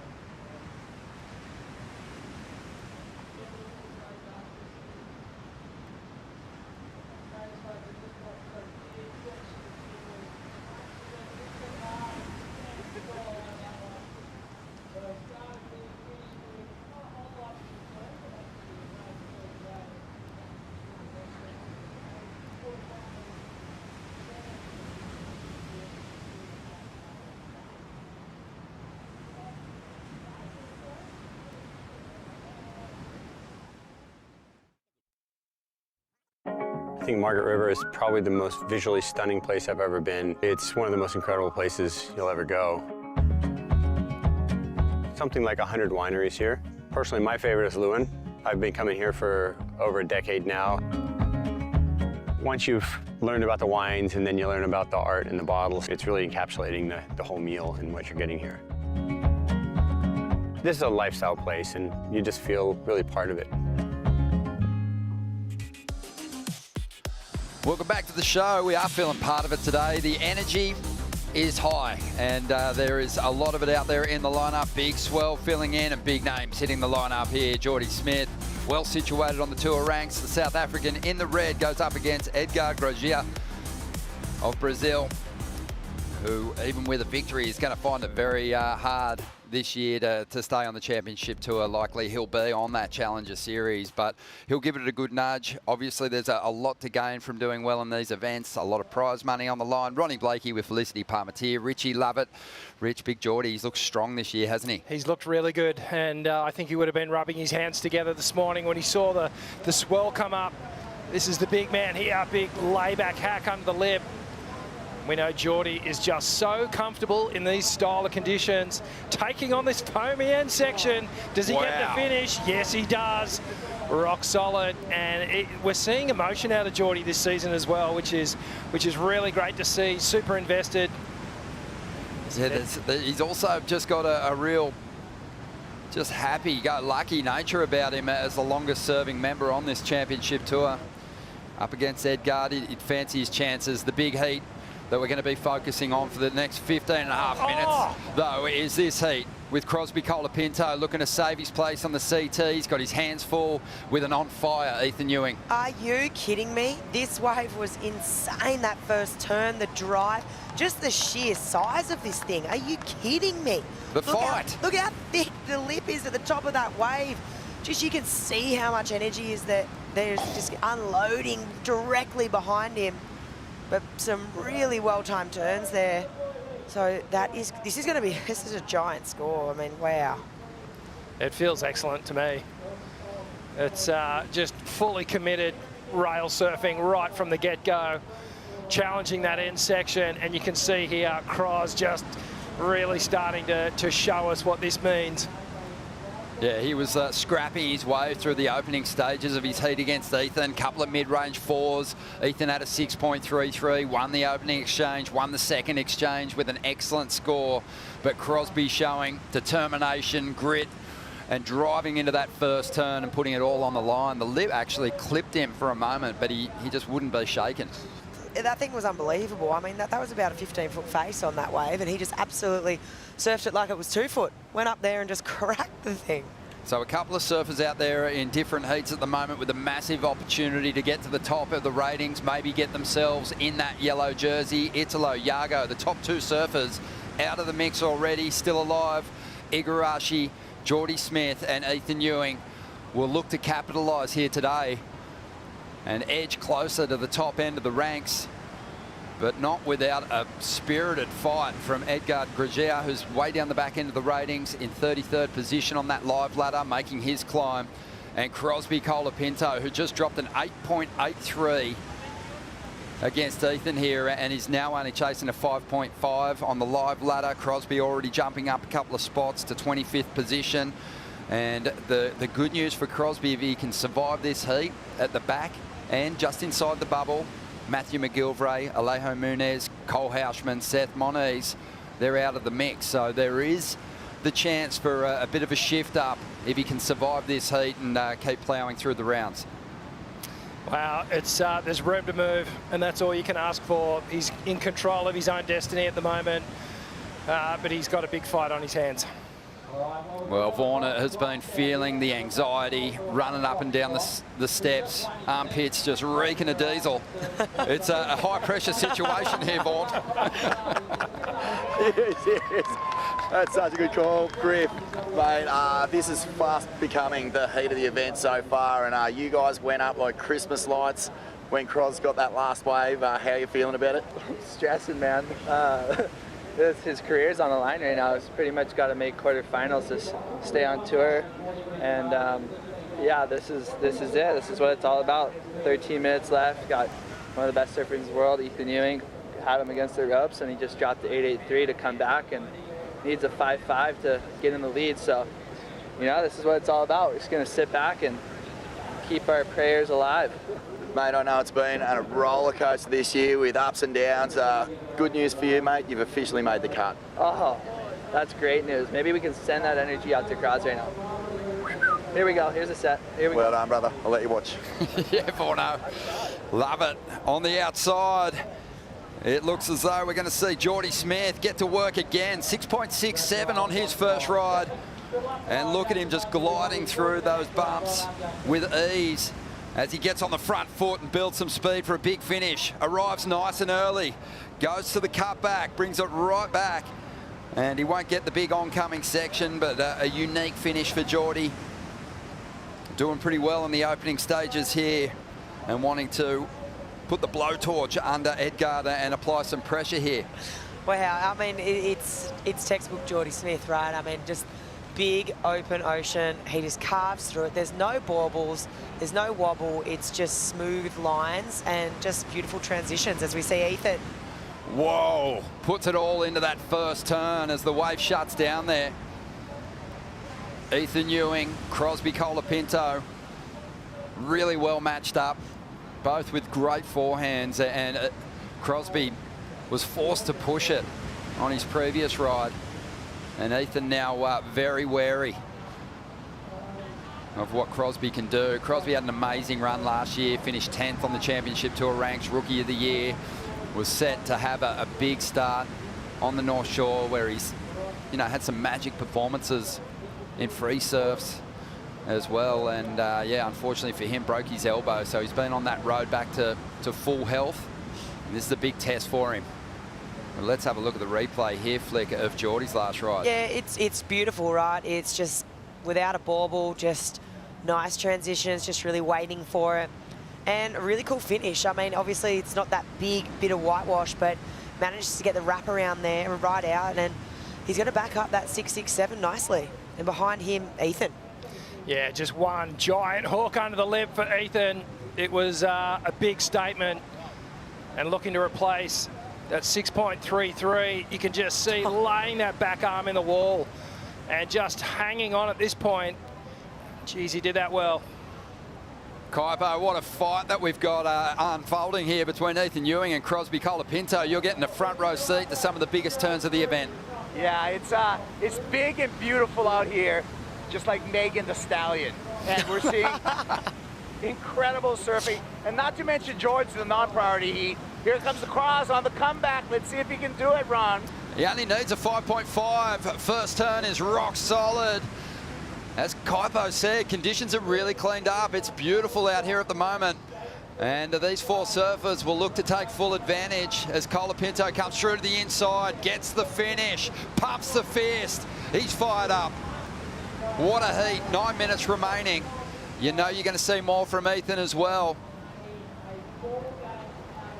Big clash. Geordie Smith, he's just put a 5.83 up. So Edgard's out there with priority already after a 9.17 at the moment. Yeah, he's on the ropes already. And Geordie Smith with a really healthy heat total. But let's have a look at what happened with Cross's wave here. Beautiful line to this one. A nice opening swoop off the top. Backs it up again with a nice carve, nice and high in the lip again. Little transition work through to the inside and adjustment just to get the timing right on that final hit. I think at this point, Cross is like, yep, I know I've got this 5.5 pointer. Beautiful rail work here, just pushing through, driving. Compression as he gets low, drives off that bottom turn again. Now watch the extension through the turn, and that's pushing all that power through the board. Brings it right up tight, almost a 320-degree radius. Beautiful wrapping cutback. Transition work here, and watch the timing. Bang, hits it perfectly to get to the finish. Looks like Ethan Ewing may have, he's dropped his last number. He hasn't improved. This is the point in the season where the people have been downtrodden and had their, you know, really rough moments through different parts of the schedule. the low seeds coming up against the big names, and they've had enough. They're desperate, they're hungry for the result. And Ethan Ewing now is likely going to be chasing a score as we see Edgard grabbing that rail and drawing through his first move here. Trying to chip away at the requirement that Geordie Smith's pieced together on the strength of 2 rides. And Edgard needs a big finish here. Attacks the section. And just gets completely vaporised on the inside there. Well, you know, Cros is a victim of fate, really, with the injury. It's not like he has gone out and hasn't performed. He's performed well in every single event that he's competed in. In every heat, he's stood up. He's come up against opponents that have dropped massive numbers on him. The surfing's there, the ability's there, and he's fighting so hard right now. He didn't get the opportunity to defend his fantastic seed that he had coming into this year. Started the year in as the 10th seed. Yep. And his road through those earlier rounds as a result of that was probably going to be a little easier. We say it often, no easy heats on the CT, but some heats are easier than others. Yeah. And he, you know, got pushed down to the back end of that seeding order by stop 3 when he got his first chance to compete. And that's going to be a tougher road through any event draw. But getting the job done on that last ride of 7.17 to get himself the lead. Ethan Ewing chasing an excellent 8.01. Vaughan has the winner of the last heat, Jackson Bunch. Jackson, a massive heat up against a guy who has really surfed himself into top form after a big win at Burleigh, but you got the job done, mate, and another big heat win. It's a bonus at this stage. Yeah, I mean, this is really my first round, or first time making it out of the round, you know. Just kind of never really had the rhythm. Sometimes you feel like you're surfing really good and it just doesn't go your way. And yeah, I mean, just had a couple good turns out there, and yeah, the waves are firing. It's beautiful out. It's a good day in the West. You fought hard, man. We saw you going left, we saw you going right. You were on peaks here and there. You were basically all over that lineup like crazy. But it seemed to work for you. You did find the opportunities as well. Yeah, I mean, that first left wasn't really trying to go left. I was going to go right, and then ended up shifting, and I was too deep. So just kind of turn left and make sure I can get back out. And just the jet ski assist is so nice. Just catch as many waves as you can and don't have to worry about getting cleaned up by a big set. But I mean, I did almost get cleaned up by one, jumped off and paddled across too early and just got under one. But yeah, it's really fun out there. That's so cool to hear, man. And I think of your surfing this year, I think of a guy who has really put some memorable moments on the map. Like, are you feeling any pressure out there, or are you just still surfing just for the fun and the experience? I mean, just surfing for the fun and the experience, but I mean, it's, I think I need to make a couple more heats to make it past this cut, so not gonna hold back and just head down, hit the biggest section I can if I have to, and yeah, we'll see how we go. Well, congrats, man. We love seeing you get through these heats. Good luck in the next one. Thank you so much. Cheers, Vaughno. Yeah, Jackson Bunch starting to make his climb, but still has work to do. Going to have to break into the final series to have a shot at getting above that cut line. But out there in the lineup at the moment, you know, you can hear the cheers during that interview going up because that score dropped 7.17 for Crosby. And I think that, you know, that he's obviously got some people cheering him on here, but Ethan Ewing has just looked so deadly, but he's after a solid score here, an 8.01, and I don't even really think we've seen him with the opportunity to truly show us what he can do. Yeah, his first couple of waves, you know, he's really made the turns that he's done so impactful that the judges had to give him a good score. But you're right, if he gets one of those waves that offers him those 2 or 3 big sections, he's really going to lay into it. And like from the opening ride, you could almost see a John-S type of speed that Ethan had adopted in this heat. Well, Ethan knows that at this time of the year, it's a real worry coming up against someone below the cut line. He lost out to Seth in this event last year. And who saw that coming, you know, prior to that, 2 years prior to that, the only people that were able to overcome Ethan were the people that went on to win or make the final in the contest. He's just been really strong out here. He's looked like one of the best guys. But again, you know, it's that time of the year where people are just so hungry for the big finish. They don't want to lose their place on this tour. Definitely not. Looks like we're going to have a couple more lines roll through as well, so definitely more opportunity on the way. But even Crosby, I mean, you've got to take hats off to him, because at the moment, yes, there's still 2 minutes on the clock, but he's come up with arguably one of the best guys in this draw out here. I mean, coming into this event, you're thinking, okay, yeah, Jack Robbo, 100%. It's his to lose, basically.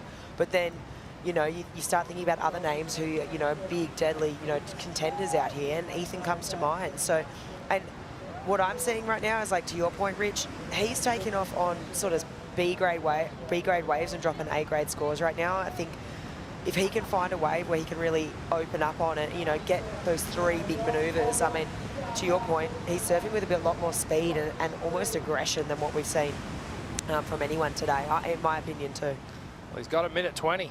I know. Turn this thing around. Time is ticking away. You just saw Cross just staying with him, shadowing him, just trying to push him into a wave to try and relinquish priority. Brother Griff looking on, nervous moments. Yeah, it's been a tough day for the big brothers. Miguel Pupo progressing through before having to watch Sammy surf. Sammy wasn't able to make it through his heat. And now Griff finds himself in that same position, only his brother's got the lead. And Ethan's got an 8.01 to chase down with 45 seconds to go. Ethan does have the priority, something standing up here on the outside. This wave's starting to peak up. He's going to take the first wave. Well, Crosby might even get a chance to answer back. But here we go. Ewing looking for an 8.01. Off the bottom into a nice carve. Takes it right back into the bowl. We'll need a monster finish on this one to convert it into an excellent score. The wave has a few lumps in it, but he has the speed to get to this final section. He hammers it. Can he get back out in front? No, he can't. And the world number 5 is going to fall out of the mix here to the hard-charging, hard-fighting Crosby Colapinto. Wow, this has really shaken up the fantasy surfer teams for so many people around the world.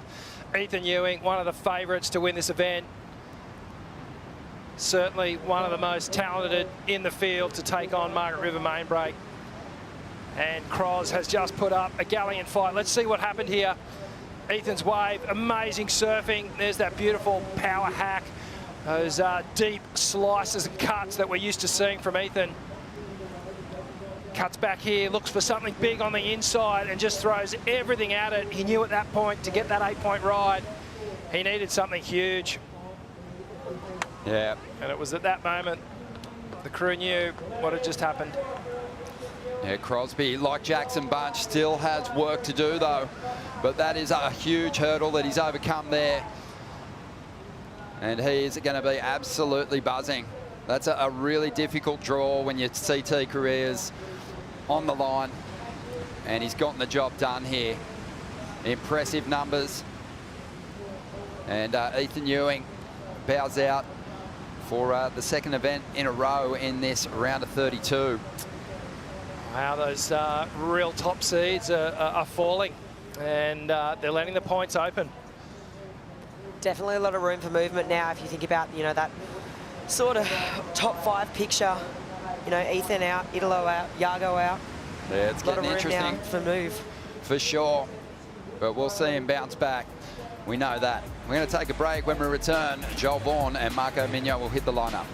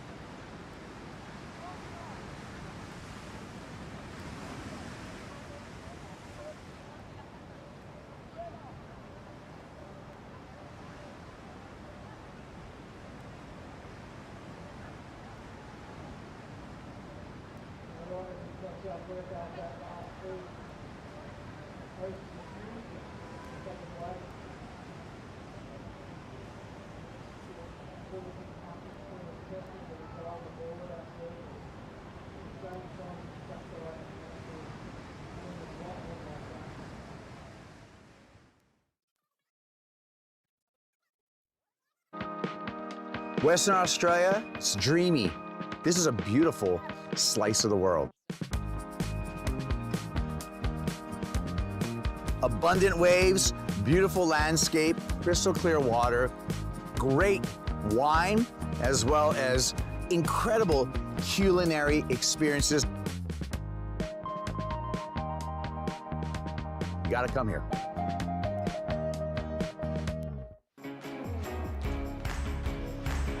Welcome back. Good afternoon from Mainbreak, Western Australia. Margaret River Pro, stop number 7 is where the cut is going to go down.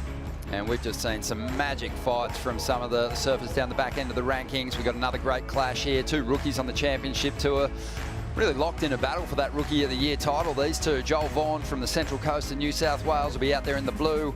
And Marco Mignot representing France. Grew up in Mexico. He will be surfing in the white jersey. And this should be 2 guys who've given us great moments going above the lip. Some huge airs by both these 2 competitors this year, but they're going to have to lean into some rail surfing to get the job done out here. Yeah, no, you're right. That's where my mind goes when I think of both these guys. It's that progressive, innovative element, and it's time to switch into power. Just put that rail game on show. This is Edgar. Edgar Grosjean up against Geordie Smith. Geordie had a quick start, put together a couple of mid-range scores, and that one's not going to help Edgar down. 15.5 minutes. It's actually Geordie that dubbed Joel Vaughan Helicopter Boy down there at Bells Beach.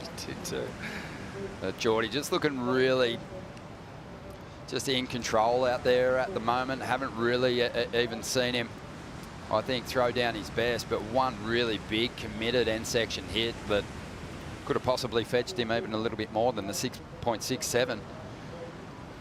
But he's going to feel pretty confident against Edgar, who's here competing at Margaret River for the first time. Geordie's the most experienced surfer in the draw.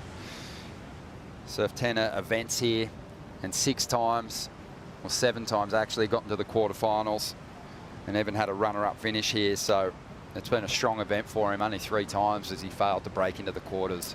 I think you brought it up earlier, Ron. He's one of that elite club that has the ability to sort of diffuse the size of the waves out here. He makes them look a bit smaller, almost like he's playing with it. And, you know, he really has those power attributes that the judges love when it gets to this size. Here we go. Yeah, given some room to move on this one. Glides through that first carve, takes it right back into the bowl. So draws it out beautifully. That's all he's going to get out of that one, though. 14 minutes to go, unlikely to go into his top 2. But there's just a real patience from Geordie when he gets to his feet. Doesn't look rushed. Knows the wave's going to provide the power and knows that he can get to where he needs to be without thrashing around. I think the difference between, like, you know, good surfing out here and great or excellent is the fact if you're not bawbling, right? You've got to be, this wave will keep you honest really quickly. And the moment that your line is sort of interrupted by bauble or you don't look in control is the moment, you know, for me, you know, that's what I feel like the scores have reflected that, you know, that's what the judging's saying to me. If you can keep that line, you look in control, I mean, you're going to be rewarded. I mean, think back to that last heat. Crosby, Ethan, they were both rewarded. There wasn't that bauble, that wasn't that uncertainty, and Margaret River just has this way of just really keeping you honest. And Geordie, I mean, it plays into his wheelhouse. He's so smooth, he's so controlled. He's obviously got the power, he's got the physique. It plays into his wheelhouse. Just looks glorious out there at the moment, Kai. So a little different to the set dodging you were doing earlier on today. Yeah, it's champagne hour. Put on some Marvin Gaye, get into it. For the Oakberry surf conditions, we got 8 to 12 foot out here. Southeast wind, it's offshore. It's beautiful. Like I said, it's champagne hour, and I'm enjoying it. This is absolutely stunning. And here comes a couple of stunner waves hitting main break. Oh, bring it on. Yeah, big heats unfolding this afternoon, all through the day, in fact, with so much on the line for so many of these competitors. Joel Vaughan and Marco Mignot doing great work earlier in the season to relieve a bit of pressure on themselves. But there's still an opportunity for these 2 rookies to break into the top 10, and Marco attacking the final section there, doing really well to hang on to complete that last turn too. Made it. Just wanted to make it really crystal clear to the judges that he made that wave, and he did a good job of it. He continues to surprise me, this guy. He just has this real explosive attack on the wave. And yeah, this would be probably the biggest he's ever surfed it. He hasn't done many reps here at Margaret River. He would have woken up this morning and gone, okay, here we go, here's something new again. So we see the replay. It was a bit sleepy at the start, this one. Had quite an angular taper to it. But then it built up some size down the line. Marco, a little jam there. And it's this end turn where he really cracks the lip and puts a lot of energy. So compressed as he hit the lip there. Oh, that last turn, I mean, there was so much on the line. It was so critical. So, yep, sleepy start, but there's going to be a lot of points come from that end section. Yeah, 6.5, really positive start for the rookie. But Flick, you can speak to this. So often you see someone try and place a turn on that final section and safety it and just get completely swatted.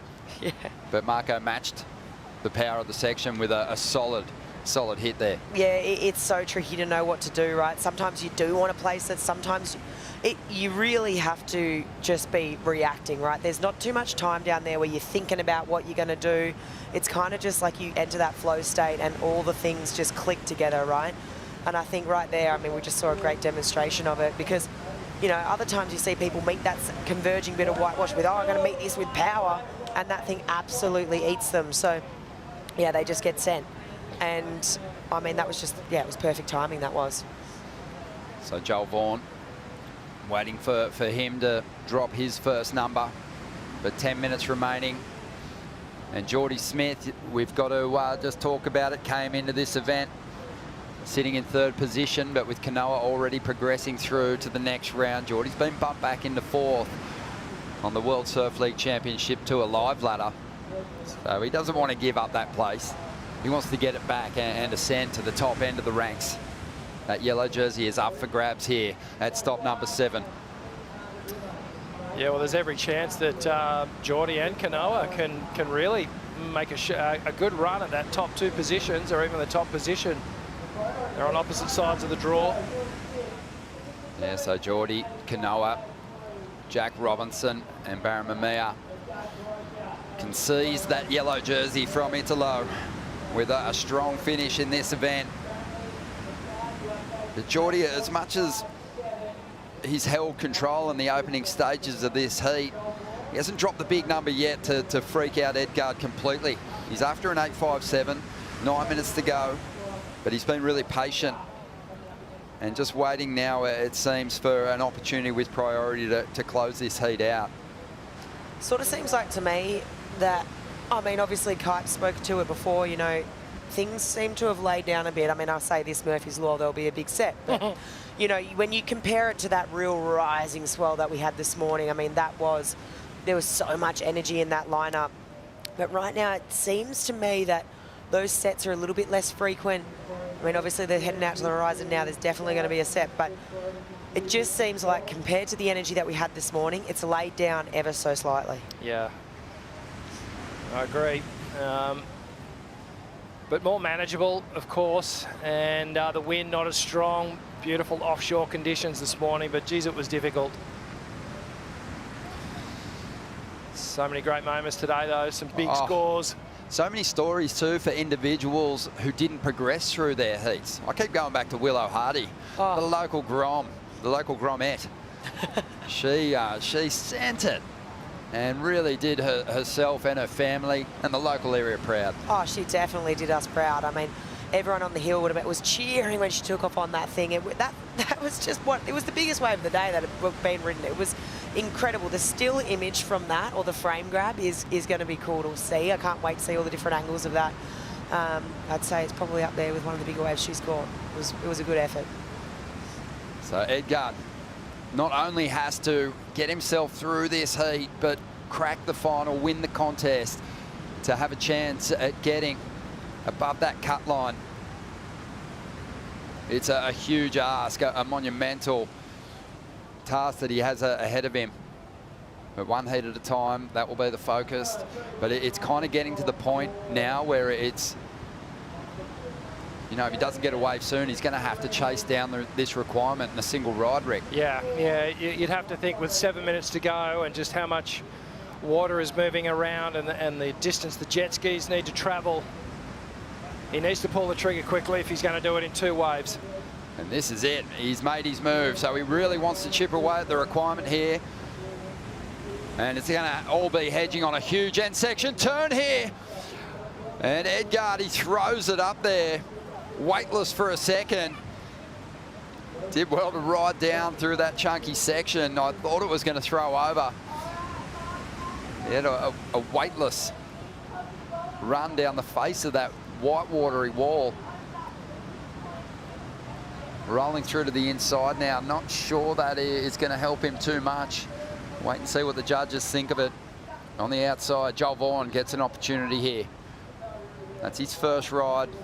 Doesn't really connect through to the final section.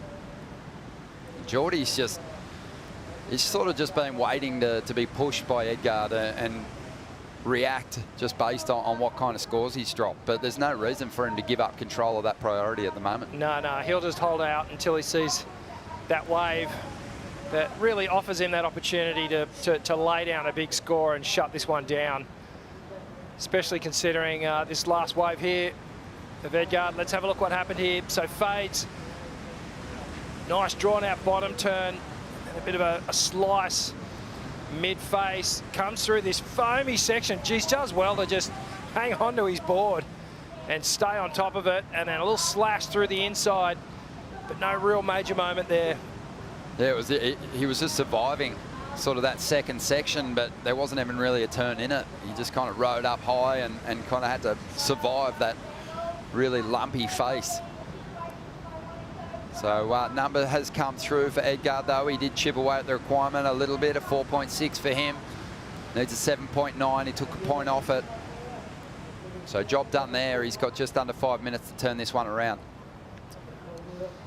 Let's check in with the winner of the last heat. It was a huge draw for him, but Crosby Colapinto had the goods to get the better of Ethan Ewing. He's with Vaughan. Well, pressure makes diamonds, and Cros, you're going to be going home in an armoured car, the Savo, mate, because you are dripping in rocks after that performance. Thank you. That was wild, you know. You come up against Ethan and you know it's going to be like fireworks every time. So he got that 8, and then I was sitting out there and I heard it, and my plan was to sit like further out. I have my biggest board, so I was kind of sitting out there and that wave popped up and I had like a chip. It didn't even really break. I just got like the chip, and when I saw it coming, I was just kind of having some self-talk and just like telling to myself that I got this and stuff. And then I was able to put that wave together and then just put that heat together after that and stay calm, and feels really good. Mate, it kind of feels like the 8 was a good thing. I know it sounds strange, but when your opponent gets an excellent ride like that, but it really allowed you to just fire up and attack. And I'd imagine that's quite hard to do when you're under the sort of pressure that you're under with the Cup.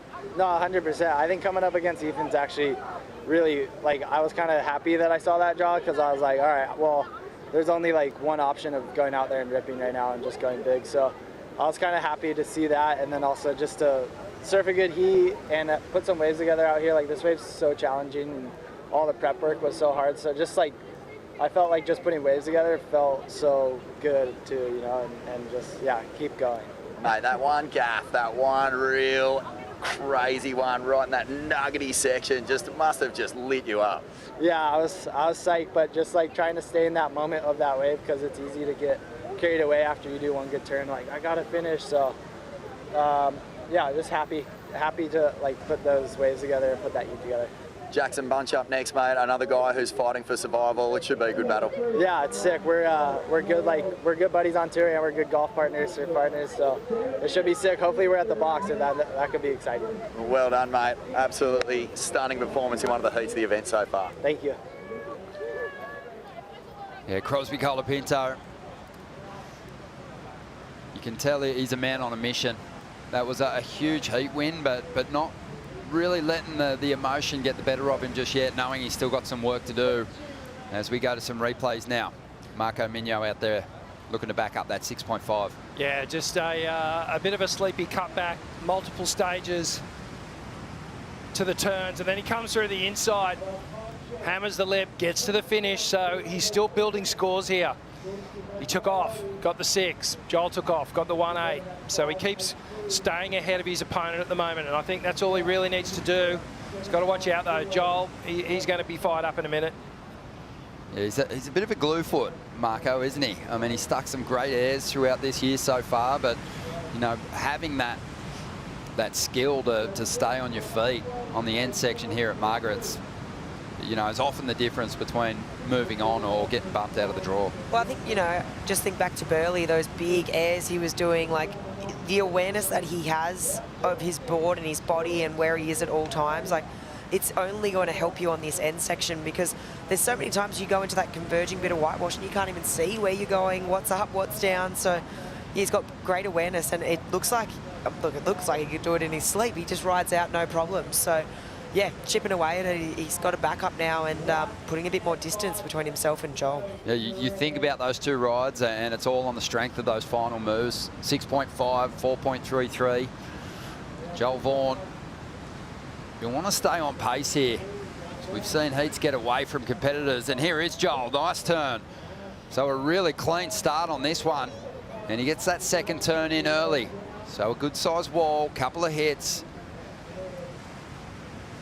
It's not going to turn the heat, but it'll narrow the chase for him.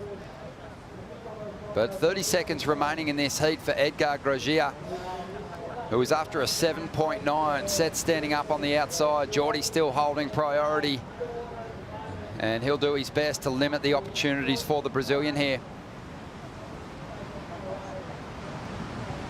Edgardo and Geordie to the left of your screen. Getting over the top of that first one, 10 seconds to go.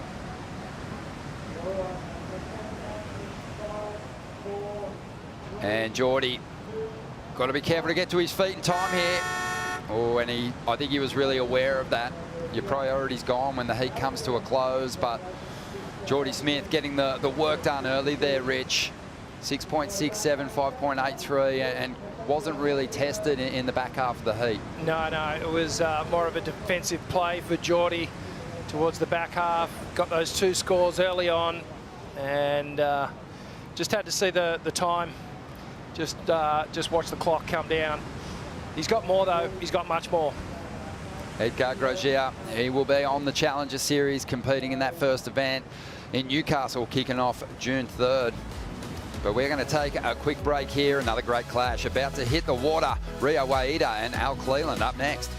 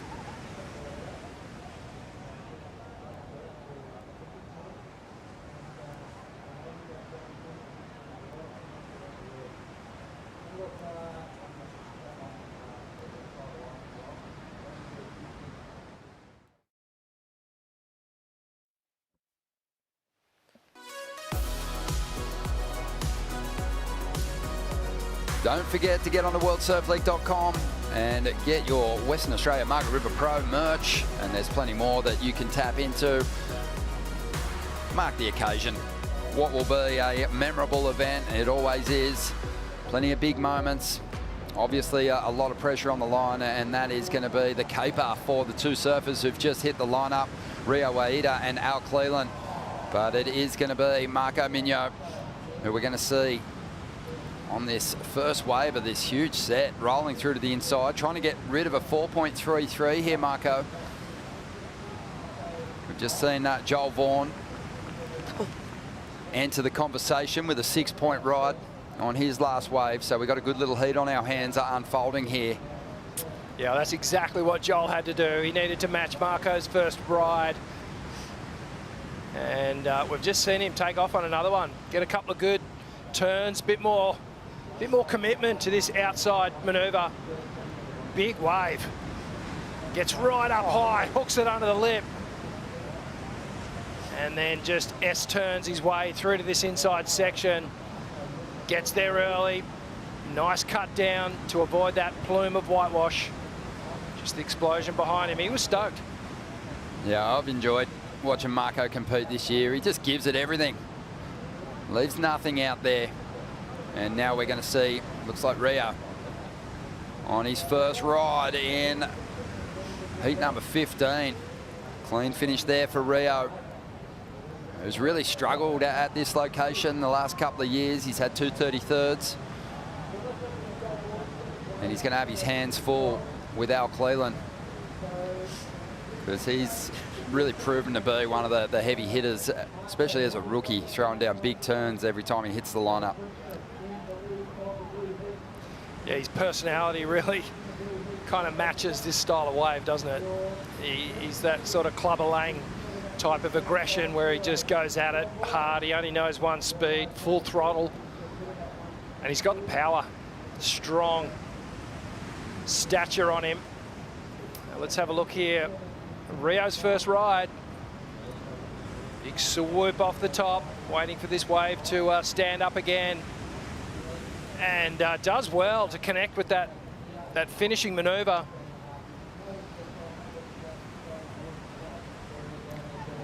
They know each other pretty well, both part of that Quicksilver team. They've been on trips together before, so well aware of the dangers that the other surfer presents. But we got some big news for the surfers in heat number 14. Marco Migno, Joel Vaughan, with what's unfolded already today and their position on the rankings. They have both made the cut. So they are going to be fighting it out for that Rookie of the Year title, it looks like. And that fight is happening right now, because Marco Migno has just dropped a 7.17. Joel Vaughan needs a 7.67 now, but a massive relief for both surfers. Wow, that's really cool news to hear that they've both made it. I mean, they both had, you know, cool moments this year already on the tour, and it's just that sigh of relief of like, okay, you're kind of going into this event, you sort of felt you were safe, but just to hear the words, it's a different story as we see Joel. Yeah, needs a big number here, near excellence, to get himself in front, lining this one up. Big section standing up. Joel Vaughan is going to opt out of this one.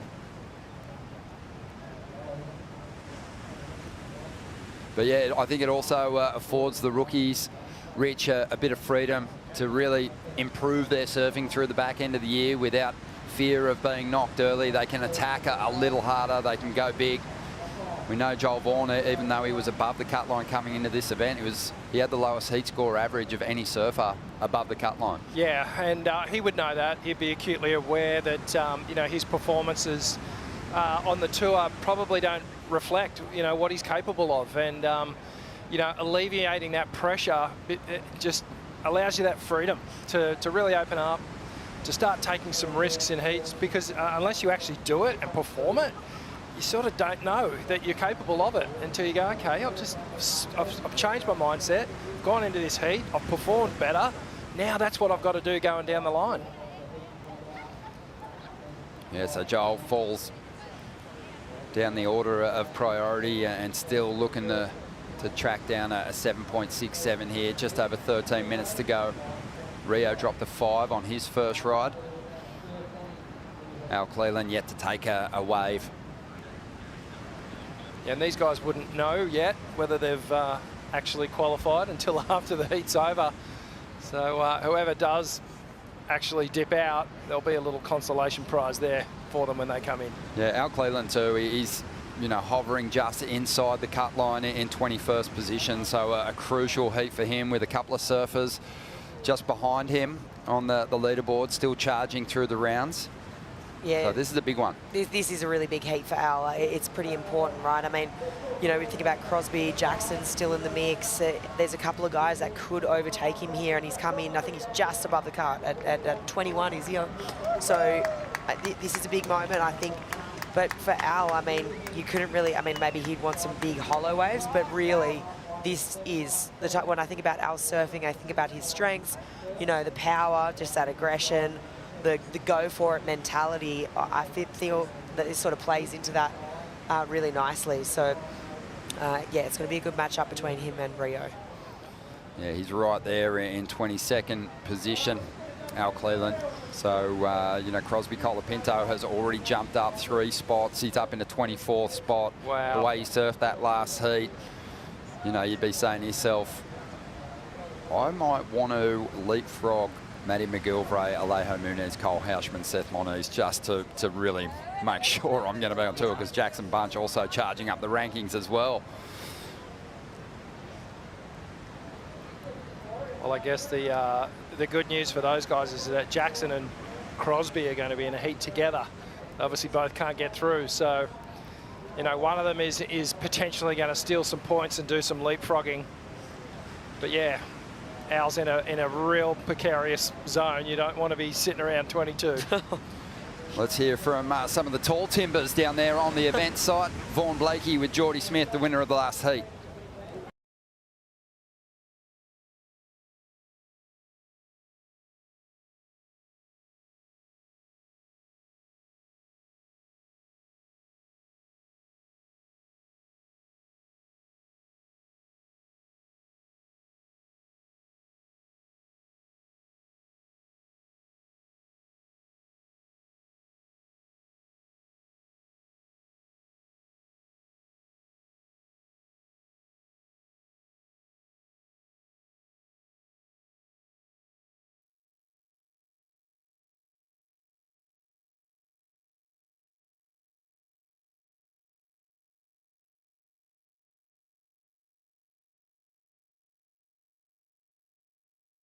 So, yeah, there's small little things you kind of pick up as the day goes on, and you just kind of take it into that 35 minutes or 40 minutes that you have and hope for the best, bro.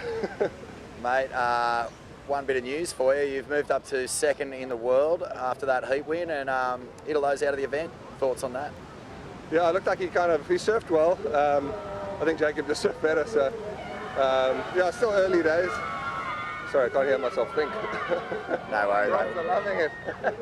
Well, congratulations, brother. Here comes Jack Robbo. That's the noise. Ah, there we go, there we go. That sounds about right. Thanks, mate. Congrats. See you in the next round. Thank you.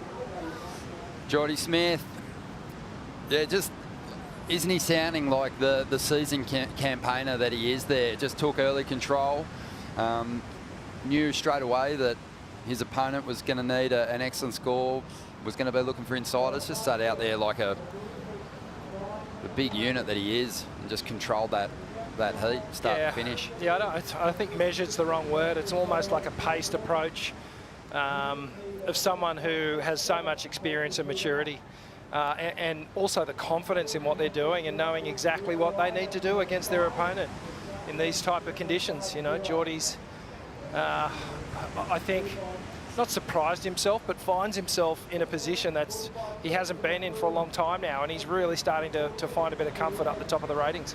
Yeah, he's loving it. As we see out the back now, Marco Migno trying to get rid of a 6.5 here.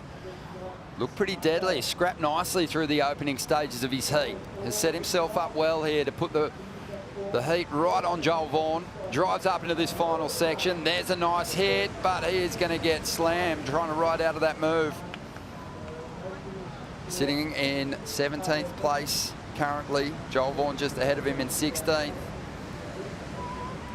And it looks like we are going to see Al Cleland now driving up into that first section. Beautiful carve. Sets those rails deep in the wall and lets go of a beautiful second turn. Big final section to hit, but so hard to ride out.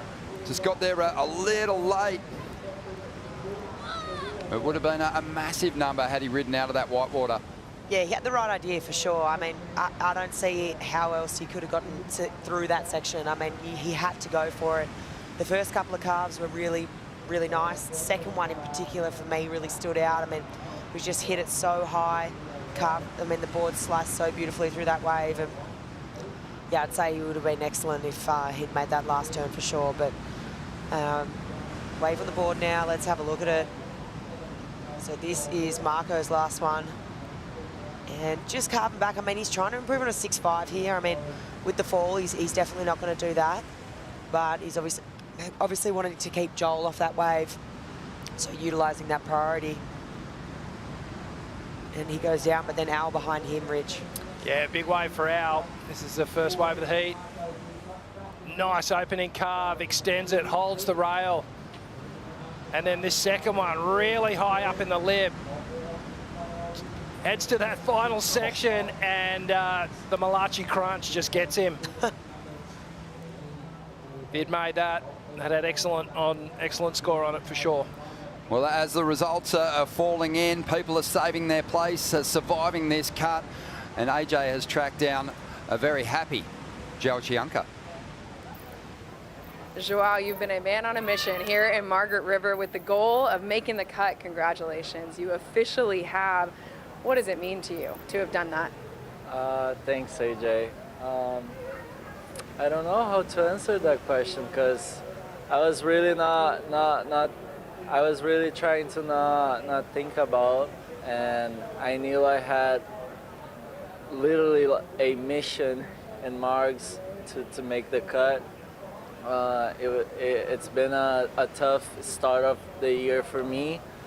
Since I got knocked out on that perfect conditions, that pipe, that kind of rattled me a little bit and like put me off guard and off some rhythm. And I mean, had a nice reset. I was able to count with my family, and I was able to rely on the best team that I have, my sponsors and my team on the surfboards, my CI team and Pinga as well. So yeah, that felt really nice to reset and be able to bring back that excellent surfing again. Even though I had excellent heats and not breaking through, and I mean that's frustrating, but I knew if I just keep the hard work and keep humble and I mean keep it simple, one day it will have to turn around and in my favor. And yeah, I guess I've been doing that here, and Margs is such a beautiful place, and I have some sort of really special feeling about this place because the power that the energy in the ocean has, and I mean just the history that not making the cut once and being yellow jersey at once, and it's still and coming this year with so much pressure and being clutch. This is a pretty special moment for me. I felt I never really rise to moments like this when I really needed a heat away from like clinch some spot on tour or on Challenger Series. I felt like I disappointed my expectations and never made it. So even though I made it like through the points but never clinched my spot like winning heats, and this was different this time. I was able to reset, and I really believe that if God's bring you to it, He will bring you through it. So that was my mindset. Congratulations, you rose to this one, Joao. Thank you. Thank you, AJ. Yeah, what a relief for Chianca, who has fallen victim to the cut here in the past, and he really did save himself. He was well below the cut line a couple of events ago, but he's made the climb. But have a look at this. 19 surfers are now confirmed above that cut line. They saved their place on the CT and into next year. Very happy campers indeed. Oh, that's 19 people that are going to be enjoying this event when the stress is gone. And you're looking forward to the back half of the year now. You're thinking, okay, let's go. Like, I've got the most amazing, back half of the tour. I'm ready. Yeah, and Cole Houshman, he was devastated this morning when he fell out of the mix. He really knew that his spot was under threat, but only a few surfers left chasing results below the cut line now, and that means there's just a few surfers at the back end of the Championship Tour ranks who are waiting nervously to see if they're going to survive. But Al Cleland Yeah, this is a big heat for him. If he can get through this one, he'll firm up his place on the championship tour as well. He's had a couple of shots at turning in some decent numbers. He had a 6.5, didn't complete that ride. That would have been excellent, we feel. His second ride probably wasn't going to go as high, but without the finish, it was just a 3.17. So Rio Waida, who comes into the event in 11th position, he is really a major threat here for Al Cleland's chances of staying on tour. Yeah, it's well, they've both got a mid-range score, and they've got nothing to back it up just yet. So they've got 21 minutes on the clock to try and arm wrestle each other out of this heat. But definitely there's pressure on Al Cleland. We obviously know that Rio's made it. He's sitting pretty, and he's got his eyes set on the final 5, whereas Al just wants to make the cut at this point. Then he can reset the goals, but he'll either put his party hat on or he'll have a big old target on his back in about 20 minutes' time. Yeah, I think he'll probably have the party hat on either way. I just love this guy's approach. We haven't had anyone like him on the CT for a while. He really just goes at it. And you got to commend that.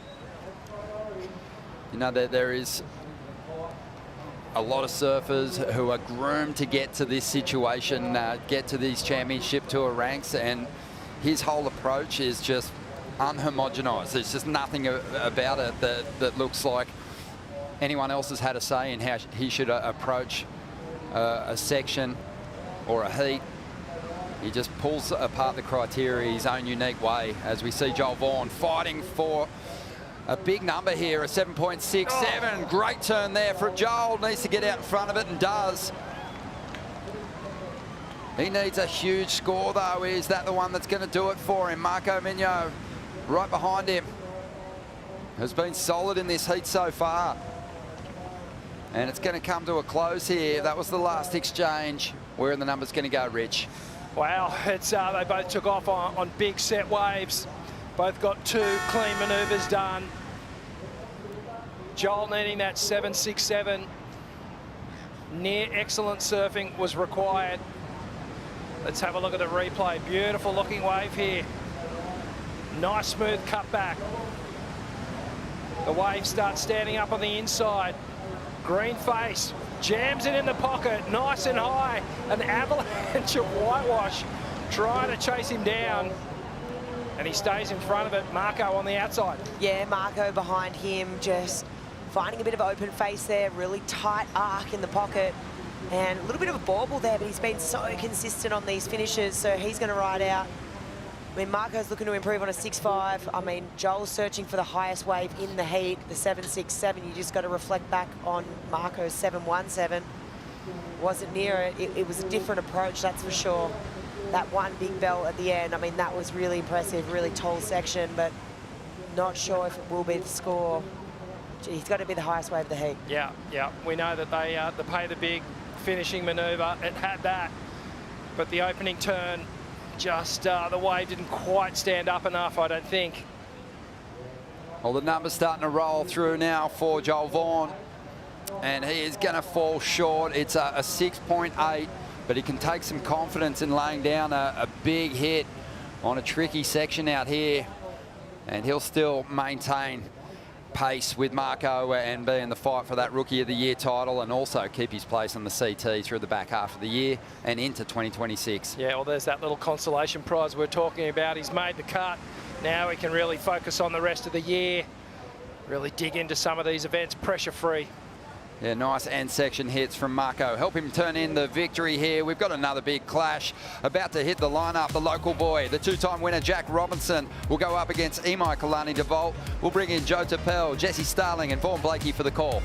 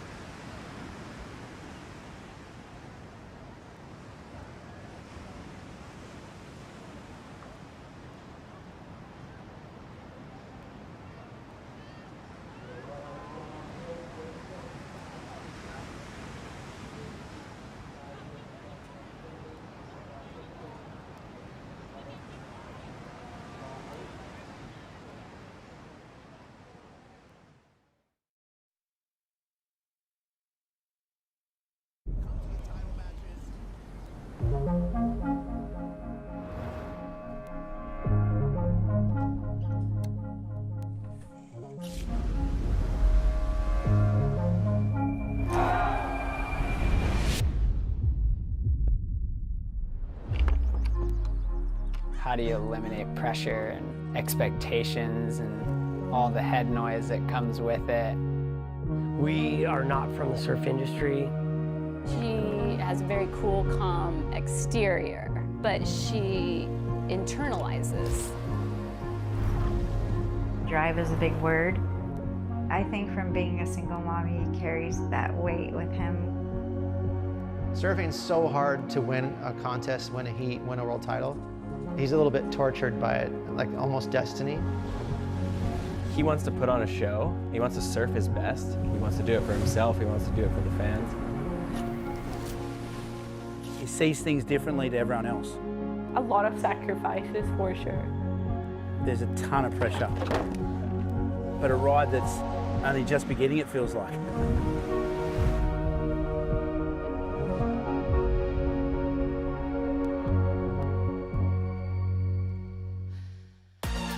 Been loving every bit of the As Told By series from our friends at Yeti. They dropped the Jack Robinson episode when we were at Burley Heads, and what a deep dive into the headspace of some of the best athletes in the world. Jack Robinson back at home here, and we love when he's home. He turns up some big performances, beating John twice in the final in his backyard. Joe Turpel, Jesse Starling, and Vaughn Blakey joining us for the call once again. We're getting down to crunch time when it comes to the cut. We've got 19 qualified for the remainder of the season, even for next year. So there's 3 spots remaining, 6 guys in the balance to settle things as we are about to finish this round. Getting pretty exciting, Jesse. Oh yeah, it's been tense all day, but I feel like we've had a lot of people make the cut today, and then now that we're coming down to the very tail end of it all, it's just, you never know what you're going to get. I'm looking forward to seeing who fills those last 2 spots. Looks like we got things get going here for Al Cleland Jr. still in the heat with Rio White, Vaughn.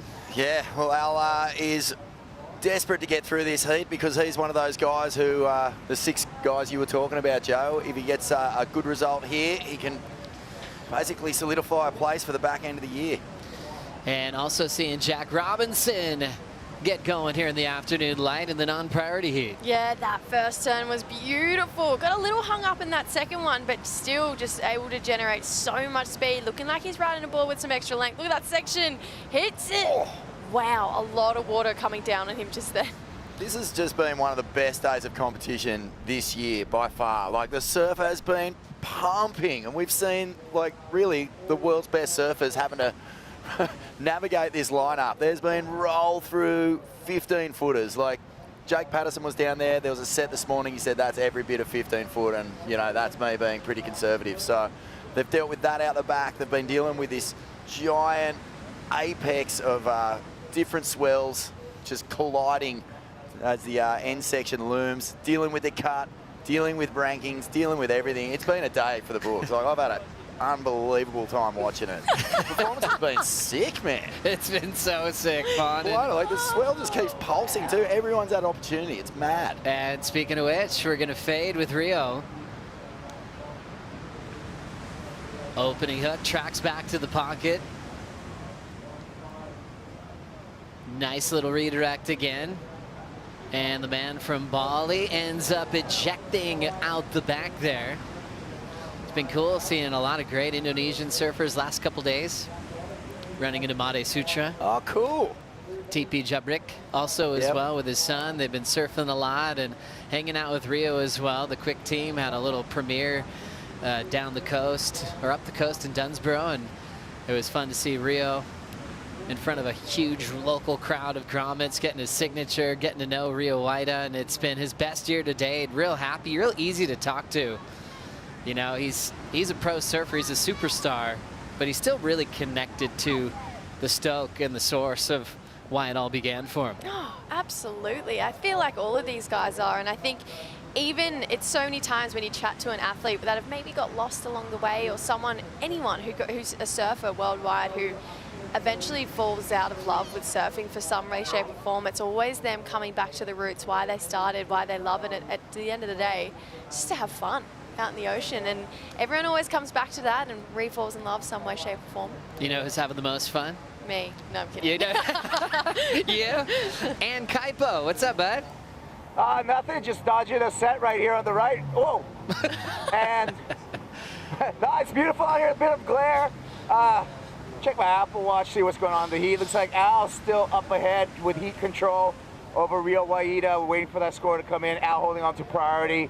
Yeah, it's beautiful out here. There are still some shifty ones. And I also want to point out the glare from with the sun setting in the west is a little bit of a challenge when you're trying to line up yourself or you're trying to spot some of these sets coming in. So it's easy to get caught inside or out of position.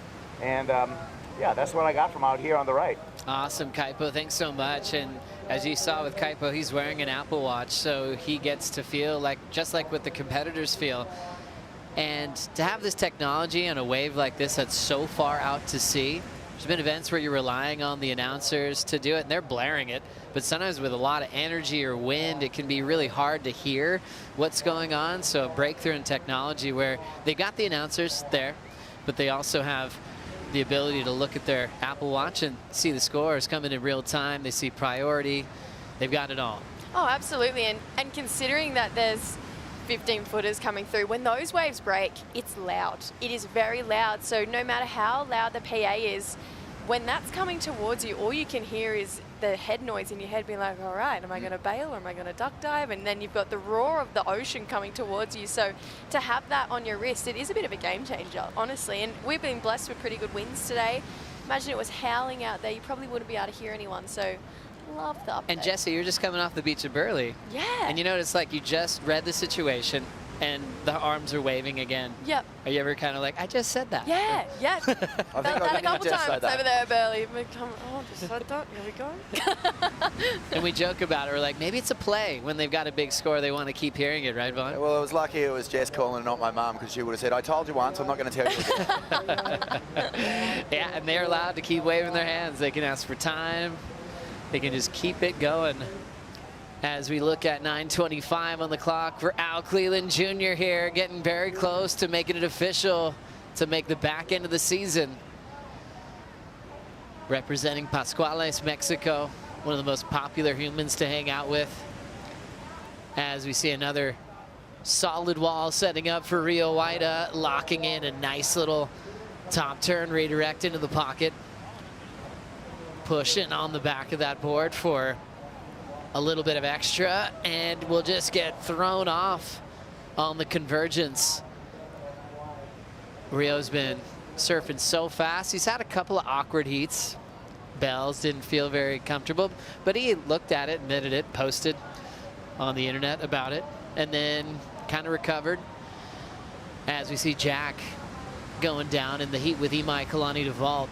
So yeah, just quickly, another one for Imai. Must-win situation to stay on tour. Yeah, and if we think back as well, this is a rematch of a quarterfinal that these guys have had in the past, and Jack at this exact wave. And Jack actually getting the jump on Imai. So this is a bit of a moment where Imai can redeem his 2022 self and say, okay, I need the win here, you know? Really true. Yeah, 2-0, Jack's favor in one-on-one heats with Imai. And they've had huge numbers together. Every time they meet, well, just the two previous, it's 14+ totals. So Imai turned up last year. That was one of his 3 fifths last season. He had a 5th at Pipe as well. Also had a 5th at Cloudbreak, where he got to enjoy the entire season. That's what he's hoping is going to happen again. Watching this, Vaughn. Oh, look at this line of swell. Just a big pulse hitting the reef, and just some smooth rail turns here from Rio Waida, who comes onto this inside section and again just disappears into the avalanche. It's just so difficult to get a read. Like, what's the turn? Get there early and do the big carve down like we've seen many crew do, or just attack that section for maximum points? Such a good point. And we've seen so many examples of that. And like you mentioned before, it's pretty wild when you get a swell this big, this consistent, and conditions favorable the entire day. I mean, really, how rare is that in this sport? You could look at the maps in our favor. There's tricky heats. The wind can change. Things can go off speed in some heats. And today it's just been pumping nonstop as soon as we showed up this morning. Yeah, absolutely. Every single surfer has had so much opportunity today. And you're so right. There's so many times where you come into an event and be like, oh, it's going to get a bit weird over the low tide, so those heats will just have to push through them. But we really haven't had to do that here. It's been pumping from start to finish. It was wild and woolly for a moment there this morning when we saw probably the peak of the swell rolling through, thinking about, you know, when Crosby Colapinto was out there in his elimination round heat. But now it's just perfect. It's just been super great conditions all day, and it's made for great entertainment. And as Vaughan said, he's been loving it. I've been loving it. I'll Bring tell you who on else is loving surfing. it. I love surfing. Every person out there on the hill at Surfers Point is so juiced up for this encounter with Jack and Imai Kalani, because, you know, it's their boy. The local boy is out there, and he's going for a third win here. First person back-to-back since Tom Carroll. Yeah, since Tom Carroll. So, I mean, there's a lot on the line here, and Jack feels more at home here than just about anywhere. And look where he ends up finding himself, inside the barrel, just like Jack can do at main break. Yeah, I was going to say just about anywhere, because he's at home in the barrel everywhere. Everywhere. Watching this, a little hack there. Getting out in front and throwing the carve. And now setting up a finishing move on the inside, attacking Al Cleland Jr. in the priority heat with Rio Waida. Out keeps things pretty mellow, you know, especially when you think like maybe you'd put pressure on being one of the heaviest days in your career. You would never know it if you ran into him on the previous days leading up to an event like this. He just stays himself. It reminds me of, you know, like Kekoa Bakalso was like that on tour. You know, he'd be like, hey, this is normal for me to actually do what I'd normally do and not overthink situations. Kekoa, former Rookie of the Year. What'd you see on that one, Vaughn? Oh, well, that first turn was incredible. Big Larry, full power, attacks the lip, gets a nice few connections through the inside and a finish, which you'll bank every day of the week. And then Jack pulling in, Jesse. Yeah, loved it. Had a bit of a fumble with his foot at the start there and then pulls in. Haven't seen too many of those at this event so far, and just going to kick out before that avalanche of water. But yeah, I just think Jack in this wave, there's something special going on there. Let's get the read from Kaipo, seeing those waves from the water. Kipes, what'd you see? Wow, it was really cool. Just watching the, you know, the magic of main break and Jack Robinson just pulling in straight from the takeoff. Beautiful sun. And just looking straight into the barrel and seeing Jack. And then right behind him, seeing Junior, Al Cleland, just hammer the lip with just no hesitation, power to power. Absolutely love it. And I love my front row seat right here. You certainly do. And how cool is it, Kaipo, seeing Jack on that Arakawa with the rising sun spray? You know, just what a great tribute to Andy Irons. We love AI, and that is a great tribute right there. Here we go, more surfing happening right now, Joe. Look at that front row seat. Thank you, Kaipo. Watching the wrap real quick. Getting down the line in a hurry. Imai Kalani DeVault finds the pocket. Loves a big section to lean into. He's been loose with his mindset, looking comfy. Even though he's got the giant draw against a two-time champion local boy. Whips that finishing move. Well done for Imai. Keeping himself solid in the seat. Yeah, I think if there is someone to take on the challenge of Jack Robbo right now, it is Imai. To me, he's looked the most consistent, and like you said, he's just surfing not in his mind. He's just surfing for the love of it. He looks so comfortable out there. So I think if there's anyone to rise up to the challenge this afternoon, Imai Kalani DeVault is exactly the person to do it, and it's for surfing just like that on that last wave. You can definitely tell just by his mood today, he just loves big surf, and just everything else goes out the window. All he wants to do is lay over that rail. Well, that was cool. He got the first turn in, which was really nice. And as this wave sort of slows down, the one thing that you'll see all these surfers do, if they have a bit of slow downtime on the wave face, they'll look for the big finish. And he got it here. Imai really hammers this bit, gets that section, a clean ride out, and it just keeps the judges interested, because they'll think, okay, well, hang on a minute. Really nice opening turn, stayed busy through the middle, solid finish. And wow, the heat between Al and Rio is just a seesaw battle at the moment. Another lead change. Crazy. Al Cleland dropped his second when Rio threw down his 5.5. Last for Allen, a 6.9. best number of that matchup so far, and he's got the second best with a 6.5. So that'll force Rio to basically need an 8 at this point. Yeah, it's going to be a big looking score for the Indonesian, but I do really feel like he can rise up to the challenge. He's definitely one to not back away from a bit of pressure and a score needed at the end of the heat. He is the top seed in this. He has the most experience out of the two competitors, so let's see if he can get the job done. If not, Al is looking for a spot on tour. It's heats like this that make your heart beat that little bit faster to go, wow, is this really going to happen? Is Al about to re-qualify, or is it going to be chewing your fingernails on the sideline because Rio makes his heat? And like we said at the top, if Al wins this heat, he's officially continuing through his rookie season on tour. He was a late call-up this season. Thought he wasn't on tour. John made the announcement he was going sailing around the world. He thanked John on the podium on stage at the Lexus WSL Awards. And he's taken that rookie jersey and he's given us some big moments. Let's see if he can hang on to this lead and surf a complete season on tour. Yeah, well, I like that he just sticks to his game plan, which is be himself, cruise around, do what he does. You know, like there's no, there hasn't really been a change in his program since the first event to this event. So he backs himself and the way that he likes to approach competition, which is with a lot of fun and also just enjoying everything around it as well. Well, Tourism WA rolls out the red carpet for everybody on tour, and they're like, hey, if you want to join us for this lunch, we might go whale watching, and let us know. We know you've got a big day coming.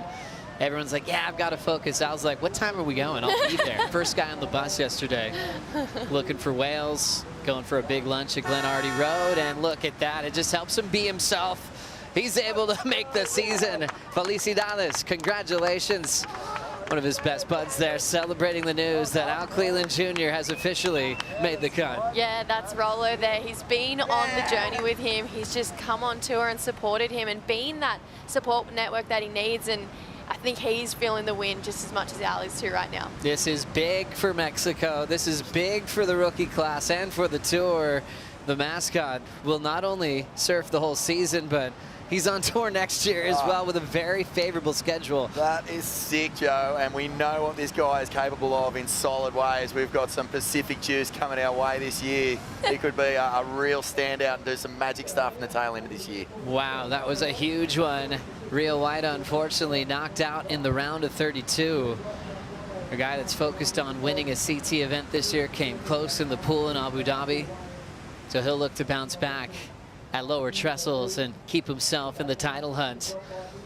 But for everyone in Mexico, if you got a sombrero, throw it to the sky. Al's gonna surf the entire season on tour and represent that beautiful surfing nation.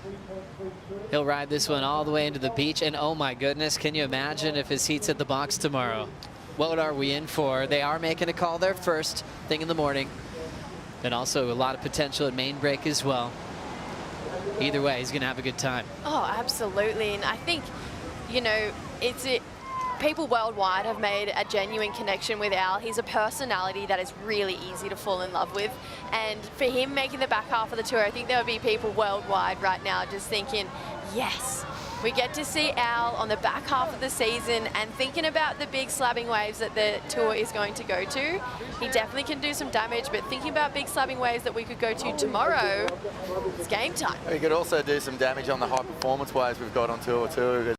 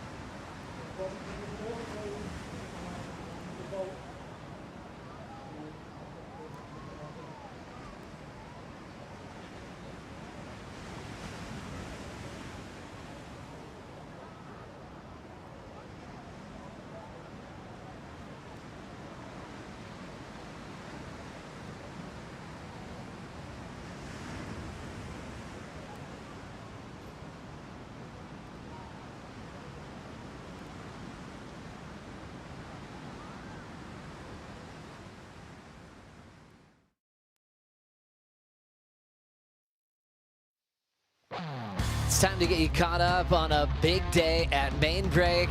It started off with broken boards and so much damage, even in the free surf. Gentile didn't even get to ride that surfboard. He got cleaned up. A lot of broken boards, even in the first heat of the day. So caddies, coaches were busy.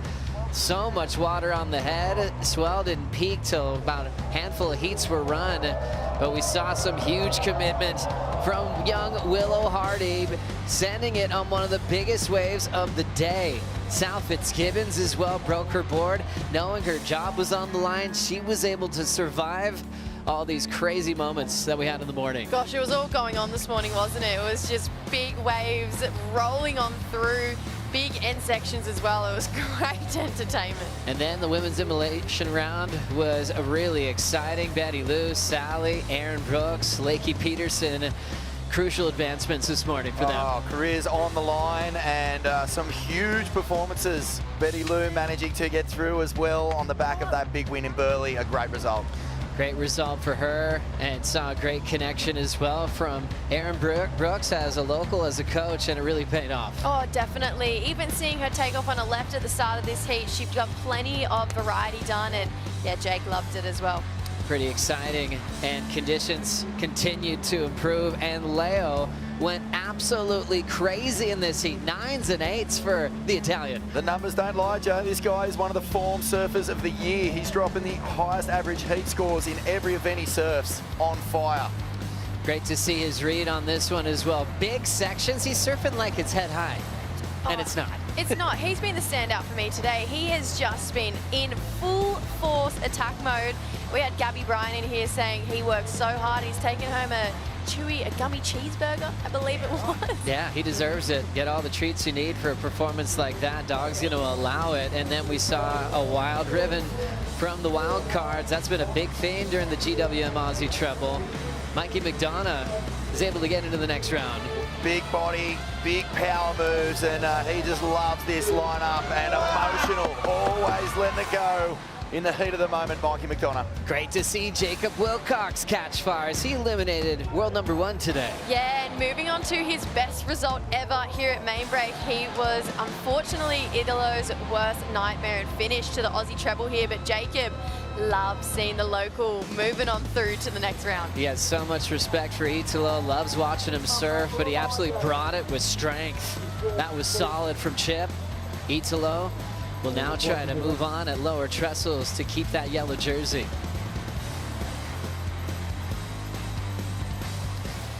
Last heat of the day, still has 13.5 on the clock here, and we are scoring this beautiful afternoon delight as we catch up with some surfing here. Imai versus Jack. DeVault getting crazy on this one, Jesse. That first turn was out of control from Imai. He just loves the big surf. He's so comfortable out there. Takes us through a beautiful combination of rail cars, comes towards the end, and just for the finish, we'll just kick the fins out, why not? Thank you very much. I would claim that wave too. That was amazing surfing from the Hawaiian. Holy shit. Wow, I didn't know that was the most important here in my life. That's a great thing. Wow. Wow, that's Al Cleland Jr. getting the message that he has made the cut, and he will get to enjoy the entire year. He'll be back at Bell's for the start of the season in 2026, where all roads will be leading to Pipeline, and that's going to do him well. Remember, he got a 9.5 this year against Jack Robinson and eliminated the favorite at that first stop of the season. He eliminated Toledo at El Salvador. He has these just key wins where he walks up just like an animal and takes everybody down, and that's how he rolls. He wasn't even adding up the numbers, it sounded like. He was surprised by that news. Pulling up and under, of course, it's Jack. Back into the barrel in main break, and that one will shut down on the local champion. This is heavy. Jack's a little bit out of rhythm here. There's been a few falls. There's been some dodgy wave selection. Imai Kalani DeVault, meanwhile, is just building confidence and momentum. A 6.33. Backs that up with an 8-point ride. Screw's starting to turn here, 11 minutes 30. And the hometown favorite is under pressure, there's no doubt. Jack Robinson winning this event 2 times. And in his mind, he's like, I kind of went back-to-back because he was injured the year that he didn't win in the middle of those. So he wasn't able to defend his first title. And so now he's really trying to connect it and defend his, not just his event title, but his hometown, his home break. Everyone comes to town. That's what you want to do. You want to thrive in front of your friends and family that have known you since day one. Said his early surfs at the box were memorable when he was so little. And it's all about the village, right? Your community that lifts you up. When the older guard out in the lineup sees your talent, they want to see you succeed and wave the flag all around the world. Oh, definitely. And I think it means so much more when you win at home. We see the crowd go crazy every time Jack wins here. And it's not like he's just won it easily. He's pulled John Florence, a very, very hard person to draw in probably the hardest final of your life out here in front of all your hometown. So it adds that pressure. But like you mentioned, no one has gone back-to-back since Tommy Carroll in 86 and 87. So Jack could be the first person to do that if he won this year. And also if he won, he'd be the first person to win 3 times. So I decided to reach out to Mr. TC, Tommy Carroll, our good friend, and he said, he's a true inspiration to me, watching Jack pop from his blonde bowl-cut grommet to here and now father. Mature, refined power source has been a real honour and privilege. I'm going to be stoked to have Jack alongside me as back-to-back winners if it materialises. Wow, beautiful, Jesse. So cool hearing from Tommy Carroll, reaching out to you as well, and with a response like that, what a legend. He's a hero to all of us. Tommy, we love you, and what a great mention of Jack's ability and how he'd be honored for him to be in that same circle of doing so well in an event like this. We've all been watching Jack for so long, since that, remember that 13-year-old wild card call-up he had at Karamas? I mean, he was so good that made sense at the time to give this little kid a shot. And, you know, Kelly had a pretty good run against him. And he looked little because he was, but that was just the building of a story to create the competitor that he is today. He would have weighed less than a Balinese chook back then. He was so little. But yeah, the thing about Jack Robinson in this situation is he actually thrives when his back's against the wall. Like you'll hear people say, if you had one surfer to really, you know, surf for your life, you'll pick Jack Robbo, because he will never say die. He actually really thrives on this pressure. He enjoys it. But, you know, he's going to have to be a little bit careful here. He hasn't got priority. His wave selection in the last, what, three attempts has been a little off. But what can he do? See, behind the peak here too. See, he's like looking for those openings where he could pull off a miracle barrel. He's had some crazy frontside punts out here when he's needed it. He can really dig deep when he's looking for something big. Imai, though, is in motion and absolutely attacks a huge section. Imai is absolutely gunning for it. Coming from deep in this contest, he's 32nd in the world, so he's got to have a lot of things go his way, but he's definitely surfing like he's trying to win the whole event, and I love that. Oh, I love it too, and I feel like this is the Imai we've all been wanting to see all year, and just to see him come out and just be 110% himself is so amazing, because like I mentioned earlier, he's been really one of the standouts for me this event so far. Even though he lost that first heat, he just came out, looked so free, wasn't surfing to make the cut, he was just surfing to perform, and it's been really refreshing to see from Imai, and I really do hope he goes deep in this draw. 7:25 on the clock. Jack in a position now where he needs a 9, and he knows what it's like to max out the scores, as he's had that perfect number head his way. Let's see if he can get into this one and maybe get a chance to go near perfect. That one's gonna roll underneath Jack Robinson. So now down to 7 minutes on the clock, and one of the biggest names in the draw still looking for a way to get back in this heat. Imai with an 8 and a 6.33 as we reflect back on the start of the season when Jack got a 10-point ride at Backdoor Vaughn. Oh, one of the waves of the year still.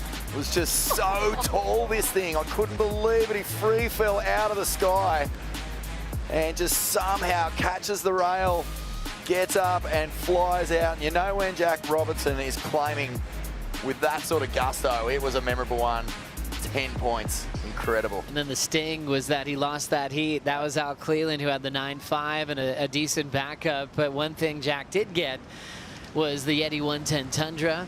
He opened it up, and it had a ton of Yeti signature products in it, and that'll happen all year long.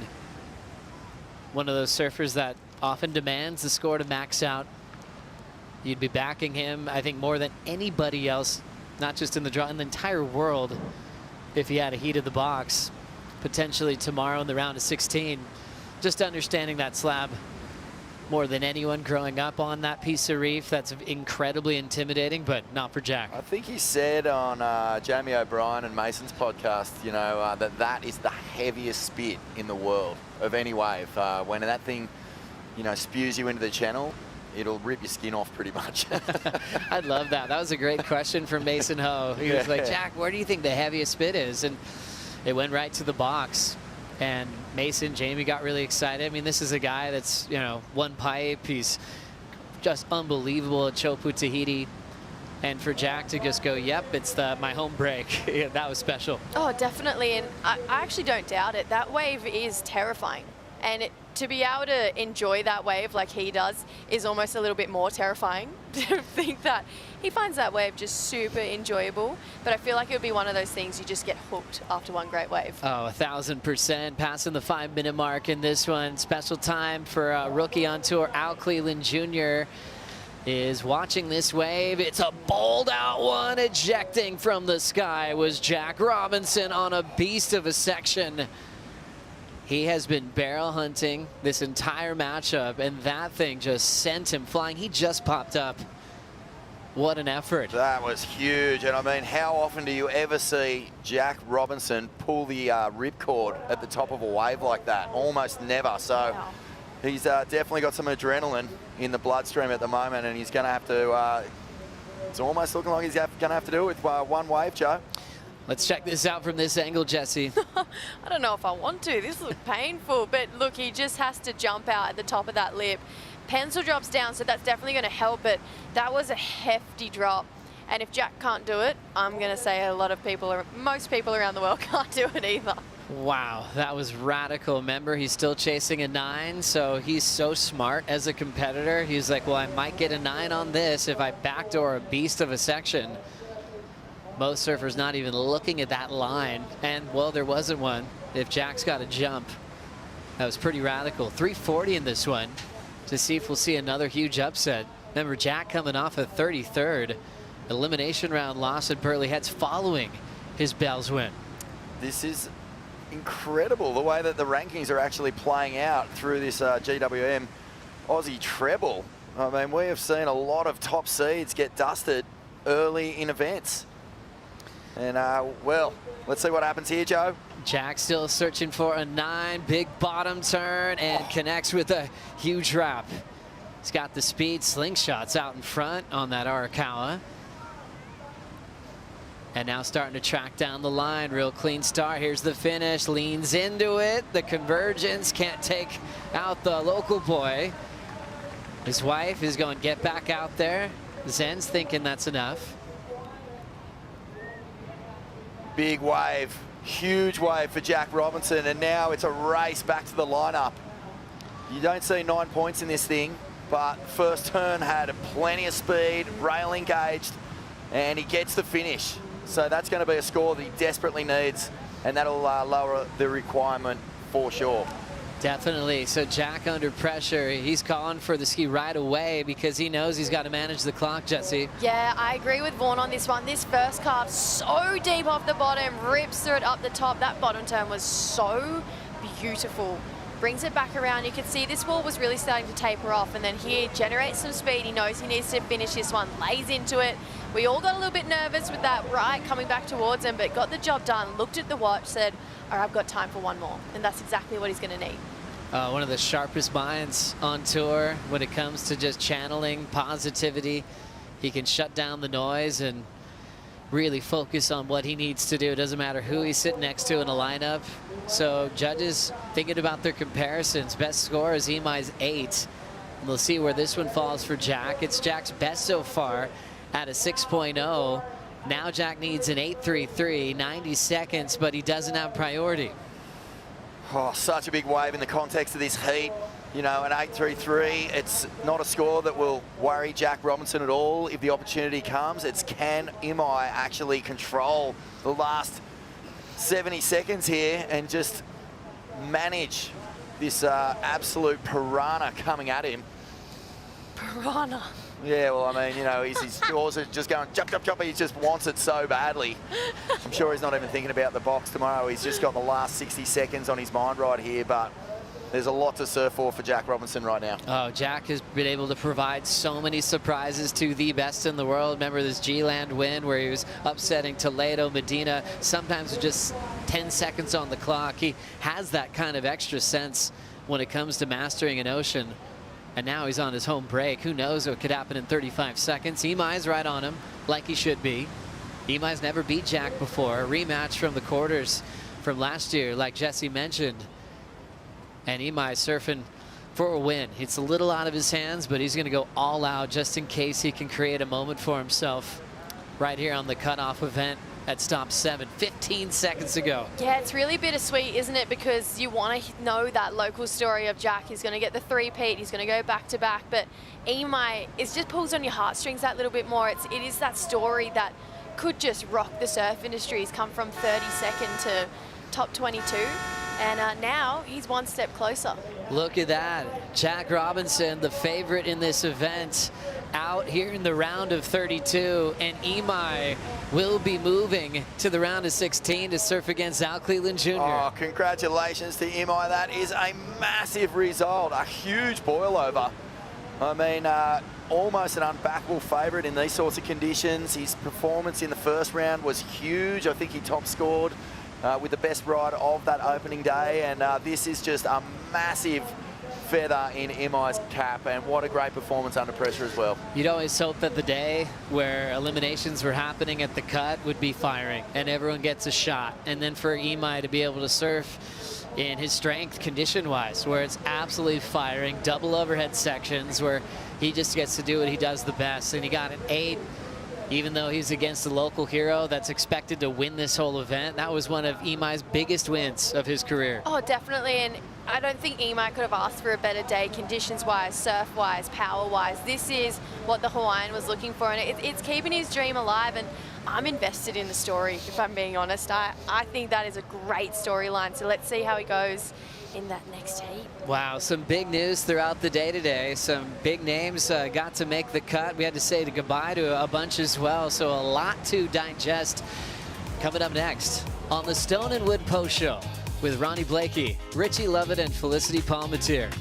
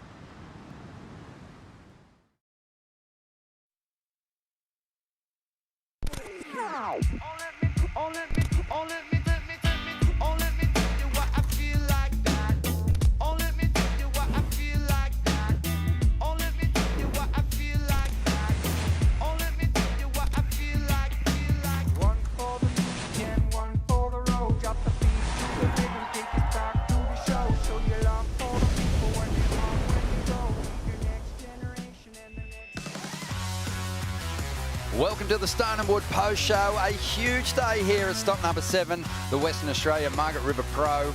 Big waves, big movements, huge results and massive outcomes for the world's best. Some falling off the championship tour back to the Challenger Series. Others, they're grabbing their opportunities here and making a strike towards the top end of the rankings. Ronnie Blakey with Felicity Parmentier and Richie Lovett. Rich, we're going to be cooked this evening because that was a big one, a huge day, a massive day. A big shout out to our broadcast team, bringing you all the images throughout the day, but a real test for our competitors today too. It was amazing and we love it. You know, Margaret River has produced yet again. We love it when we get those big days and it challenges our surfers. It makes them really dig in and earn their wins, and they sure did today. Flick, the last heat of the round of 32 for the men was one that the local crowd was so invested in, but Imai Kalani DeVault just proving again that there's a few surfers coming into this one below the cut line that are so hungry and they just won't lay down. Yeah, you cannot be complacent, right? I think, I don't know what happened with Jack in that last heat. It seemed like that was his heat. I mean, it's his event to lose, obviously, but we've talked about it, you know, for the ages. But I just feel you can't take away from what Imai did. I mean, Imai had one of the best heats in his competitive career. He dropped an 8 coming up against Jack, and it was a big heat win for him. But on the opposite side of that, I mean, if tomorrow there's the chance of that other venue coming into play, I think he's not probably going to want to be watching that one go down. No, not at all. But let's hear from Imai now. An amazing performance from him, AJ. Incredible performance. Imai, you told me this morning, I'm just surfing freely. I'm letting it all go and just doing my best out there. How'd that help you today? Yeah, I wish I started doing this in the beginning of the year. I definitely I was so stressed about the cuts all year, and I really felt like I was not surfing as well as I could because I was just so stressed about it. Doesn't help when you start with 2:33, so I was just from behind at the start. And yeah, this event, I just feel like it suits me. I did well here last year. That was actually the rematch heat. Me and Jack had a quarterfinal last year, and he got me with like 30 seconds left, buzzer beater. So yeah, it was a really fun heat. Every time I surf against Jack, we seem to have like pretty solid heats, so I was stoked.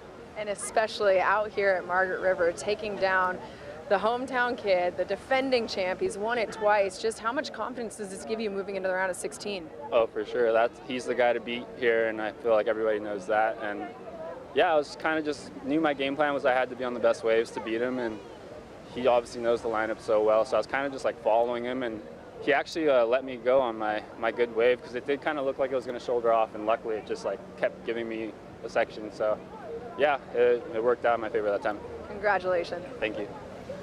Thank you, AJ. Yeah, Imai with a huge goal because while he's progressing through and giving himself a shot just above him, there's a couple of surfers who are also moving through the rounds and also shoring up their positions. We've got a big round of 16 on our hands on the men's side. It's going to be intense.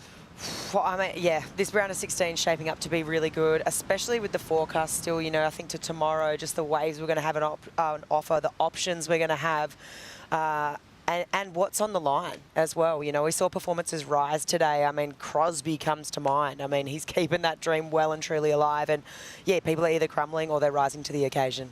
Yeah, and Rich, the narrative coming into this event is always about that cut initially, especially in these earlier rounds, but a lot happening at the top end of the ranks as well. Yeah, we saw, well, Italo went out and some of the other top seeds went out as well. So Geordie still going through, Kanoa still going through. So the yellow jersey up for grabs, which is super exciting.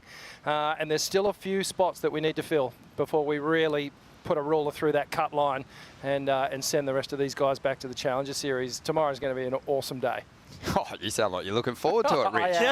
I am, like, as a spectator. I know it's not cool and there's so much emotion that goes on these days. But, no, it's intense. You know, they're actually earning it, though. Like, given what the ocean's dished up, these surfers are actually earning their spot on tour. And again, Crosby, like you mentioned, was one of the standouts for me today. Yeah, and in that round of 32, you're always going to see the top seeds coming up against the lowest seed. And on the flip side of the disappointing result for Italo, the realisation of potentially a dream for Jacob Wilcox, the wild card, who got the job done in front of the hometown crowd. Yeah, this was good to watch because the previous opening round heat, you know, and this was scary for Jacob. He spoke to it. He was like, I feel a bit run down. I hadn't surfed, you know, between my last heat and this one, and he absolutely came out of the gates firing. He kind of had Italo on the ropes, and I feel like that's been the trend, right? The wild card's been sort of the scary word for Italo, and if he gets put on the back foot like what Jacob was able to do, sort of disrupts Italo's flow, and Italo was just trying to claw back, but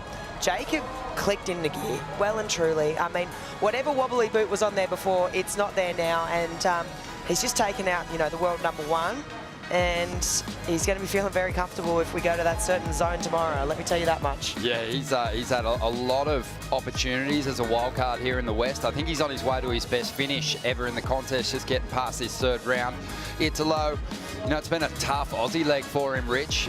The wild cards have just been a nightmare for him. Yeah, he's been diffused by the wild cards in the 3 locations. So, you know, that would definitely be frustrating for Italo.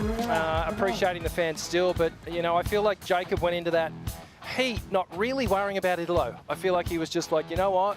I'm going to go out here and surf this main break how I've surfed it before. I know what to do. And we saw him lift today. It was great to see. Had an 8.33, but wasn't even content with his performance today. He's got a lot more to give.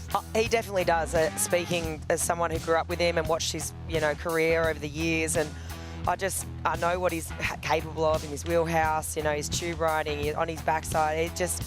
He's got a lot more to click up into, a few more gears. So I'm looking forward to seeing that next round, the round of 16. Yeah, it's going to be fantastic to watch. There were so many big stories, individual stories we could have tapped into today, but some magic performances from surfers below the cut line. I don't think we can go past Crosby Colapinto and his heat against Ethan Ewing. That is such a difficult draw. Ethan's been one of the best guys out here. It is our Boost Mobile heat of the day. Rich, he had his work cut out. He did, and when you think of, you know, the greats out at Margaret River, Ethan is right up there at the top of the list, sitting there with John and Jack. It's really that 3-pack have rewritten the script on how to attack Margaret River main break. Look at this surfing that Ethan Ewing's doing. It's almost flawless, you know. It's spectacular, it's powerful. It's what we expect to see from Ethan Ewing. But this is just testament to what Crosby did today. Yeah, totally right. I think this wave from Crosby, the 8.83, it's one of my favourite ones I've seen him surf on tour. There was zero hesitation. It was all commitment. It was all heart. You could see how fired up he was after this wave, just to get back out, to get in the lead. You know, for me though, yeah, Crosby just had the pick of the waves, obviously. Wave selection on point. The difference for me was that with Ethan. I mean, he was doing great surfing. He was surfing, you know, C-grade waves up into A-grade scores. But yeah, Crosby was just too strong. And I just love this. You know, obviously he knows the situation. He knows, you know, where he came in, where he was sitting on the rankings before coming into this event. And his performances have risen to the occasion. Yeah, definitely. And I said it in the heat. He's almost a victim of circumstance. It's not that he has been surfing badly this year. You know, he had the injury, missed a couple of events, but at the same time, so he's got low scores to get rid of in this event. So with each round that he goes through, he's accumulating good points. He's already jumped up a bunch of places, and he's poised. Yeah, he is poised. He's going to surf against Jackson Bunch in the round of 16.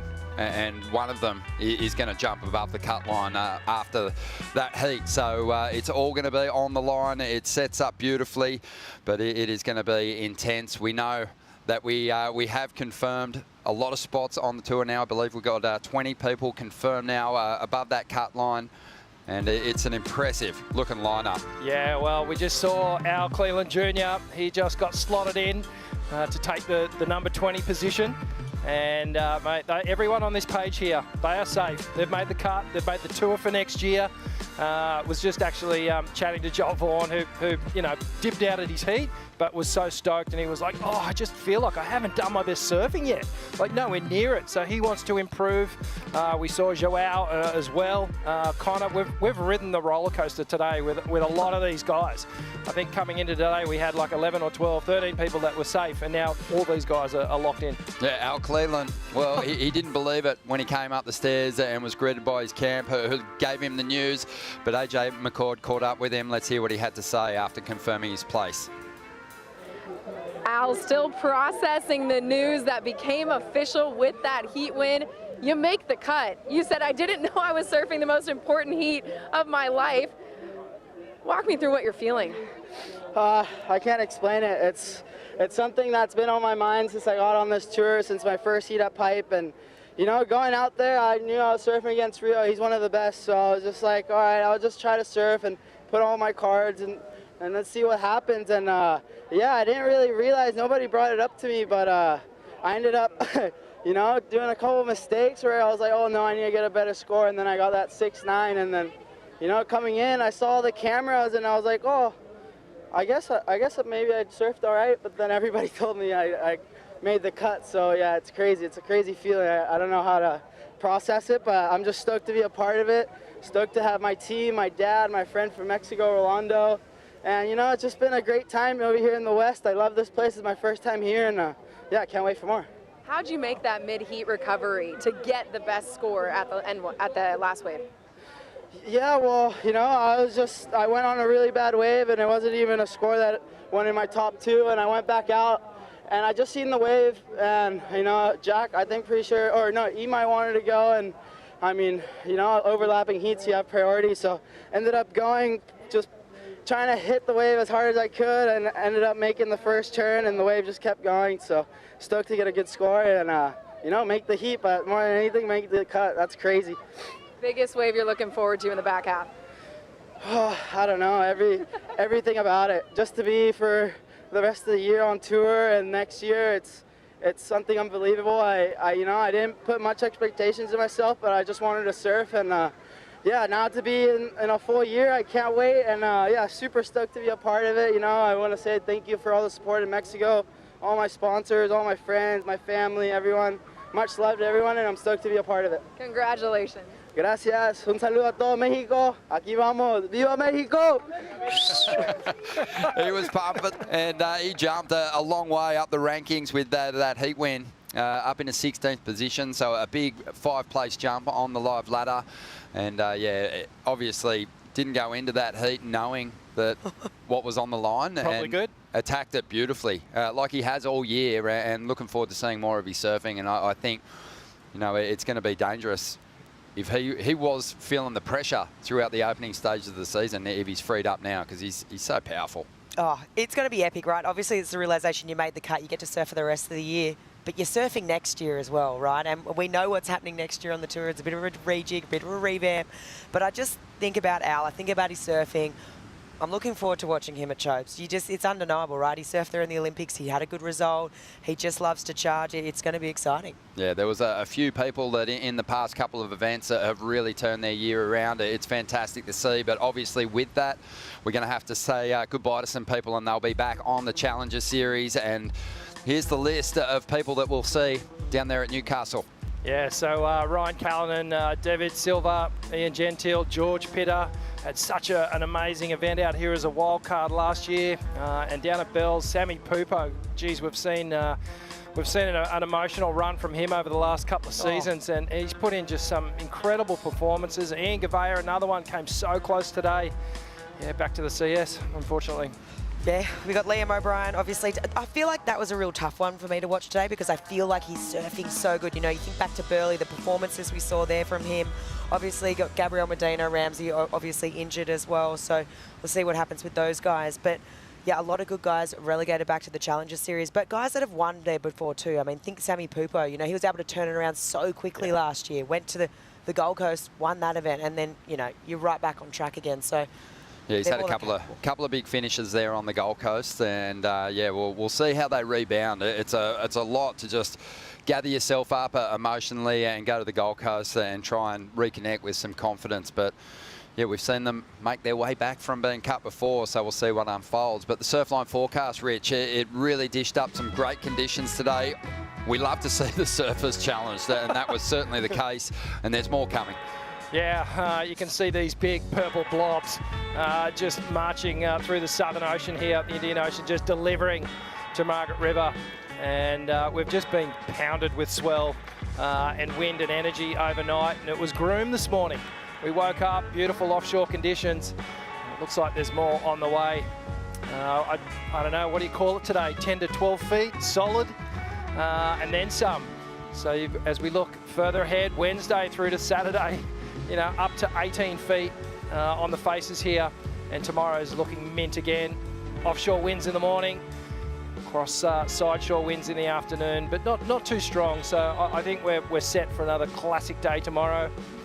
And the break that must not be named. Are we going to name it? Are we going to talk about it? We're definitely going to have a look at it. Well, let's have a look too at the Hydrolite heat to watch.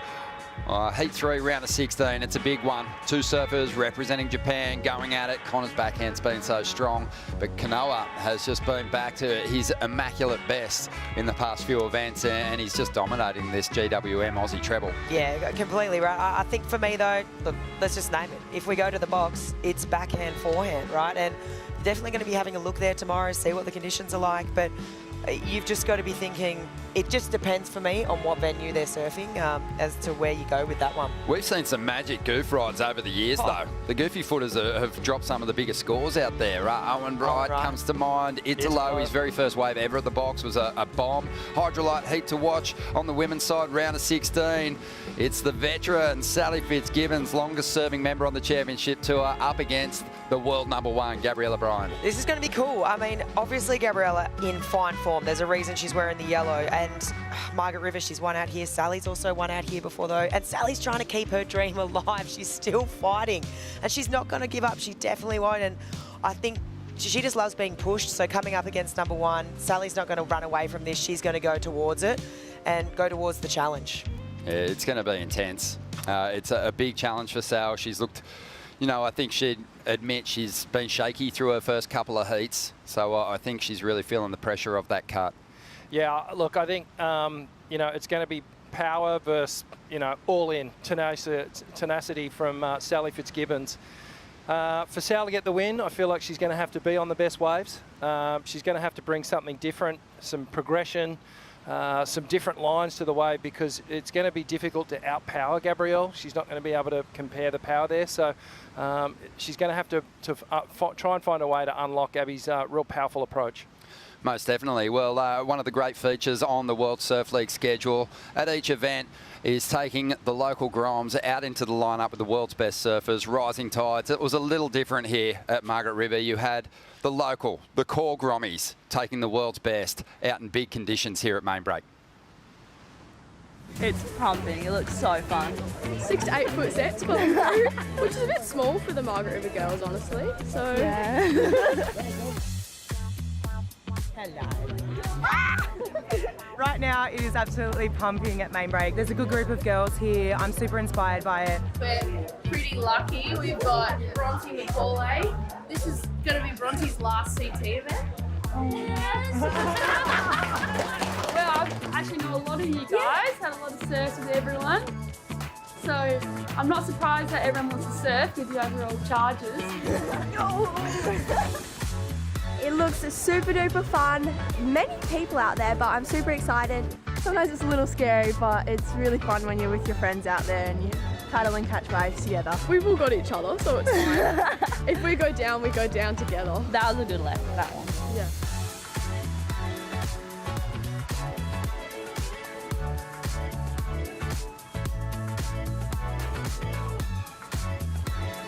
This is my first rising tides. It seems fitting to be in Margaret River for that. When I grew up, there was, you know, 1 or 2 women surfing. For me to see this right now, it's super inspiring, and I just know that the next generation's in good hands. How good is that? Felicity, must have been a joy for you to see that next crop of just young superstars powering in that lineup. Oh, they were powering all right, and I'm not surprised, right? We had Olive Hardy, which is Willow Hardy's younger sister out there, and she actually took off on a serious set wave that day. And Layla Fraser, we had Eiley Fraser out there. It was just so cool because, you know, growing up, I was growing up with the Macaulay sisters. There was just a very, very small, tight pack of us.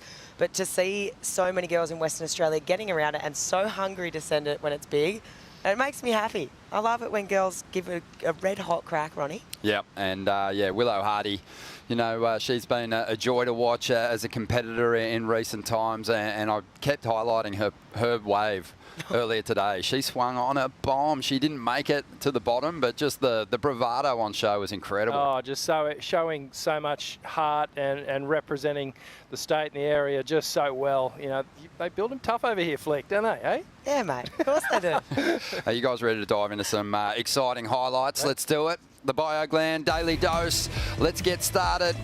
Margaret's Mayhem main break.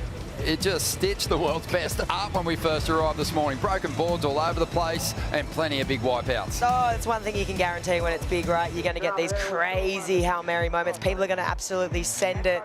We saw plenty of that. Broken boards, pin drops, bailing. I mean, there was all going down. And then this is the moment you're referencing, Ronnie. That just giant wave from Willow Hardy.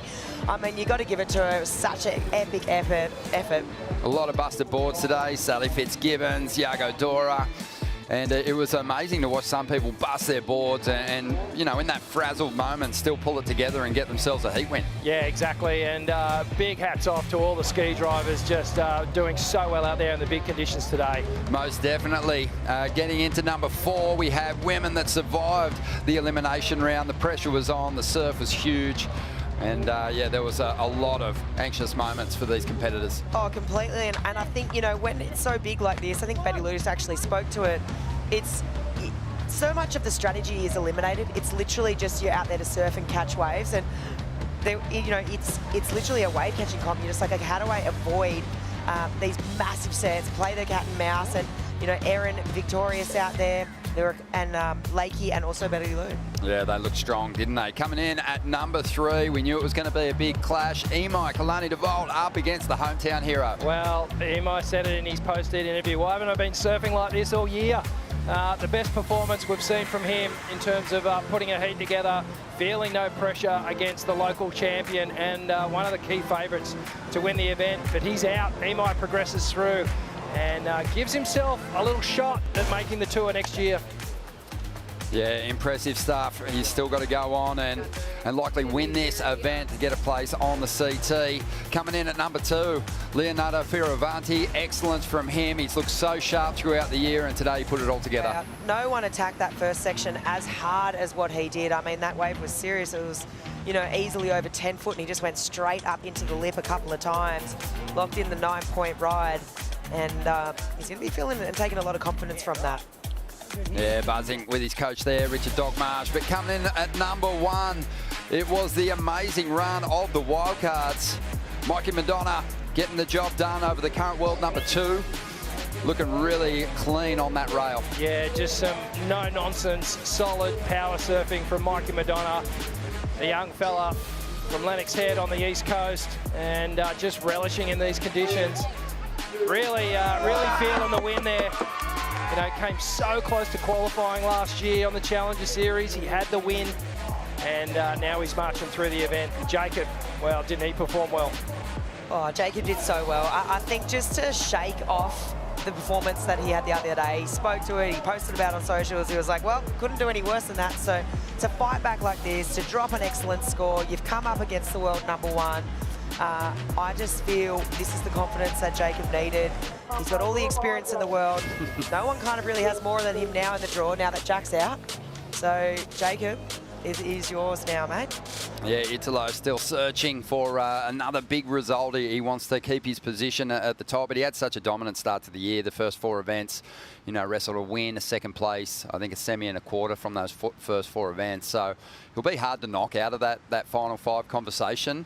But he's got to reconnect with that magic that he had early on this year. Yeah, 3 events. It's sort of perpetuating that losing feeling, which he wants to just cut and change direction and get back to that winning feeling.